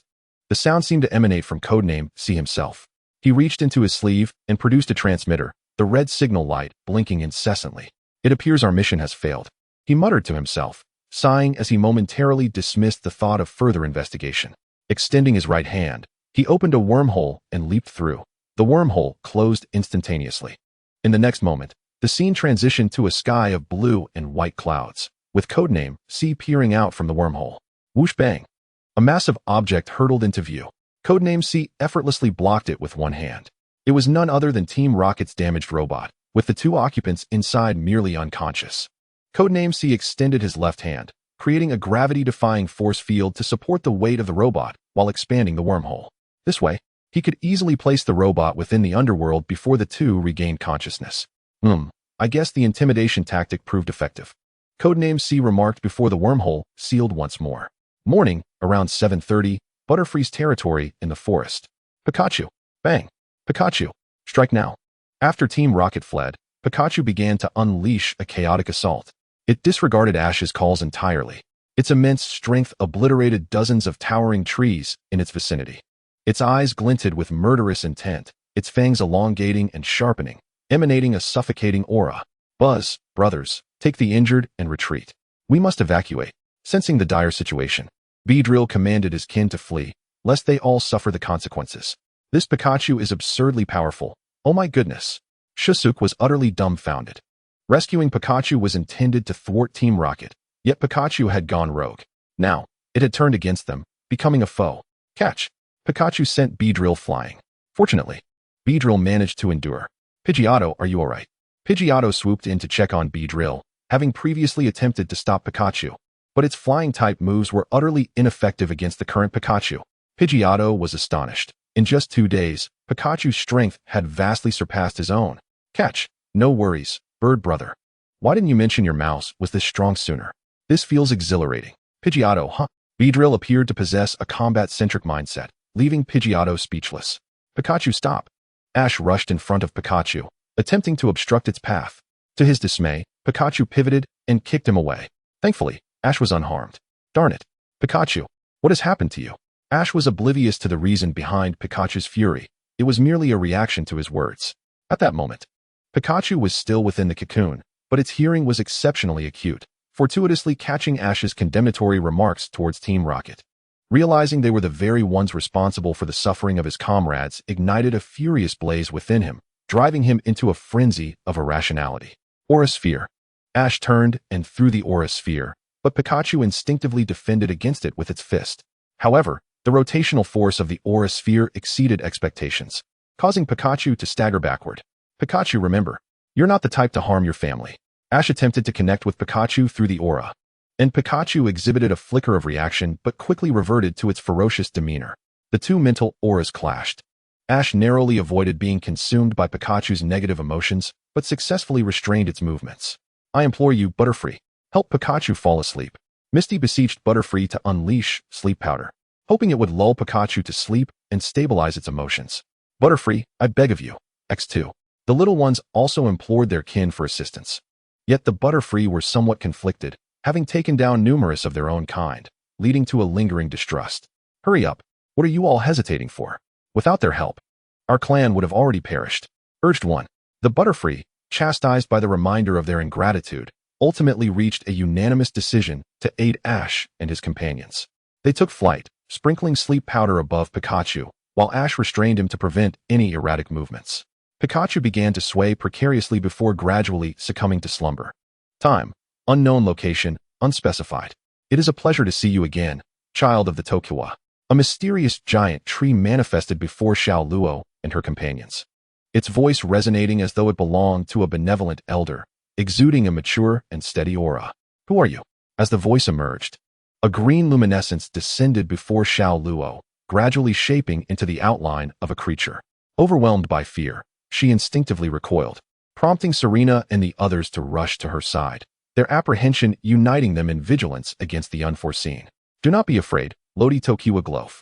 The green silhouette spoke suddenly, its two-headed form belonging to the voice's owner. Hoy, how do you know my full name? You have grown, and you bear an increasing resemblance to your mother, Phiro. You even know my mother's name? I am familiar with the descendants of your family line.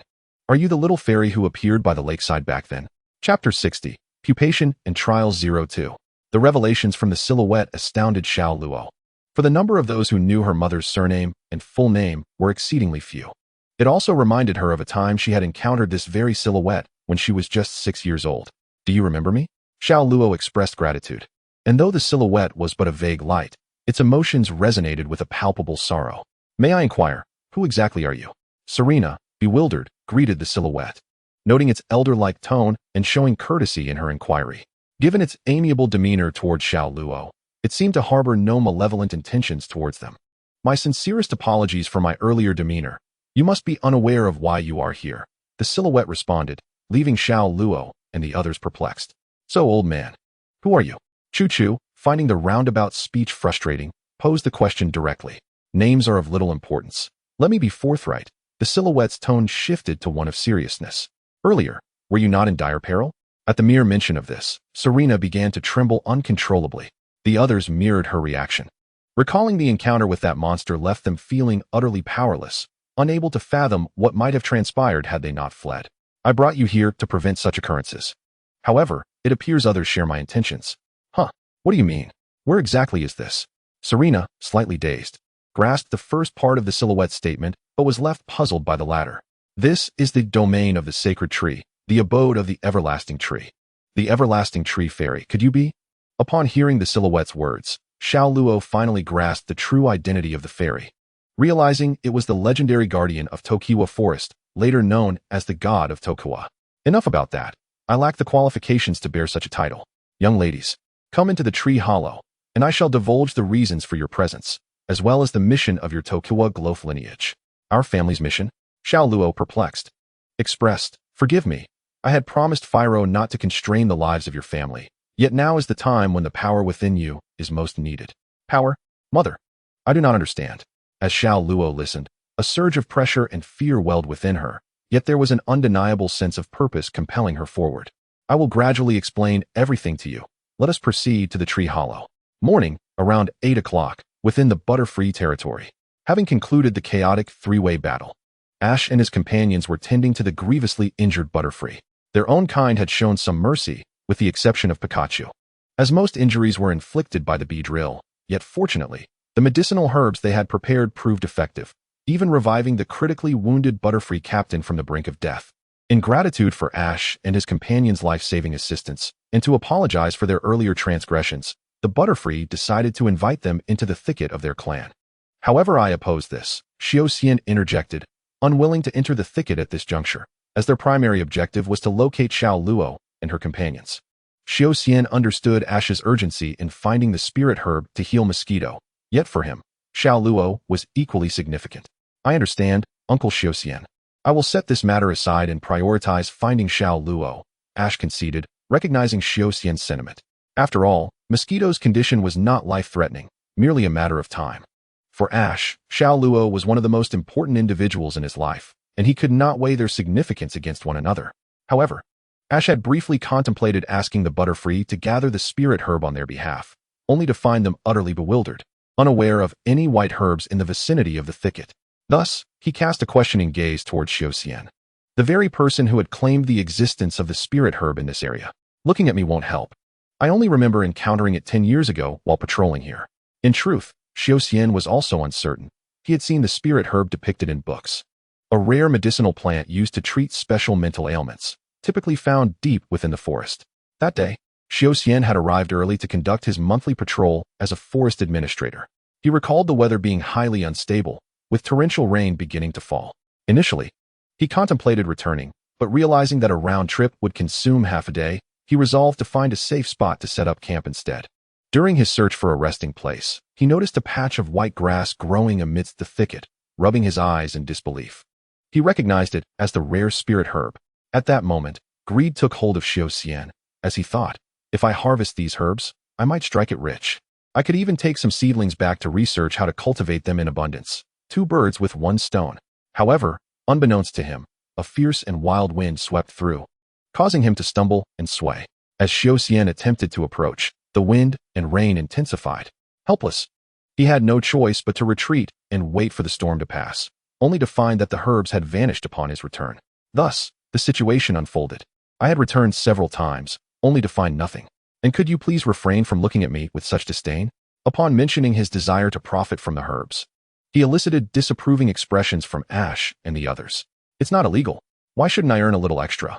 Being a bachelor, raising Xiao Luo alone is quite taxing. Humph. Regardless, your intel is utterly unreliable. The samurai remained steadfast in opposing Xiao Xian. All right, let us not quarrel. Let us attend to the matter at hand. Wait a moment. Ash. The samurai suddenly called upon Ash, proposing that the group divide into 2 teams. He and Shusuk would search for Xiao Luo, while Ash and Misty would accompany Butterfree to look for medicinal herbs. This arrangement, he believed, would enhance their efficiency, especially since Shusuk had the fiery trio of Spearow, which would provide a broader search radius. After a moment of hesitation, Ash was reassured by Shusuk's encouraging pat on the shoulder, leading him to make a firm decision. The group then commenced their separate quests. Chapter 61, Cocooning and Trials 02. Morning, around 8:20, within Butterfree's territory. After parting ways with the samurai, Butterfree led Ash and his companions into the lush thicket where she resided. Upon entering, they discovered a hidden paradise, a vast expanse of exquisite flowers. Thanks to Butterfree's perennial nectar gathering, The pollination from the anthers had allowed the pistils to flourish, transforming the area into her own splendid garden over time. Caterpies rolled playfully among the blossoms, their innocent demeanor suggesting they were newly hatched larvae, blissfully unaware of the dangers lurking beyond. Meanwhile, the iron-armored cocoons hanging from the branches seemed poised for emergence, fully cognizant of the looming threats their community faced, eagerly anticipating the day they would break free to defend their home. "It's truly beautiful, Ash," Misty remarked. "Indeed," Ash replied, though he had little time for admiration. With a sleeping Pikachu on his back, he and Misty scanned the flower bed for any traces of medicinal herbs. Earlier, Ash had already tended to Pikachu's injured right foot, and he couldn't shake the feeling that Pikachu was concealing something from him regarding its unusual condition over the past 2 days. He knew well the stubborn nature of this little tyrant, who preferred to shoulder all burdens alone. Unless confronted directly, it would remain tight-lipped. Pidgeotto perched on Ash's shoulder. Having been requested to do so, his stamina nearly depleted after their recent skirmishes. Endurance had always been his Achilles heel, while he fared better than his evolved counterpart, Pidgey. Sustaining a prolonged battle remained a challenge. "Sorry, Uncle Bird, everyone is just frightened," Pidgeotto expressed. "No worries, I won't take offense," he replied. Pidgeotto observed their surroundings, noting that Butterfree regarded him with a wary gaze, as did other bug-type Pokémon, who were generally averse to the presence of birds in their domain. Given the current tense atmosphere, their vigilance was justified, even more so as they appeared to be on high alert, suspicious of any attempts to lead the caterpillars into the thicket. "Doduo, where's my mother now?" the young Caterpie inquired, seeking answers from Butterfree. "Well," Butterfree hesitated, troubled. She had initially allowed Ash and his friends entry solely to assist in finding herbs, with no intention of involving them in local matters. This was merely to repay a favor. "Please wait a moment, Butterfree. I would like to have a private conversation with Doduo," Ash suddenly stated, requesting an unusual exchange with Caterpie, to which Pidgeotto accompanied him. The others regarded them with skepticism, but Ash remained unfazed. He approached Misty, communicating his intent through a glance, and she understood, taking Pikachu into her arms. "Come on," Ash beckoned, leading the bewildered Caterpie and Pidgeotto toward the thicket's edge. "All right, we're alone now. Doduo, could you share what just transpired with me? Why does the human brother know my name?" Caterpie exclaimed, taken aback. Ash knelt down, speaking calmly, demonstrating his awareness of the young creature's plight. Pidgeotto reassured, "Don't be afraid, Doduo. Ash can understand our language. Rest assured, he means no harm. Caterpie, what troubles you? We will help if we can. Please tell me," Ash urged. I understand," Caterpie began, recounting the illness afflicting his mother in detail. Ash pondered. The herbs might possess properties to cure Caterpie's mother, but their numbers were dwindling. What should he do? He resolved to assess the situation first before determining his next steps, then returned to the group.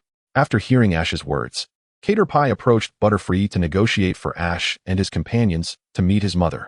Butterfree glanced at Ash, recalling his earlier performance in battle, sensing that this young man possessed remarkable qualities. After conferring with her companions for some time, she ultimately decided to grant them passage deeper into the thicket. Time, unknown. Location, the domain of the divine tree. "Mr. Greenlight, are you saying you come from the future?" "Indeed, I have returned to prevent a tragedy from occurring." Serena and the others listened attentively as the Guardian of Eternity narrated the unfolding events. They found themselves within a hollow at the base of the everlasting tree, where the Guardian calmly revealed his mission and origins, yet refrained from disclosing his name, seemingly unwilling to confront his own failures. Consequently, they were unsure how to address him, opting instead to refer to him as Mr. Greenlight, based on his current appearance. The Guardian redirected the discourse to the crux of the matter, unveiling that the monsters that attacked them were invaders from another world. Their purpose for entering this realm was to seize its life energy to awaken their master, the Eldritch Lord. Upon hearing this, Xiao Luo was immediately struck by the gravity of the situation, sweat beading on her forehead, as the implications far exceeded her expectations. Particularly alarming was the revelation that the forest that had nurtured her would soon face utter destruction, leaving her in a state of shock. The astute Serena discerned a flaw in the Guardian's account and politely inquired whether he had sought allies to assist him at that time. However, the response she received was almost unbelievable. The vicinity of the forest, including Tokatown, had been forcibly distorted by the invaders, isolating it from the outside world. The Guardian had been aware of their movements from the forest to the town, yet all of it had been a trap set by the enemy to lure him out. As soon as he revealed himself, the premeditated ambush ensnared him, transporting him to a realm rife with viruses. He could not immediately escape, his abilities hindered. While his life energy could repel toxins, the poison was not of this world and thus unneutralizable. Moreover, his grass-type nature accelerated the absorption of the toxins. By the time he successfully broke free, he found himself amidst a raging inferno. The invaders had initiated a massive explosion in the city, and no life remained unscathed. Not even the forest. The Guardian lamented that he had not even been given the opportunity to save them, succumbing to sorrow and wrath as he unleashed his fury upon the minions dispatched by the invaders. However, no matter how fiercely he fought, he could not undo the extensive damage caused. The forest's Pokémon emerged to defend their home, only to be swiftly decimated by the invaders' overwhelming strength, leading to the forest's downfall and the destruction of the Divine Tree itself. The Divine Tree was intrinsically linked to the forest's ecosystem. Its demise meant the forest's end, brought about by the emergence of the blasting mosquito. What followed was a battle for survival, as the Guardian vanquished the blasting mosquito at a great cost. His body ravaged by the virus, his powers diminished to a mere fraction, leaving him on the brink of death. Chapter 62, Cocooning and Trials 03. Though divine beings possess nearly infinite lifespans, they too can perish.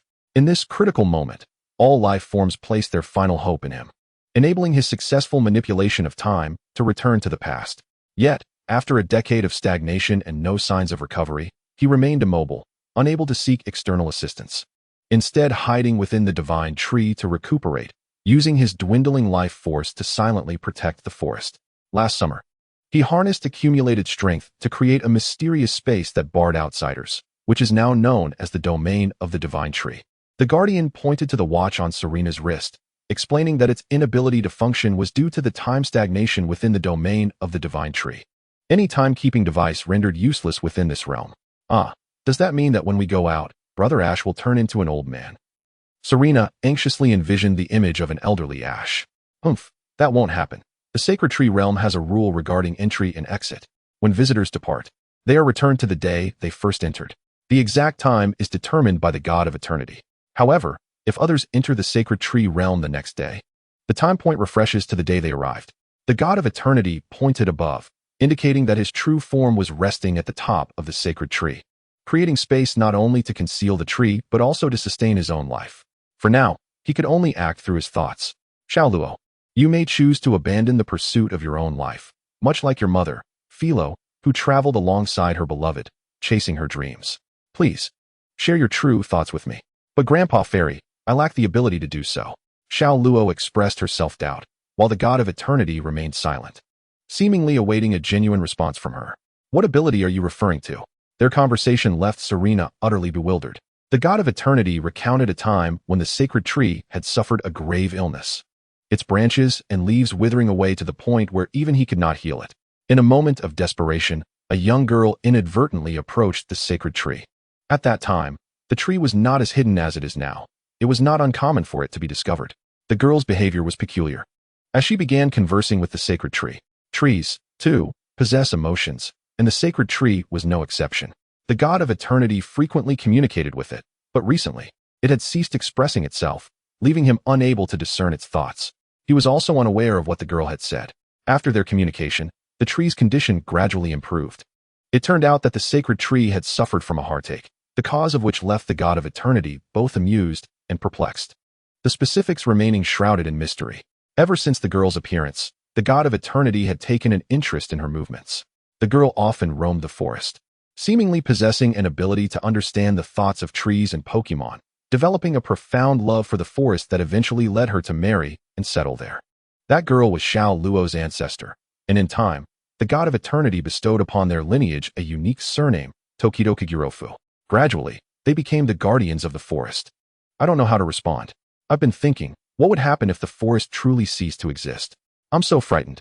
Tears of unease streamed down Xiaoluo's face. Everything had unfolded too abruptly. She had never been aware of her family's mission or the reason she could not leave the forest, an outcome orchestrated by the God of Eternity to ensure her safety and foster her long-term connection with the forest. Xiaoluo did not harbor resentment toward him, understanding it was for her own good, yet the pressure left her breathless, unable to make a decision. Let's set this aside for now. I will await your decision. You all rest. I shall take my leave for a while. The God of Eternity said a few words before leaving the bewildered girls, vanishing from sight. Morning, around 8:30 a.m., within the territory of Butterfree. Mom, Aunt Bana, called the little ones. With the help of Butterfree, Ash and his companions finally encountered Bana, but her condition was far worse than Ash had anticipated. Her skin was wrinkled and covered in red spots, and her wings had rotted to a point of deformity, resembling a severe infectious disease. Hooey. That sound is from the children. Bana noticed someone approaching and rose to speak, her tone lacking vitality, yet upon recognizing her longed for children, a faint smile graced her face.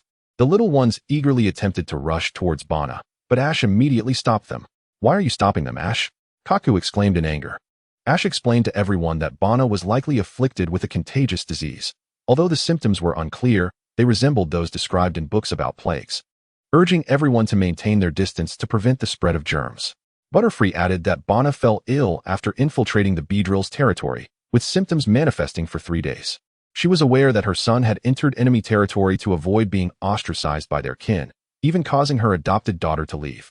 In an effort to find them, Bana had ventured alone into enemy grounds, inadvertently discovering a large tree adorned with crimson vines. The vines emitted an alluring fragrance that instinctively drew her closer, but upon approaching, she became ensnared. The thorns pricked her skin, causing her to succumb to poisoning and lose consciousness. When she awoke, she found herself back in her own community, with no recollection of what transpired after she fainted. It was Butterfree who discovered her outside the thicket, just as Ash had suggested. They instinctively perceived the danger of approaching Bana. In light of their kinship, they fashioned a makeshift stretcher from leaves and carried her back. How could this happen? It's all my fault. I've harmed Mom. I'm so sorry, Mom. Hooey. Silly child, it doesn't matter how I am. I am simply content to see you return. Ash gazed at Bana, realizing this was not merely an individual issue, but a matter of the entire forest's safety. After pondering for a moment, he finally made a resolute decision. Misty, I need to do something. Can you keep it a secret for me? Ash suddenly asked Misty, who quickly understood his intent upon seeing him retrieve a wave ball from his waist. Why are you being so formal? Do you think I'm the type to gossip? Hurry and help her. After enduring a few moments of Misty's chatter, Ash approached Bana. Hooey, a human child? Bana wondered what Ash was up to. Something caught her eye, the wave ball, which seemed to surprise her momentarily. May I attempt to heal your body? Ash politely greeted Bana, adjusting the brim of his cap. Hooey, please, I have no more attachments. Bana seemed to see through her life. Rather than decay here, she preferred to let Ash try. Nodding, Ash wasted no time and tossed the wave ball, his eyes turning crimson. The ball did not fly far but spun in place. He pushed the sphere forward, and it rolled onto Bana's body. By the time she realized it, the ball was already moving across her form. Ash concentrated on guiding the ball, allowing the wave to permeate Bana's skin in search of the toxin's source, directing it to her capillaries. Bana winced in pain but endured it, while Ash was drenched in sweat, never expecting detoxification to be so challenging. The toxin seemed to obstruct the wave's movement. With renewed determination, Ash pressed on and finally expelled the toxin from Bana's body. Crimson smoke evaporated from her form. Once the detoxification was complete, Ash immediately collapsed. Misty and the others rushed to support him. I'm just fatigued. It's nothing serious, Ash assured them. Bana slowly approached Ash, thanking him and saying, Hooey, child of the wave, please follow me. I will take you to meet Lord Tokitoki. Chapter 63, Transformation and Trials 04. Morning, around 9 o'clock a.m., within the territory of Butterfree. Bana led everyone to a secluded grove, and Ash, intrigued by her earlier words, proposed they follow her there. Butterfree did not accompany them, as it was Bana's request, hinting at some hidden circumstances. As they traversed the path, Bana walked on foot, unable to fly, but as long as the little ones were healthy by her side, she felt no fear, though Kaku appeared discontent, still preoccupied with troubling thoughts. The grove ahead was filled with peculiar little trees, not particularly large, averaging around 3 centimeters taller than Ash. Hooey, Forest Guardian, I have found the child of the wave as you described. Please reveal yourself.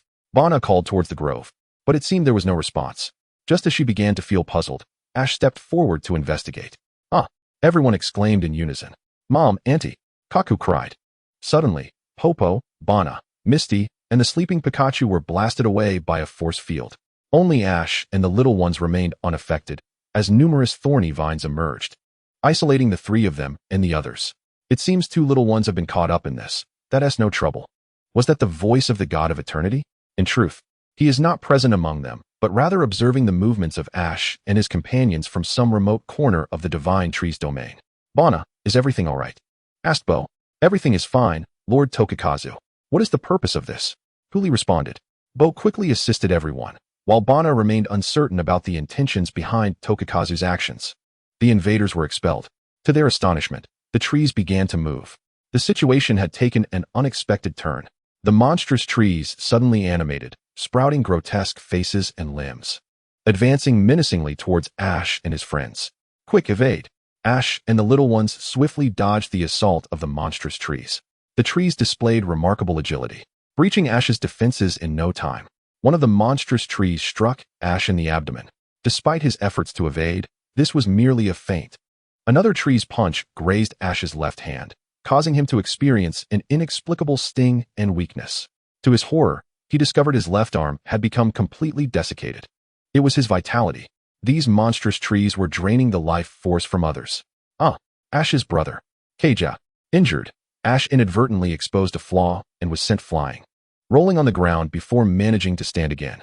In contrast, the little ones utilized their diminutive stature to evade attacks, employing the instincts they honed during their usual escapes. Ash, despite the pain, observed their movements and, drawing from his understanding of bug types, surmised that the little ones likely possessed the trait of escape experts. Pokémon with this trait can instinctively simulate escape routes in their minds, boasting a high success rate in fleeing from encounters with wild Pokémon, even disregarding moves and abilities that would normally prevent escape. Ash refused to stand idly by as the little ones were besieged. He noticed that when he remained still, the monstrous trees ceased their attacks, even passing him by unnoticed. Observing them quietly, Ash suddenly realized these trees possessed faces but lacked eyeballs, indicating they could not see and could only capture moving objects, much like a game of red light, green light. Keijao, quickly come to me. The fleeing little ones heard Ash's voice and hurriedly returned to his side. Everyone freeze. Seizing the moment, Ash commanded them to remain still. Indeed, the trees halted their assault, all activity ceasing. The little ones, still puzzled, listened as Ash softly explained the situation and emphasized that they must not move. With a calm mind, Ash assessed that he had temporarily incapacitated one arm and that the little ones were nearly out of stamina. What should they do now? If they could limit the tree's actions while remaining immobile, he had an idea. Ash mused aloud, and as he glanced at the little ones, a spark of inspiration struck him. Kajak, listen closely. If you all work together, perhaps you can defeat these monstrous trees. Us, the two of us. Kajak. No, that's impossible. How could we possibly defeat them? I'm just a dark little bug that brings trouble to my mother. Kajak, after experiencing these events, began doubting himself, believing that anything he did would harm others. Despite Ash's encouragement, he remained unconvinced. Silly child, I don't care if you're dark or what. You are my precious son, my pride, so cheer up. Bana, from the periphery, called out to Kajak, embodying a mother's expectations for her child. However, having just recovered from a serious illness, her words came out too hurriedly, and she collapsed from exhaustion, thankfully caught by Bo Mom. I understand. What should we do? Bana's words finally awakened Kajak, and seeing him regain his spirit, Ash felt reassured to explain his plan. First, he would utilize the Aura Sphere. This would be the third time he channeled the Aura Sphere today, each activation consuming a significant amount of his internal aura. Whether his body could withstand this was uncertain, but he had to take the gamble. Go. Ash hurled the Aura Sphere and immediately froze in motion. Just as the monstrous tree was about to smash his head, all of them reacted to the Aura Sphere. It drew the attention of the trees. Seizing the opportunity, Ash commanded Kajak to launch Poison Sting. The Aura Sphere flew towards the Poison Sting, and in that instant, Ash instructed the little ones to simultaneously spit silk. They had never expelled so much silk before, feeling as though they were about to be emptied. Yet, they chose to trust Ash, desperately pouring silk towards the Aura Sphere. Ash manipulated the sphere and the needles, intertwining them with silk, permeating the aura into the threads to solidify them. The needle, positioned at the forefront, spun rapidly. It pierced through the bodies of the monstrous trees, stringing them together. This was akin to the principle of sewing. The sphere oscillated back and forth among the trees, forming a complex web that ultimately rendered them immobile. How about that? This is our collaborative combat. What is this burning sensation? It feels, The little ones simultaneously raised their heads and expelled silk, not just any silk, but light strands, a sign of evolution. In mere seconds, they transformed into pink armored pupae and black-shelled insects. You've evolved. Witnessing this miraculous moment, Ash succumbed to exhaustion and fainted, just barely adequate, but still lacking, child of aura. Chapter 64. The Miraculous Aura Return Wave 01. Time, 1 week later. Location, the Divine Tree S Domain. Beneath the eternal tree, Ash lay battered and bruised, panting, unaware of how many times he had been knocked down, only to rise again, refusing to surrender, for there were those awaiting his return. Ash scrambled to his feet, gripping the aura sphere, staring defiantly at his adversary. Spin. Aura sphere. He unleashed the attack in one fluid motion. The right-spinning aura sphere shot forth. Alas, it was narrowly evaded by the enemy. In the next instant, a shadow lunged at him. Damn it, was my timing too slow? What met his gaze was the same monstrous tree as before. The creature swung its left arm towards his face. Ash dodged its direct hit. If struck again, his life force would be drained completely.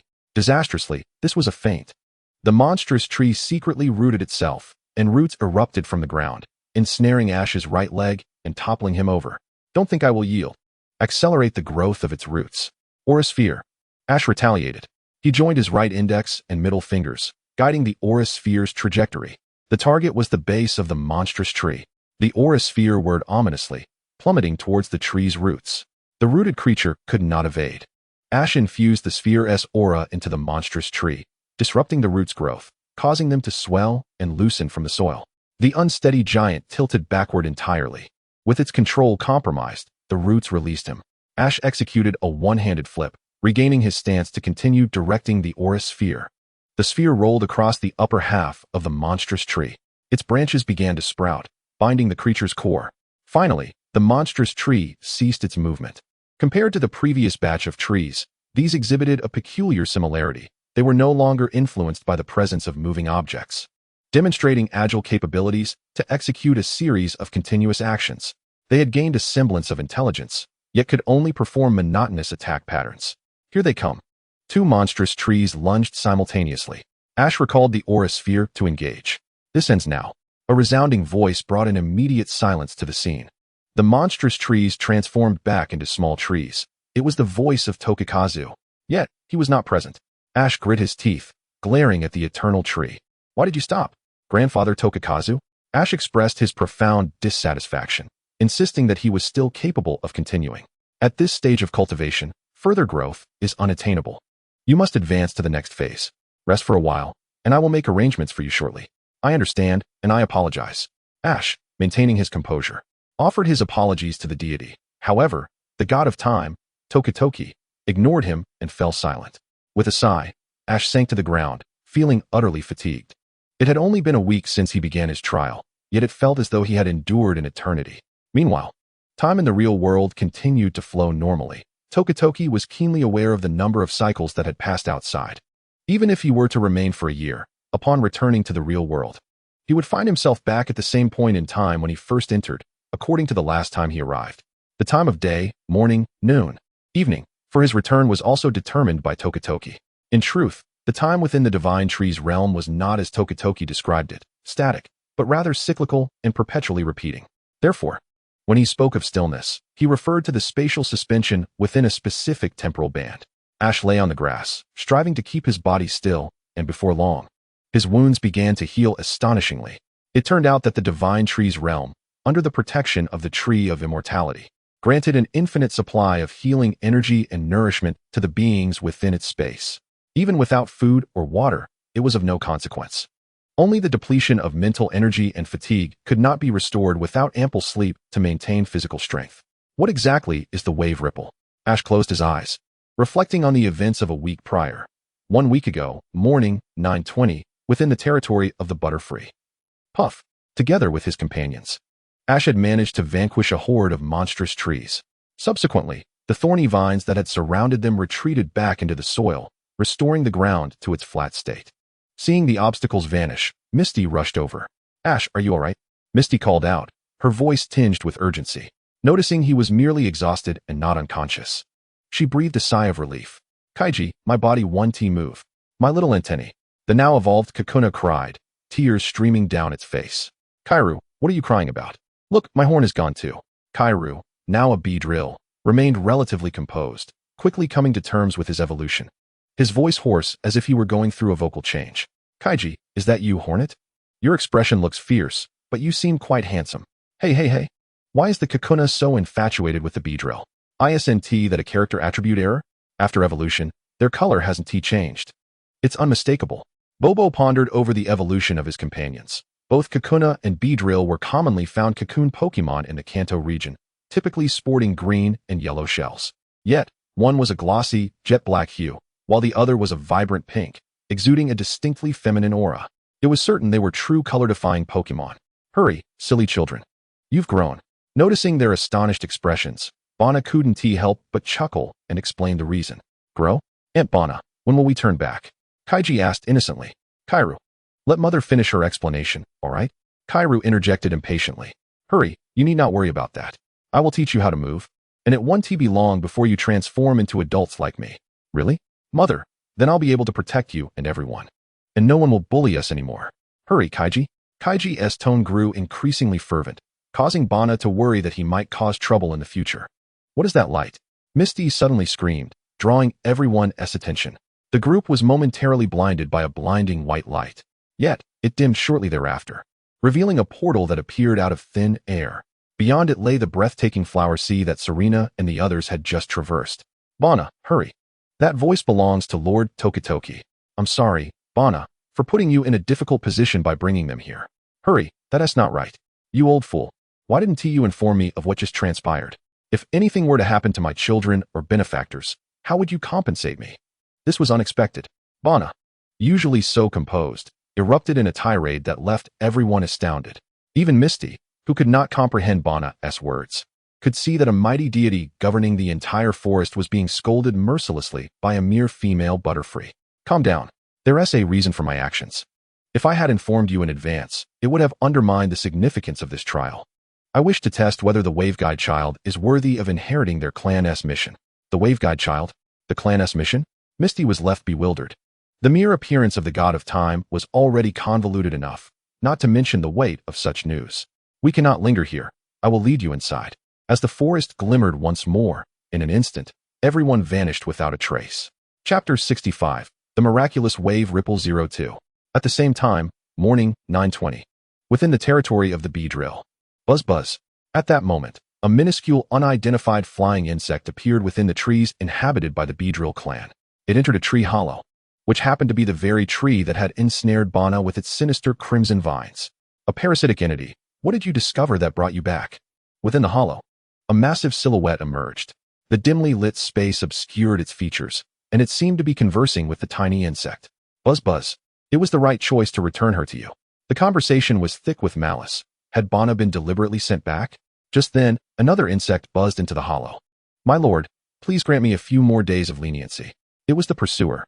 Having failed his mission, he knelt in supplication, fully aware he could not offend this towering figure before him. That won't be necessary.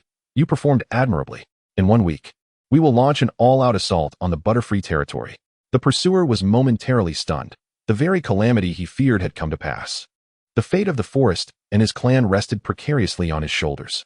Yet, he had no choice but to obey. After instructing the pursuer, the looming figure dismissed him, soon emitting a chilling laugh as he approached the entrance, gazing outside where the air was thick with hostility.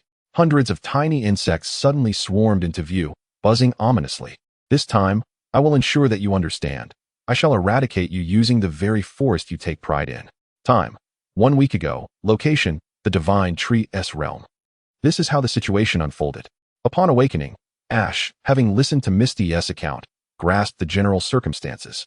His injuries had mostly healed under the protection of the Divine Tree, yet he was puzzled by the absence of the others. Misty indicated they had been taken by Tokitoki. Pikachu. The thought of Pikachu being in peril flashed through Ash's mind. Instinctively, he took Misty's hand, and they hurriedly left the flower sea. Wait. Lord Tokitoki. Please stop. Ignoring Bobo's pleas, Tokitoki continued his assault on Pikachu. Vines sprouted from the parasitic seeds lodged in Pikachu's left shoulder, ensnaring him tightly. Combined with an unanticipated psychic blast, Pikachu was ruthlessly struck down with the most basic of moves. It is important to note that the virus-ridden Tokitoki was in a restorative confinement state, unable to absorb nutrients from the environment due to his condition. However, he could transfer nutrients to other beings, such as the Divine Tree, which, being a plant, had a high demand for sustenance, thereby severely exhausting Pikachu's strength. Let go of Ash, you fool. Pikachu continued to resist. Why did he mistake Tokitoki for an enemy? It was because he had fallen victim to an illusion. The god of Tokiwa. Utilizing his psychic abilities, implants an imagined adversary into Pikachu's subconscious, leading it to believe that this entity has kidnapped Ash. He forcibly awakens Pikachu. In a state of confusion between reality and dream, Pikachu launches an attack against the deity. Ignoring the interference of the parasitic seeds, Pikachu unleashes a volt tackle aimed squarely at the god of Tokiwa's face. Bang! What? However, for the deity, a mere fingertip suffices to effortlessly deflect this punch, rendering the use of psychic powers unnecessary. For an ordinary individual, this would have spelled instant doom. Yet, for me, this punch is hardly worth mentioning. Crack! Ugh! The god of Tokiwa coldly shatters his right wrist bone. With a gentle wave of his hand, Pikachu is sent flying for miles. Bobo watches helplessly as Pikachu is mercilessly overpowered. Having spent years by the side of Lord Ho-Oh, he comprehends the vast chasm between mortals and deities, yet never anticipated such a staggering disparity. Pikachu! Ash appears and catches the flying Pikachu. However, the impact is so great that the two tumble on the ground for a while. Is Pikachu alright? Silly Ash! Upon seeing the real Ash, Pikachu awakens from the illusion, and the shattered bone in his right wrist gradually begins to mend under the power of the divine realm. How can you speak human language? Do not be alarmed. This is a rule I have established within the domain of the sacred tree. All humans and Pokemon who enter here will find their languages harmonized. The god of Tokiwa reveals a secret of this place. It turns out that the reason Xiao Luo and her companions can converse with the Chuchis is due to this phenomenon. Why did you do such a thing to Pikachu? Ash does not react much to the concept of shared language, but he harbors a growing dislike for the deity's reckless actions. It seems you are still unclear about your mission. Although your performance is commendable, at this level, you will not survive the challenges that lie ahead. Always with the mission. Why should Ash accept your conditions? Misty steps forward to defend Ash, but he interrupts her with a gesture, deciding instead to hear what the deity has to say. You are aware of the Aura tribe, are you not?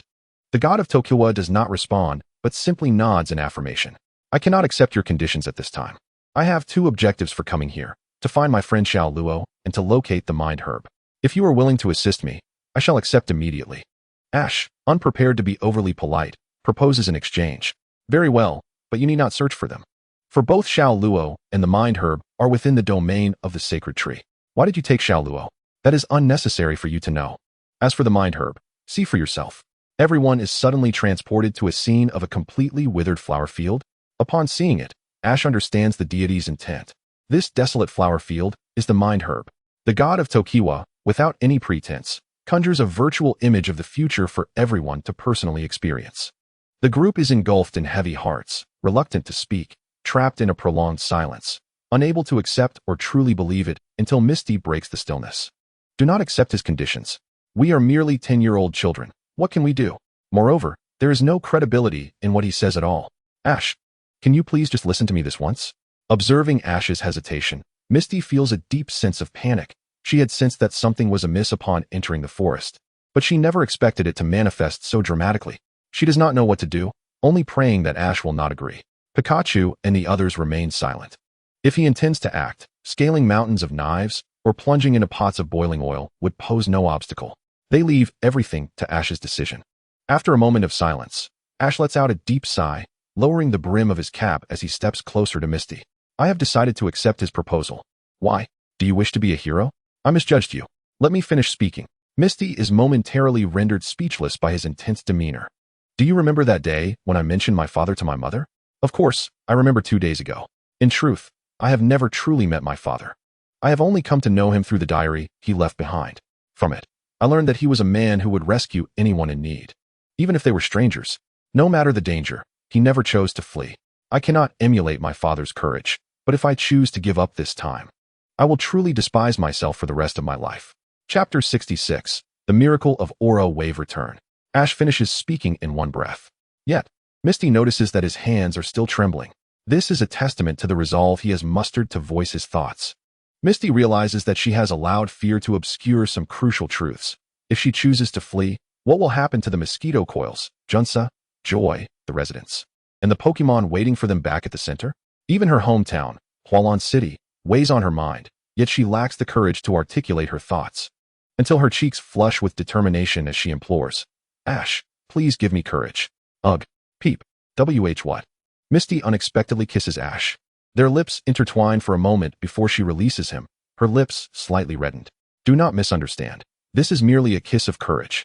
Misty, unusually bashful, leaves Ash momentarily stunned, while Pikachu and the others are equally taken aback, save for the one who is chuckling, the god of Tokiwa. This is reminiscent of you. Red and green. Very well, since you have accepted my proposal, let us commence. Oh, just as the conditions are accepted. Hundreds of monstrous tree doll and stone doll figures converge from nowhere, glaring menacingly at Ash and the others. Thus begins a week-long grueling training session. Time, 1 week later. Location, the sacred tree domain. Lying on the grass, Ash continues to ponder the question posed earlier. The aura wave return is a forbidden technique created by the ancestors of the aura tribe, allowing the aura ball to condense vast amounts of aura energy in a short period, resulting in miraculous phenomena. What precisely constitutes a miraculous phenomenon? Even the god of Tokiwa, who imparts this knowledge, is uncertain of what kind of miracle the aura wave return will ultimately produce, as the miracles exhibited by individuals vary and transcend the ordinary. The aura wave return has been labeled a forbidden power and has long been sealed away by the tribe. Ash hopes that his miracle will be the ability to heal the ailments afflicting the god of Tokiwa, but the deity does not seem to share this expectation. He appears to have other plans. The god of Tokiwa understands the principles of training the aura wave return. When the user is at their physical limit, they must rotate the aura ball in their hand multiple times, absorbing external life energy and harmonizing it with their own aura. Theoretically, the aura ball is a defensive tool tailored for aura users, making it exceedingly difficult and time-consuming to condense external energy. With only a few capable of achieving the necessary conditions for mastery, the god of Tokiwa sets Ash's trial objective as learning the aura wave return in a short time. Believing that Ash possesses the potential to master this technique due to the vibrant life aura within him. Even his mentor, Ian, once informed him that his aura was several times greater than that of an ordinary person. However, at that time, he was too young to fully harness this abundant life force, usually only managing to utilize a fraction of it. Now Ash finally grasps the key, initially applying the aura to himself. Regarding the trials, the first phase tests survival, how to endure in adversity.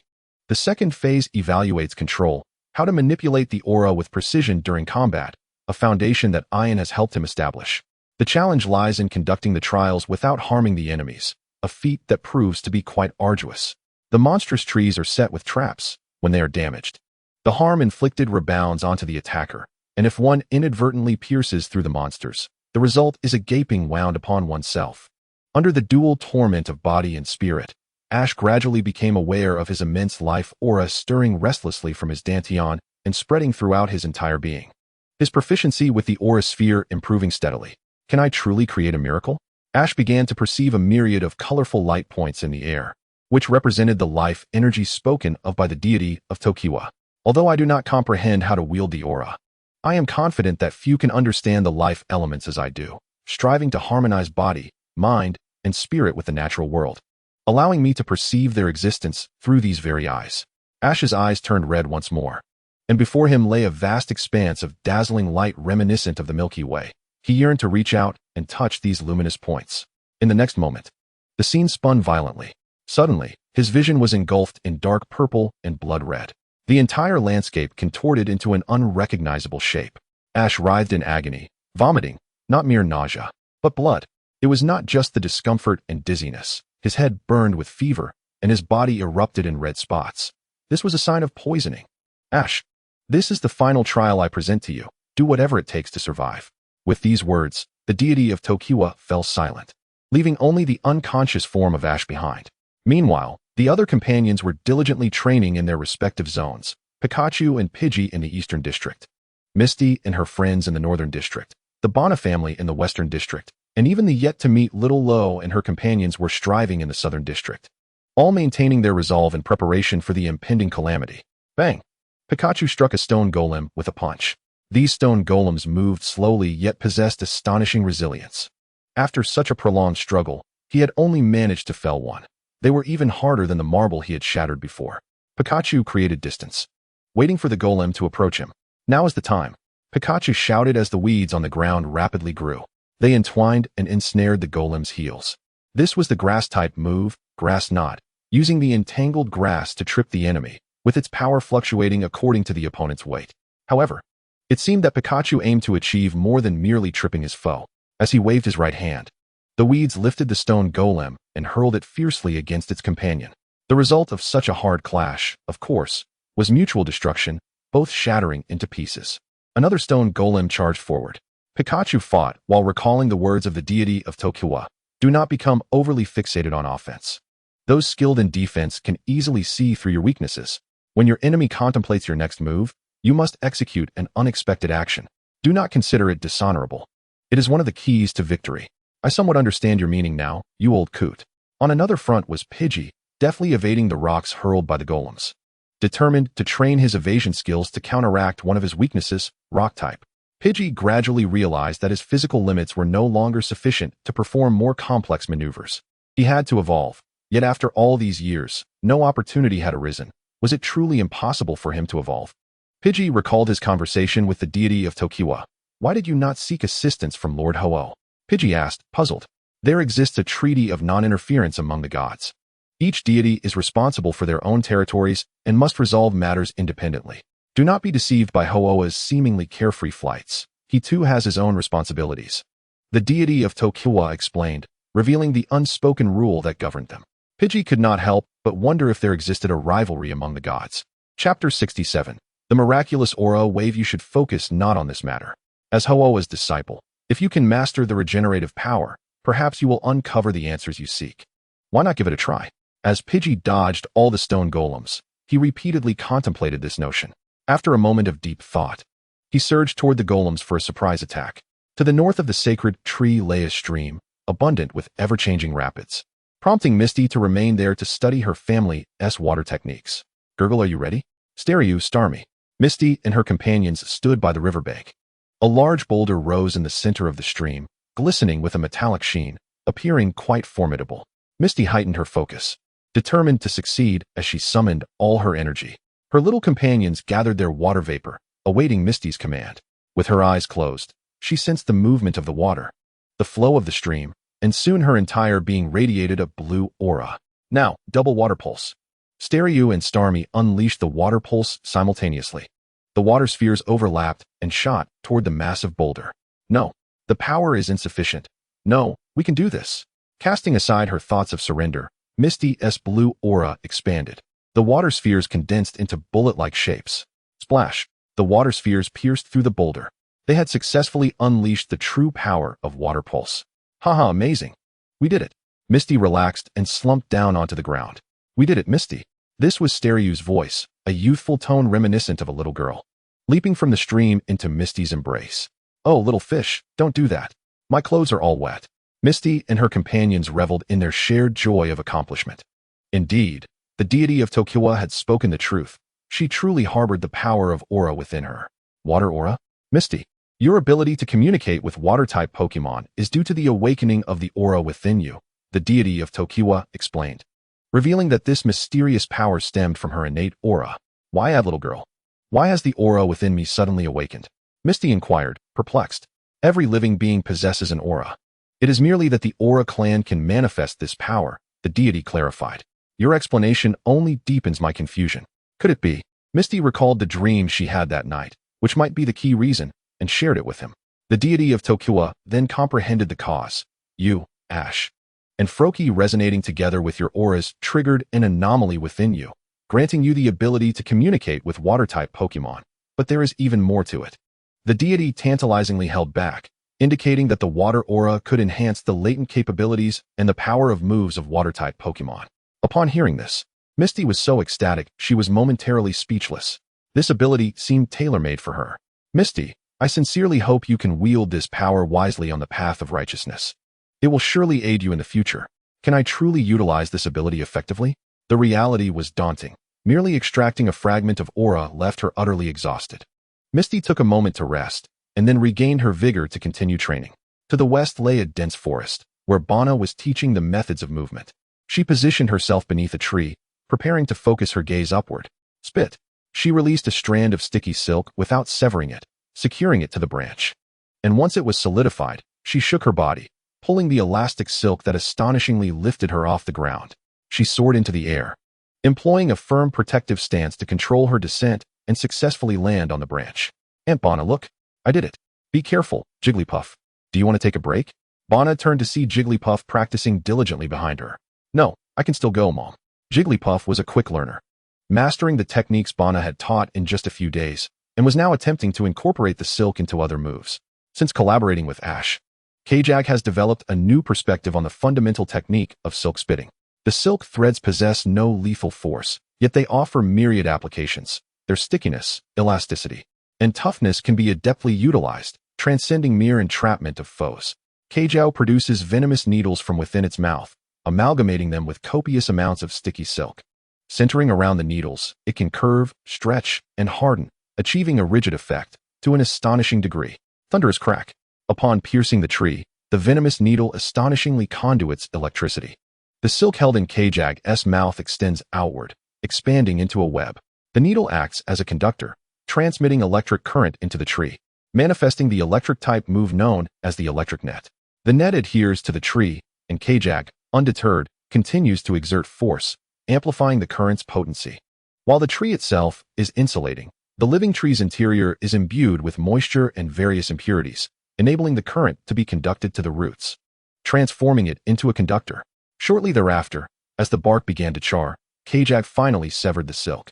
The tree swiftly returned to its original state under the protection of the sacred tree. Kajak has now not only mastered the electric net, but has also learned the iron wall, a technique bestowed upon Ash by the deity of time, obtained fortuitously during its time-traveling adventures. The luminous disc is roughly the size that can be grasped between the index finger and thumb. Ash carefully inspects the disc before retrieving the skill-learning device from his backpack. The skill-learning device is a wrist-mounted apparatus. Ash opens the cover and inserts the disc for reading, displaying the contents, electric net, and iron wall. From the skill database in the Pokédex, Ash discovers that both Kakuna and Metapod are capable of learning these moves, and he directs the scanning device towards them, transmitting brainwaves to acquire the recorded techniques. Mastery of these moves is not instantaneous. The learning device merely provides training methodologies, necessitating a period of practice. To the west lies a forest where Bana instructs on movement techniques. She positions herself beneath a tree and, upon preparation, gazes upward. With a puff, she expels silk upward without severing it, binding the threads tightly around the branches. Once secured, she shakes her body and, utilizing the remarkable elasticity of the silk, is unexpectedly yanked upward. As she ascends, she deploys a rigid form of protection to shield herself, skillfully controlling her descent onto the branch. Aunt Bana, look. I did it. Be careful. Kajal, do you want to take a break?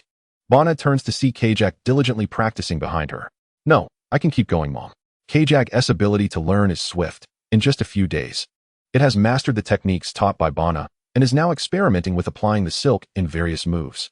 Chapter 68, The Miraculous Wave of Aura.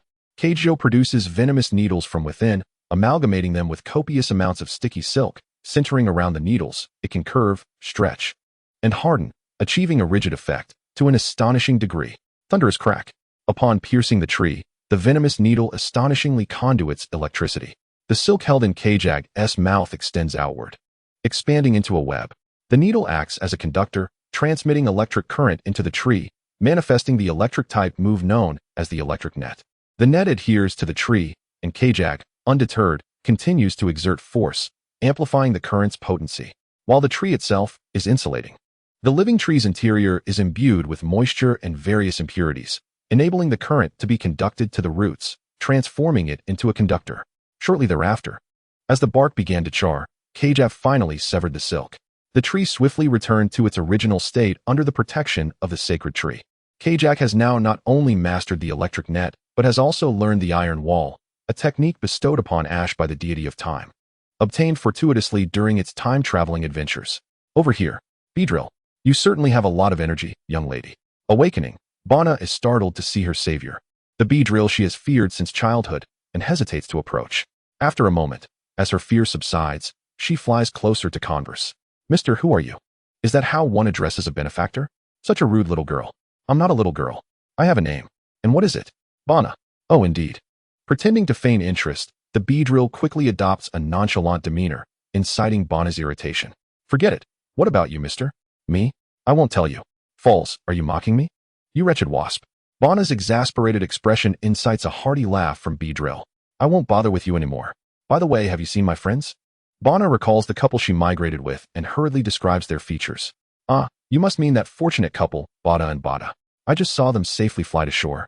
Truly, they are stunningly pink. Where are they now? They just passed away. What? You're lying, aren't you? Beedrill's demeanor shifts from frivolous to serious, leading Bana to the shoreline, where she sees the couple, now lifeless, embracing each other, their bodies already cold. Bana approaches them and breaks into tears. Why? They were my dearest friends. Life is fragile, especially for us bug types. Let them rest here in peace. However, it seems they have left something behind. Following Beedrill's suggestion, Bana notices the couple clinging to something, an egg. She immediately takes the hope they have left behind into her arms, weeping bitterly. Initially intending to leave, Beedrill's heart softens at her pitiful state, deciding to accompany Bana on the island for a few days. In the ensuing days, Bana and the enigmatic Beedrill spend time together, gradually realizing that he is not like the Beedrills of her homeland, who often intimidate others and exhibit a fiery temper. He possesses a delightful sense of humor and offers a reassuring steadiness that she yearns to depend on, a sensation that her own kind cannot provide. And before she knows it, she has fallen for this Beedrill. Mister, why are you so battered? Bana, cradling the egg, leans against Beedrill, her large eyes gazing affectionately at her beloved, having observed the old scars adorning his robust limbs, reflecting a life of trials. Fighting, is that so? Would you fight for me? Not a chance. If you want to fight, do it yourself. Always bullying me, well then. I'll accompany you in battles from now on. That way, your scars won't multiply. You are quite amusing, girl, but it's time we bid farewell. Beedrill informs Bana that he is a Pokemon raised by humans, and after fortuitously saving her, he must return, as it had been preordained. Will we meet again? Fate will decide. Are we not from the same place? We will surely meet again, my little beauty. Like a wisp of wind, Beedrill vanishes, and Bana departs the island, carrying 2 eggs back to her homeland. With a blissful expression, she recounts her love story, leading Kajak to perceive his father in a new light. What are you whispering about? Curious. She tumbled from the tree and struck Jiao Jiao. Jiao Jiao scolded her fiercely.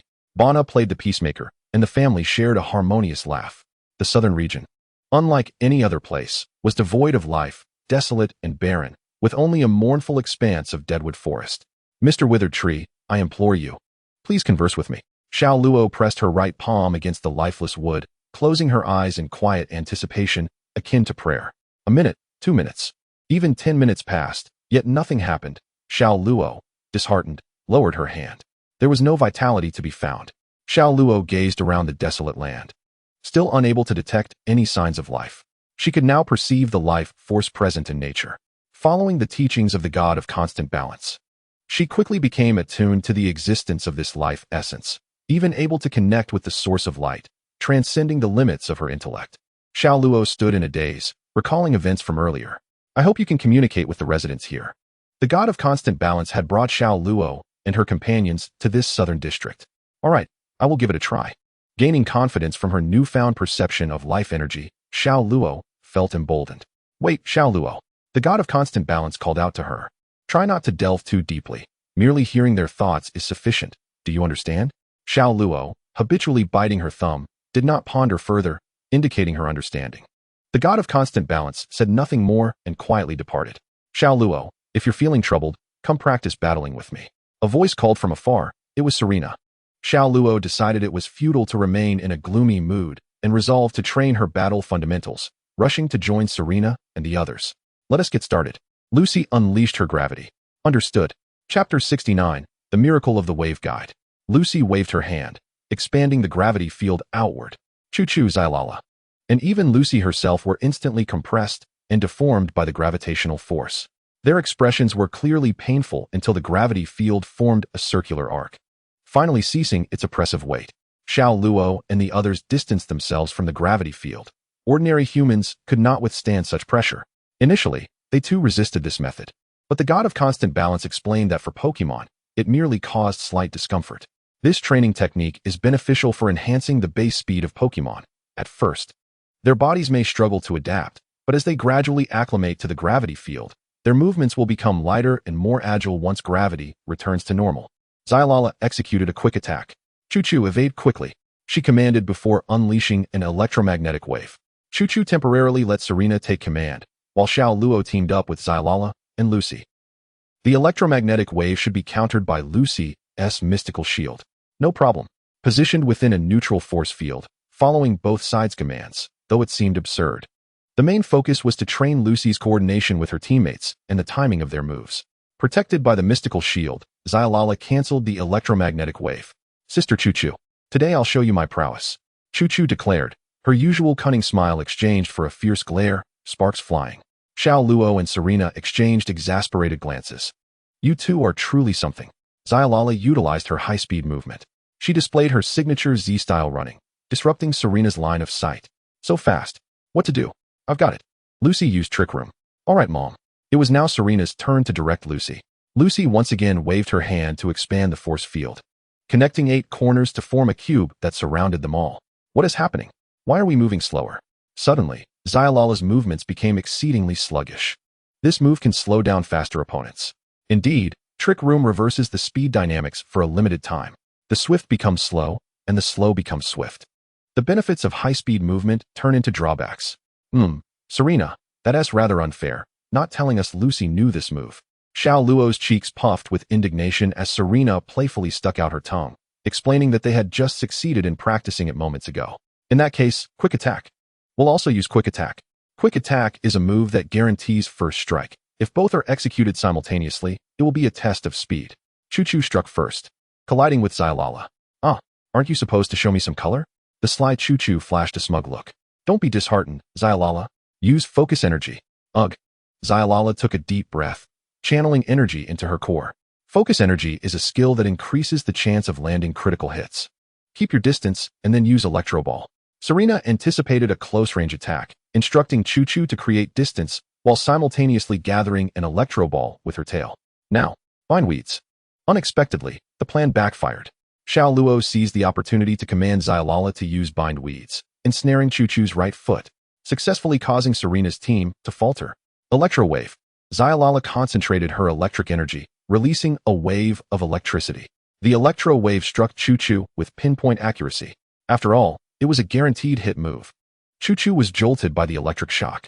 Although electric-type moves are weakened against their own kind, the focus energy effect allowed the current to strike at Choo-Choo's vital spot, inflicting considerable damage. How about that?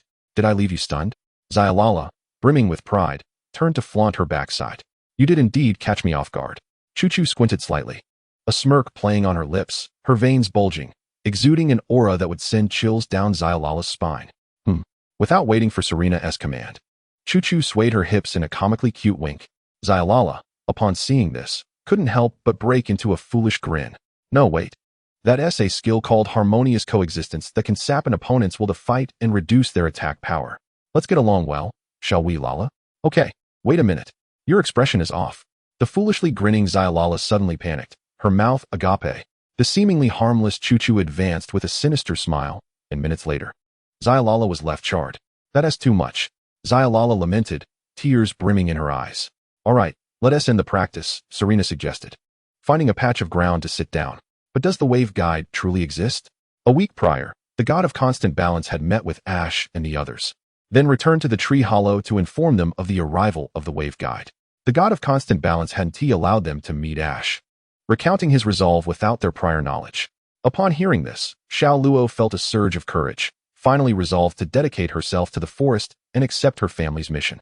Xiao Luo's newfound courage astonished Choo-Choo and the others, including Serena, who quickly expressed her desire to stay as well.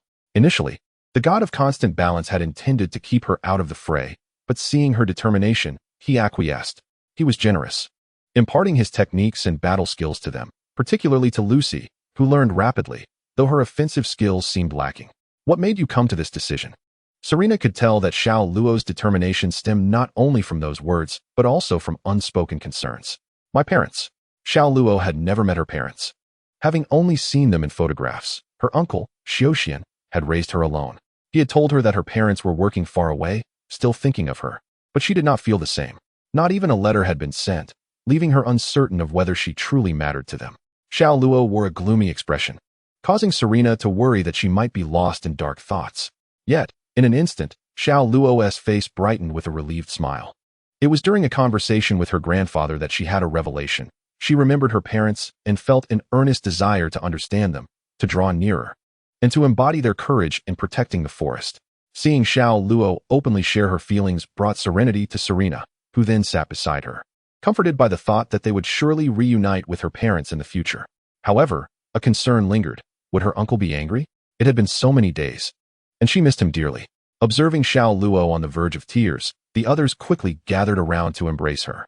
In that moment, Xiao Luo felt profound gratitude for the forest, for it had introduced her to such wonderful friends. Meanwhile, Xiaoxian and his companions were still in search of the whereabouts of Xiao Ji and the others. They even requested the police from the nearby cities of Junsha to conduct a large-scale search, and in their frustration, they stormed into the Badaxia tribe, only to be forcibly ejected. Unbeknownst to them, it was the god of Take-Torai who prevented Xiao Ji and the others from emerging, leading their suspicions to fall upon the last known location, the Beedrill tribe. Chapter 70. The miraculous waveguide Ripple Uncle. I don't believe they would be here, Xiaoxian exclaimed. You have no idea what it feels like to be a father. He bellowed at Bushi, his emotions fraying like ants on a hot stove. You're too worried. Perhaps they're already fleeing. Bushi, drenched in sweat, suddenly sensed a chilling presence drawing near. Without a moment's hesitation, Xiaoxian fled in a panic. Boom! A deafening sound erupted from the thicket, startling the two as a monstrous tree, festooned with vines, loomed before them. Where did this tree come from? Uncle, look beneath. The tree is moving. Xiaoxian's face paled as he gazed at the spot pointed out by Bushi. The roots of the tree remained firmly planted in the ground while it shifted ominously. Come forth, Gyarados.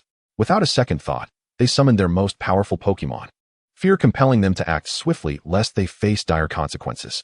Hyper Beam. Gyarados, initially displeased, was forced to raise its guard. In a flash, everything changed. Gyarados was torn apart, flesh and bone scattering, leaving only the upper half of Bushi, who was drenched in blood. Xiaoxian was gripped by the harrowing fear of impending death, realizing that his companion was being slaughtered. Who could be responsible for such horror? The answer stood before him. Xiao Luo? With thoughts of his beloved niece flooding his heart, Xiaoxian summoned his courage and shielded her with outstretched arms, determined not to let this monstrous entity pass. Puncture. Xiaoxian's heart was pierced, and he cried out in agony as his lifeblood was drained, becoming sustenance for the monster. Xiao Luo, run. He gasped his final words, a tribute to the courage he wished he had shown in facing this abomination. The vine-laden tree continued its advance, targeting the divine tree domain. In a confined space, akin to a riot of colors, Xiaoji found himself ensnared in a searing embrace that caused him to convulse and writhe. His vision blurred. He perceived unclean phantoms lurking, gasping for breath as his heart teetered on the brink of collapse, and the weight of his eyelids finally drew them shut. Xiaoji, what are you doing? Wake up. Meow. A thunderous rebuke jolted him awake. Xiaoji seemed to hear echoes as his eyes wandered aimlessly, still engulfed in a distorted haze. Gurgle. The waveguide orb slipped from his waist and rolled to a stop before him. Gazing at the orb, memories of the past surged forth. Mount Crown. The highest peak in the Sinnoh region was a snow-covered mountain range that split the region into eastern and western sides. It was said to be a sanctuary for the Waveguide clan, imbued with vibrant life energy, making it an ideal place for their training. In times long past, Xiaoji's mentor, Ma Shiji, led them to the mountain in search of the Waveguide messenger, Yashuan, who resided there to heal Xiaoji's blindness. After traversing treacherous paths, they finally found his abode. Upon seeing Xiaoji, Yashuan could hardly contain his joy. He was one of the few remaining descendants of the Waveguide clan, a renowned messenger in his early 20s. His presence ensured that their legacy was not lost to the pages of history, and upon recognizing the son of his savior, he readily agreed to assist. After 2 to 3 weeks of treatment from Yashuan, Xiaoji regained his sight, with a broader vision than before. Yet, his smile remained elusive, for he had tasted the depths of true darkness. The pain of losing family, facing death at such a tender age of 6, weighed heavily on his young psyche. Months passed as he underwent training in both waveguide and combat techniques, making rapid progress and gradually restoring his once cheerful disposition. However, he still struggled to master the waveguide orb. At the cliffs of Mount Crown, Xiaoji practiced maneuvering the orb, but no matter how he threw it, the orb refused to spin. It shouldn't be like this. Let me demonstrate once more. Pay close attention, Yashuan instructed, offering a guiding hand. Standing silently, he concentrated his wave and infused it into the orb, which began to shimmer with a deep blue light. Spin, my azure, Yashuan commanded, launching the orb into a graceful dance amidst the snowflakes. As it whirled, it collided with the rocky cliff with a resounding thud. The orb spun incessantly until it finally pierced through the rock's surface and returned to Yashuan's grasp. Incredible, Master Yashuan, Xiaoji exclaimed, excitement bubbling forth. For he was still but a child. Whoosh. If that were to strike a person, the consequences would be dire. The blonde-haired, spiky-headed Ma Shiji, in his 30s, was a friend of Xiaoji's parents from the Unova region. Once a naval commander, he had retired for personal reasons and settled in the Kanto region, becoming the gym leader of the Leafy City. His boisterous personality and prowess with electric-type Pokemon earned him the moniker of the Lightning Warrior. You're too modest, Mr. Ma Shiji. If anyone else were struck by those fists of yours, they would be finished, Yashuan remarked. Indeed, Ma Shiji could shatter rocks with bare hands, even those towering above him. The formidable iron-rich stones of Mount Crown were not to be underestimated, revealing that Ma Shiji was no ordinary man. Xiaoji, do not rush. Hone your throwing skills. You have made great strides in mastering the wave guide, and your innate wave is several times greater than that of an average person. At your age, full mastery is beyond reach. Take your time, Yashuan advised. Yes, Master Yashuan, Xiaoji replied dutifully. Moreover, promise me one thing, Yashuan added, his demeanor turning serious. Which puzzled Xiaoji. Never use the wave guide orb on humans or Pokemon in the manner I just demonstrated. Do you understand? Recalling the earlier scene, Xiaoji broke into a cold sweat. Just as Ma Shiji had warned, the force behind that spin would yield catastrophic results if unleashed upon another. The wave guide orb is meant to save lives, not to harm. Remember this, Yashuan instructed solemnly. I understand, Master Yashuan. I will uphold this promise. What? You call him master but never refer to me as such? Stop whining, Hachu. Why are we shirtless? The two grown men and one young lad stood in nothing but snug shorts upon the snow-covered expanse. Your training is insufficient. I swam nude in winter during my military service. Who would be as reckless as you to swim in winter? You little brat. Perverted uncle. Haha. You two masters and apprentices remain as amusing as ever. Chapter 71. The Side Story of Kakumo 1. 2 years ago, in a forest of the Johto region. The scene transitions to a shadowy forest, the time being early morning, as the light of dawn gradually illuminates the sky. The cuckoo in its hollow nest drifts into slumber, while the tail-standing Pokemon awaken to forage. Swarms of ladybugs flutter about, heading towards the lakeside to quench their thirst, all of which are quintessential ecological spectacles of the Johto region before sunrise. However, today, an unusual atmosphere envelopes the forest. The Pokemon, typically frolicking and engaging in their daily routines, have all hidden away in fear. It appears that an unwelcome guest has intruded upon their sanctuary. Suddenly, a sound of footsteps echoes through the woods. Whoosh! A figure bursts forth from the trees. Why meow? How can those humans commit such atrocious acts? It is Meow Meow, but at this moment, he is executing an assassination mission as C. Yet he seems markedly different from his usual self.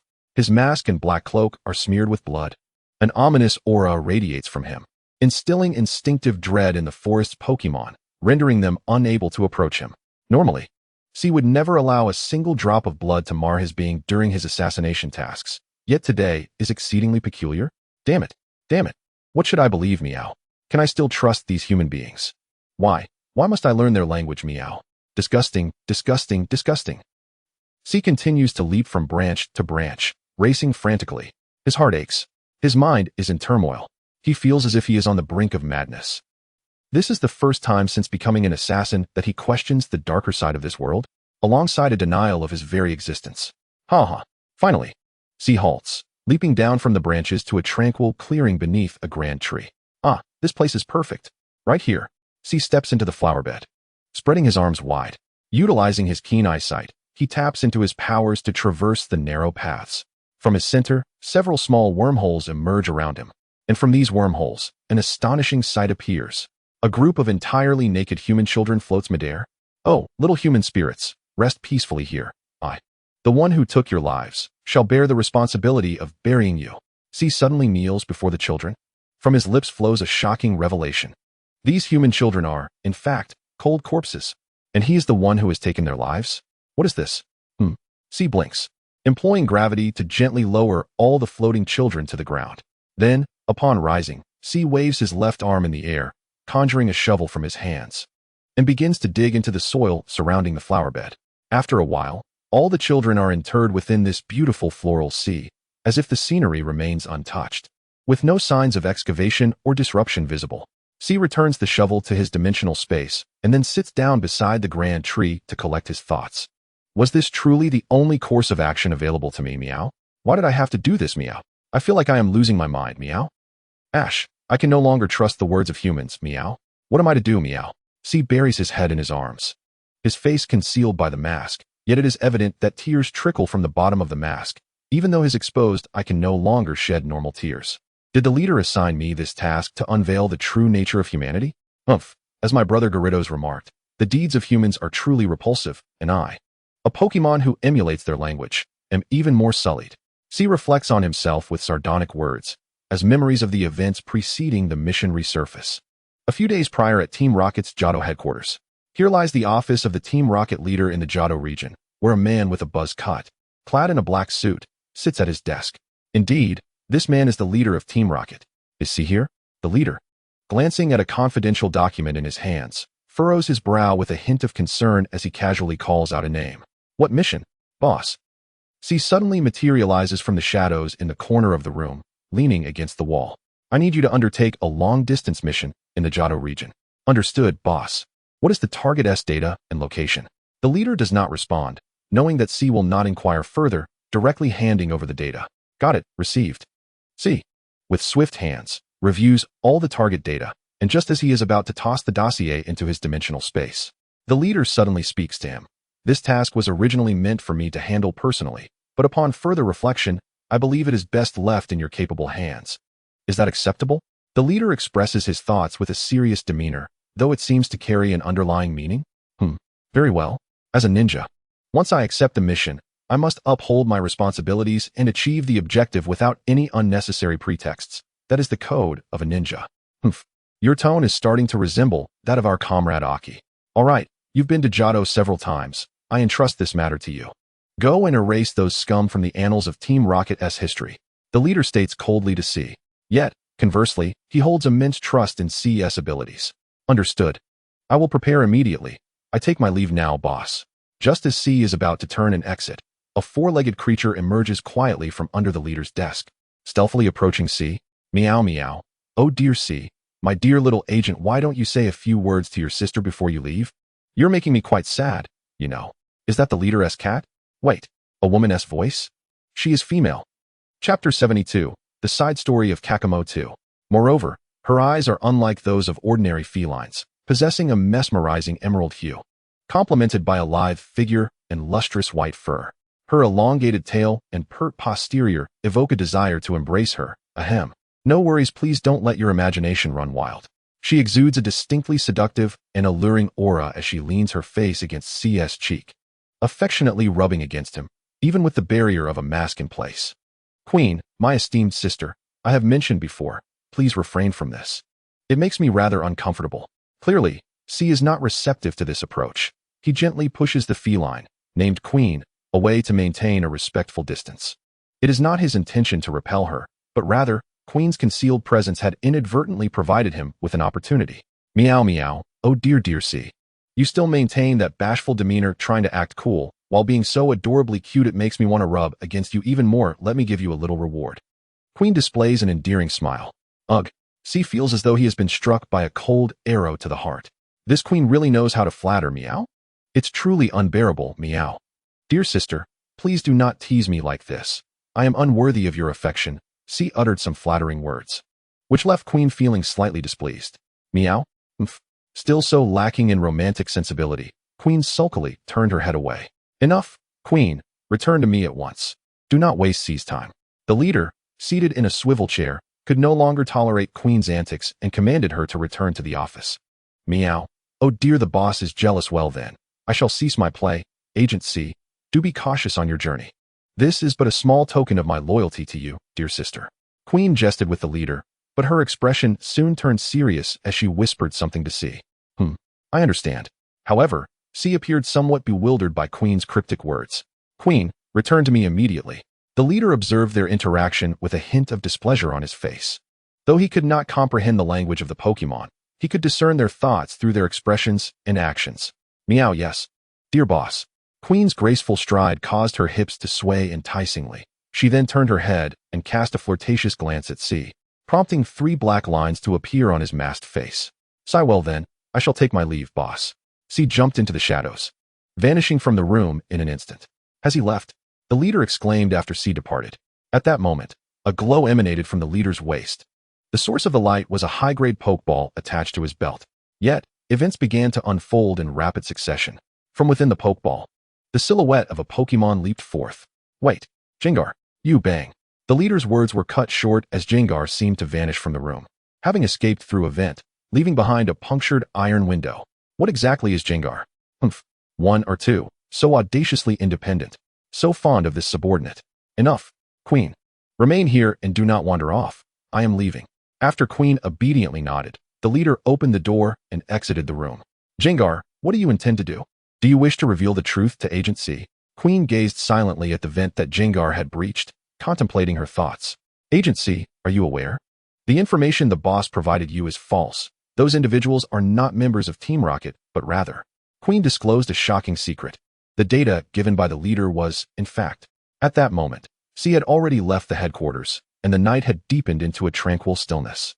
This area, the outskirts of Team Rocket's Kanto headquarters, was a remote and desolate wilderness, chosen for its ability to conceal the headquarters' location from prying eyes.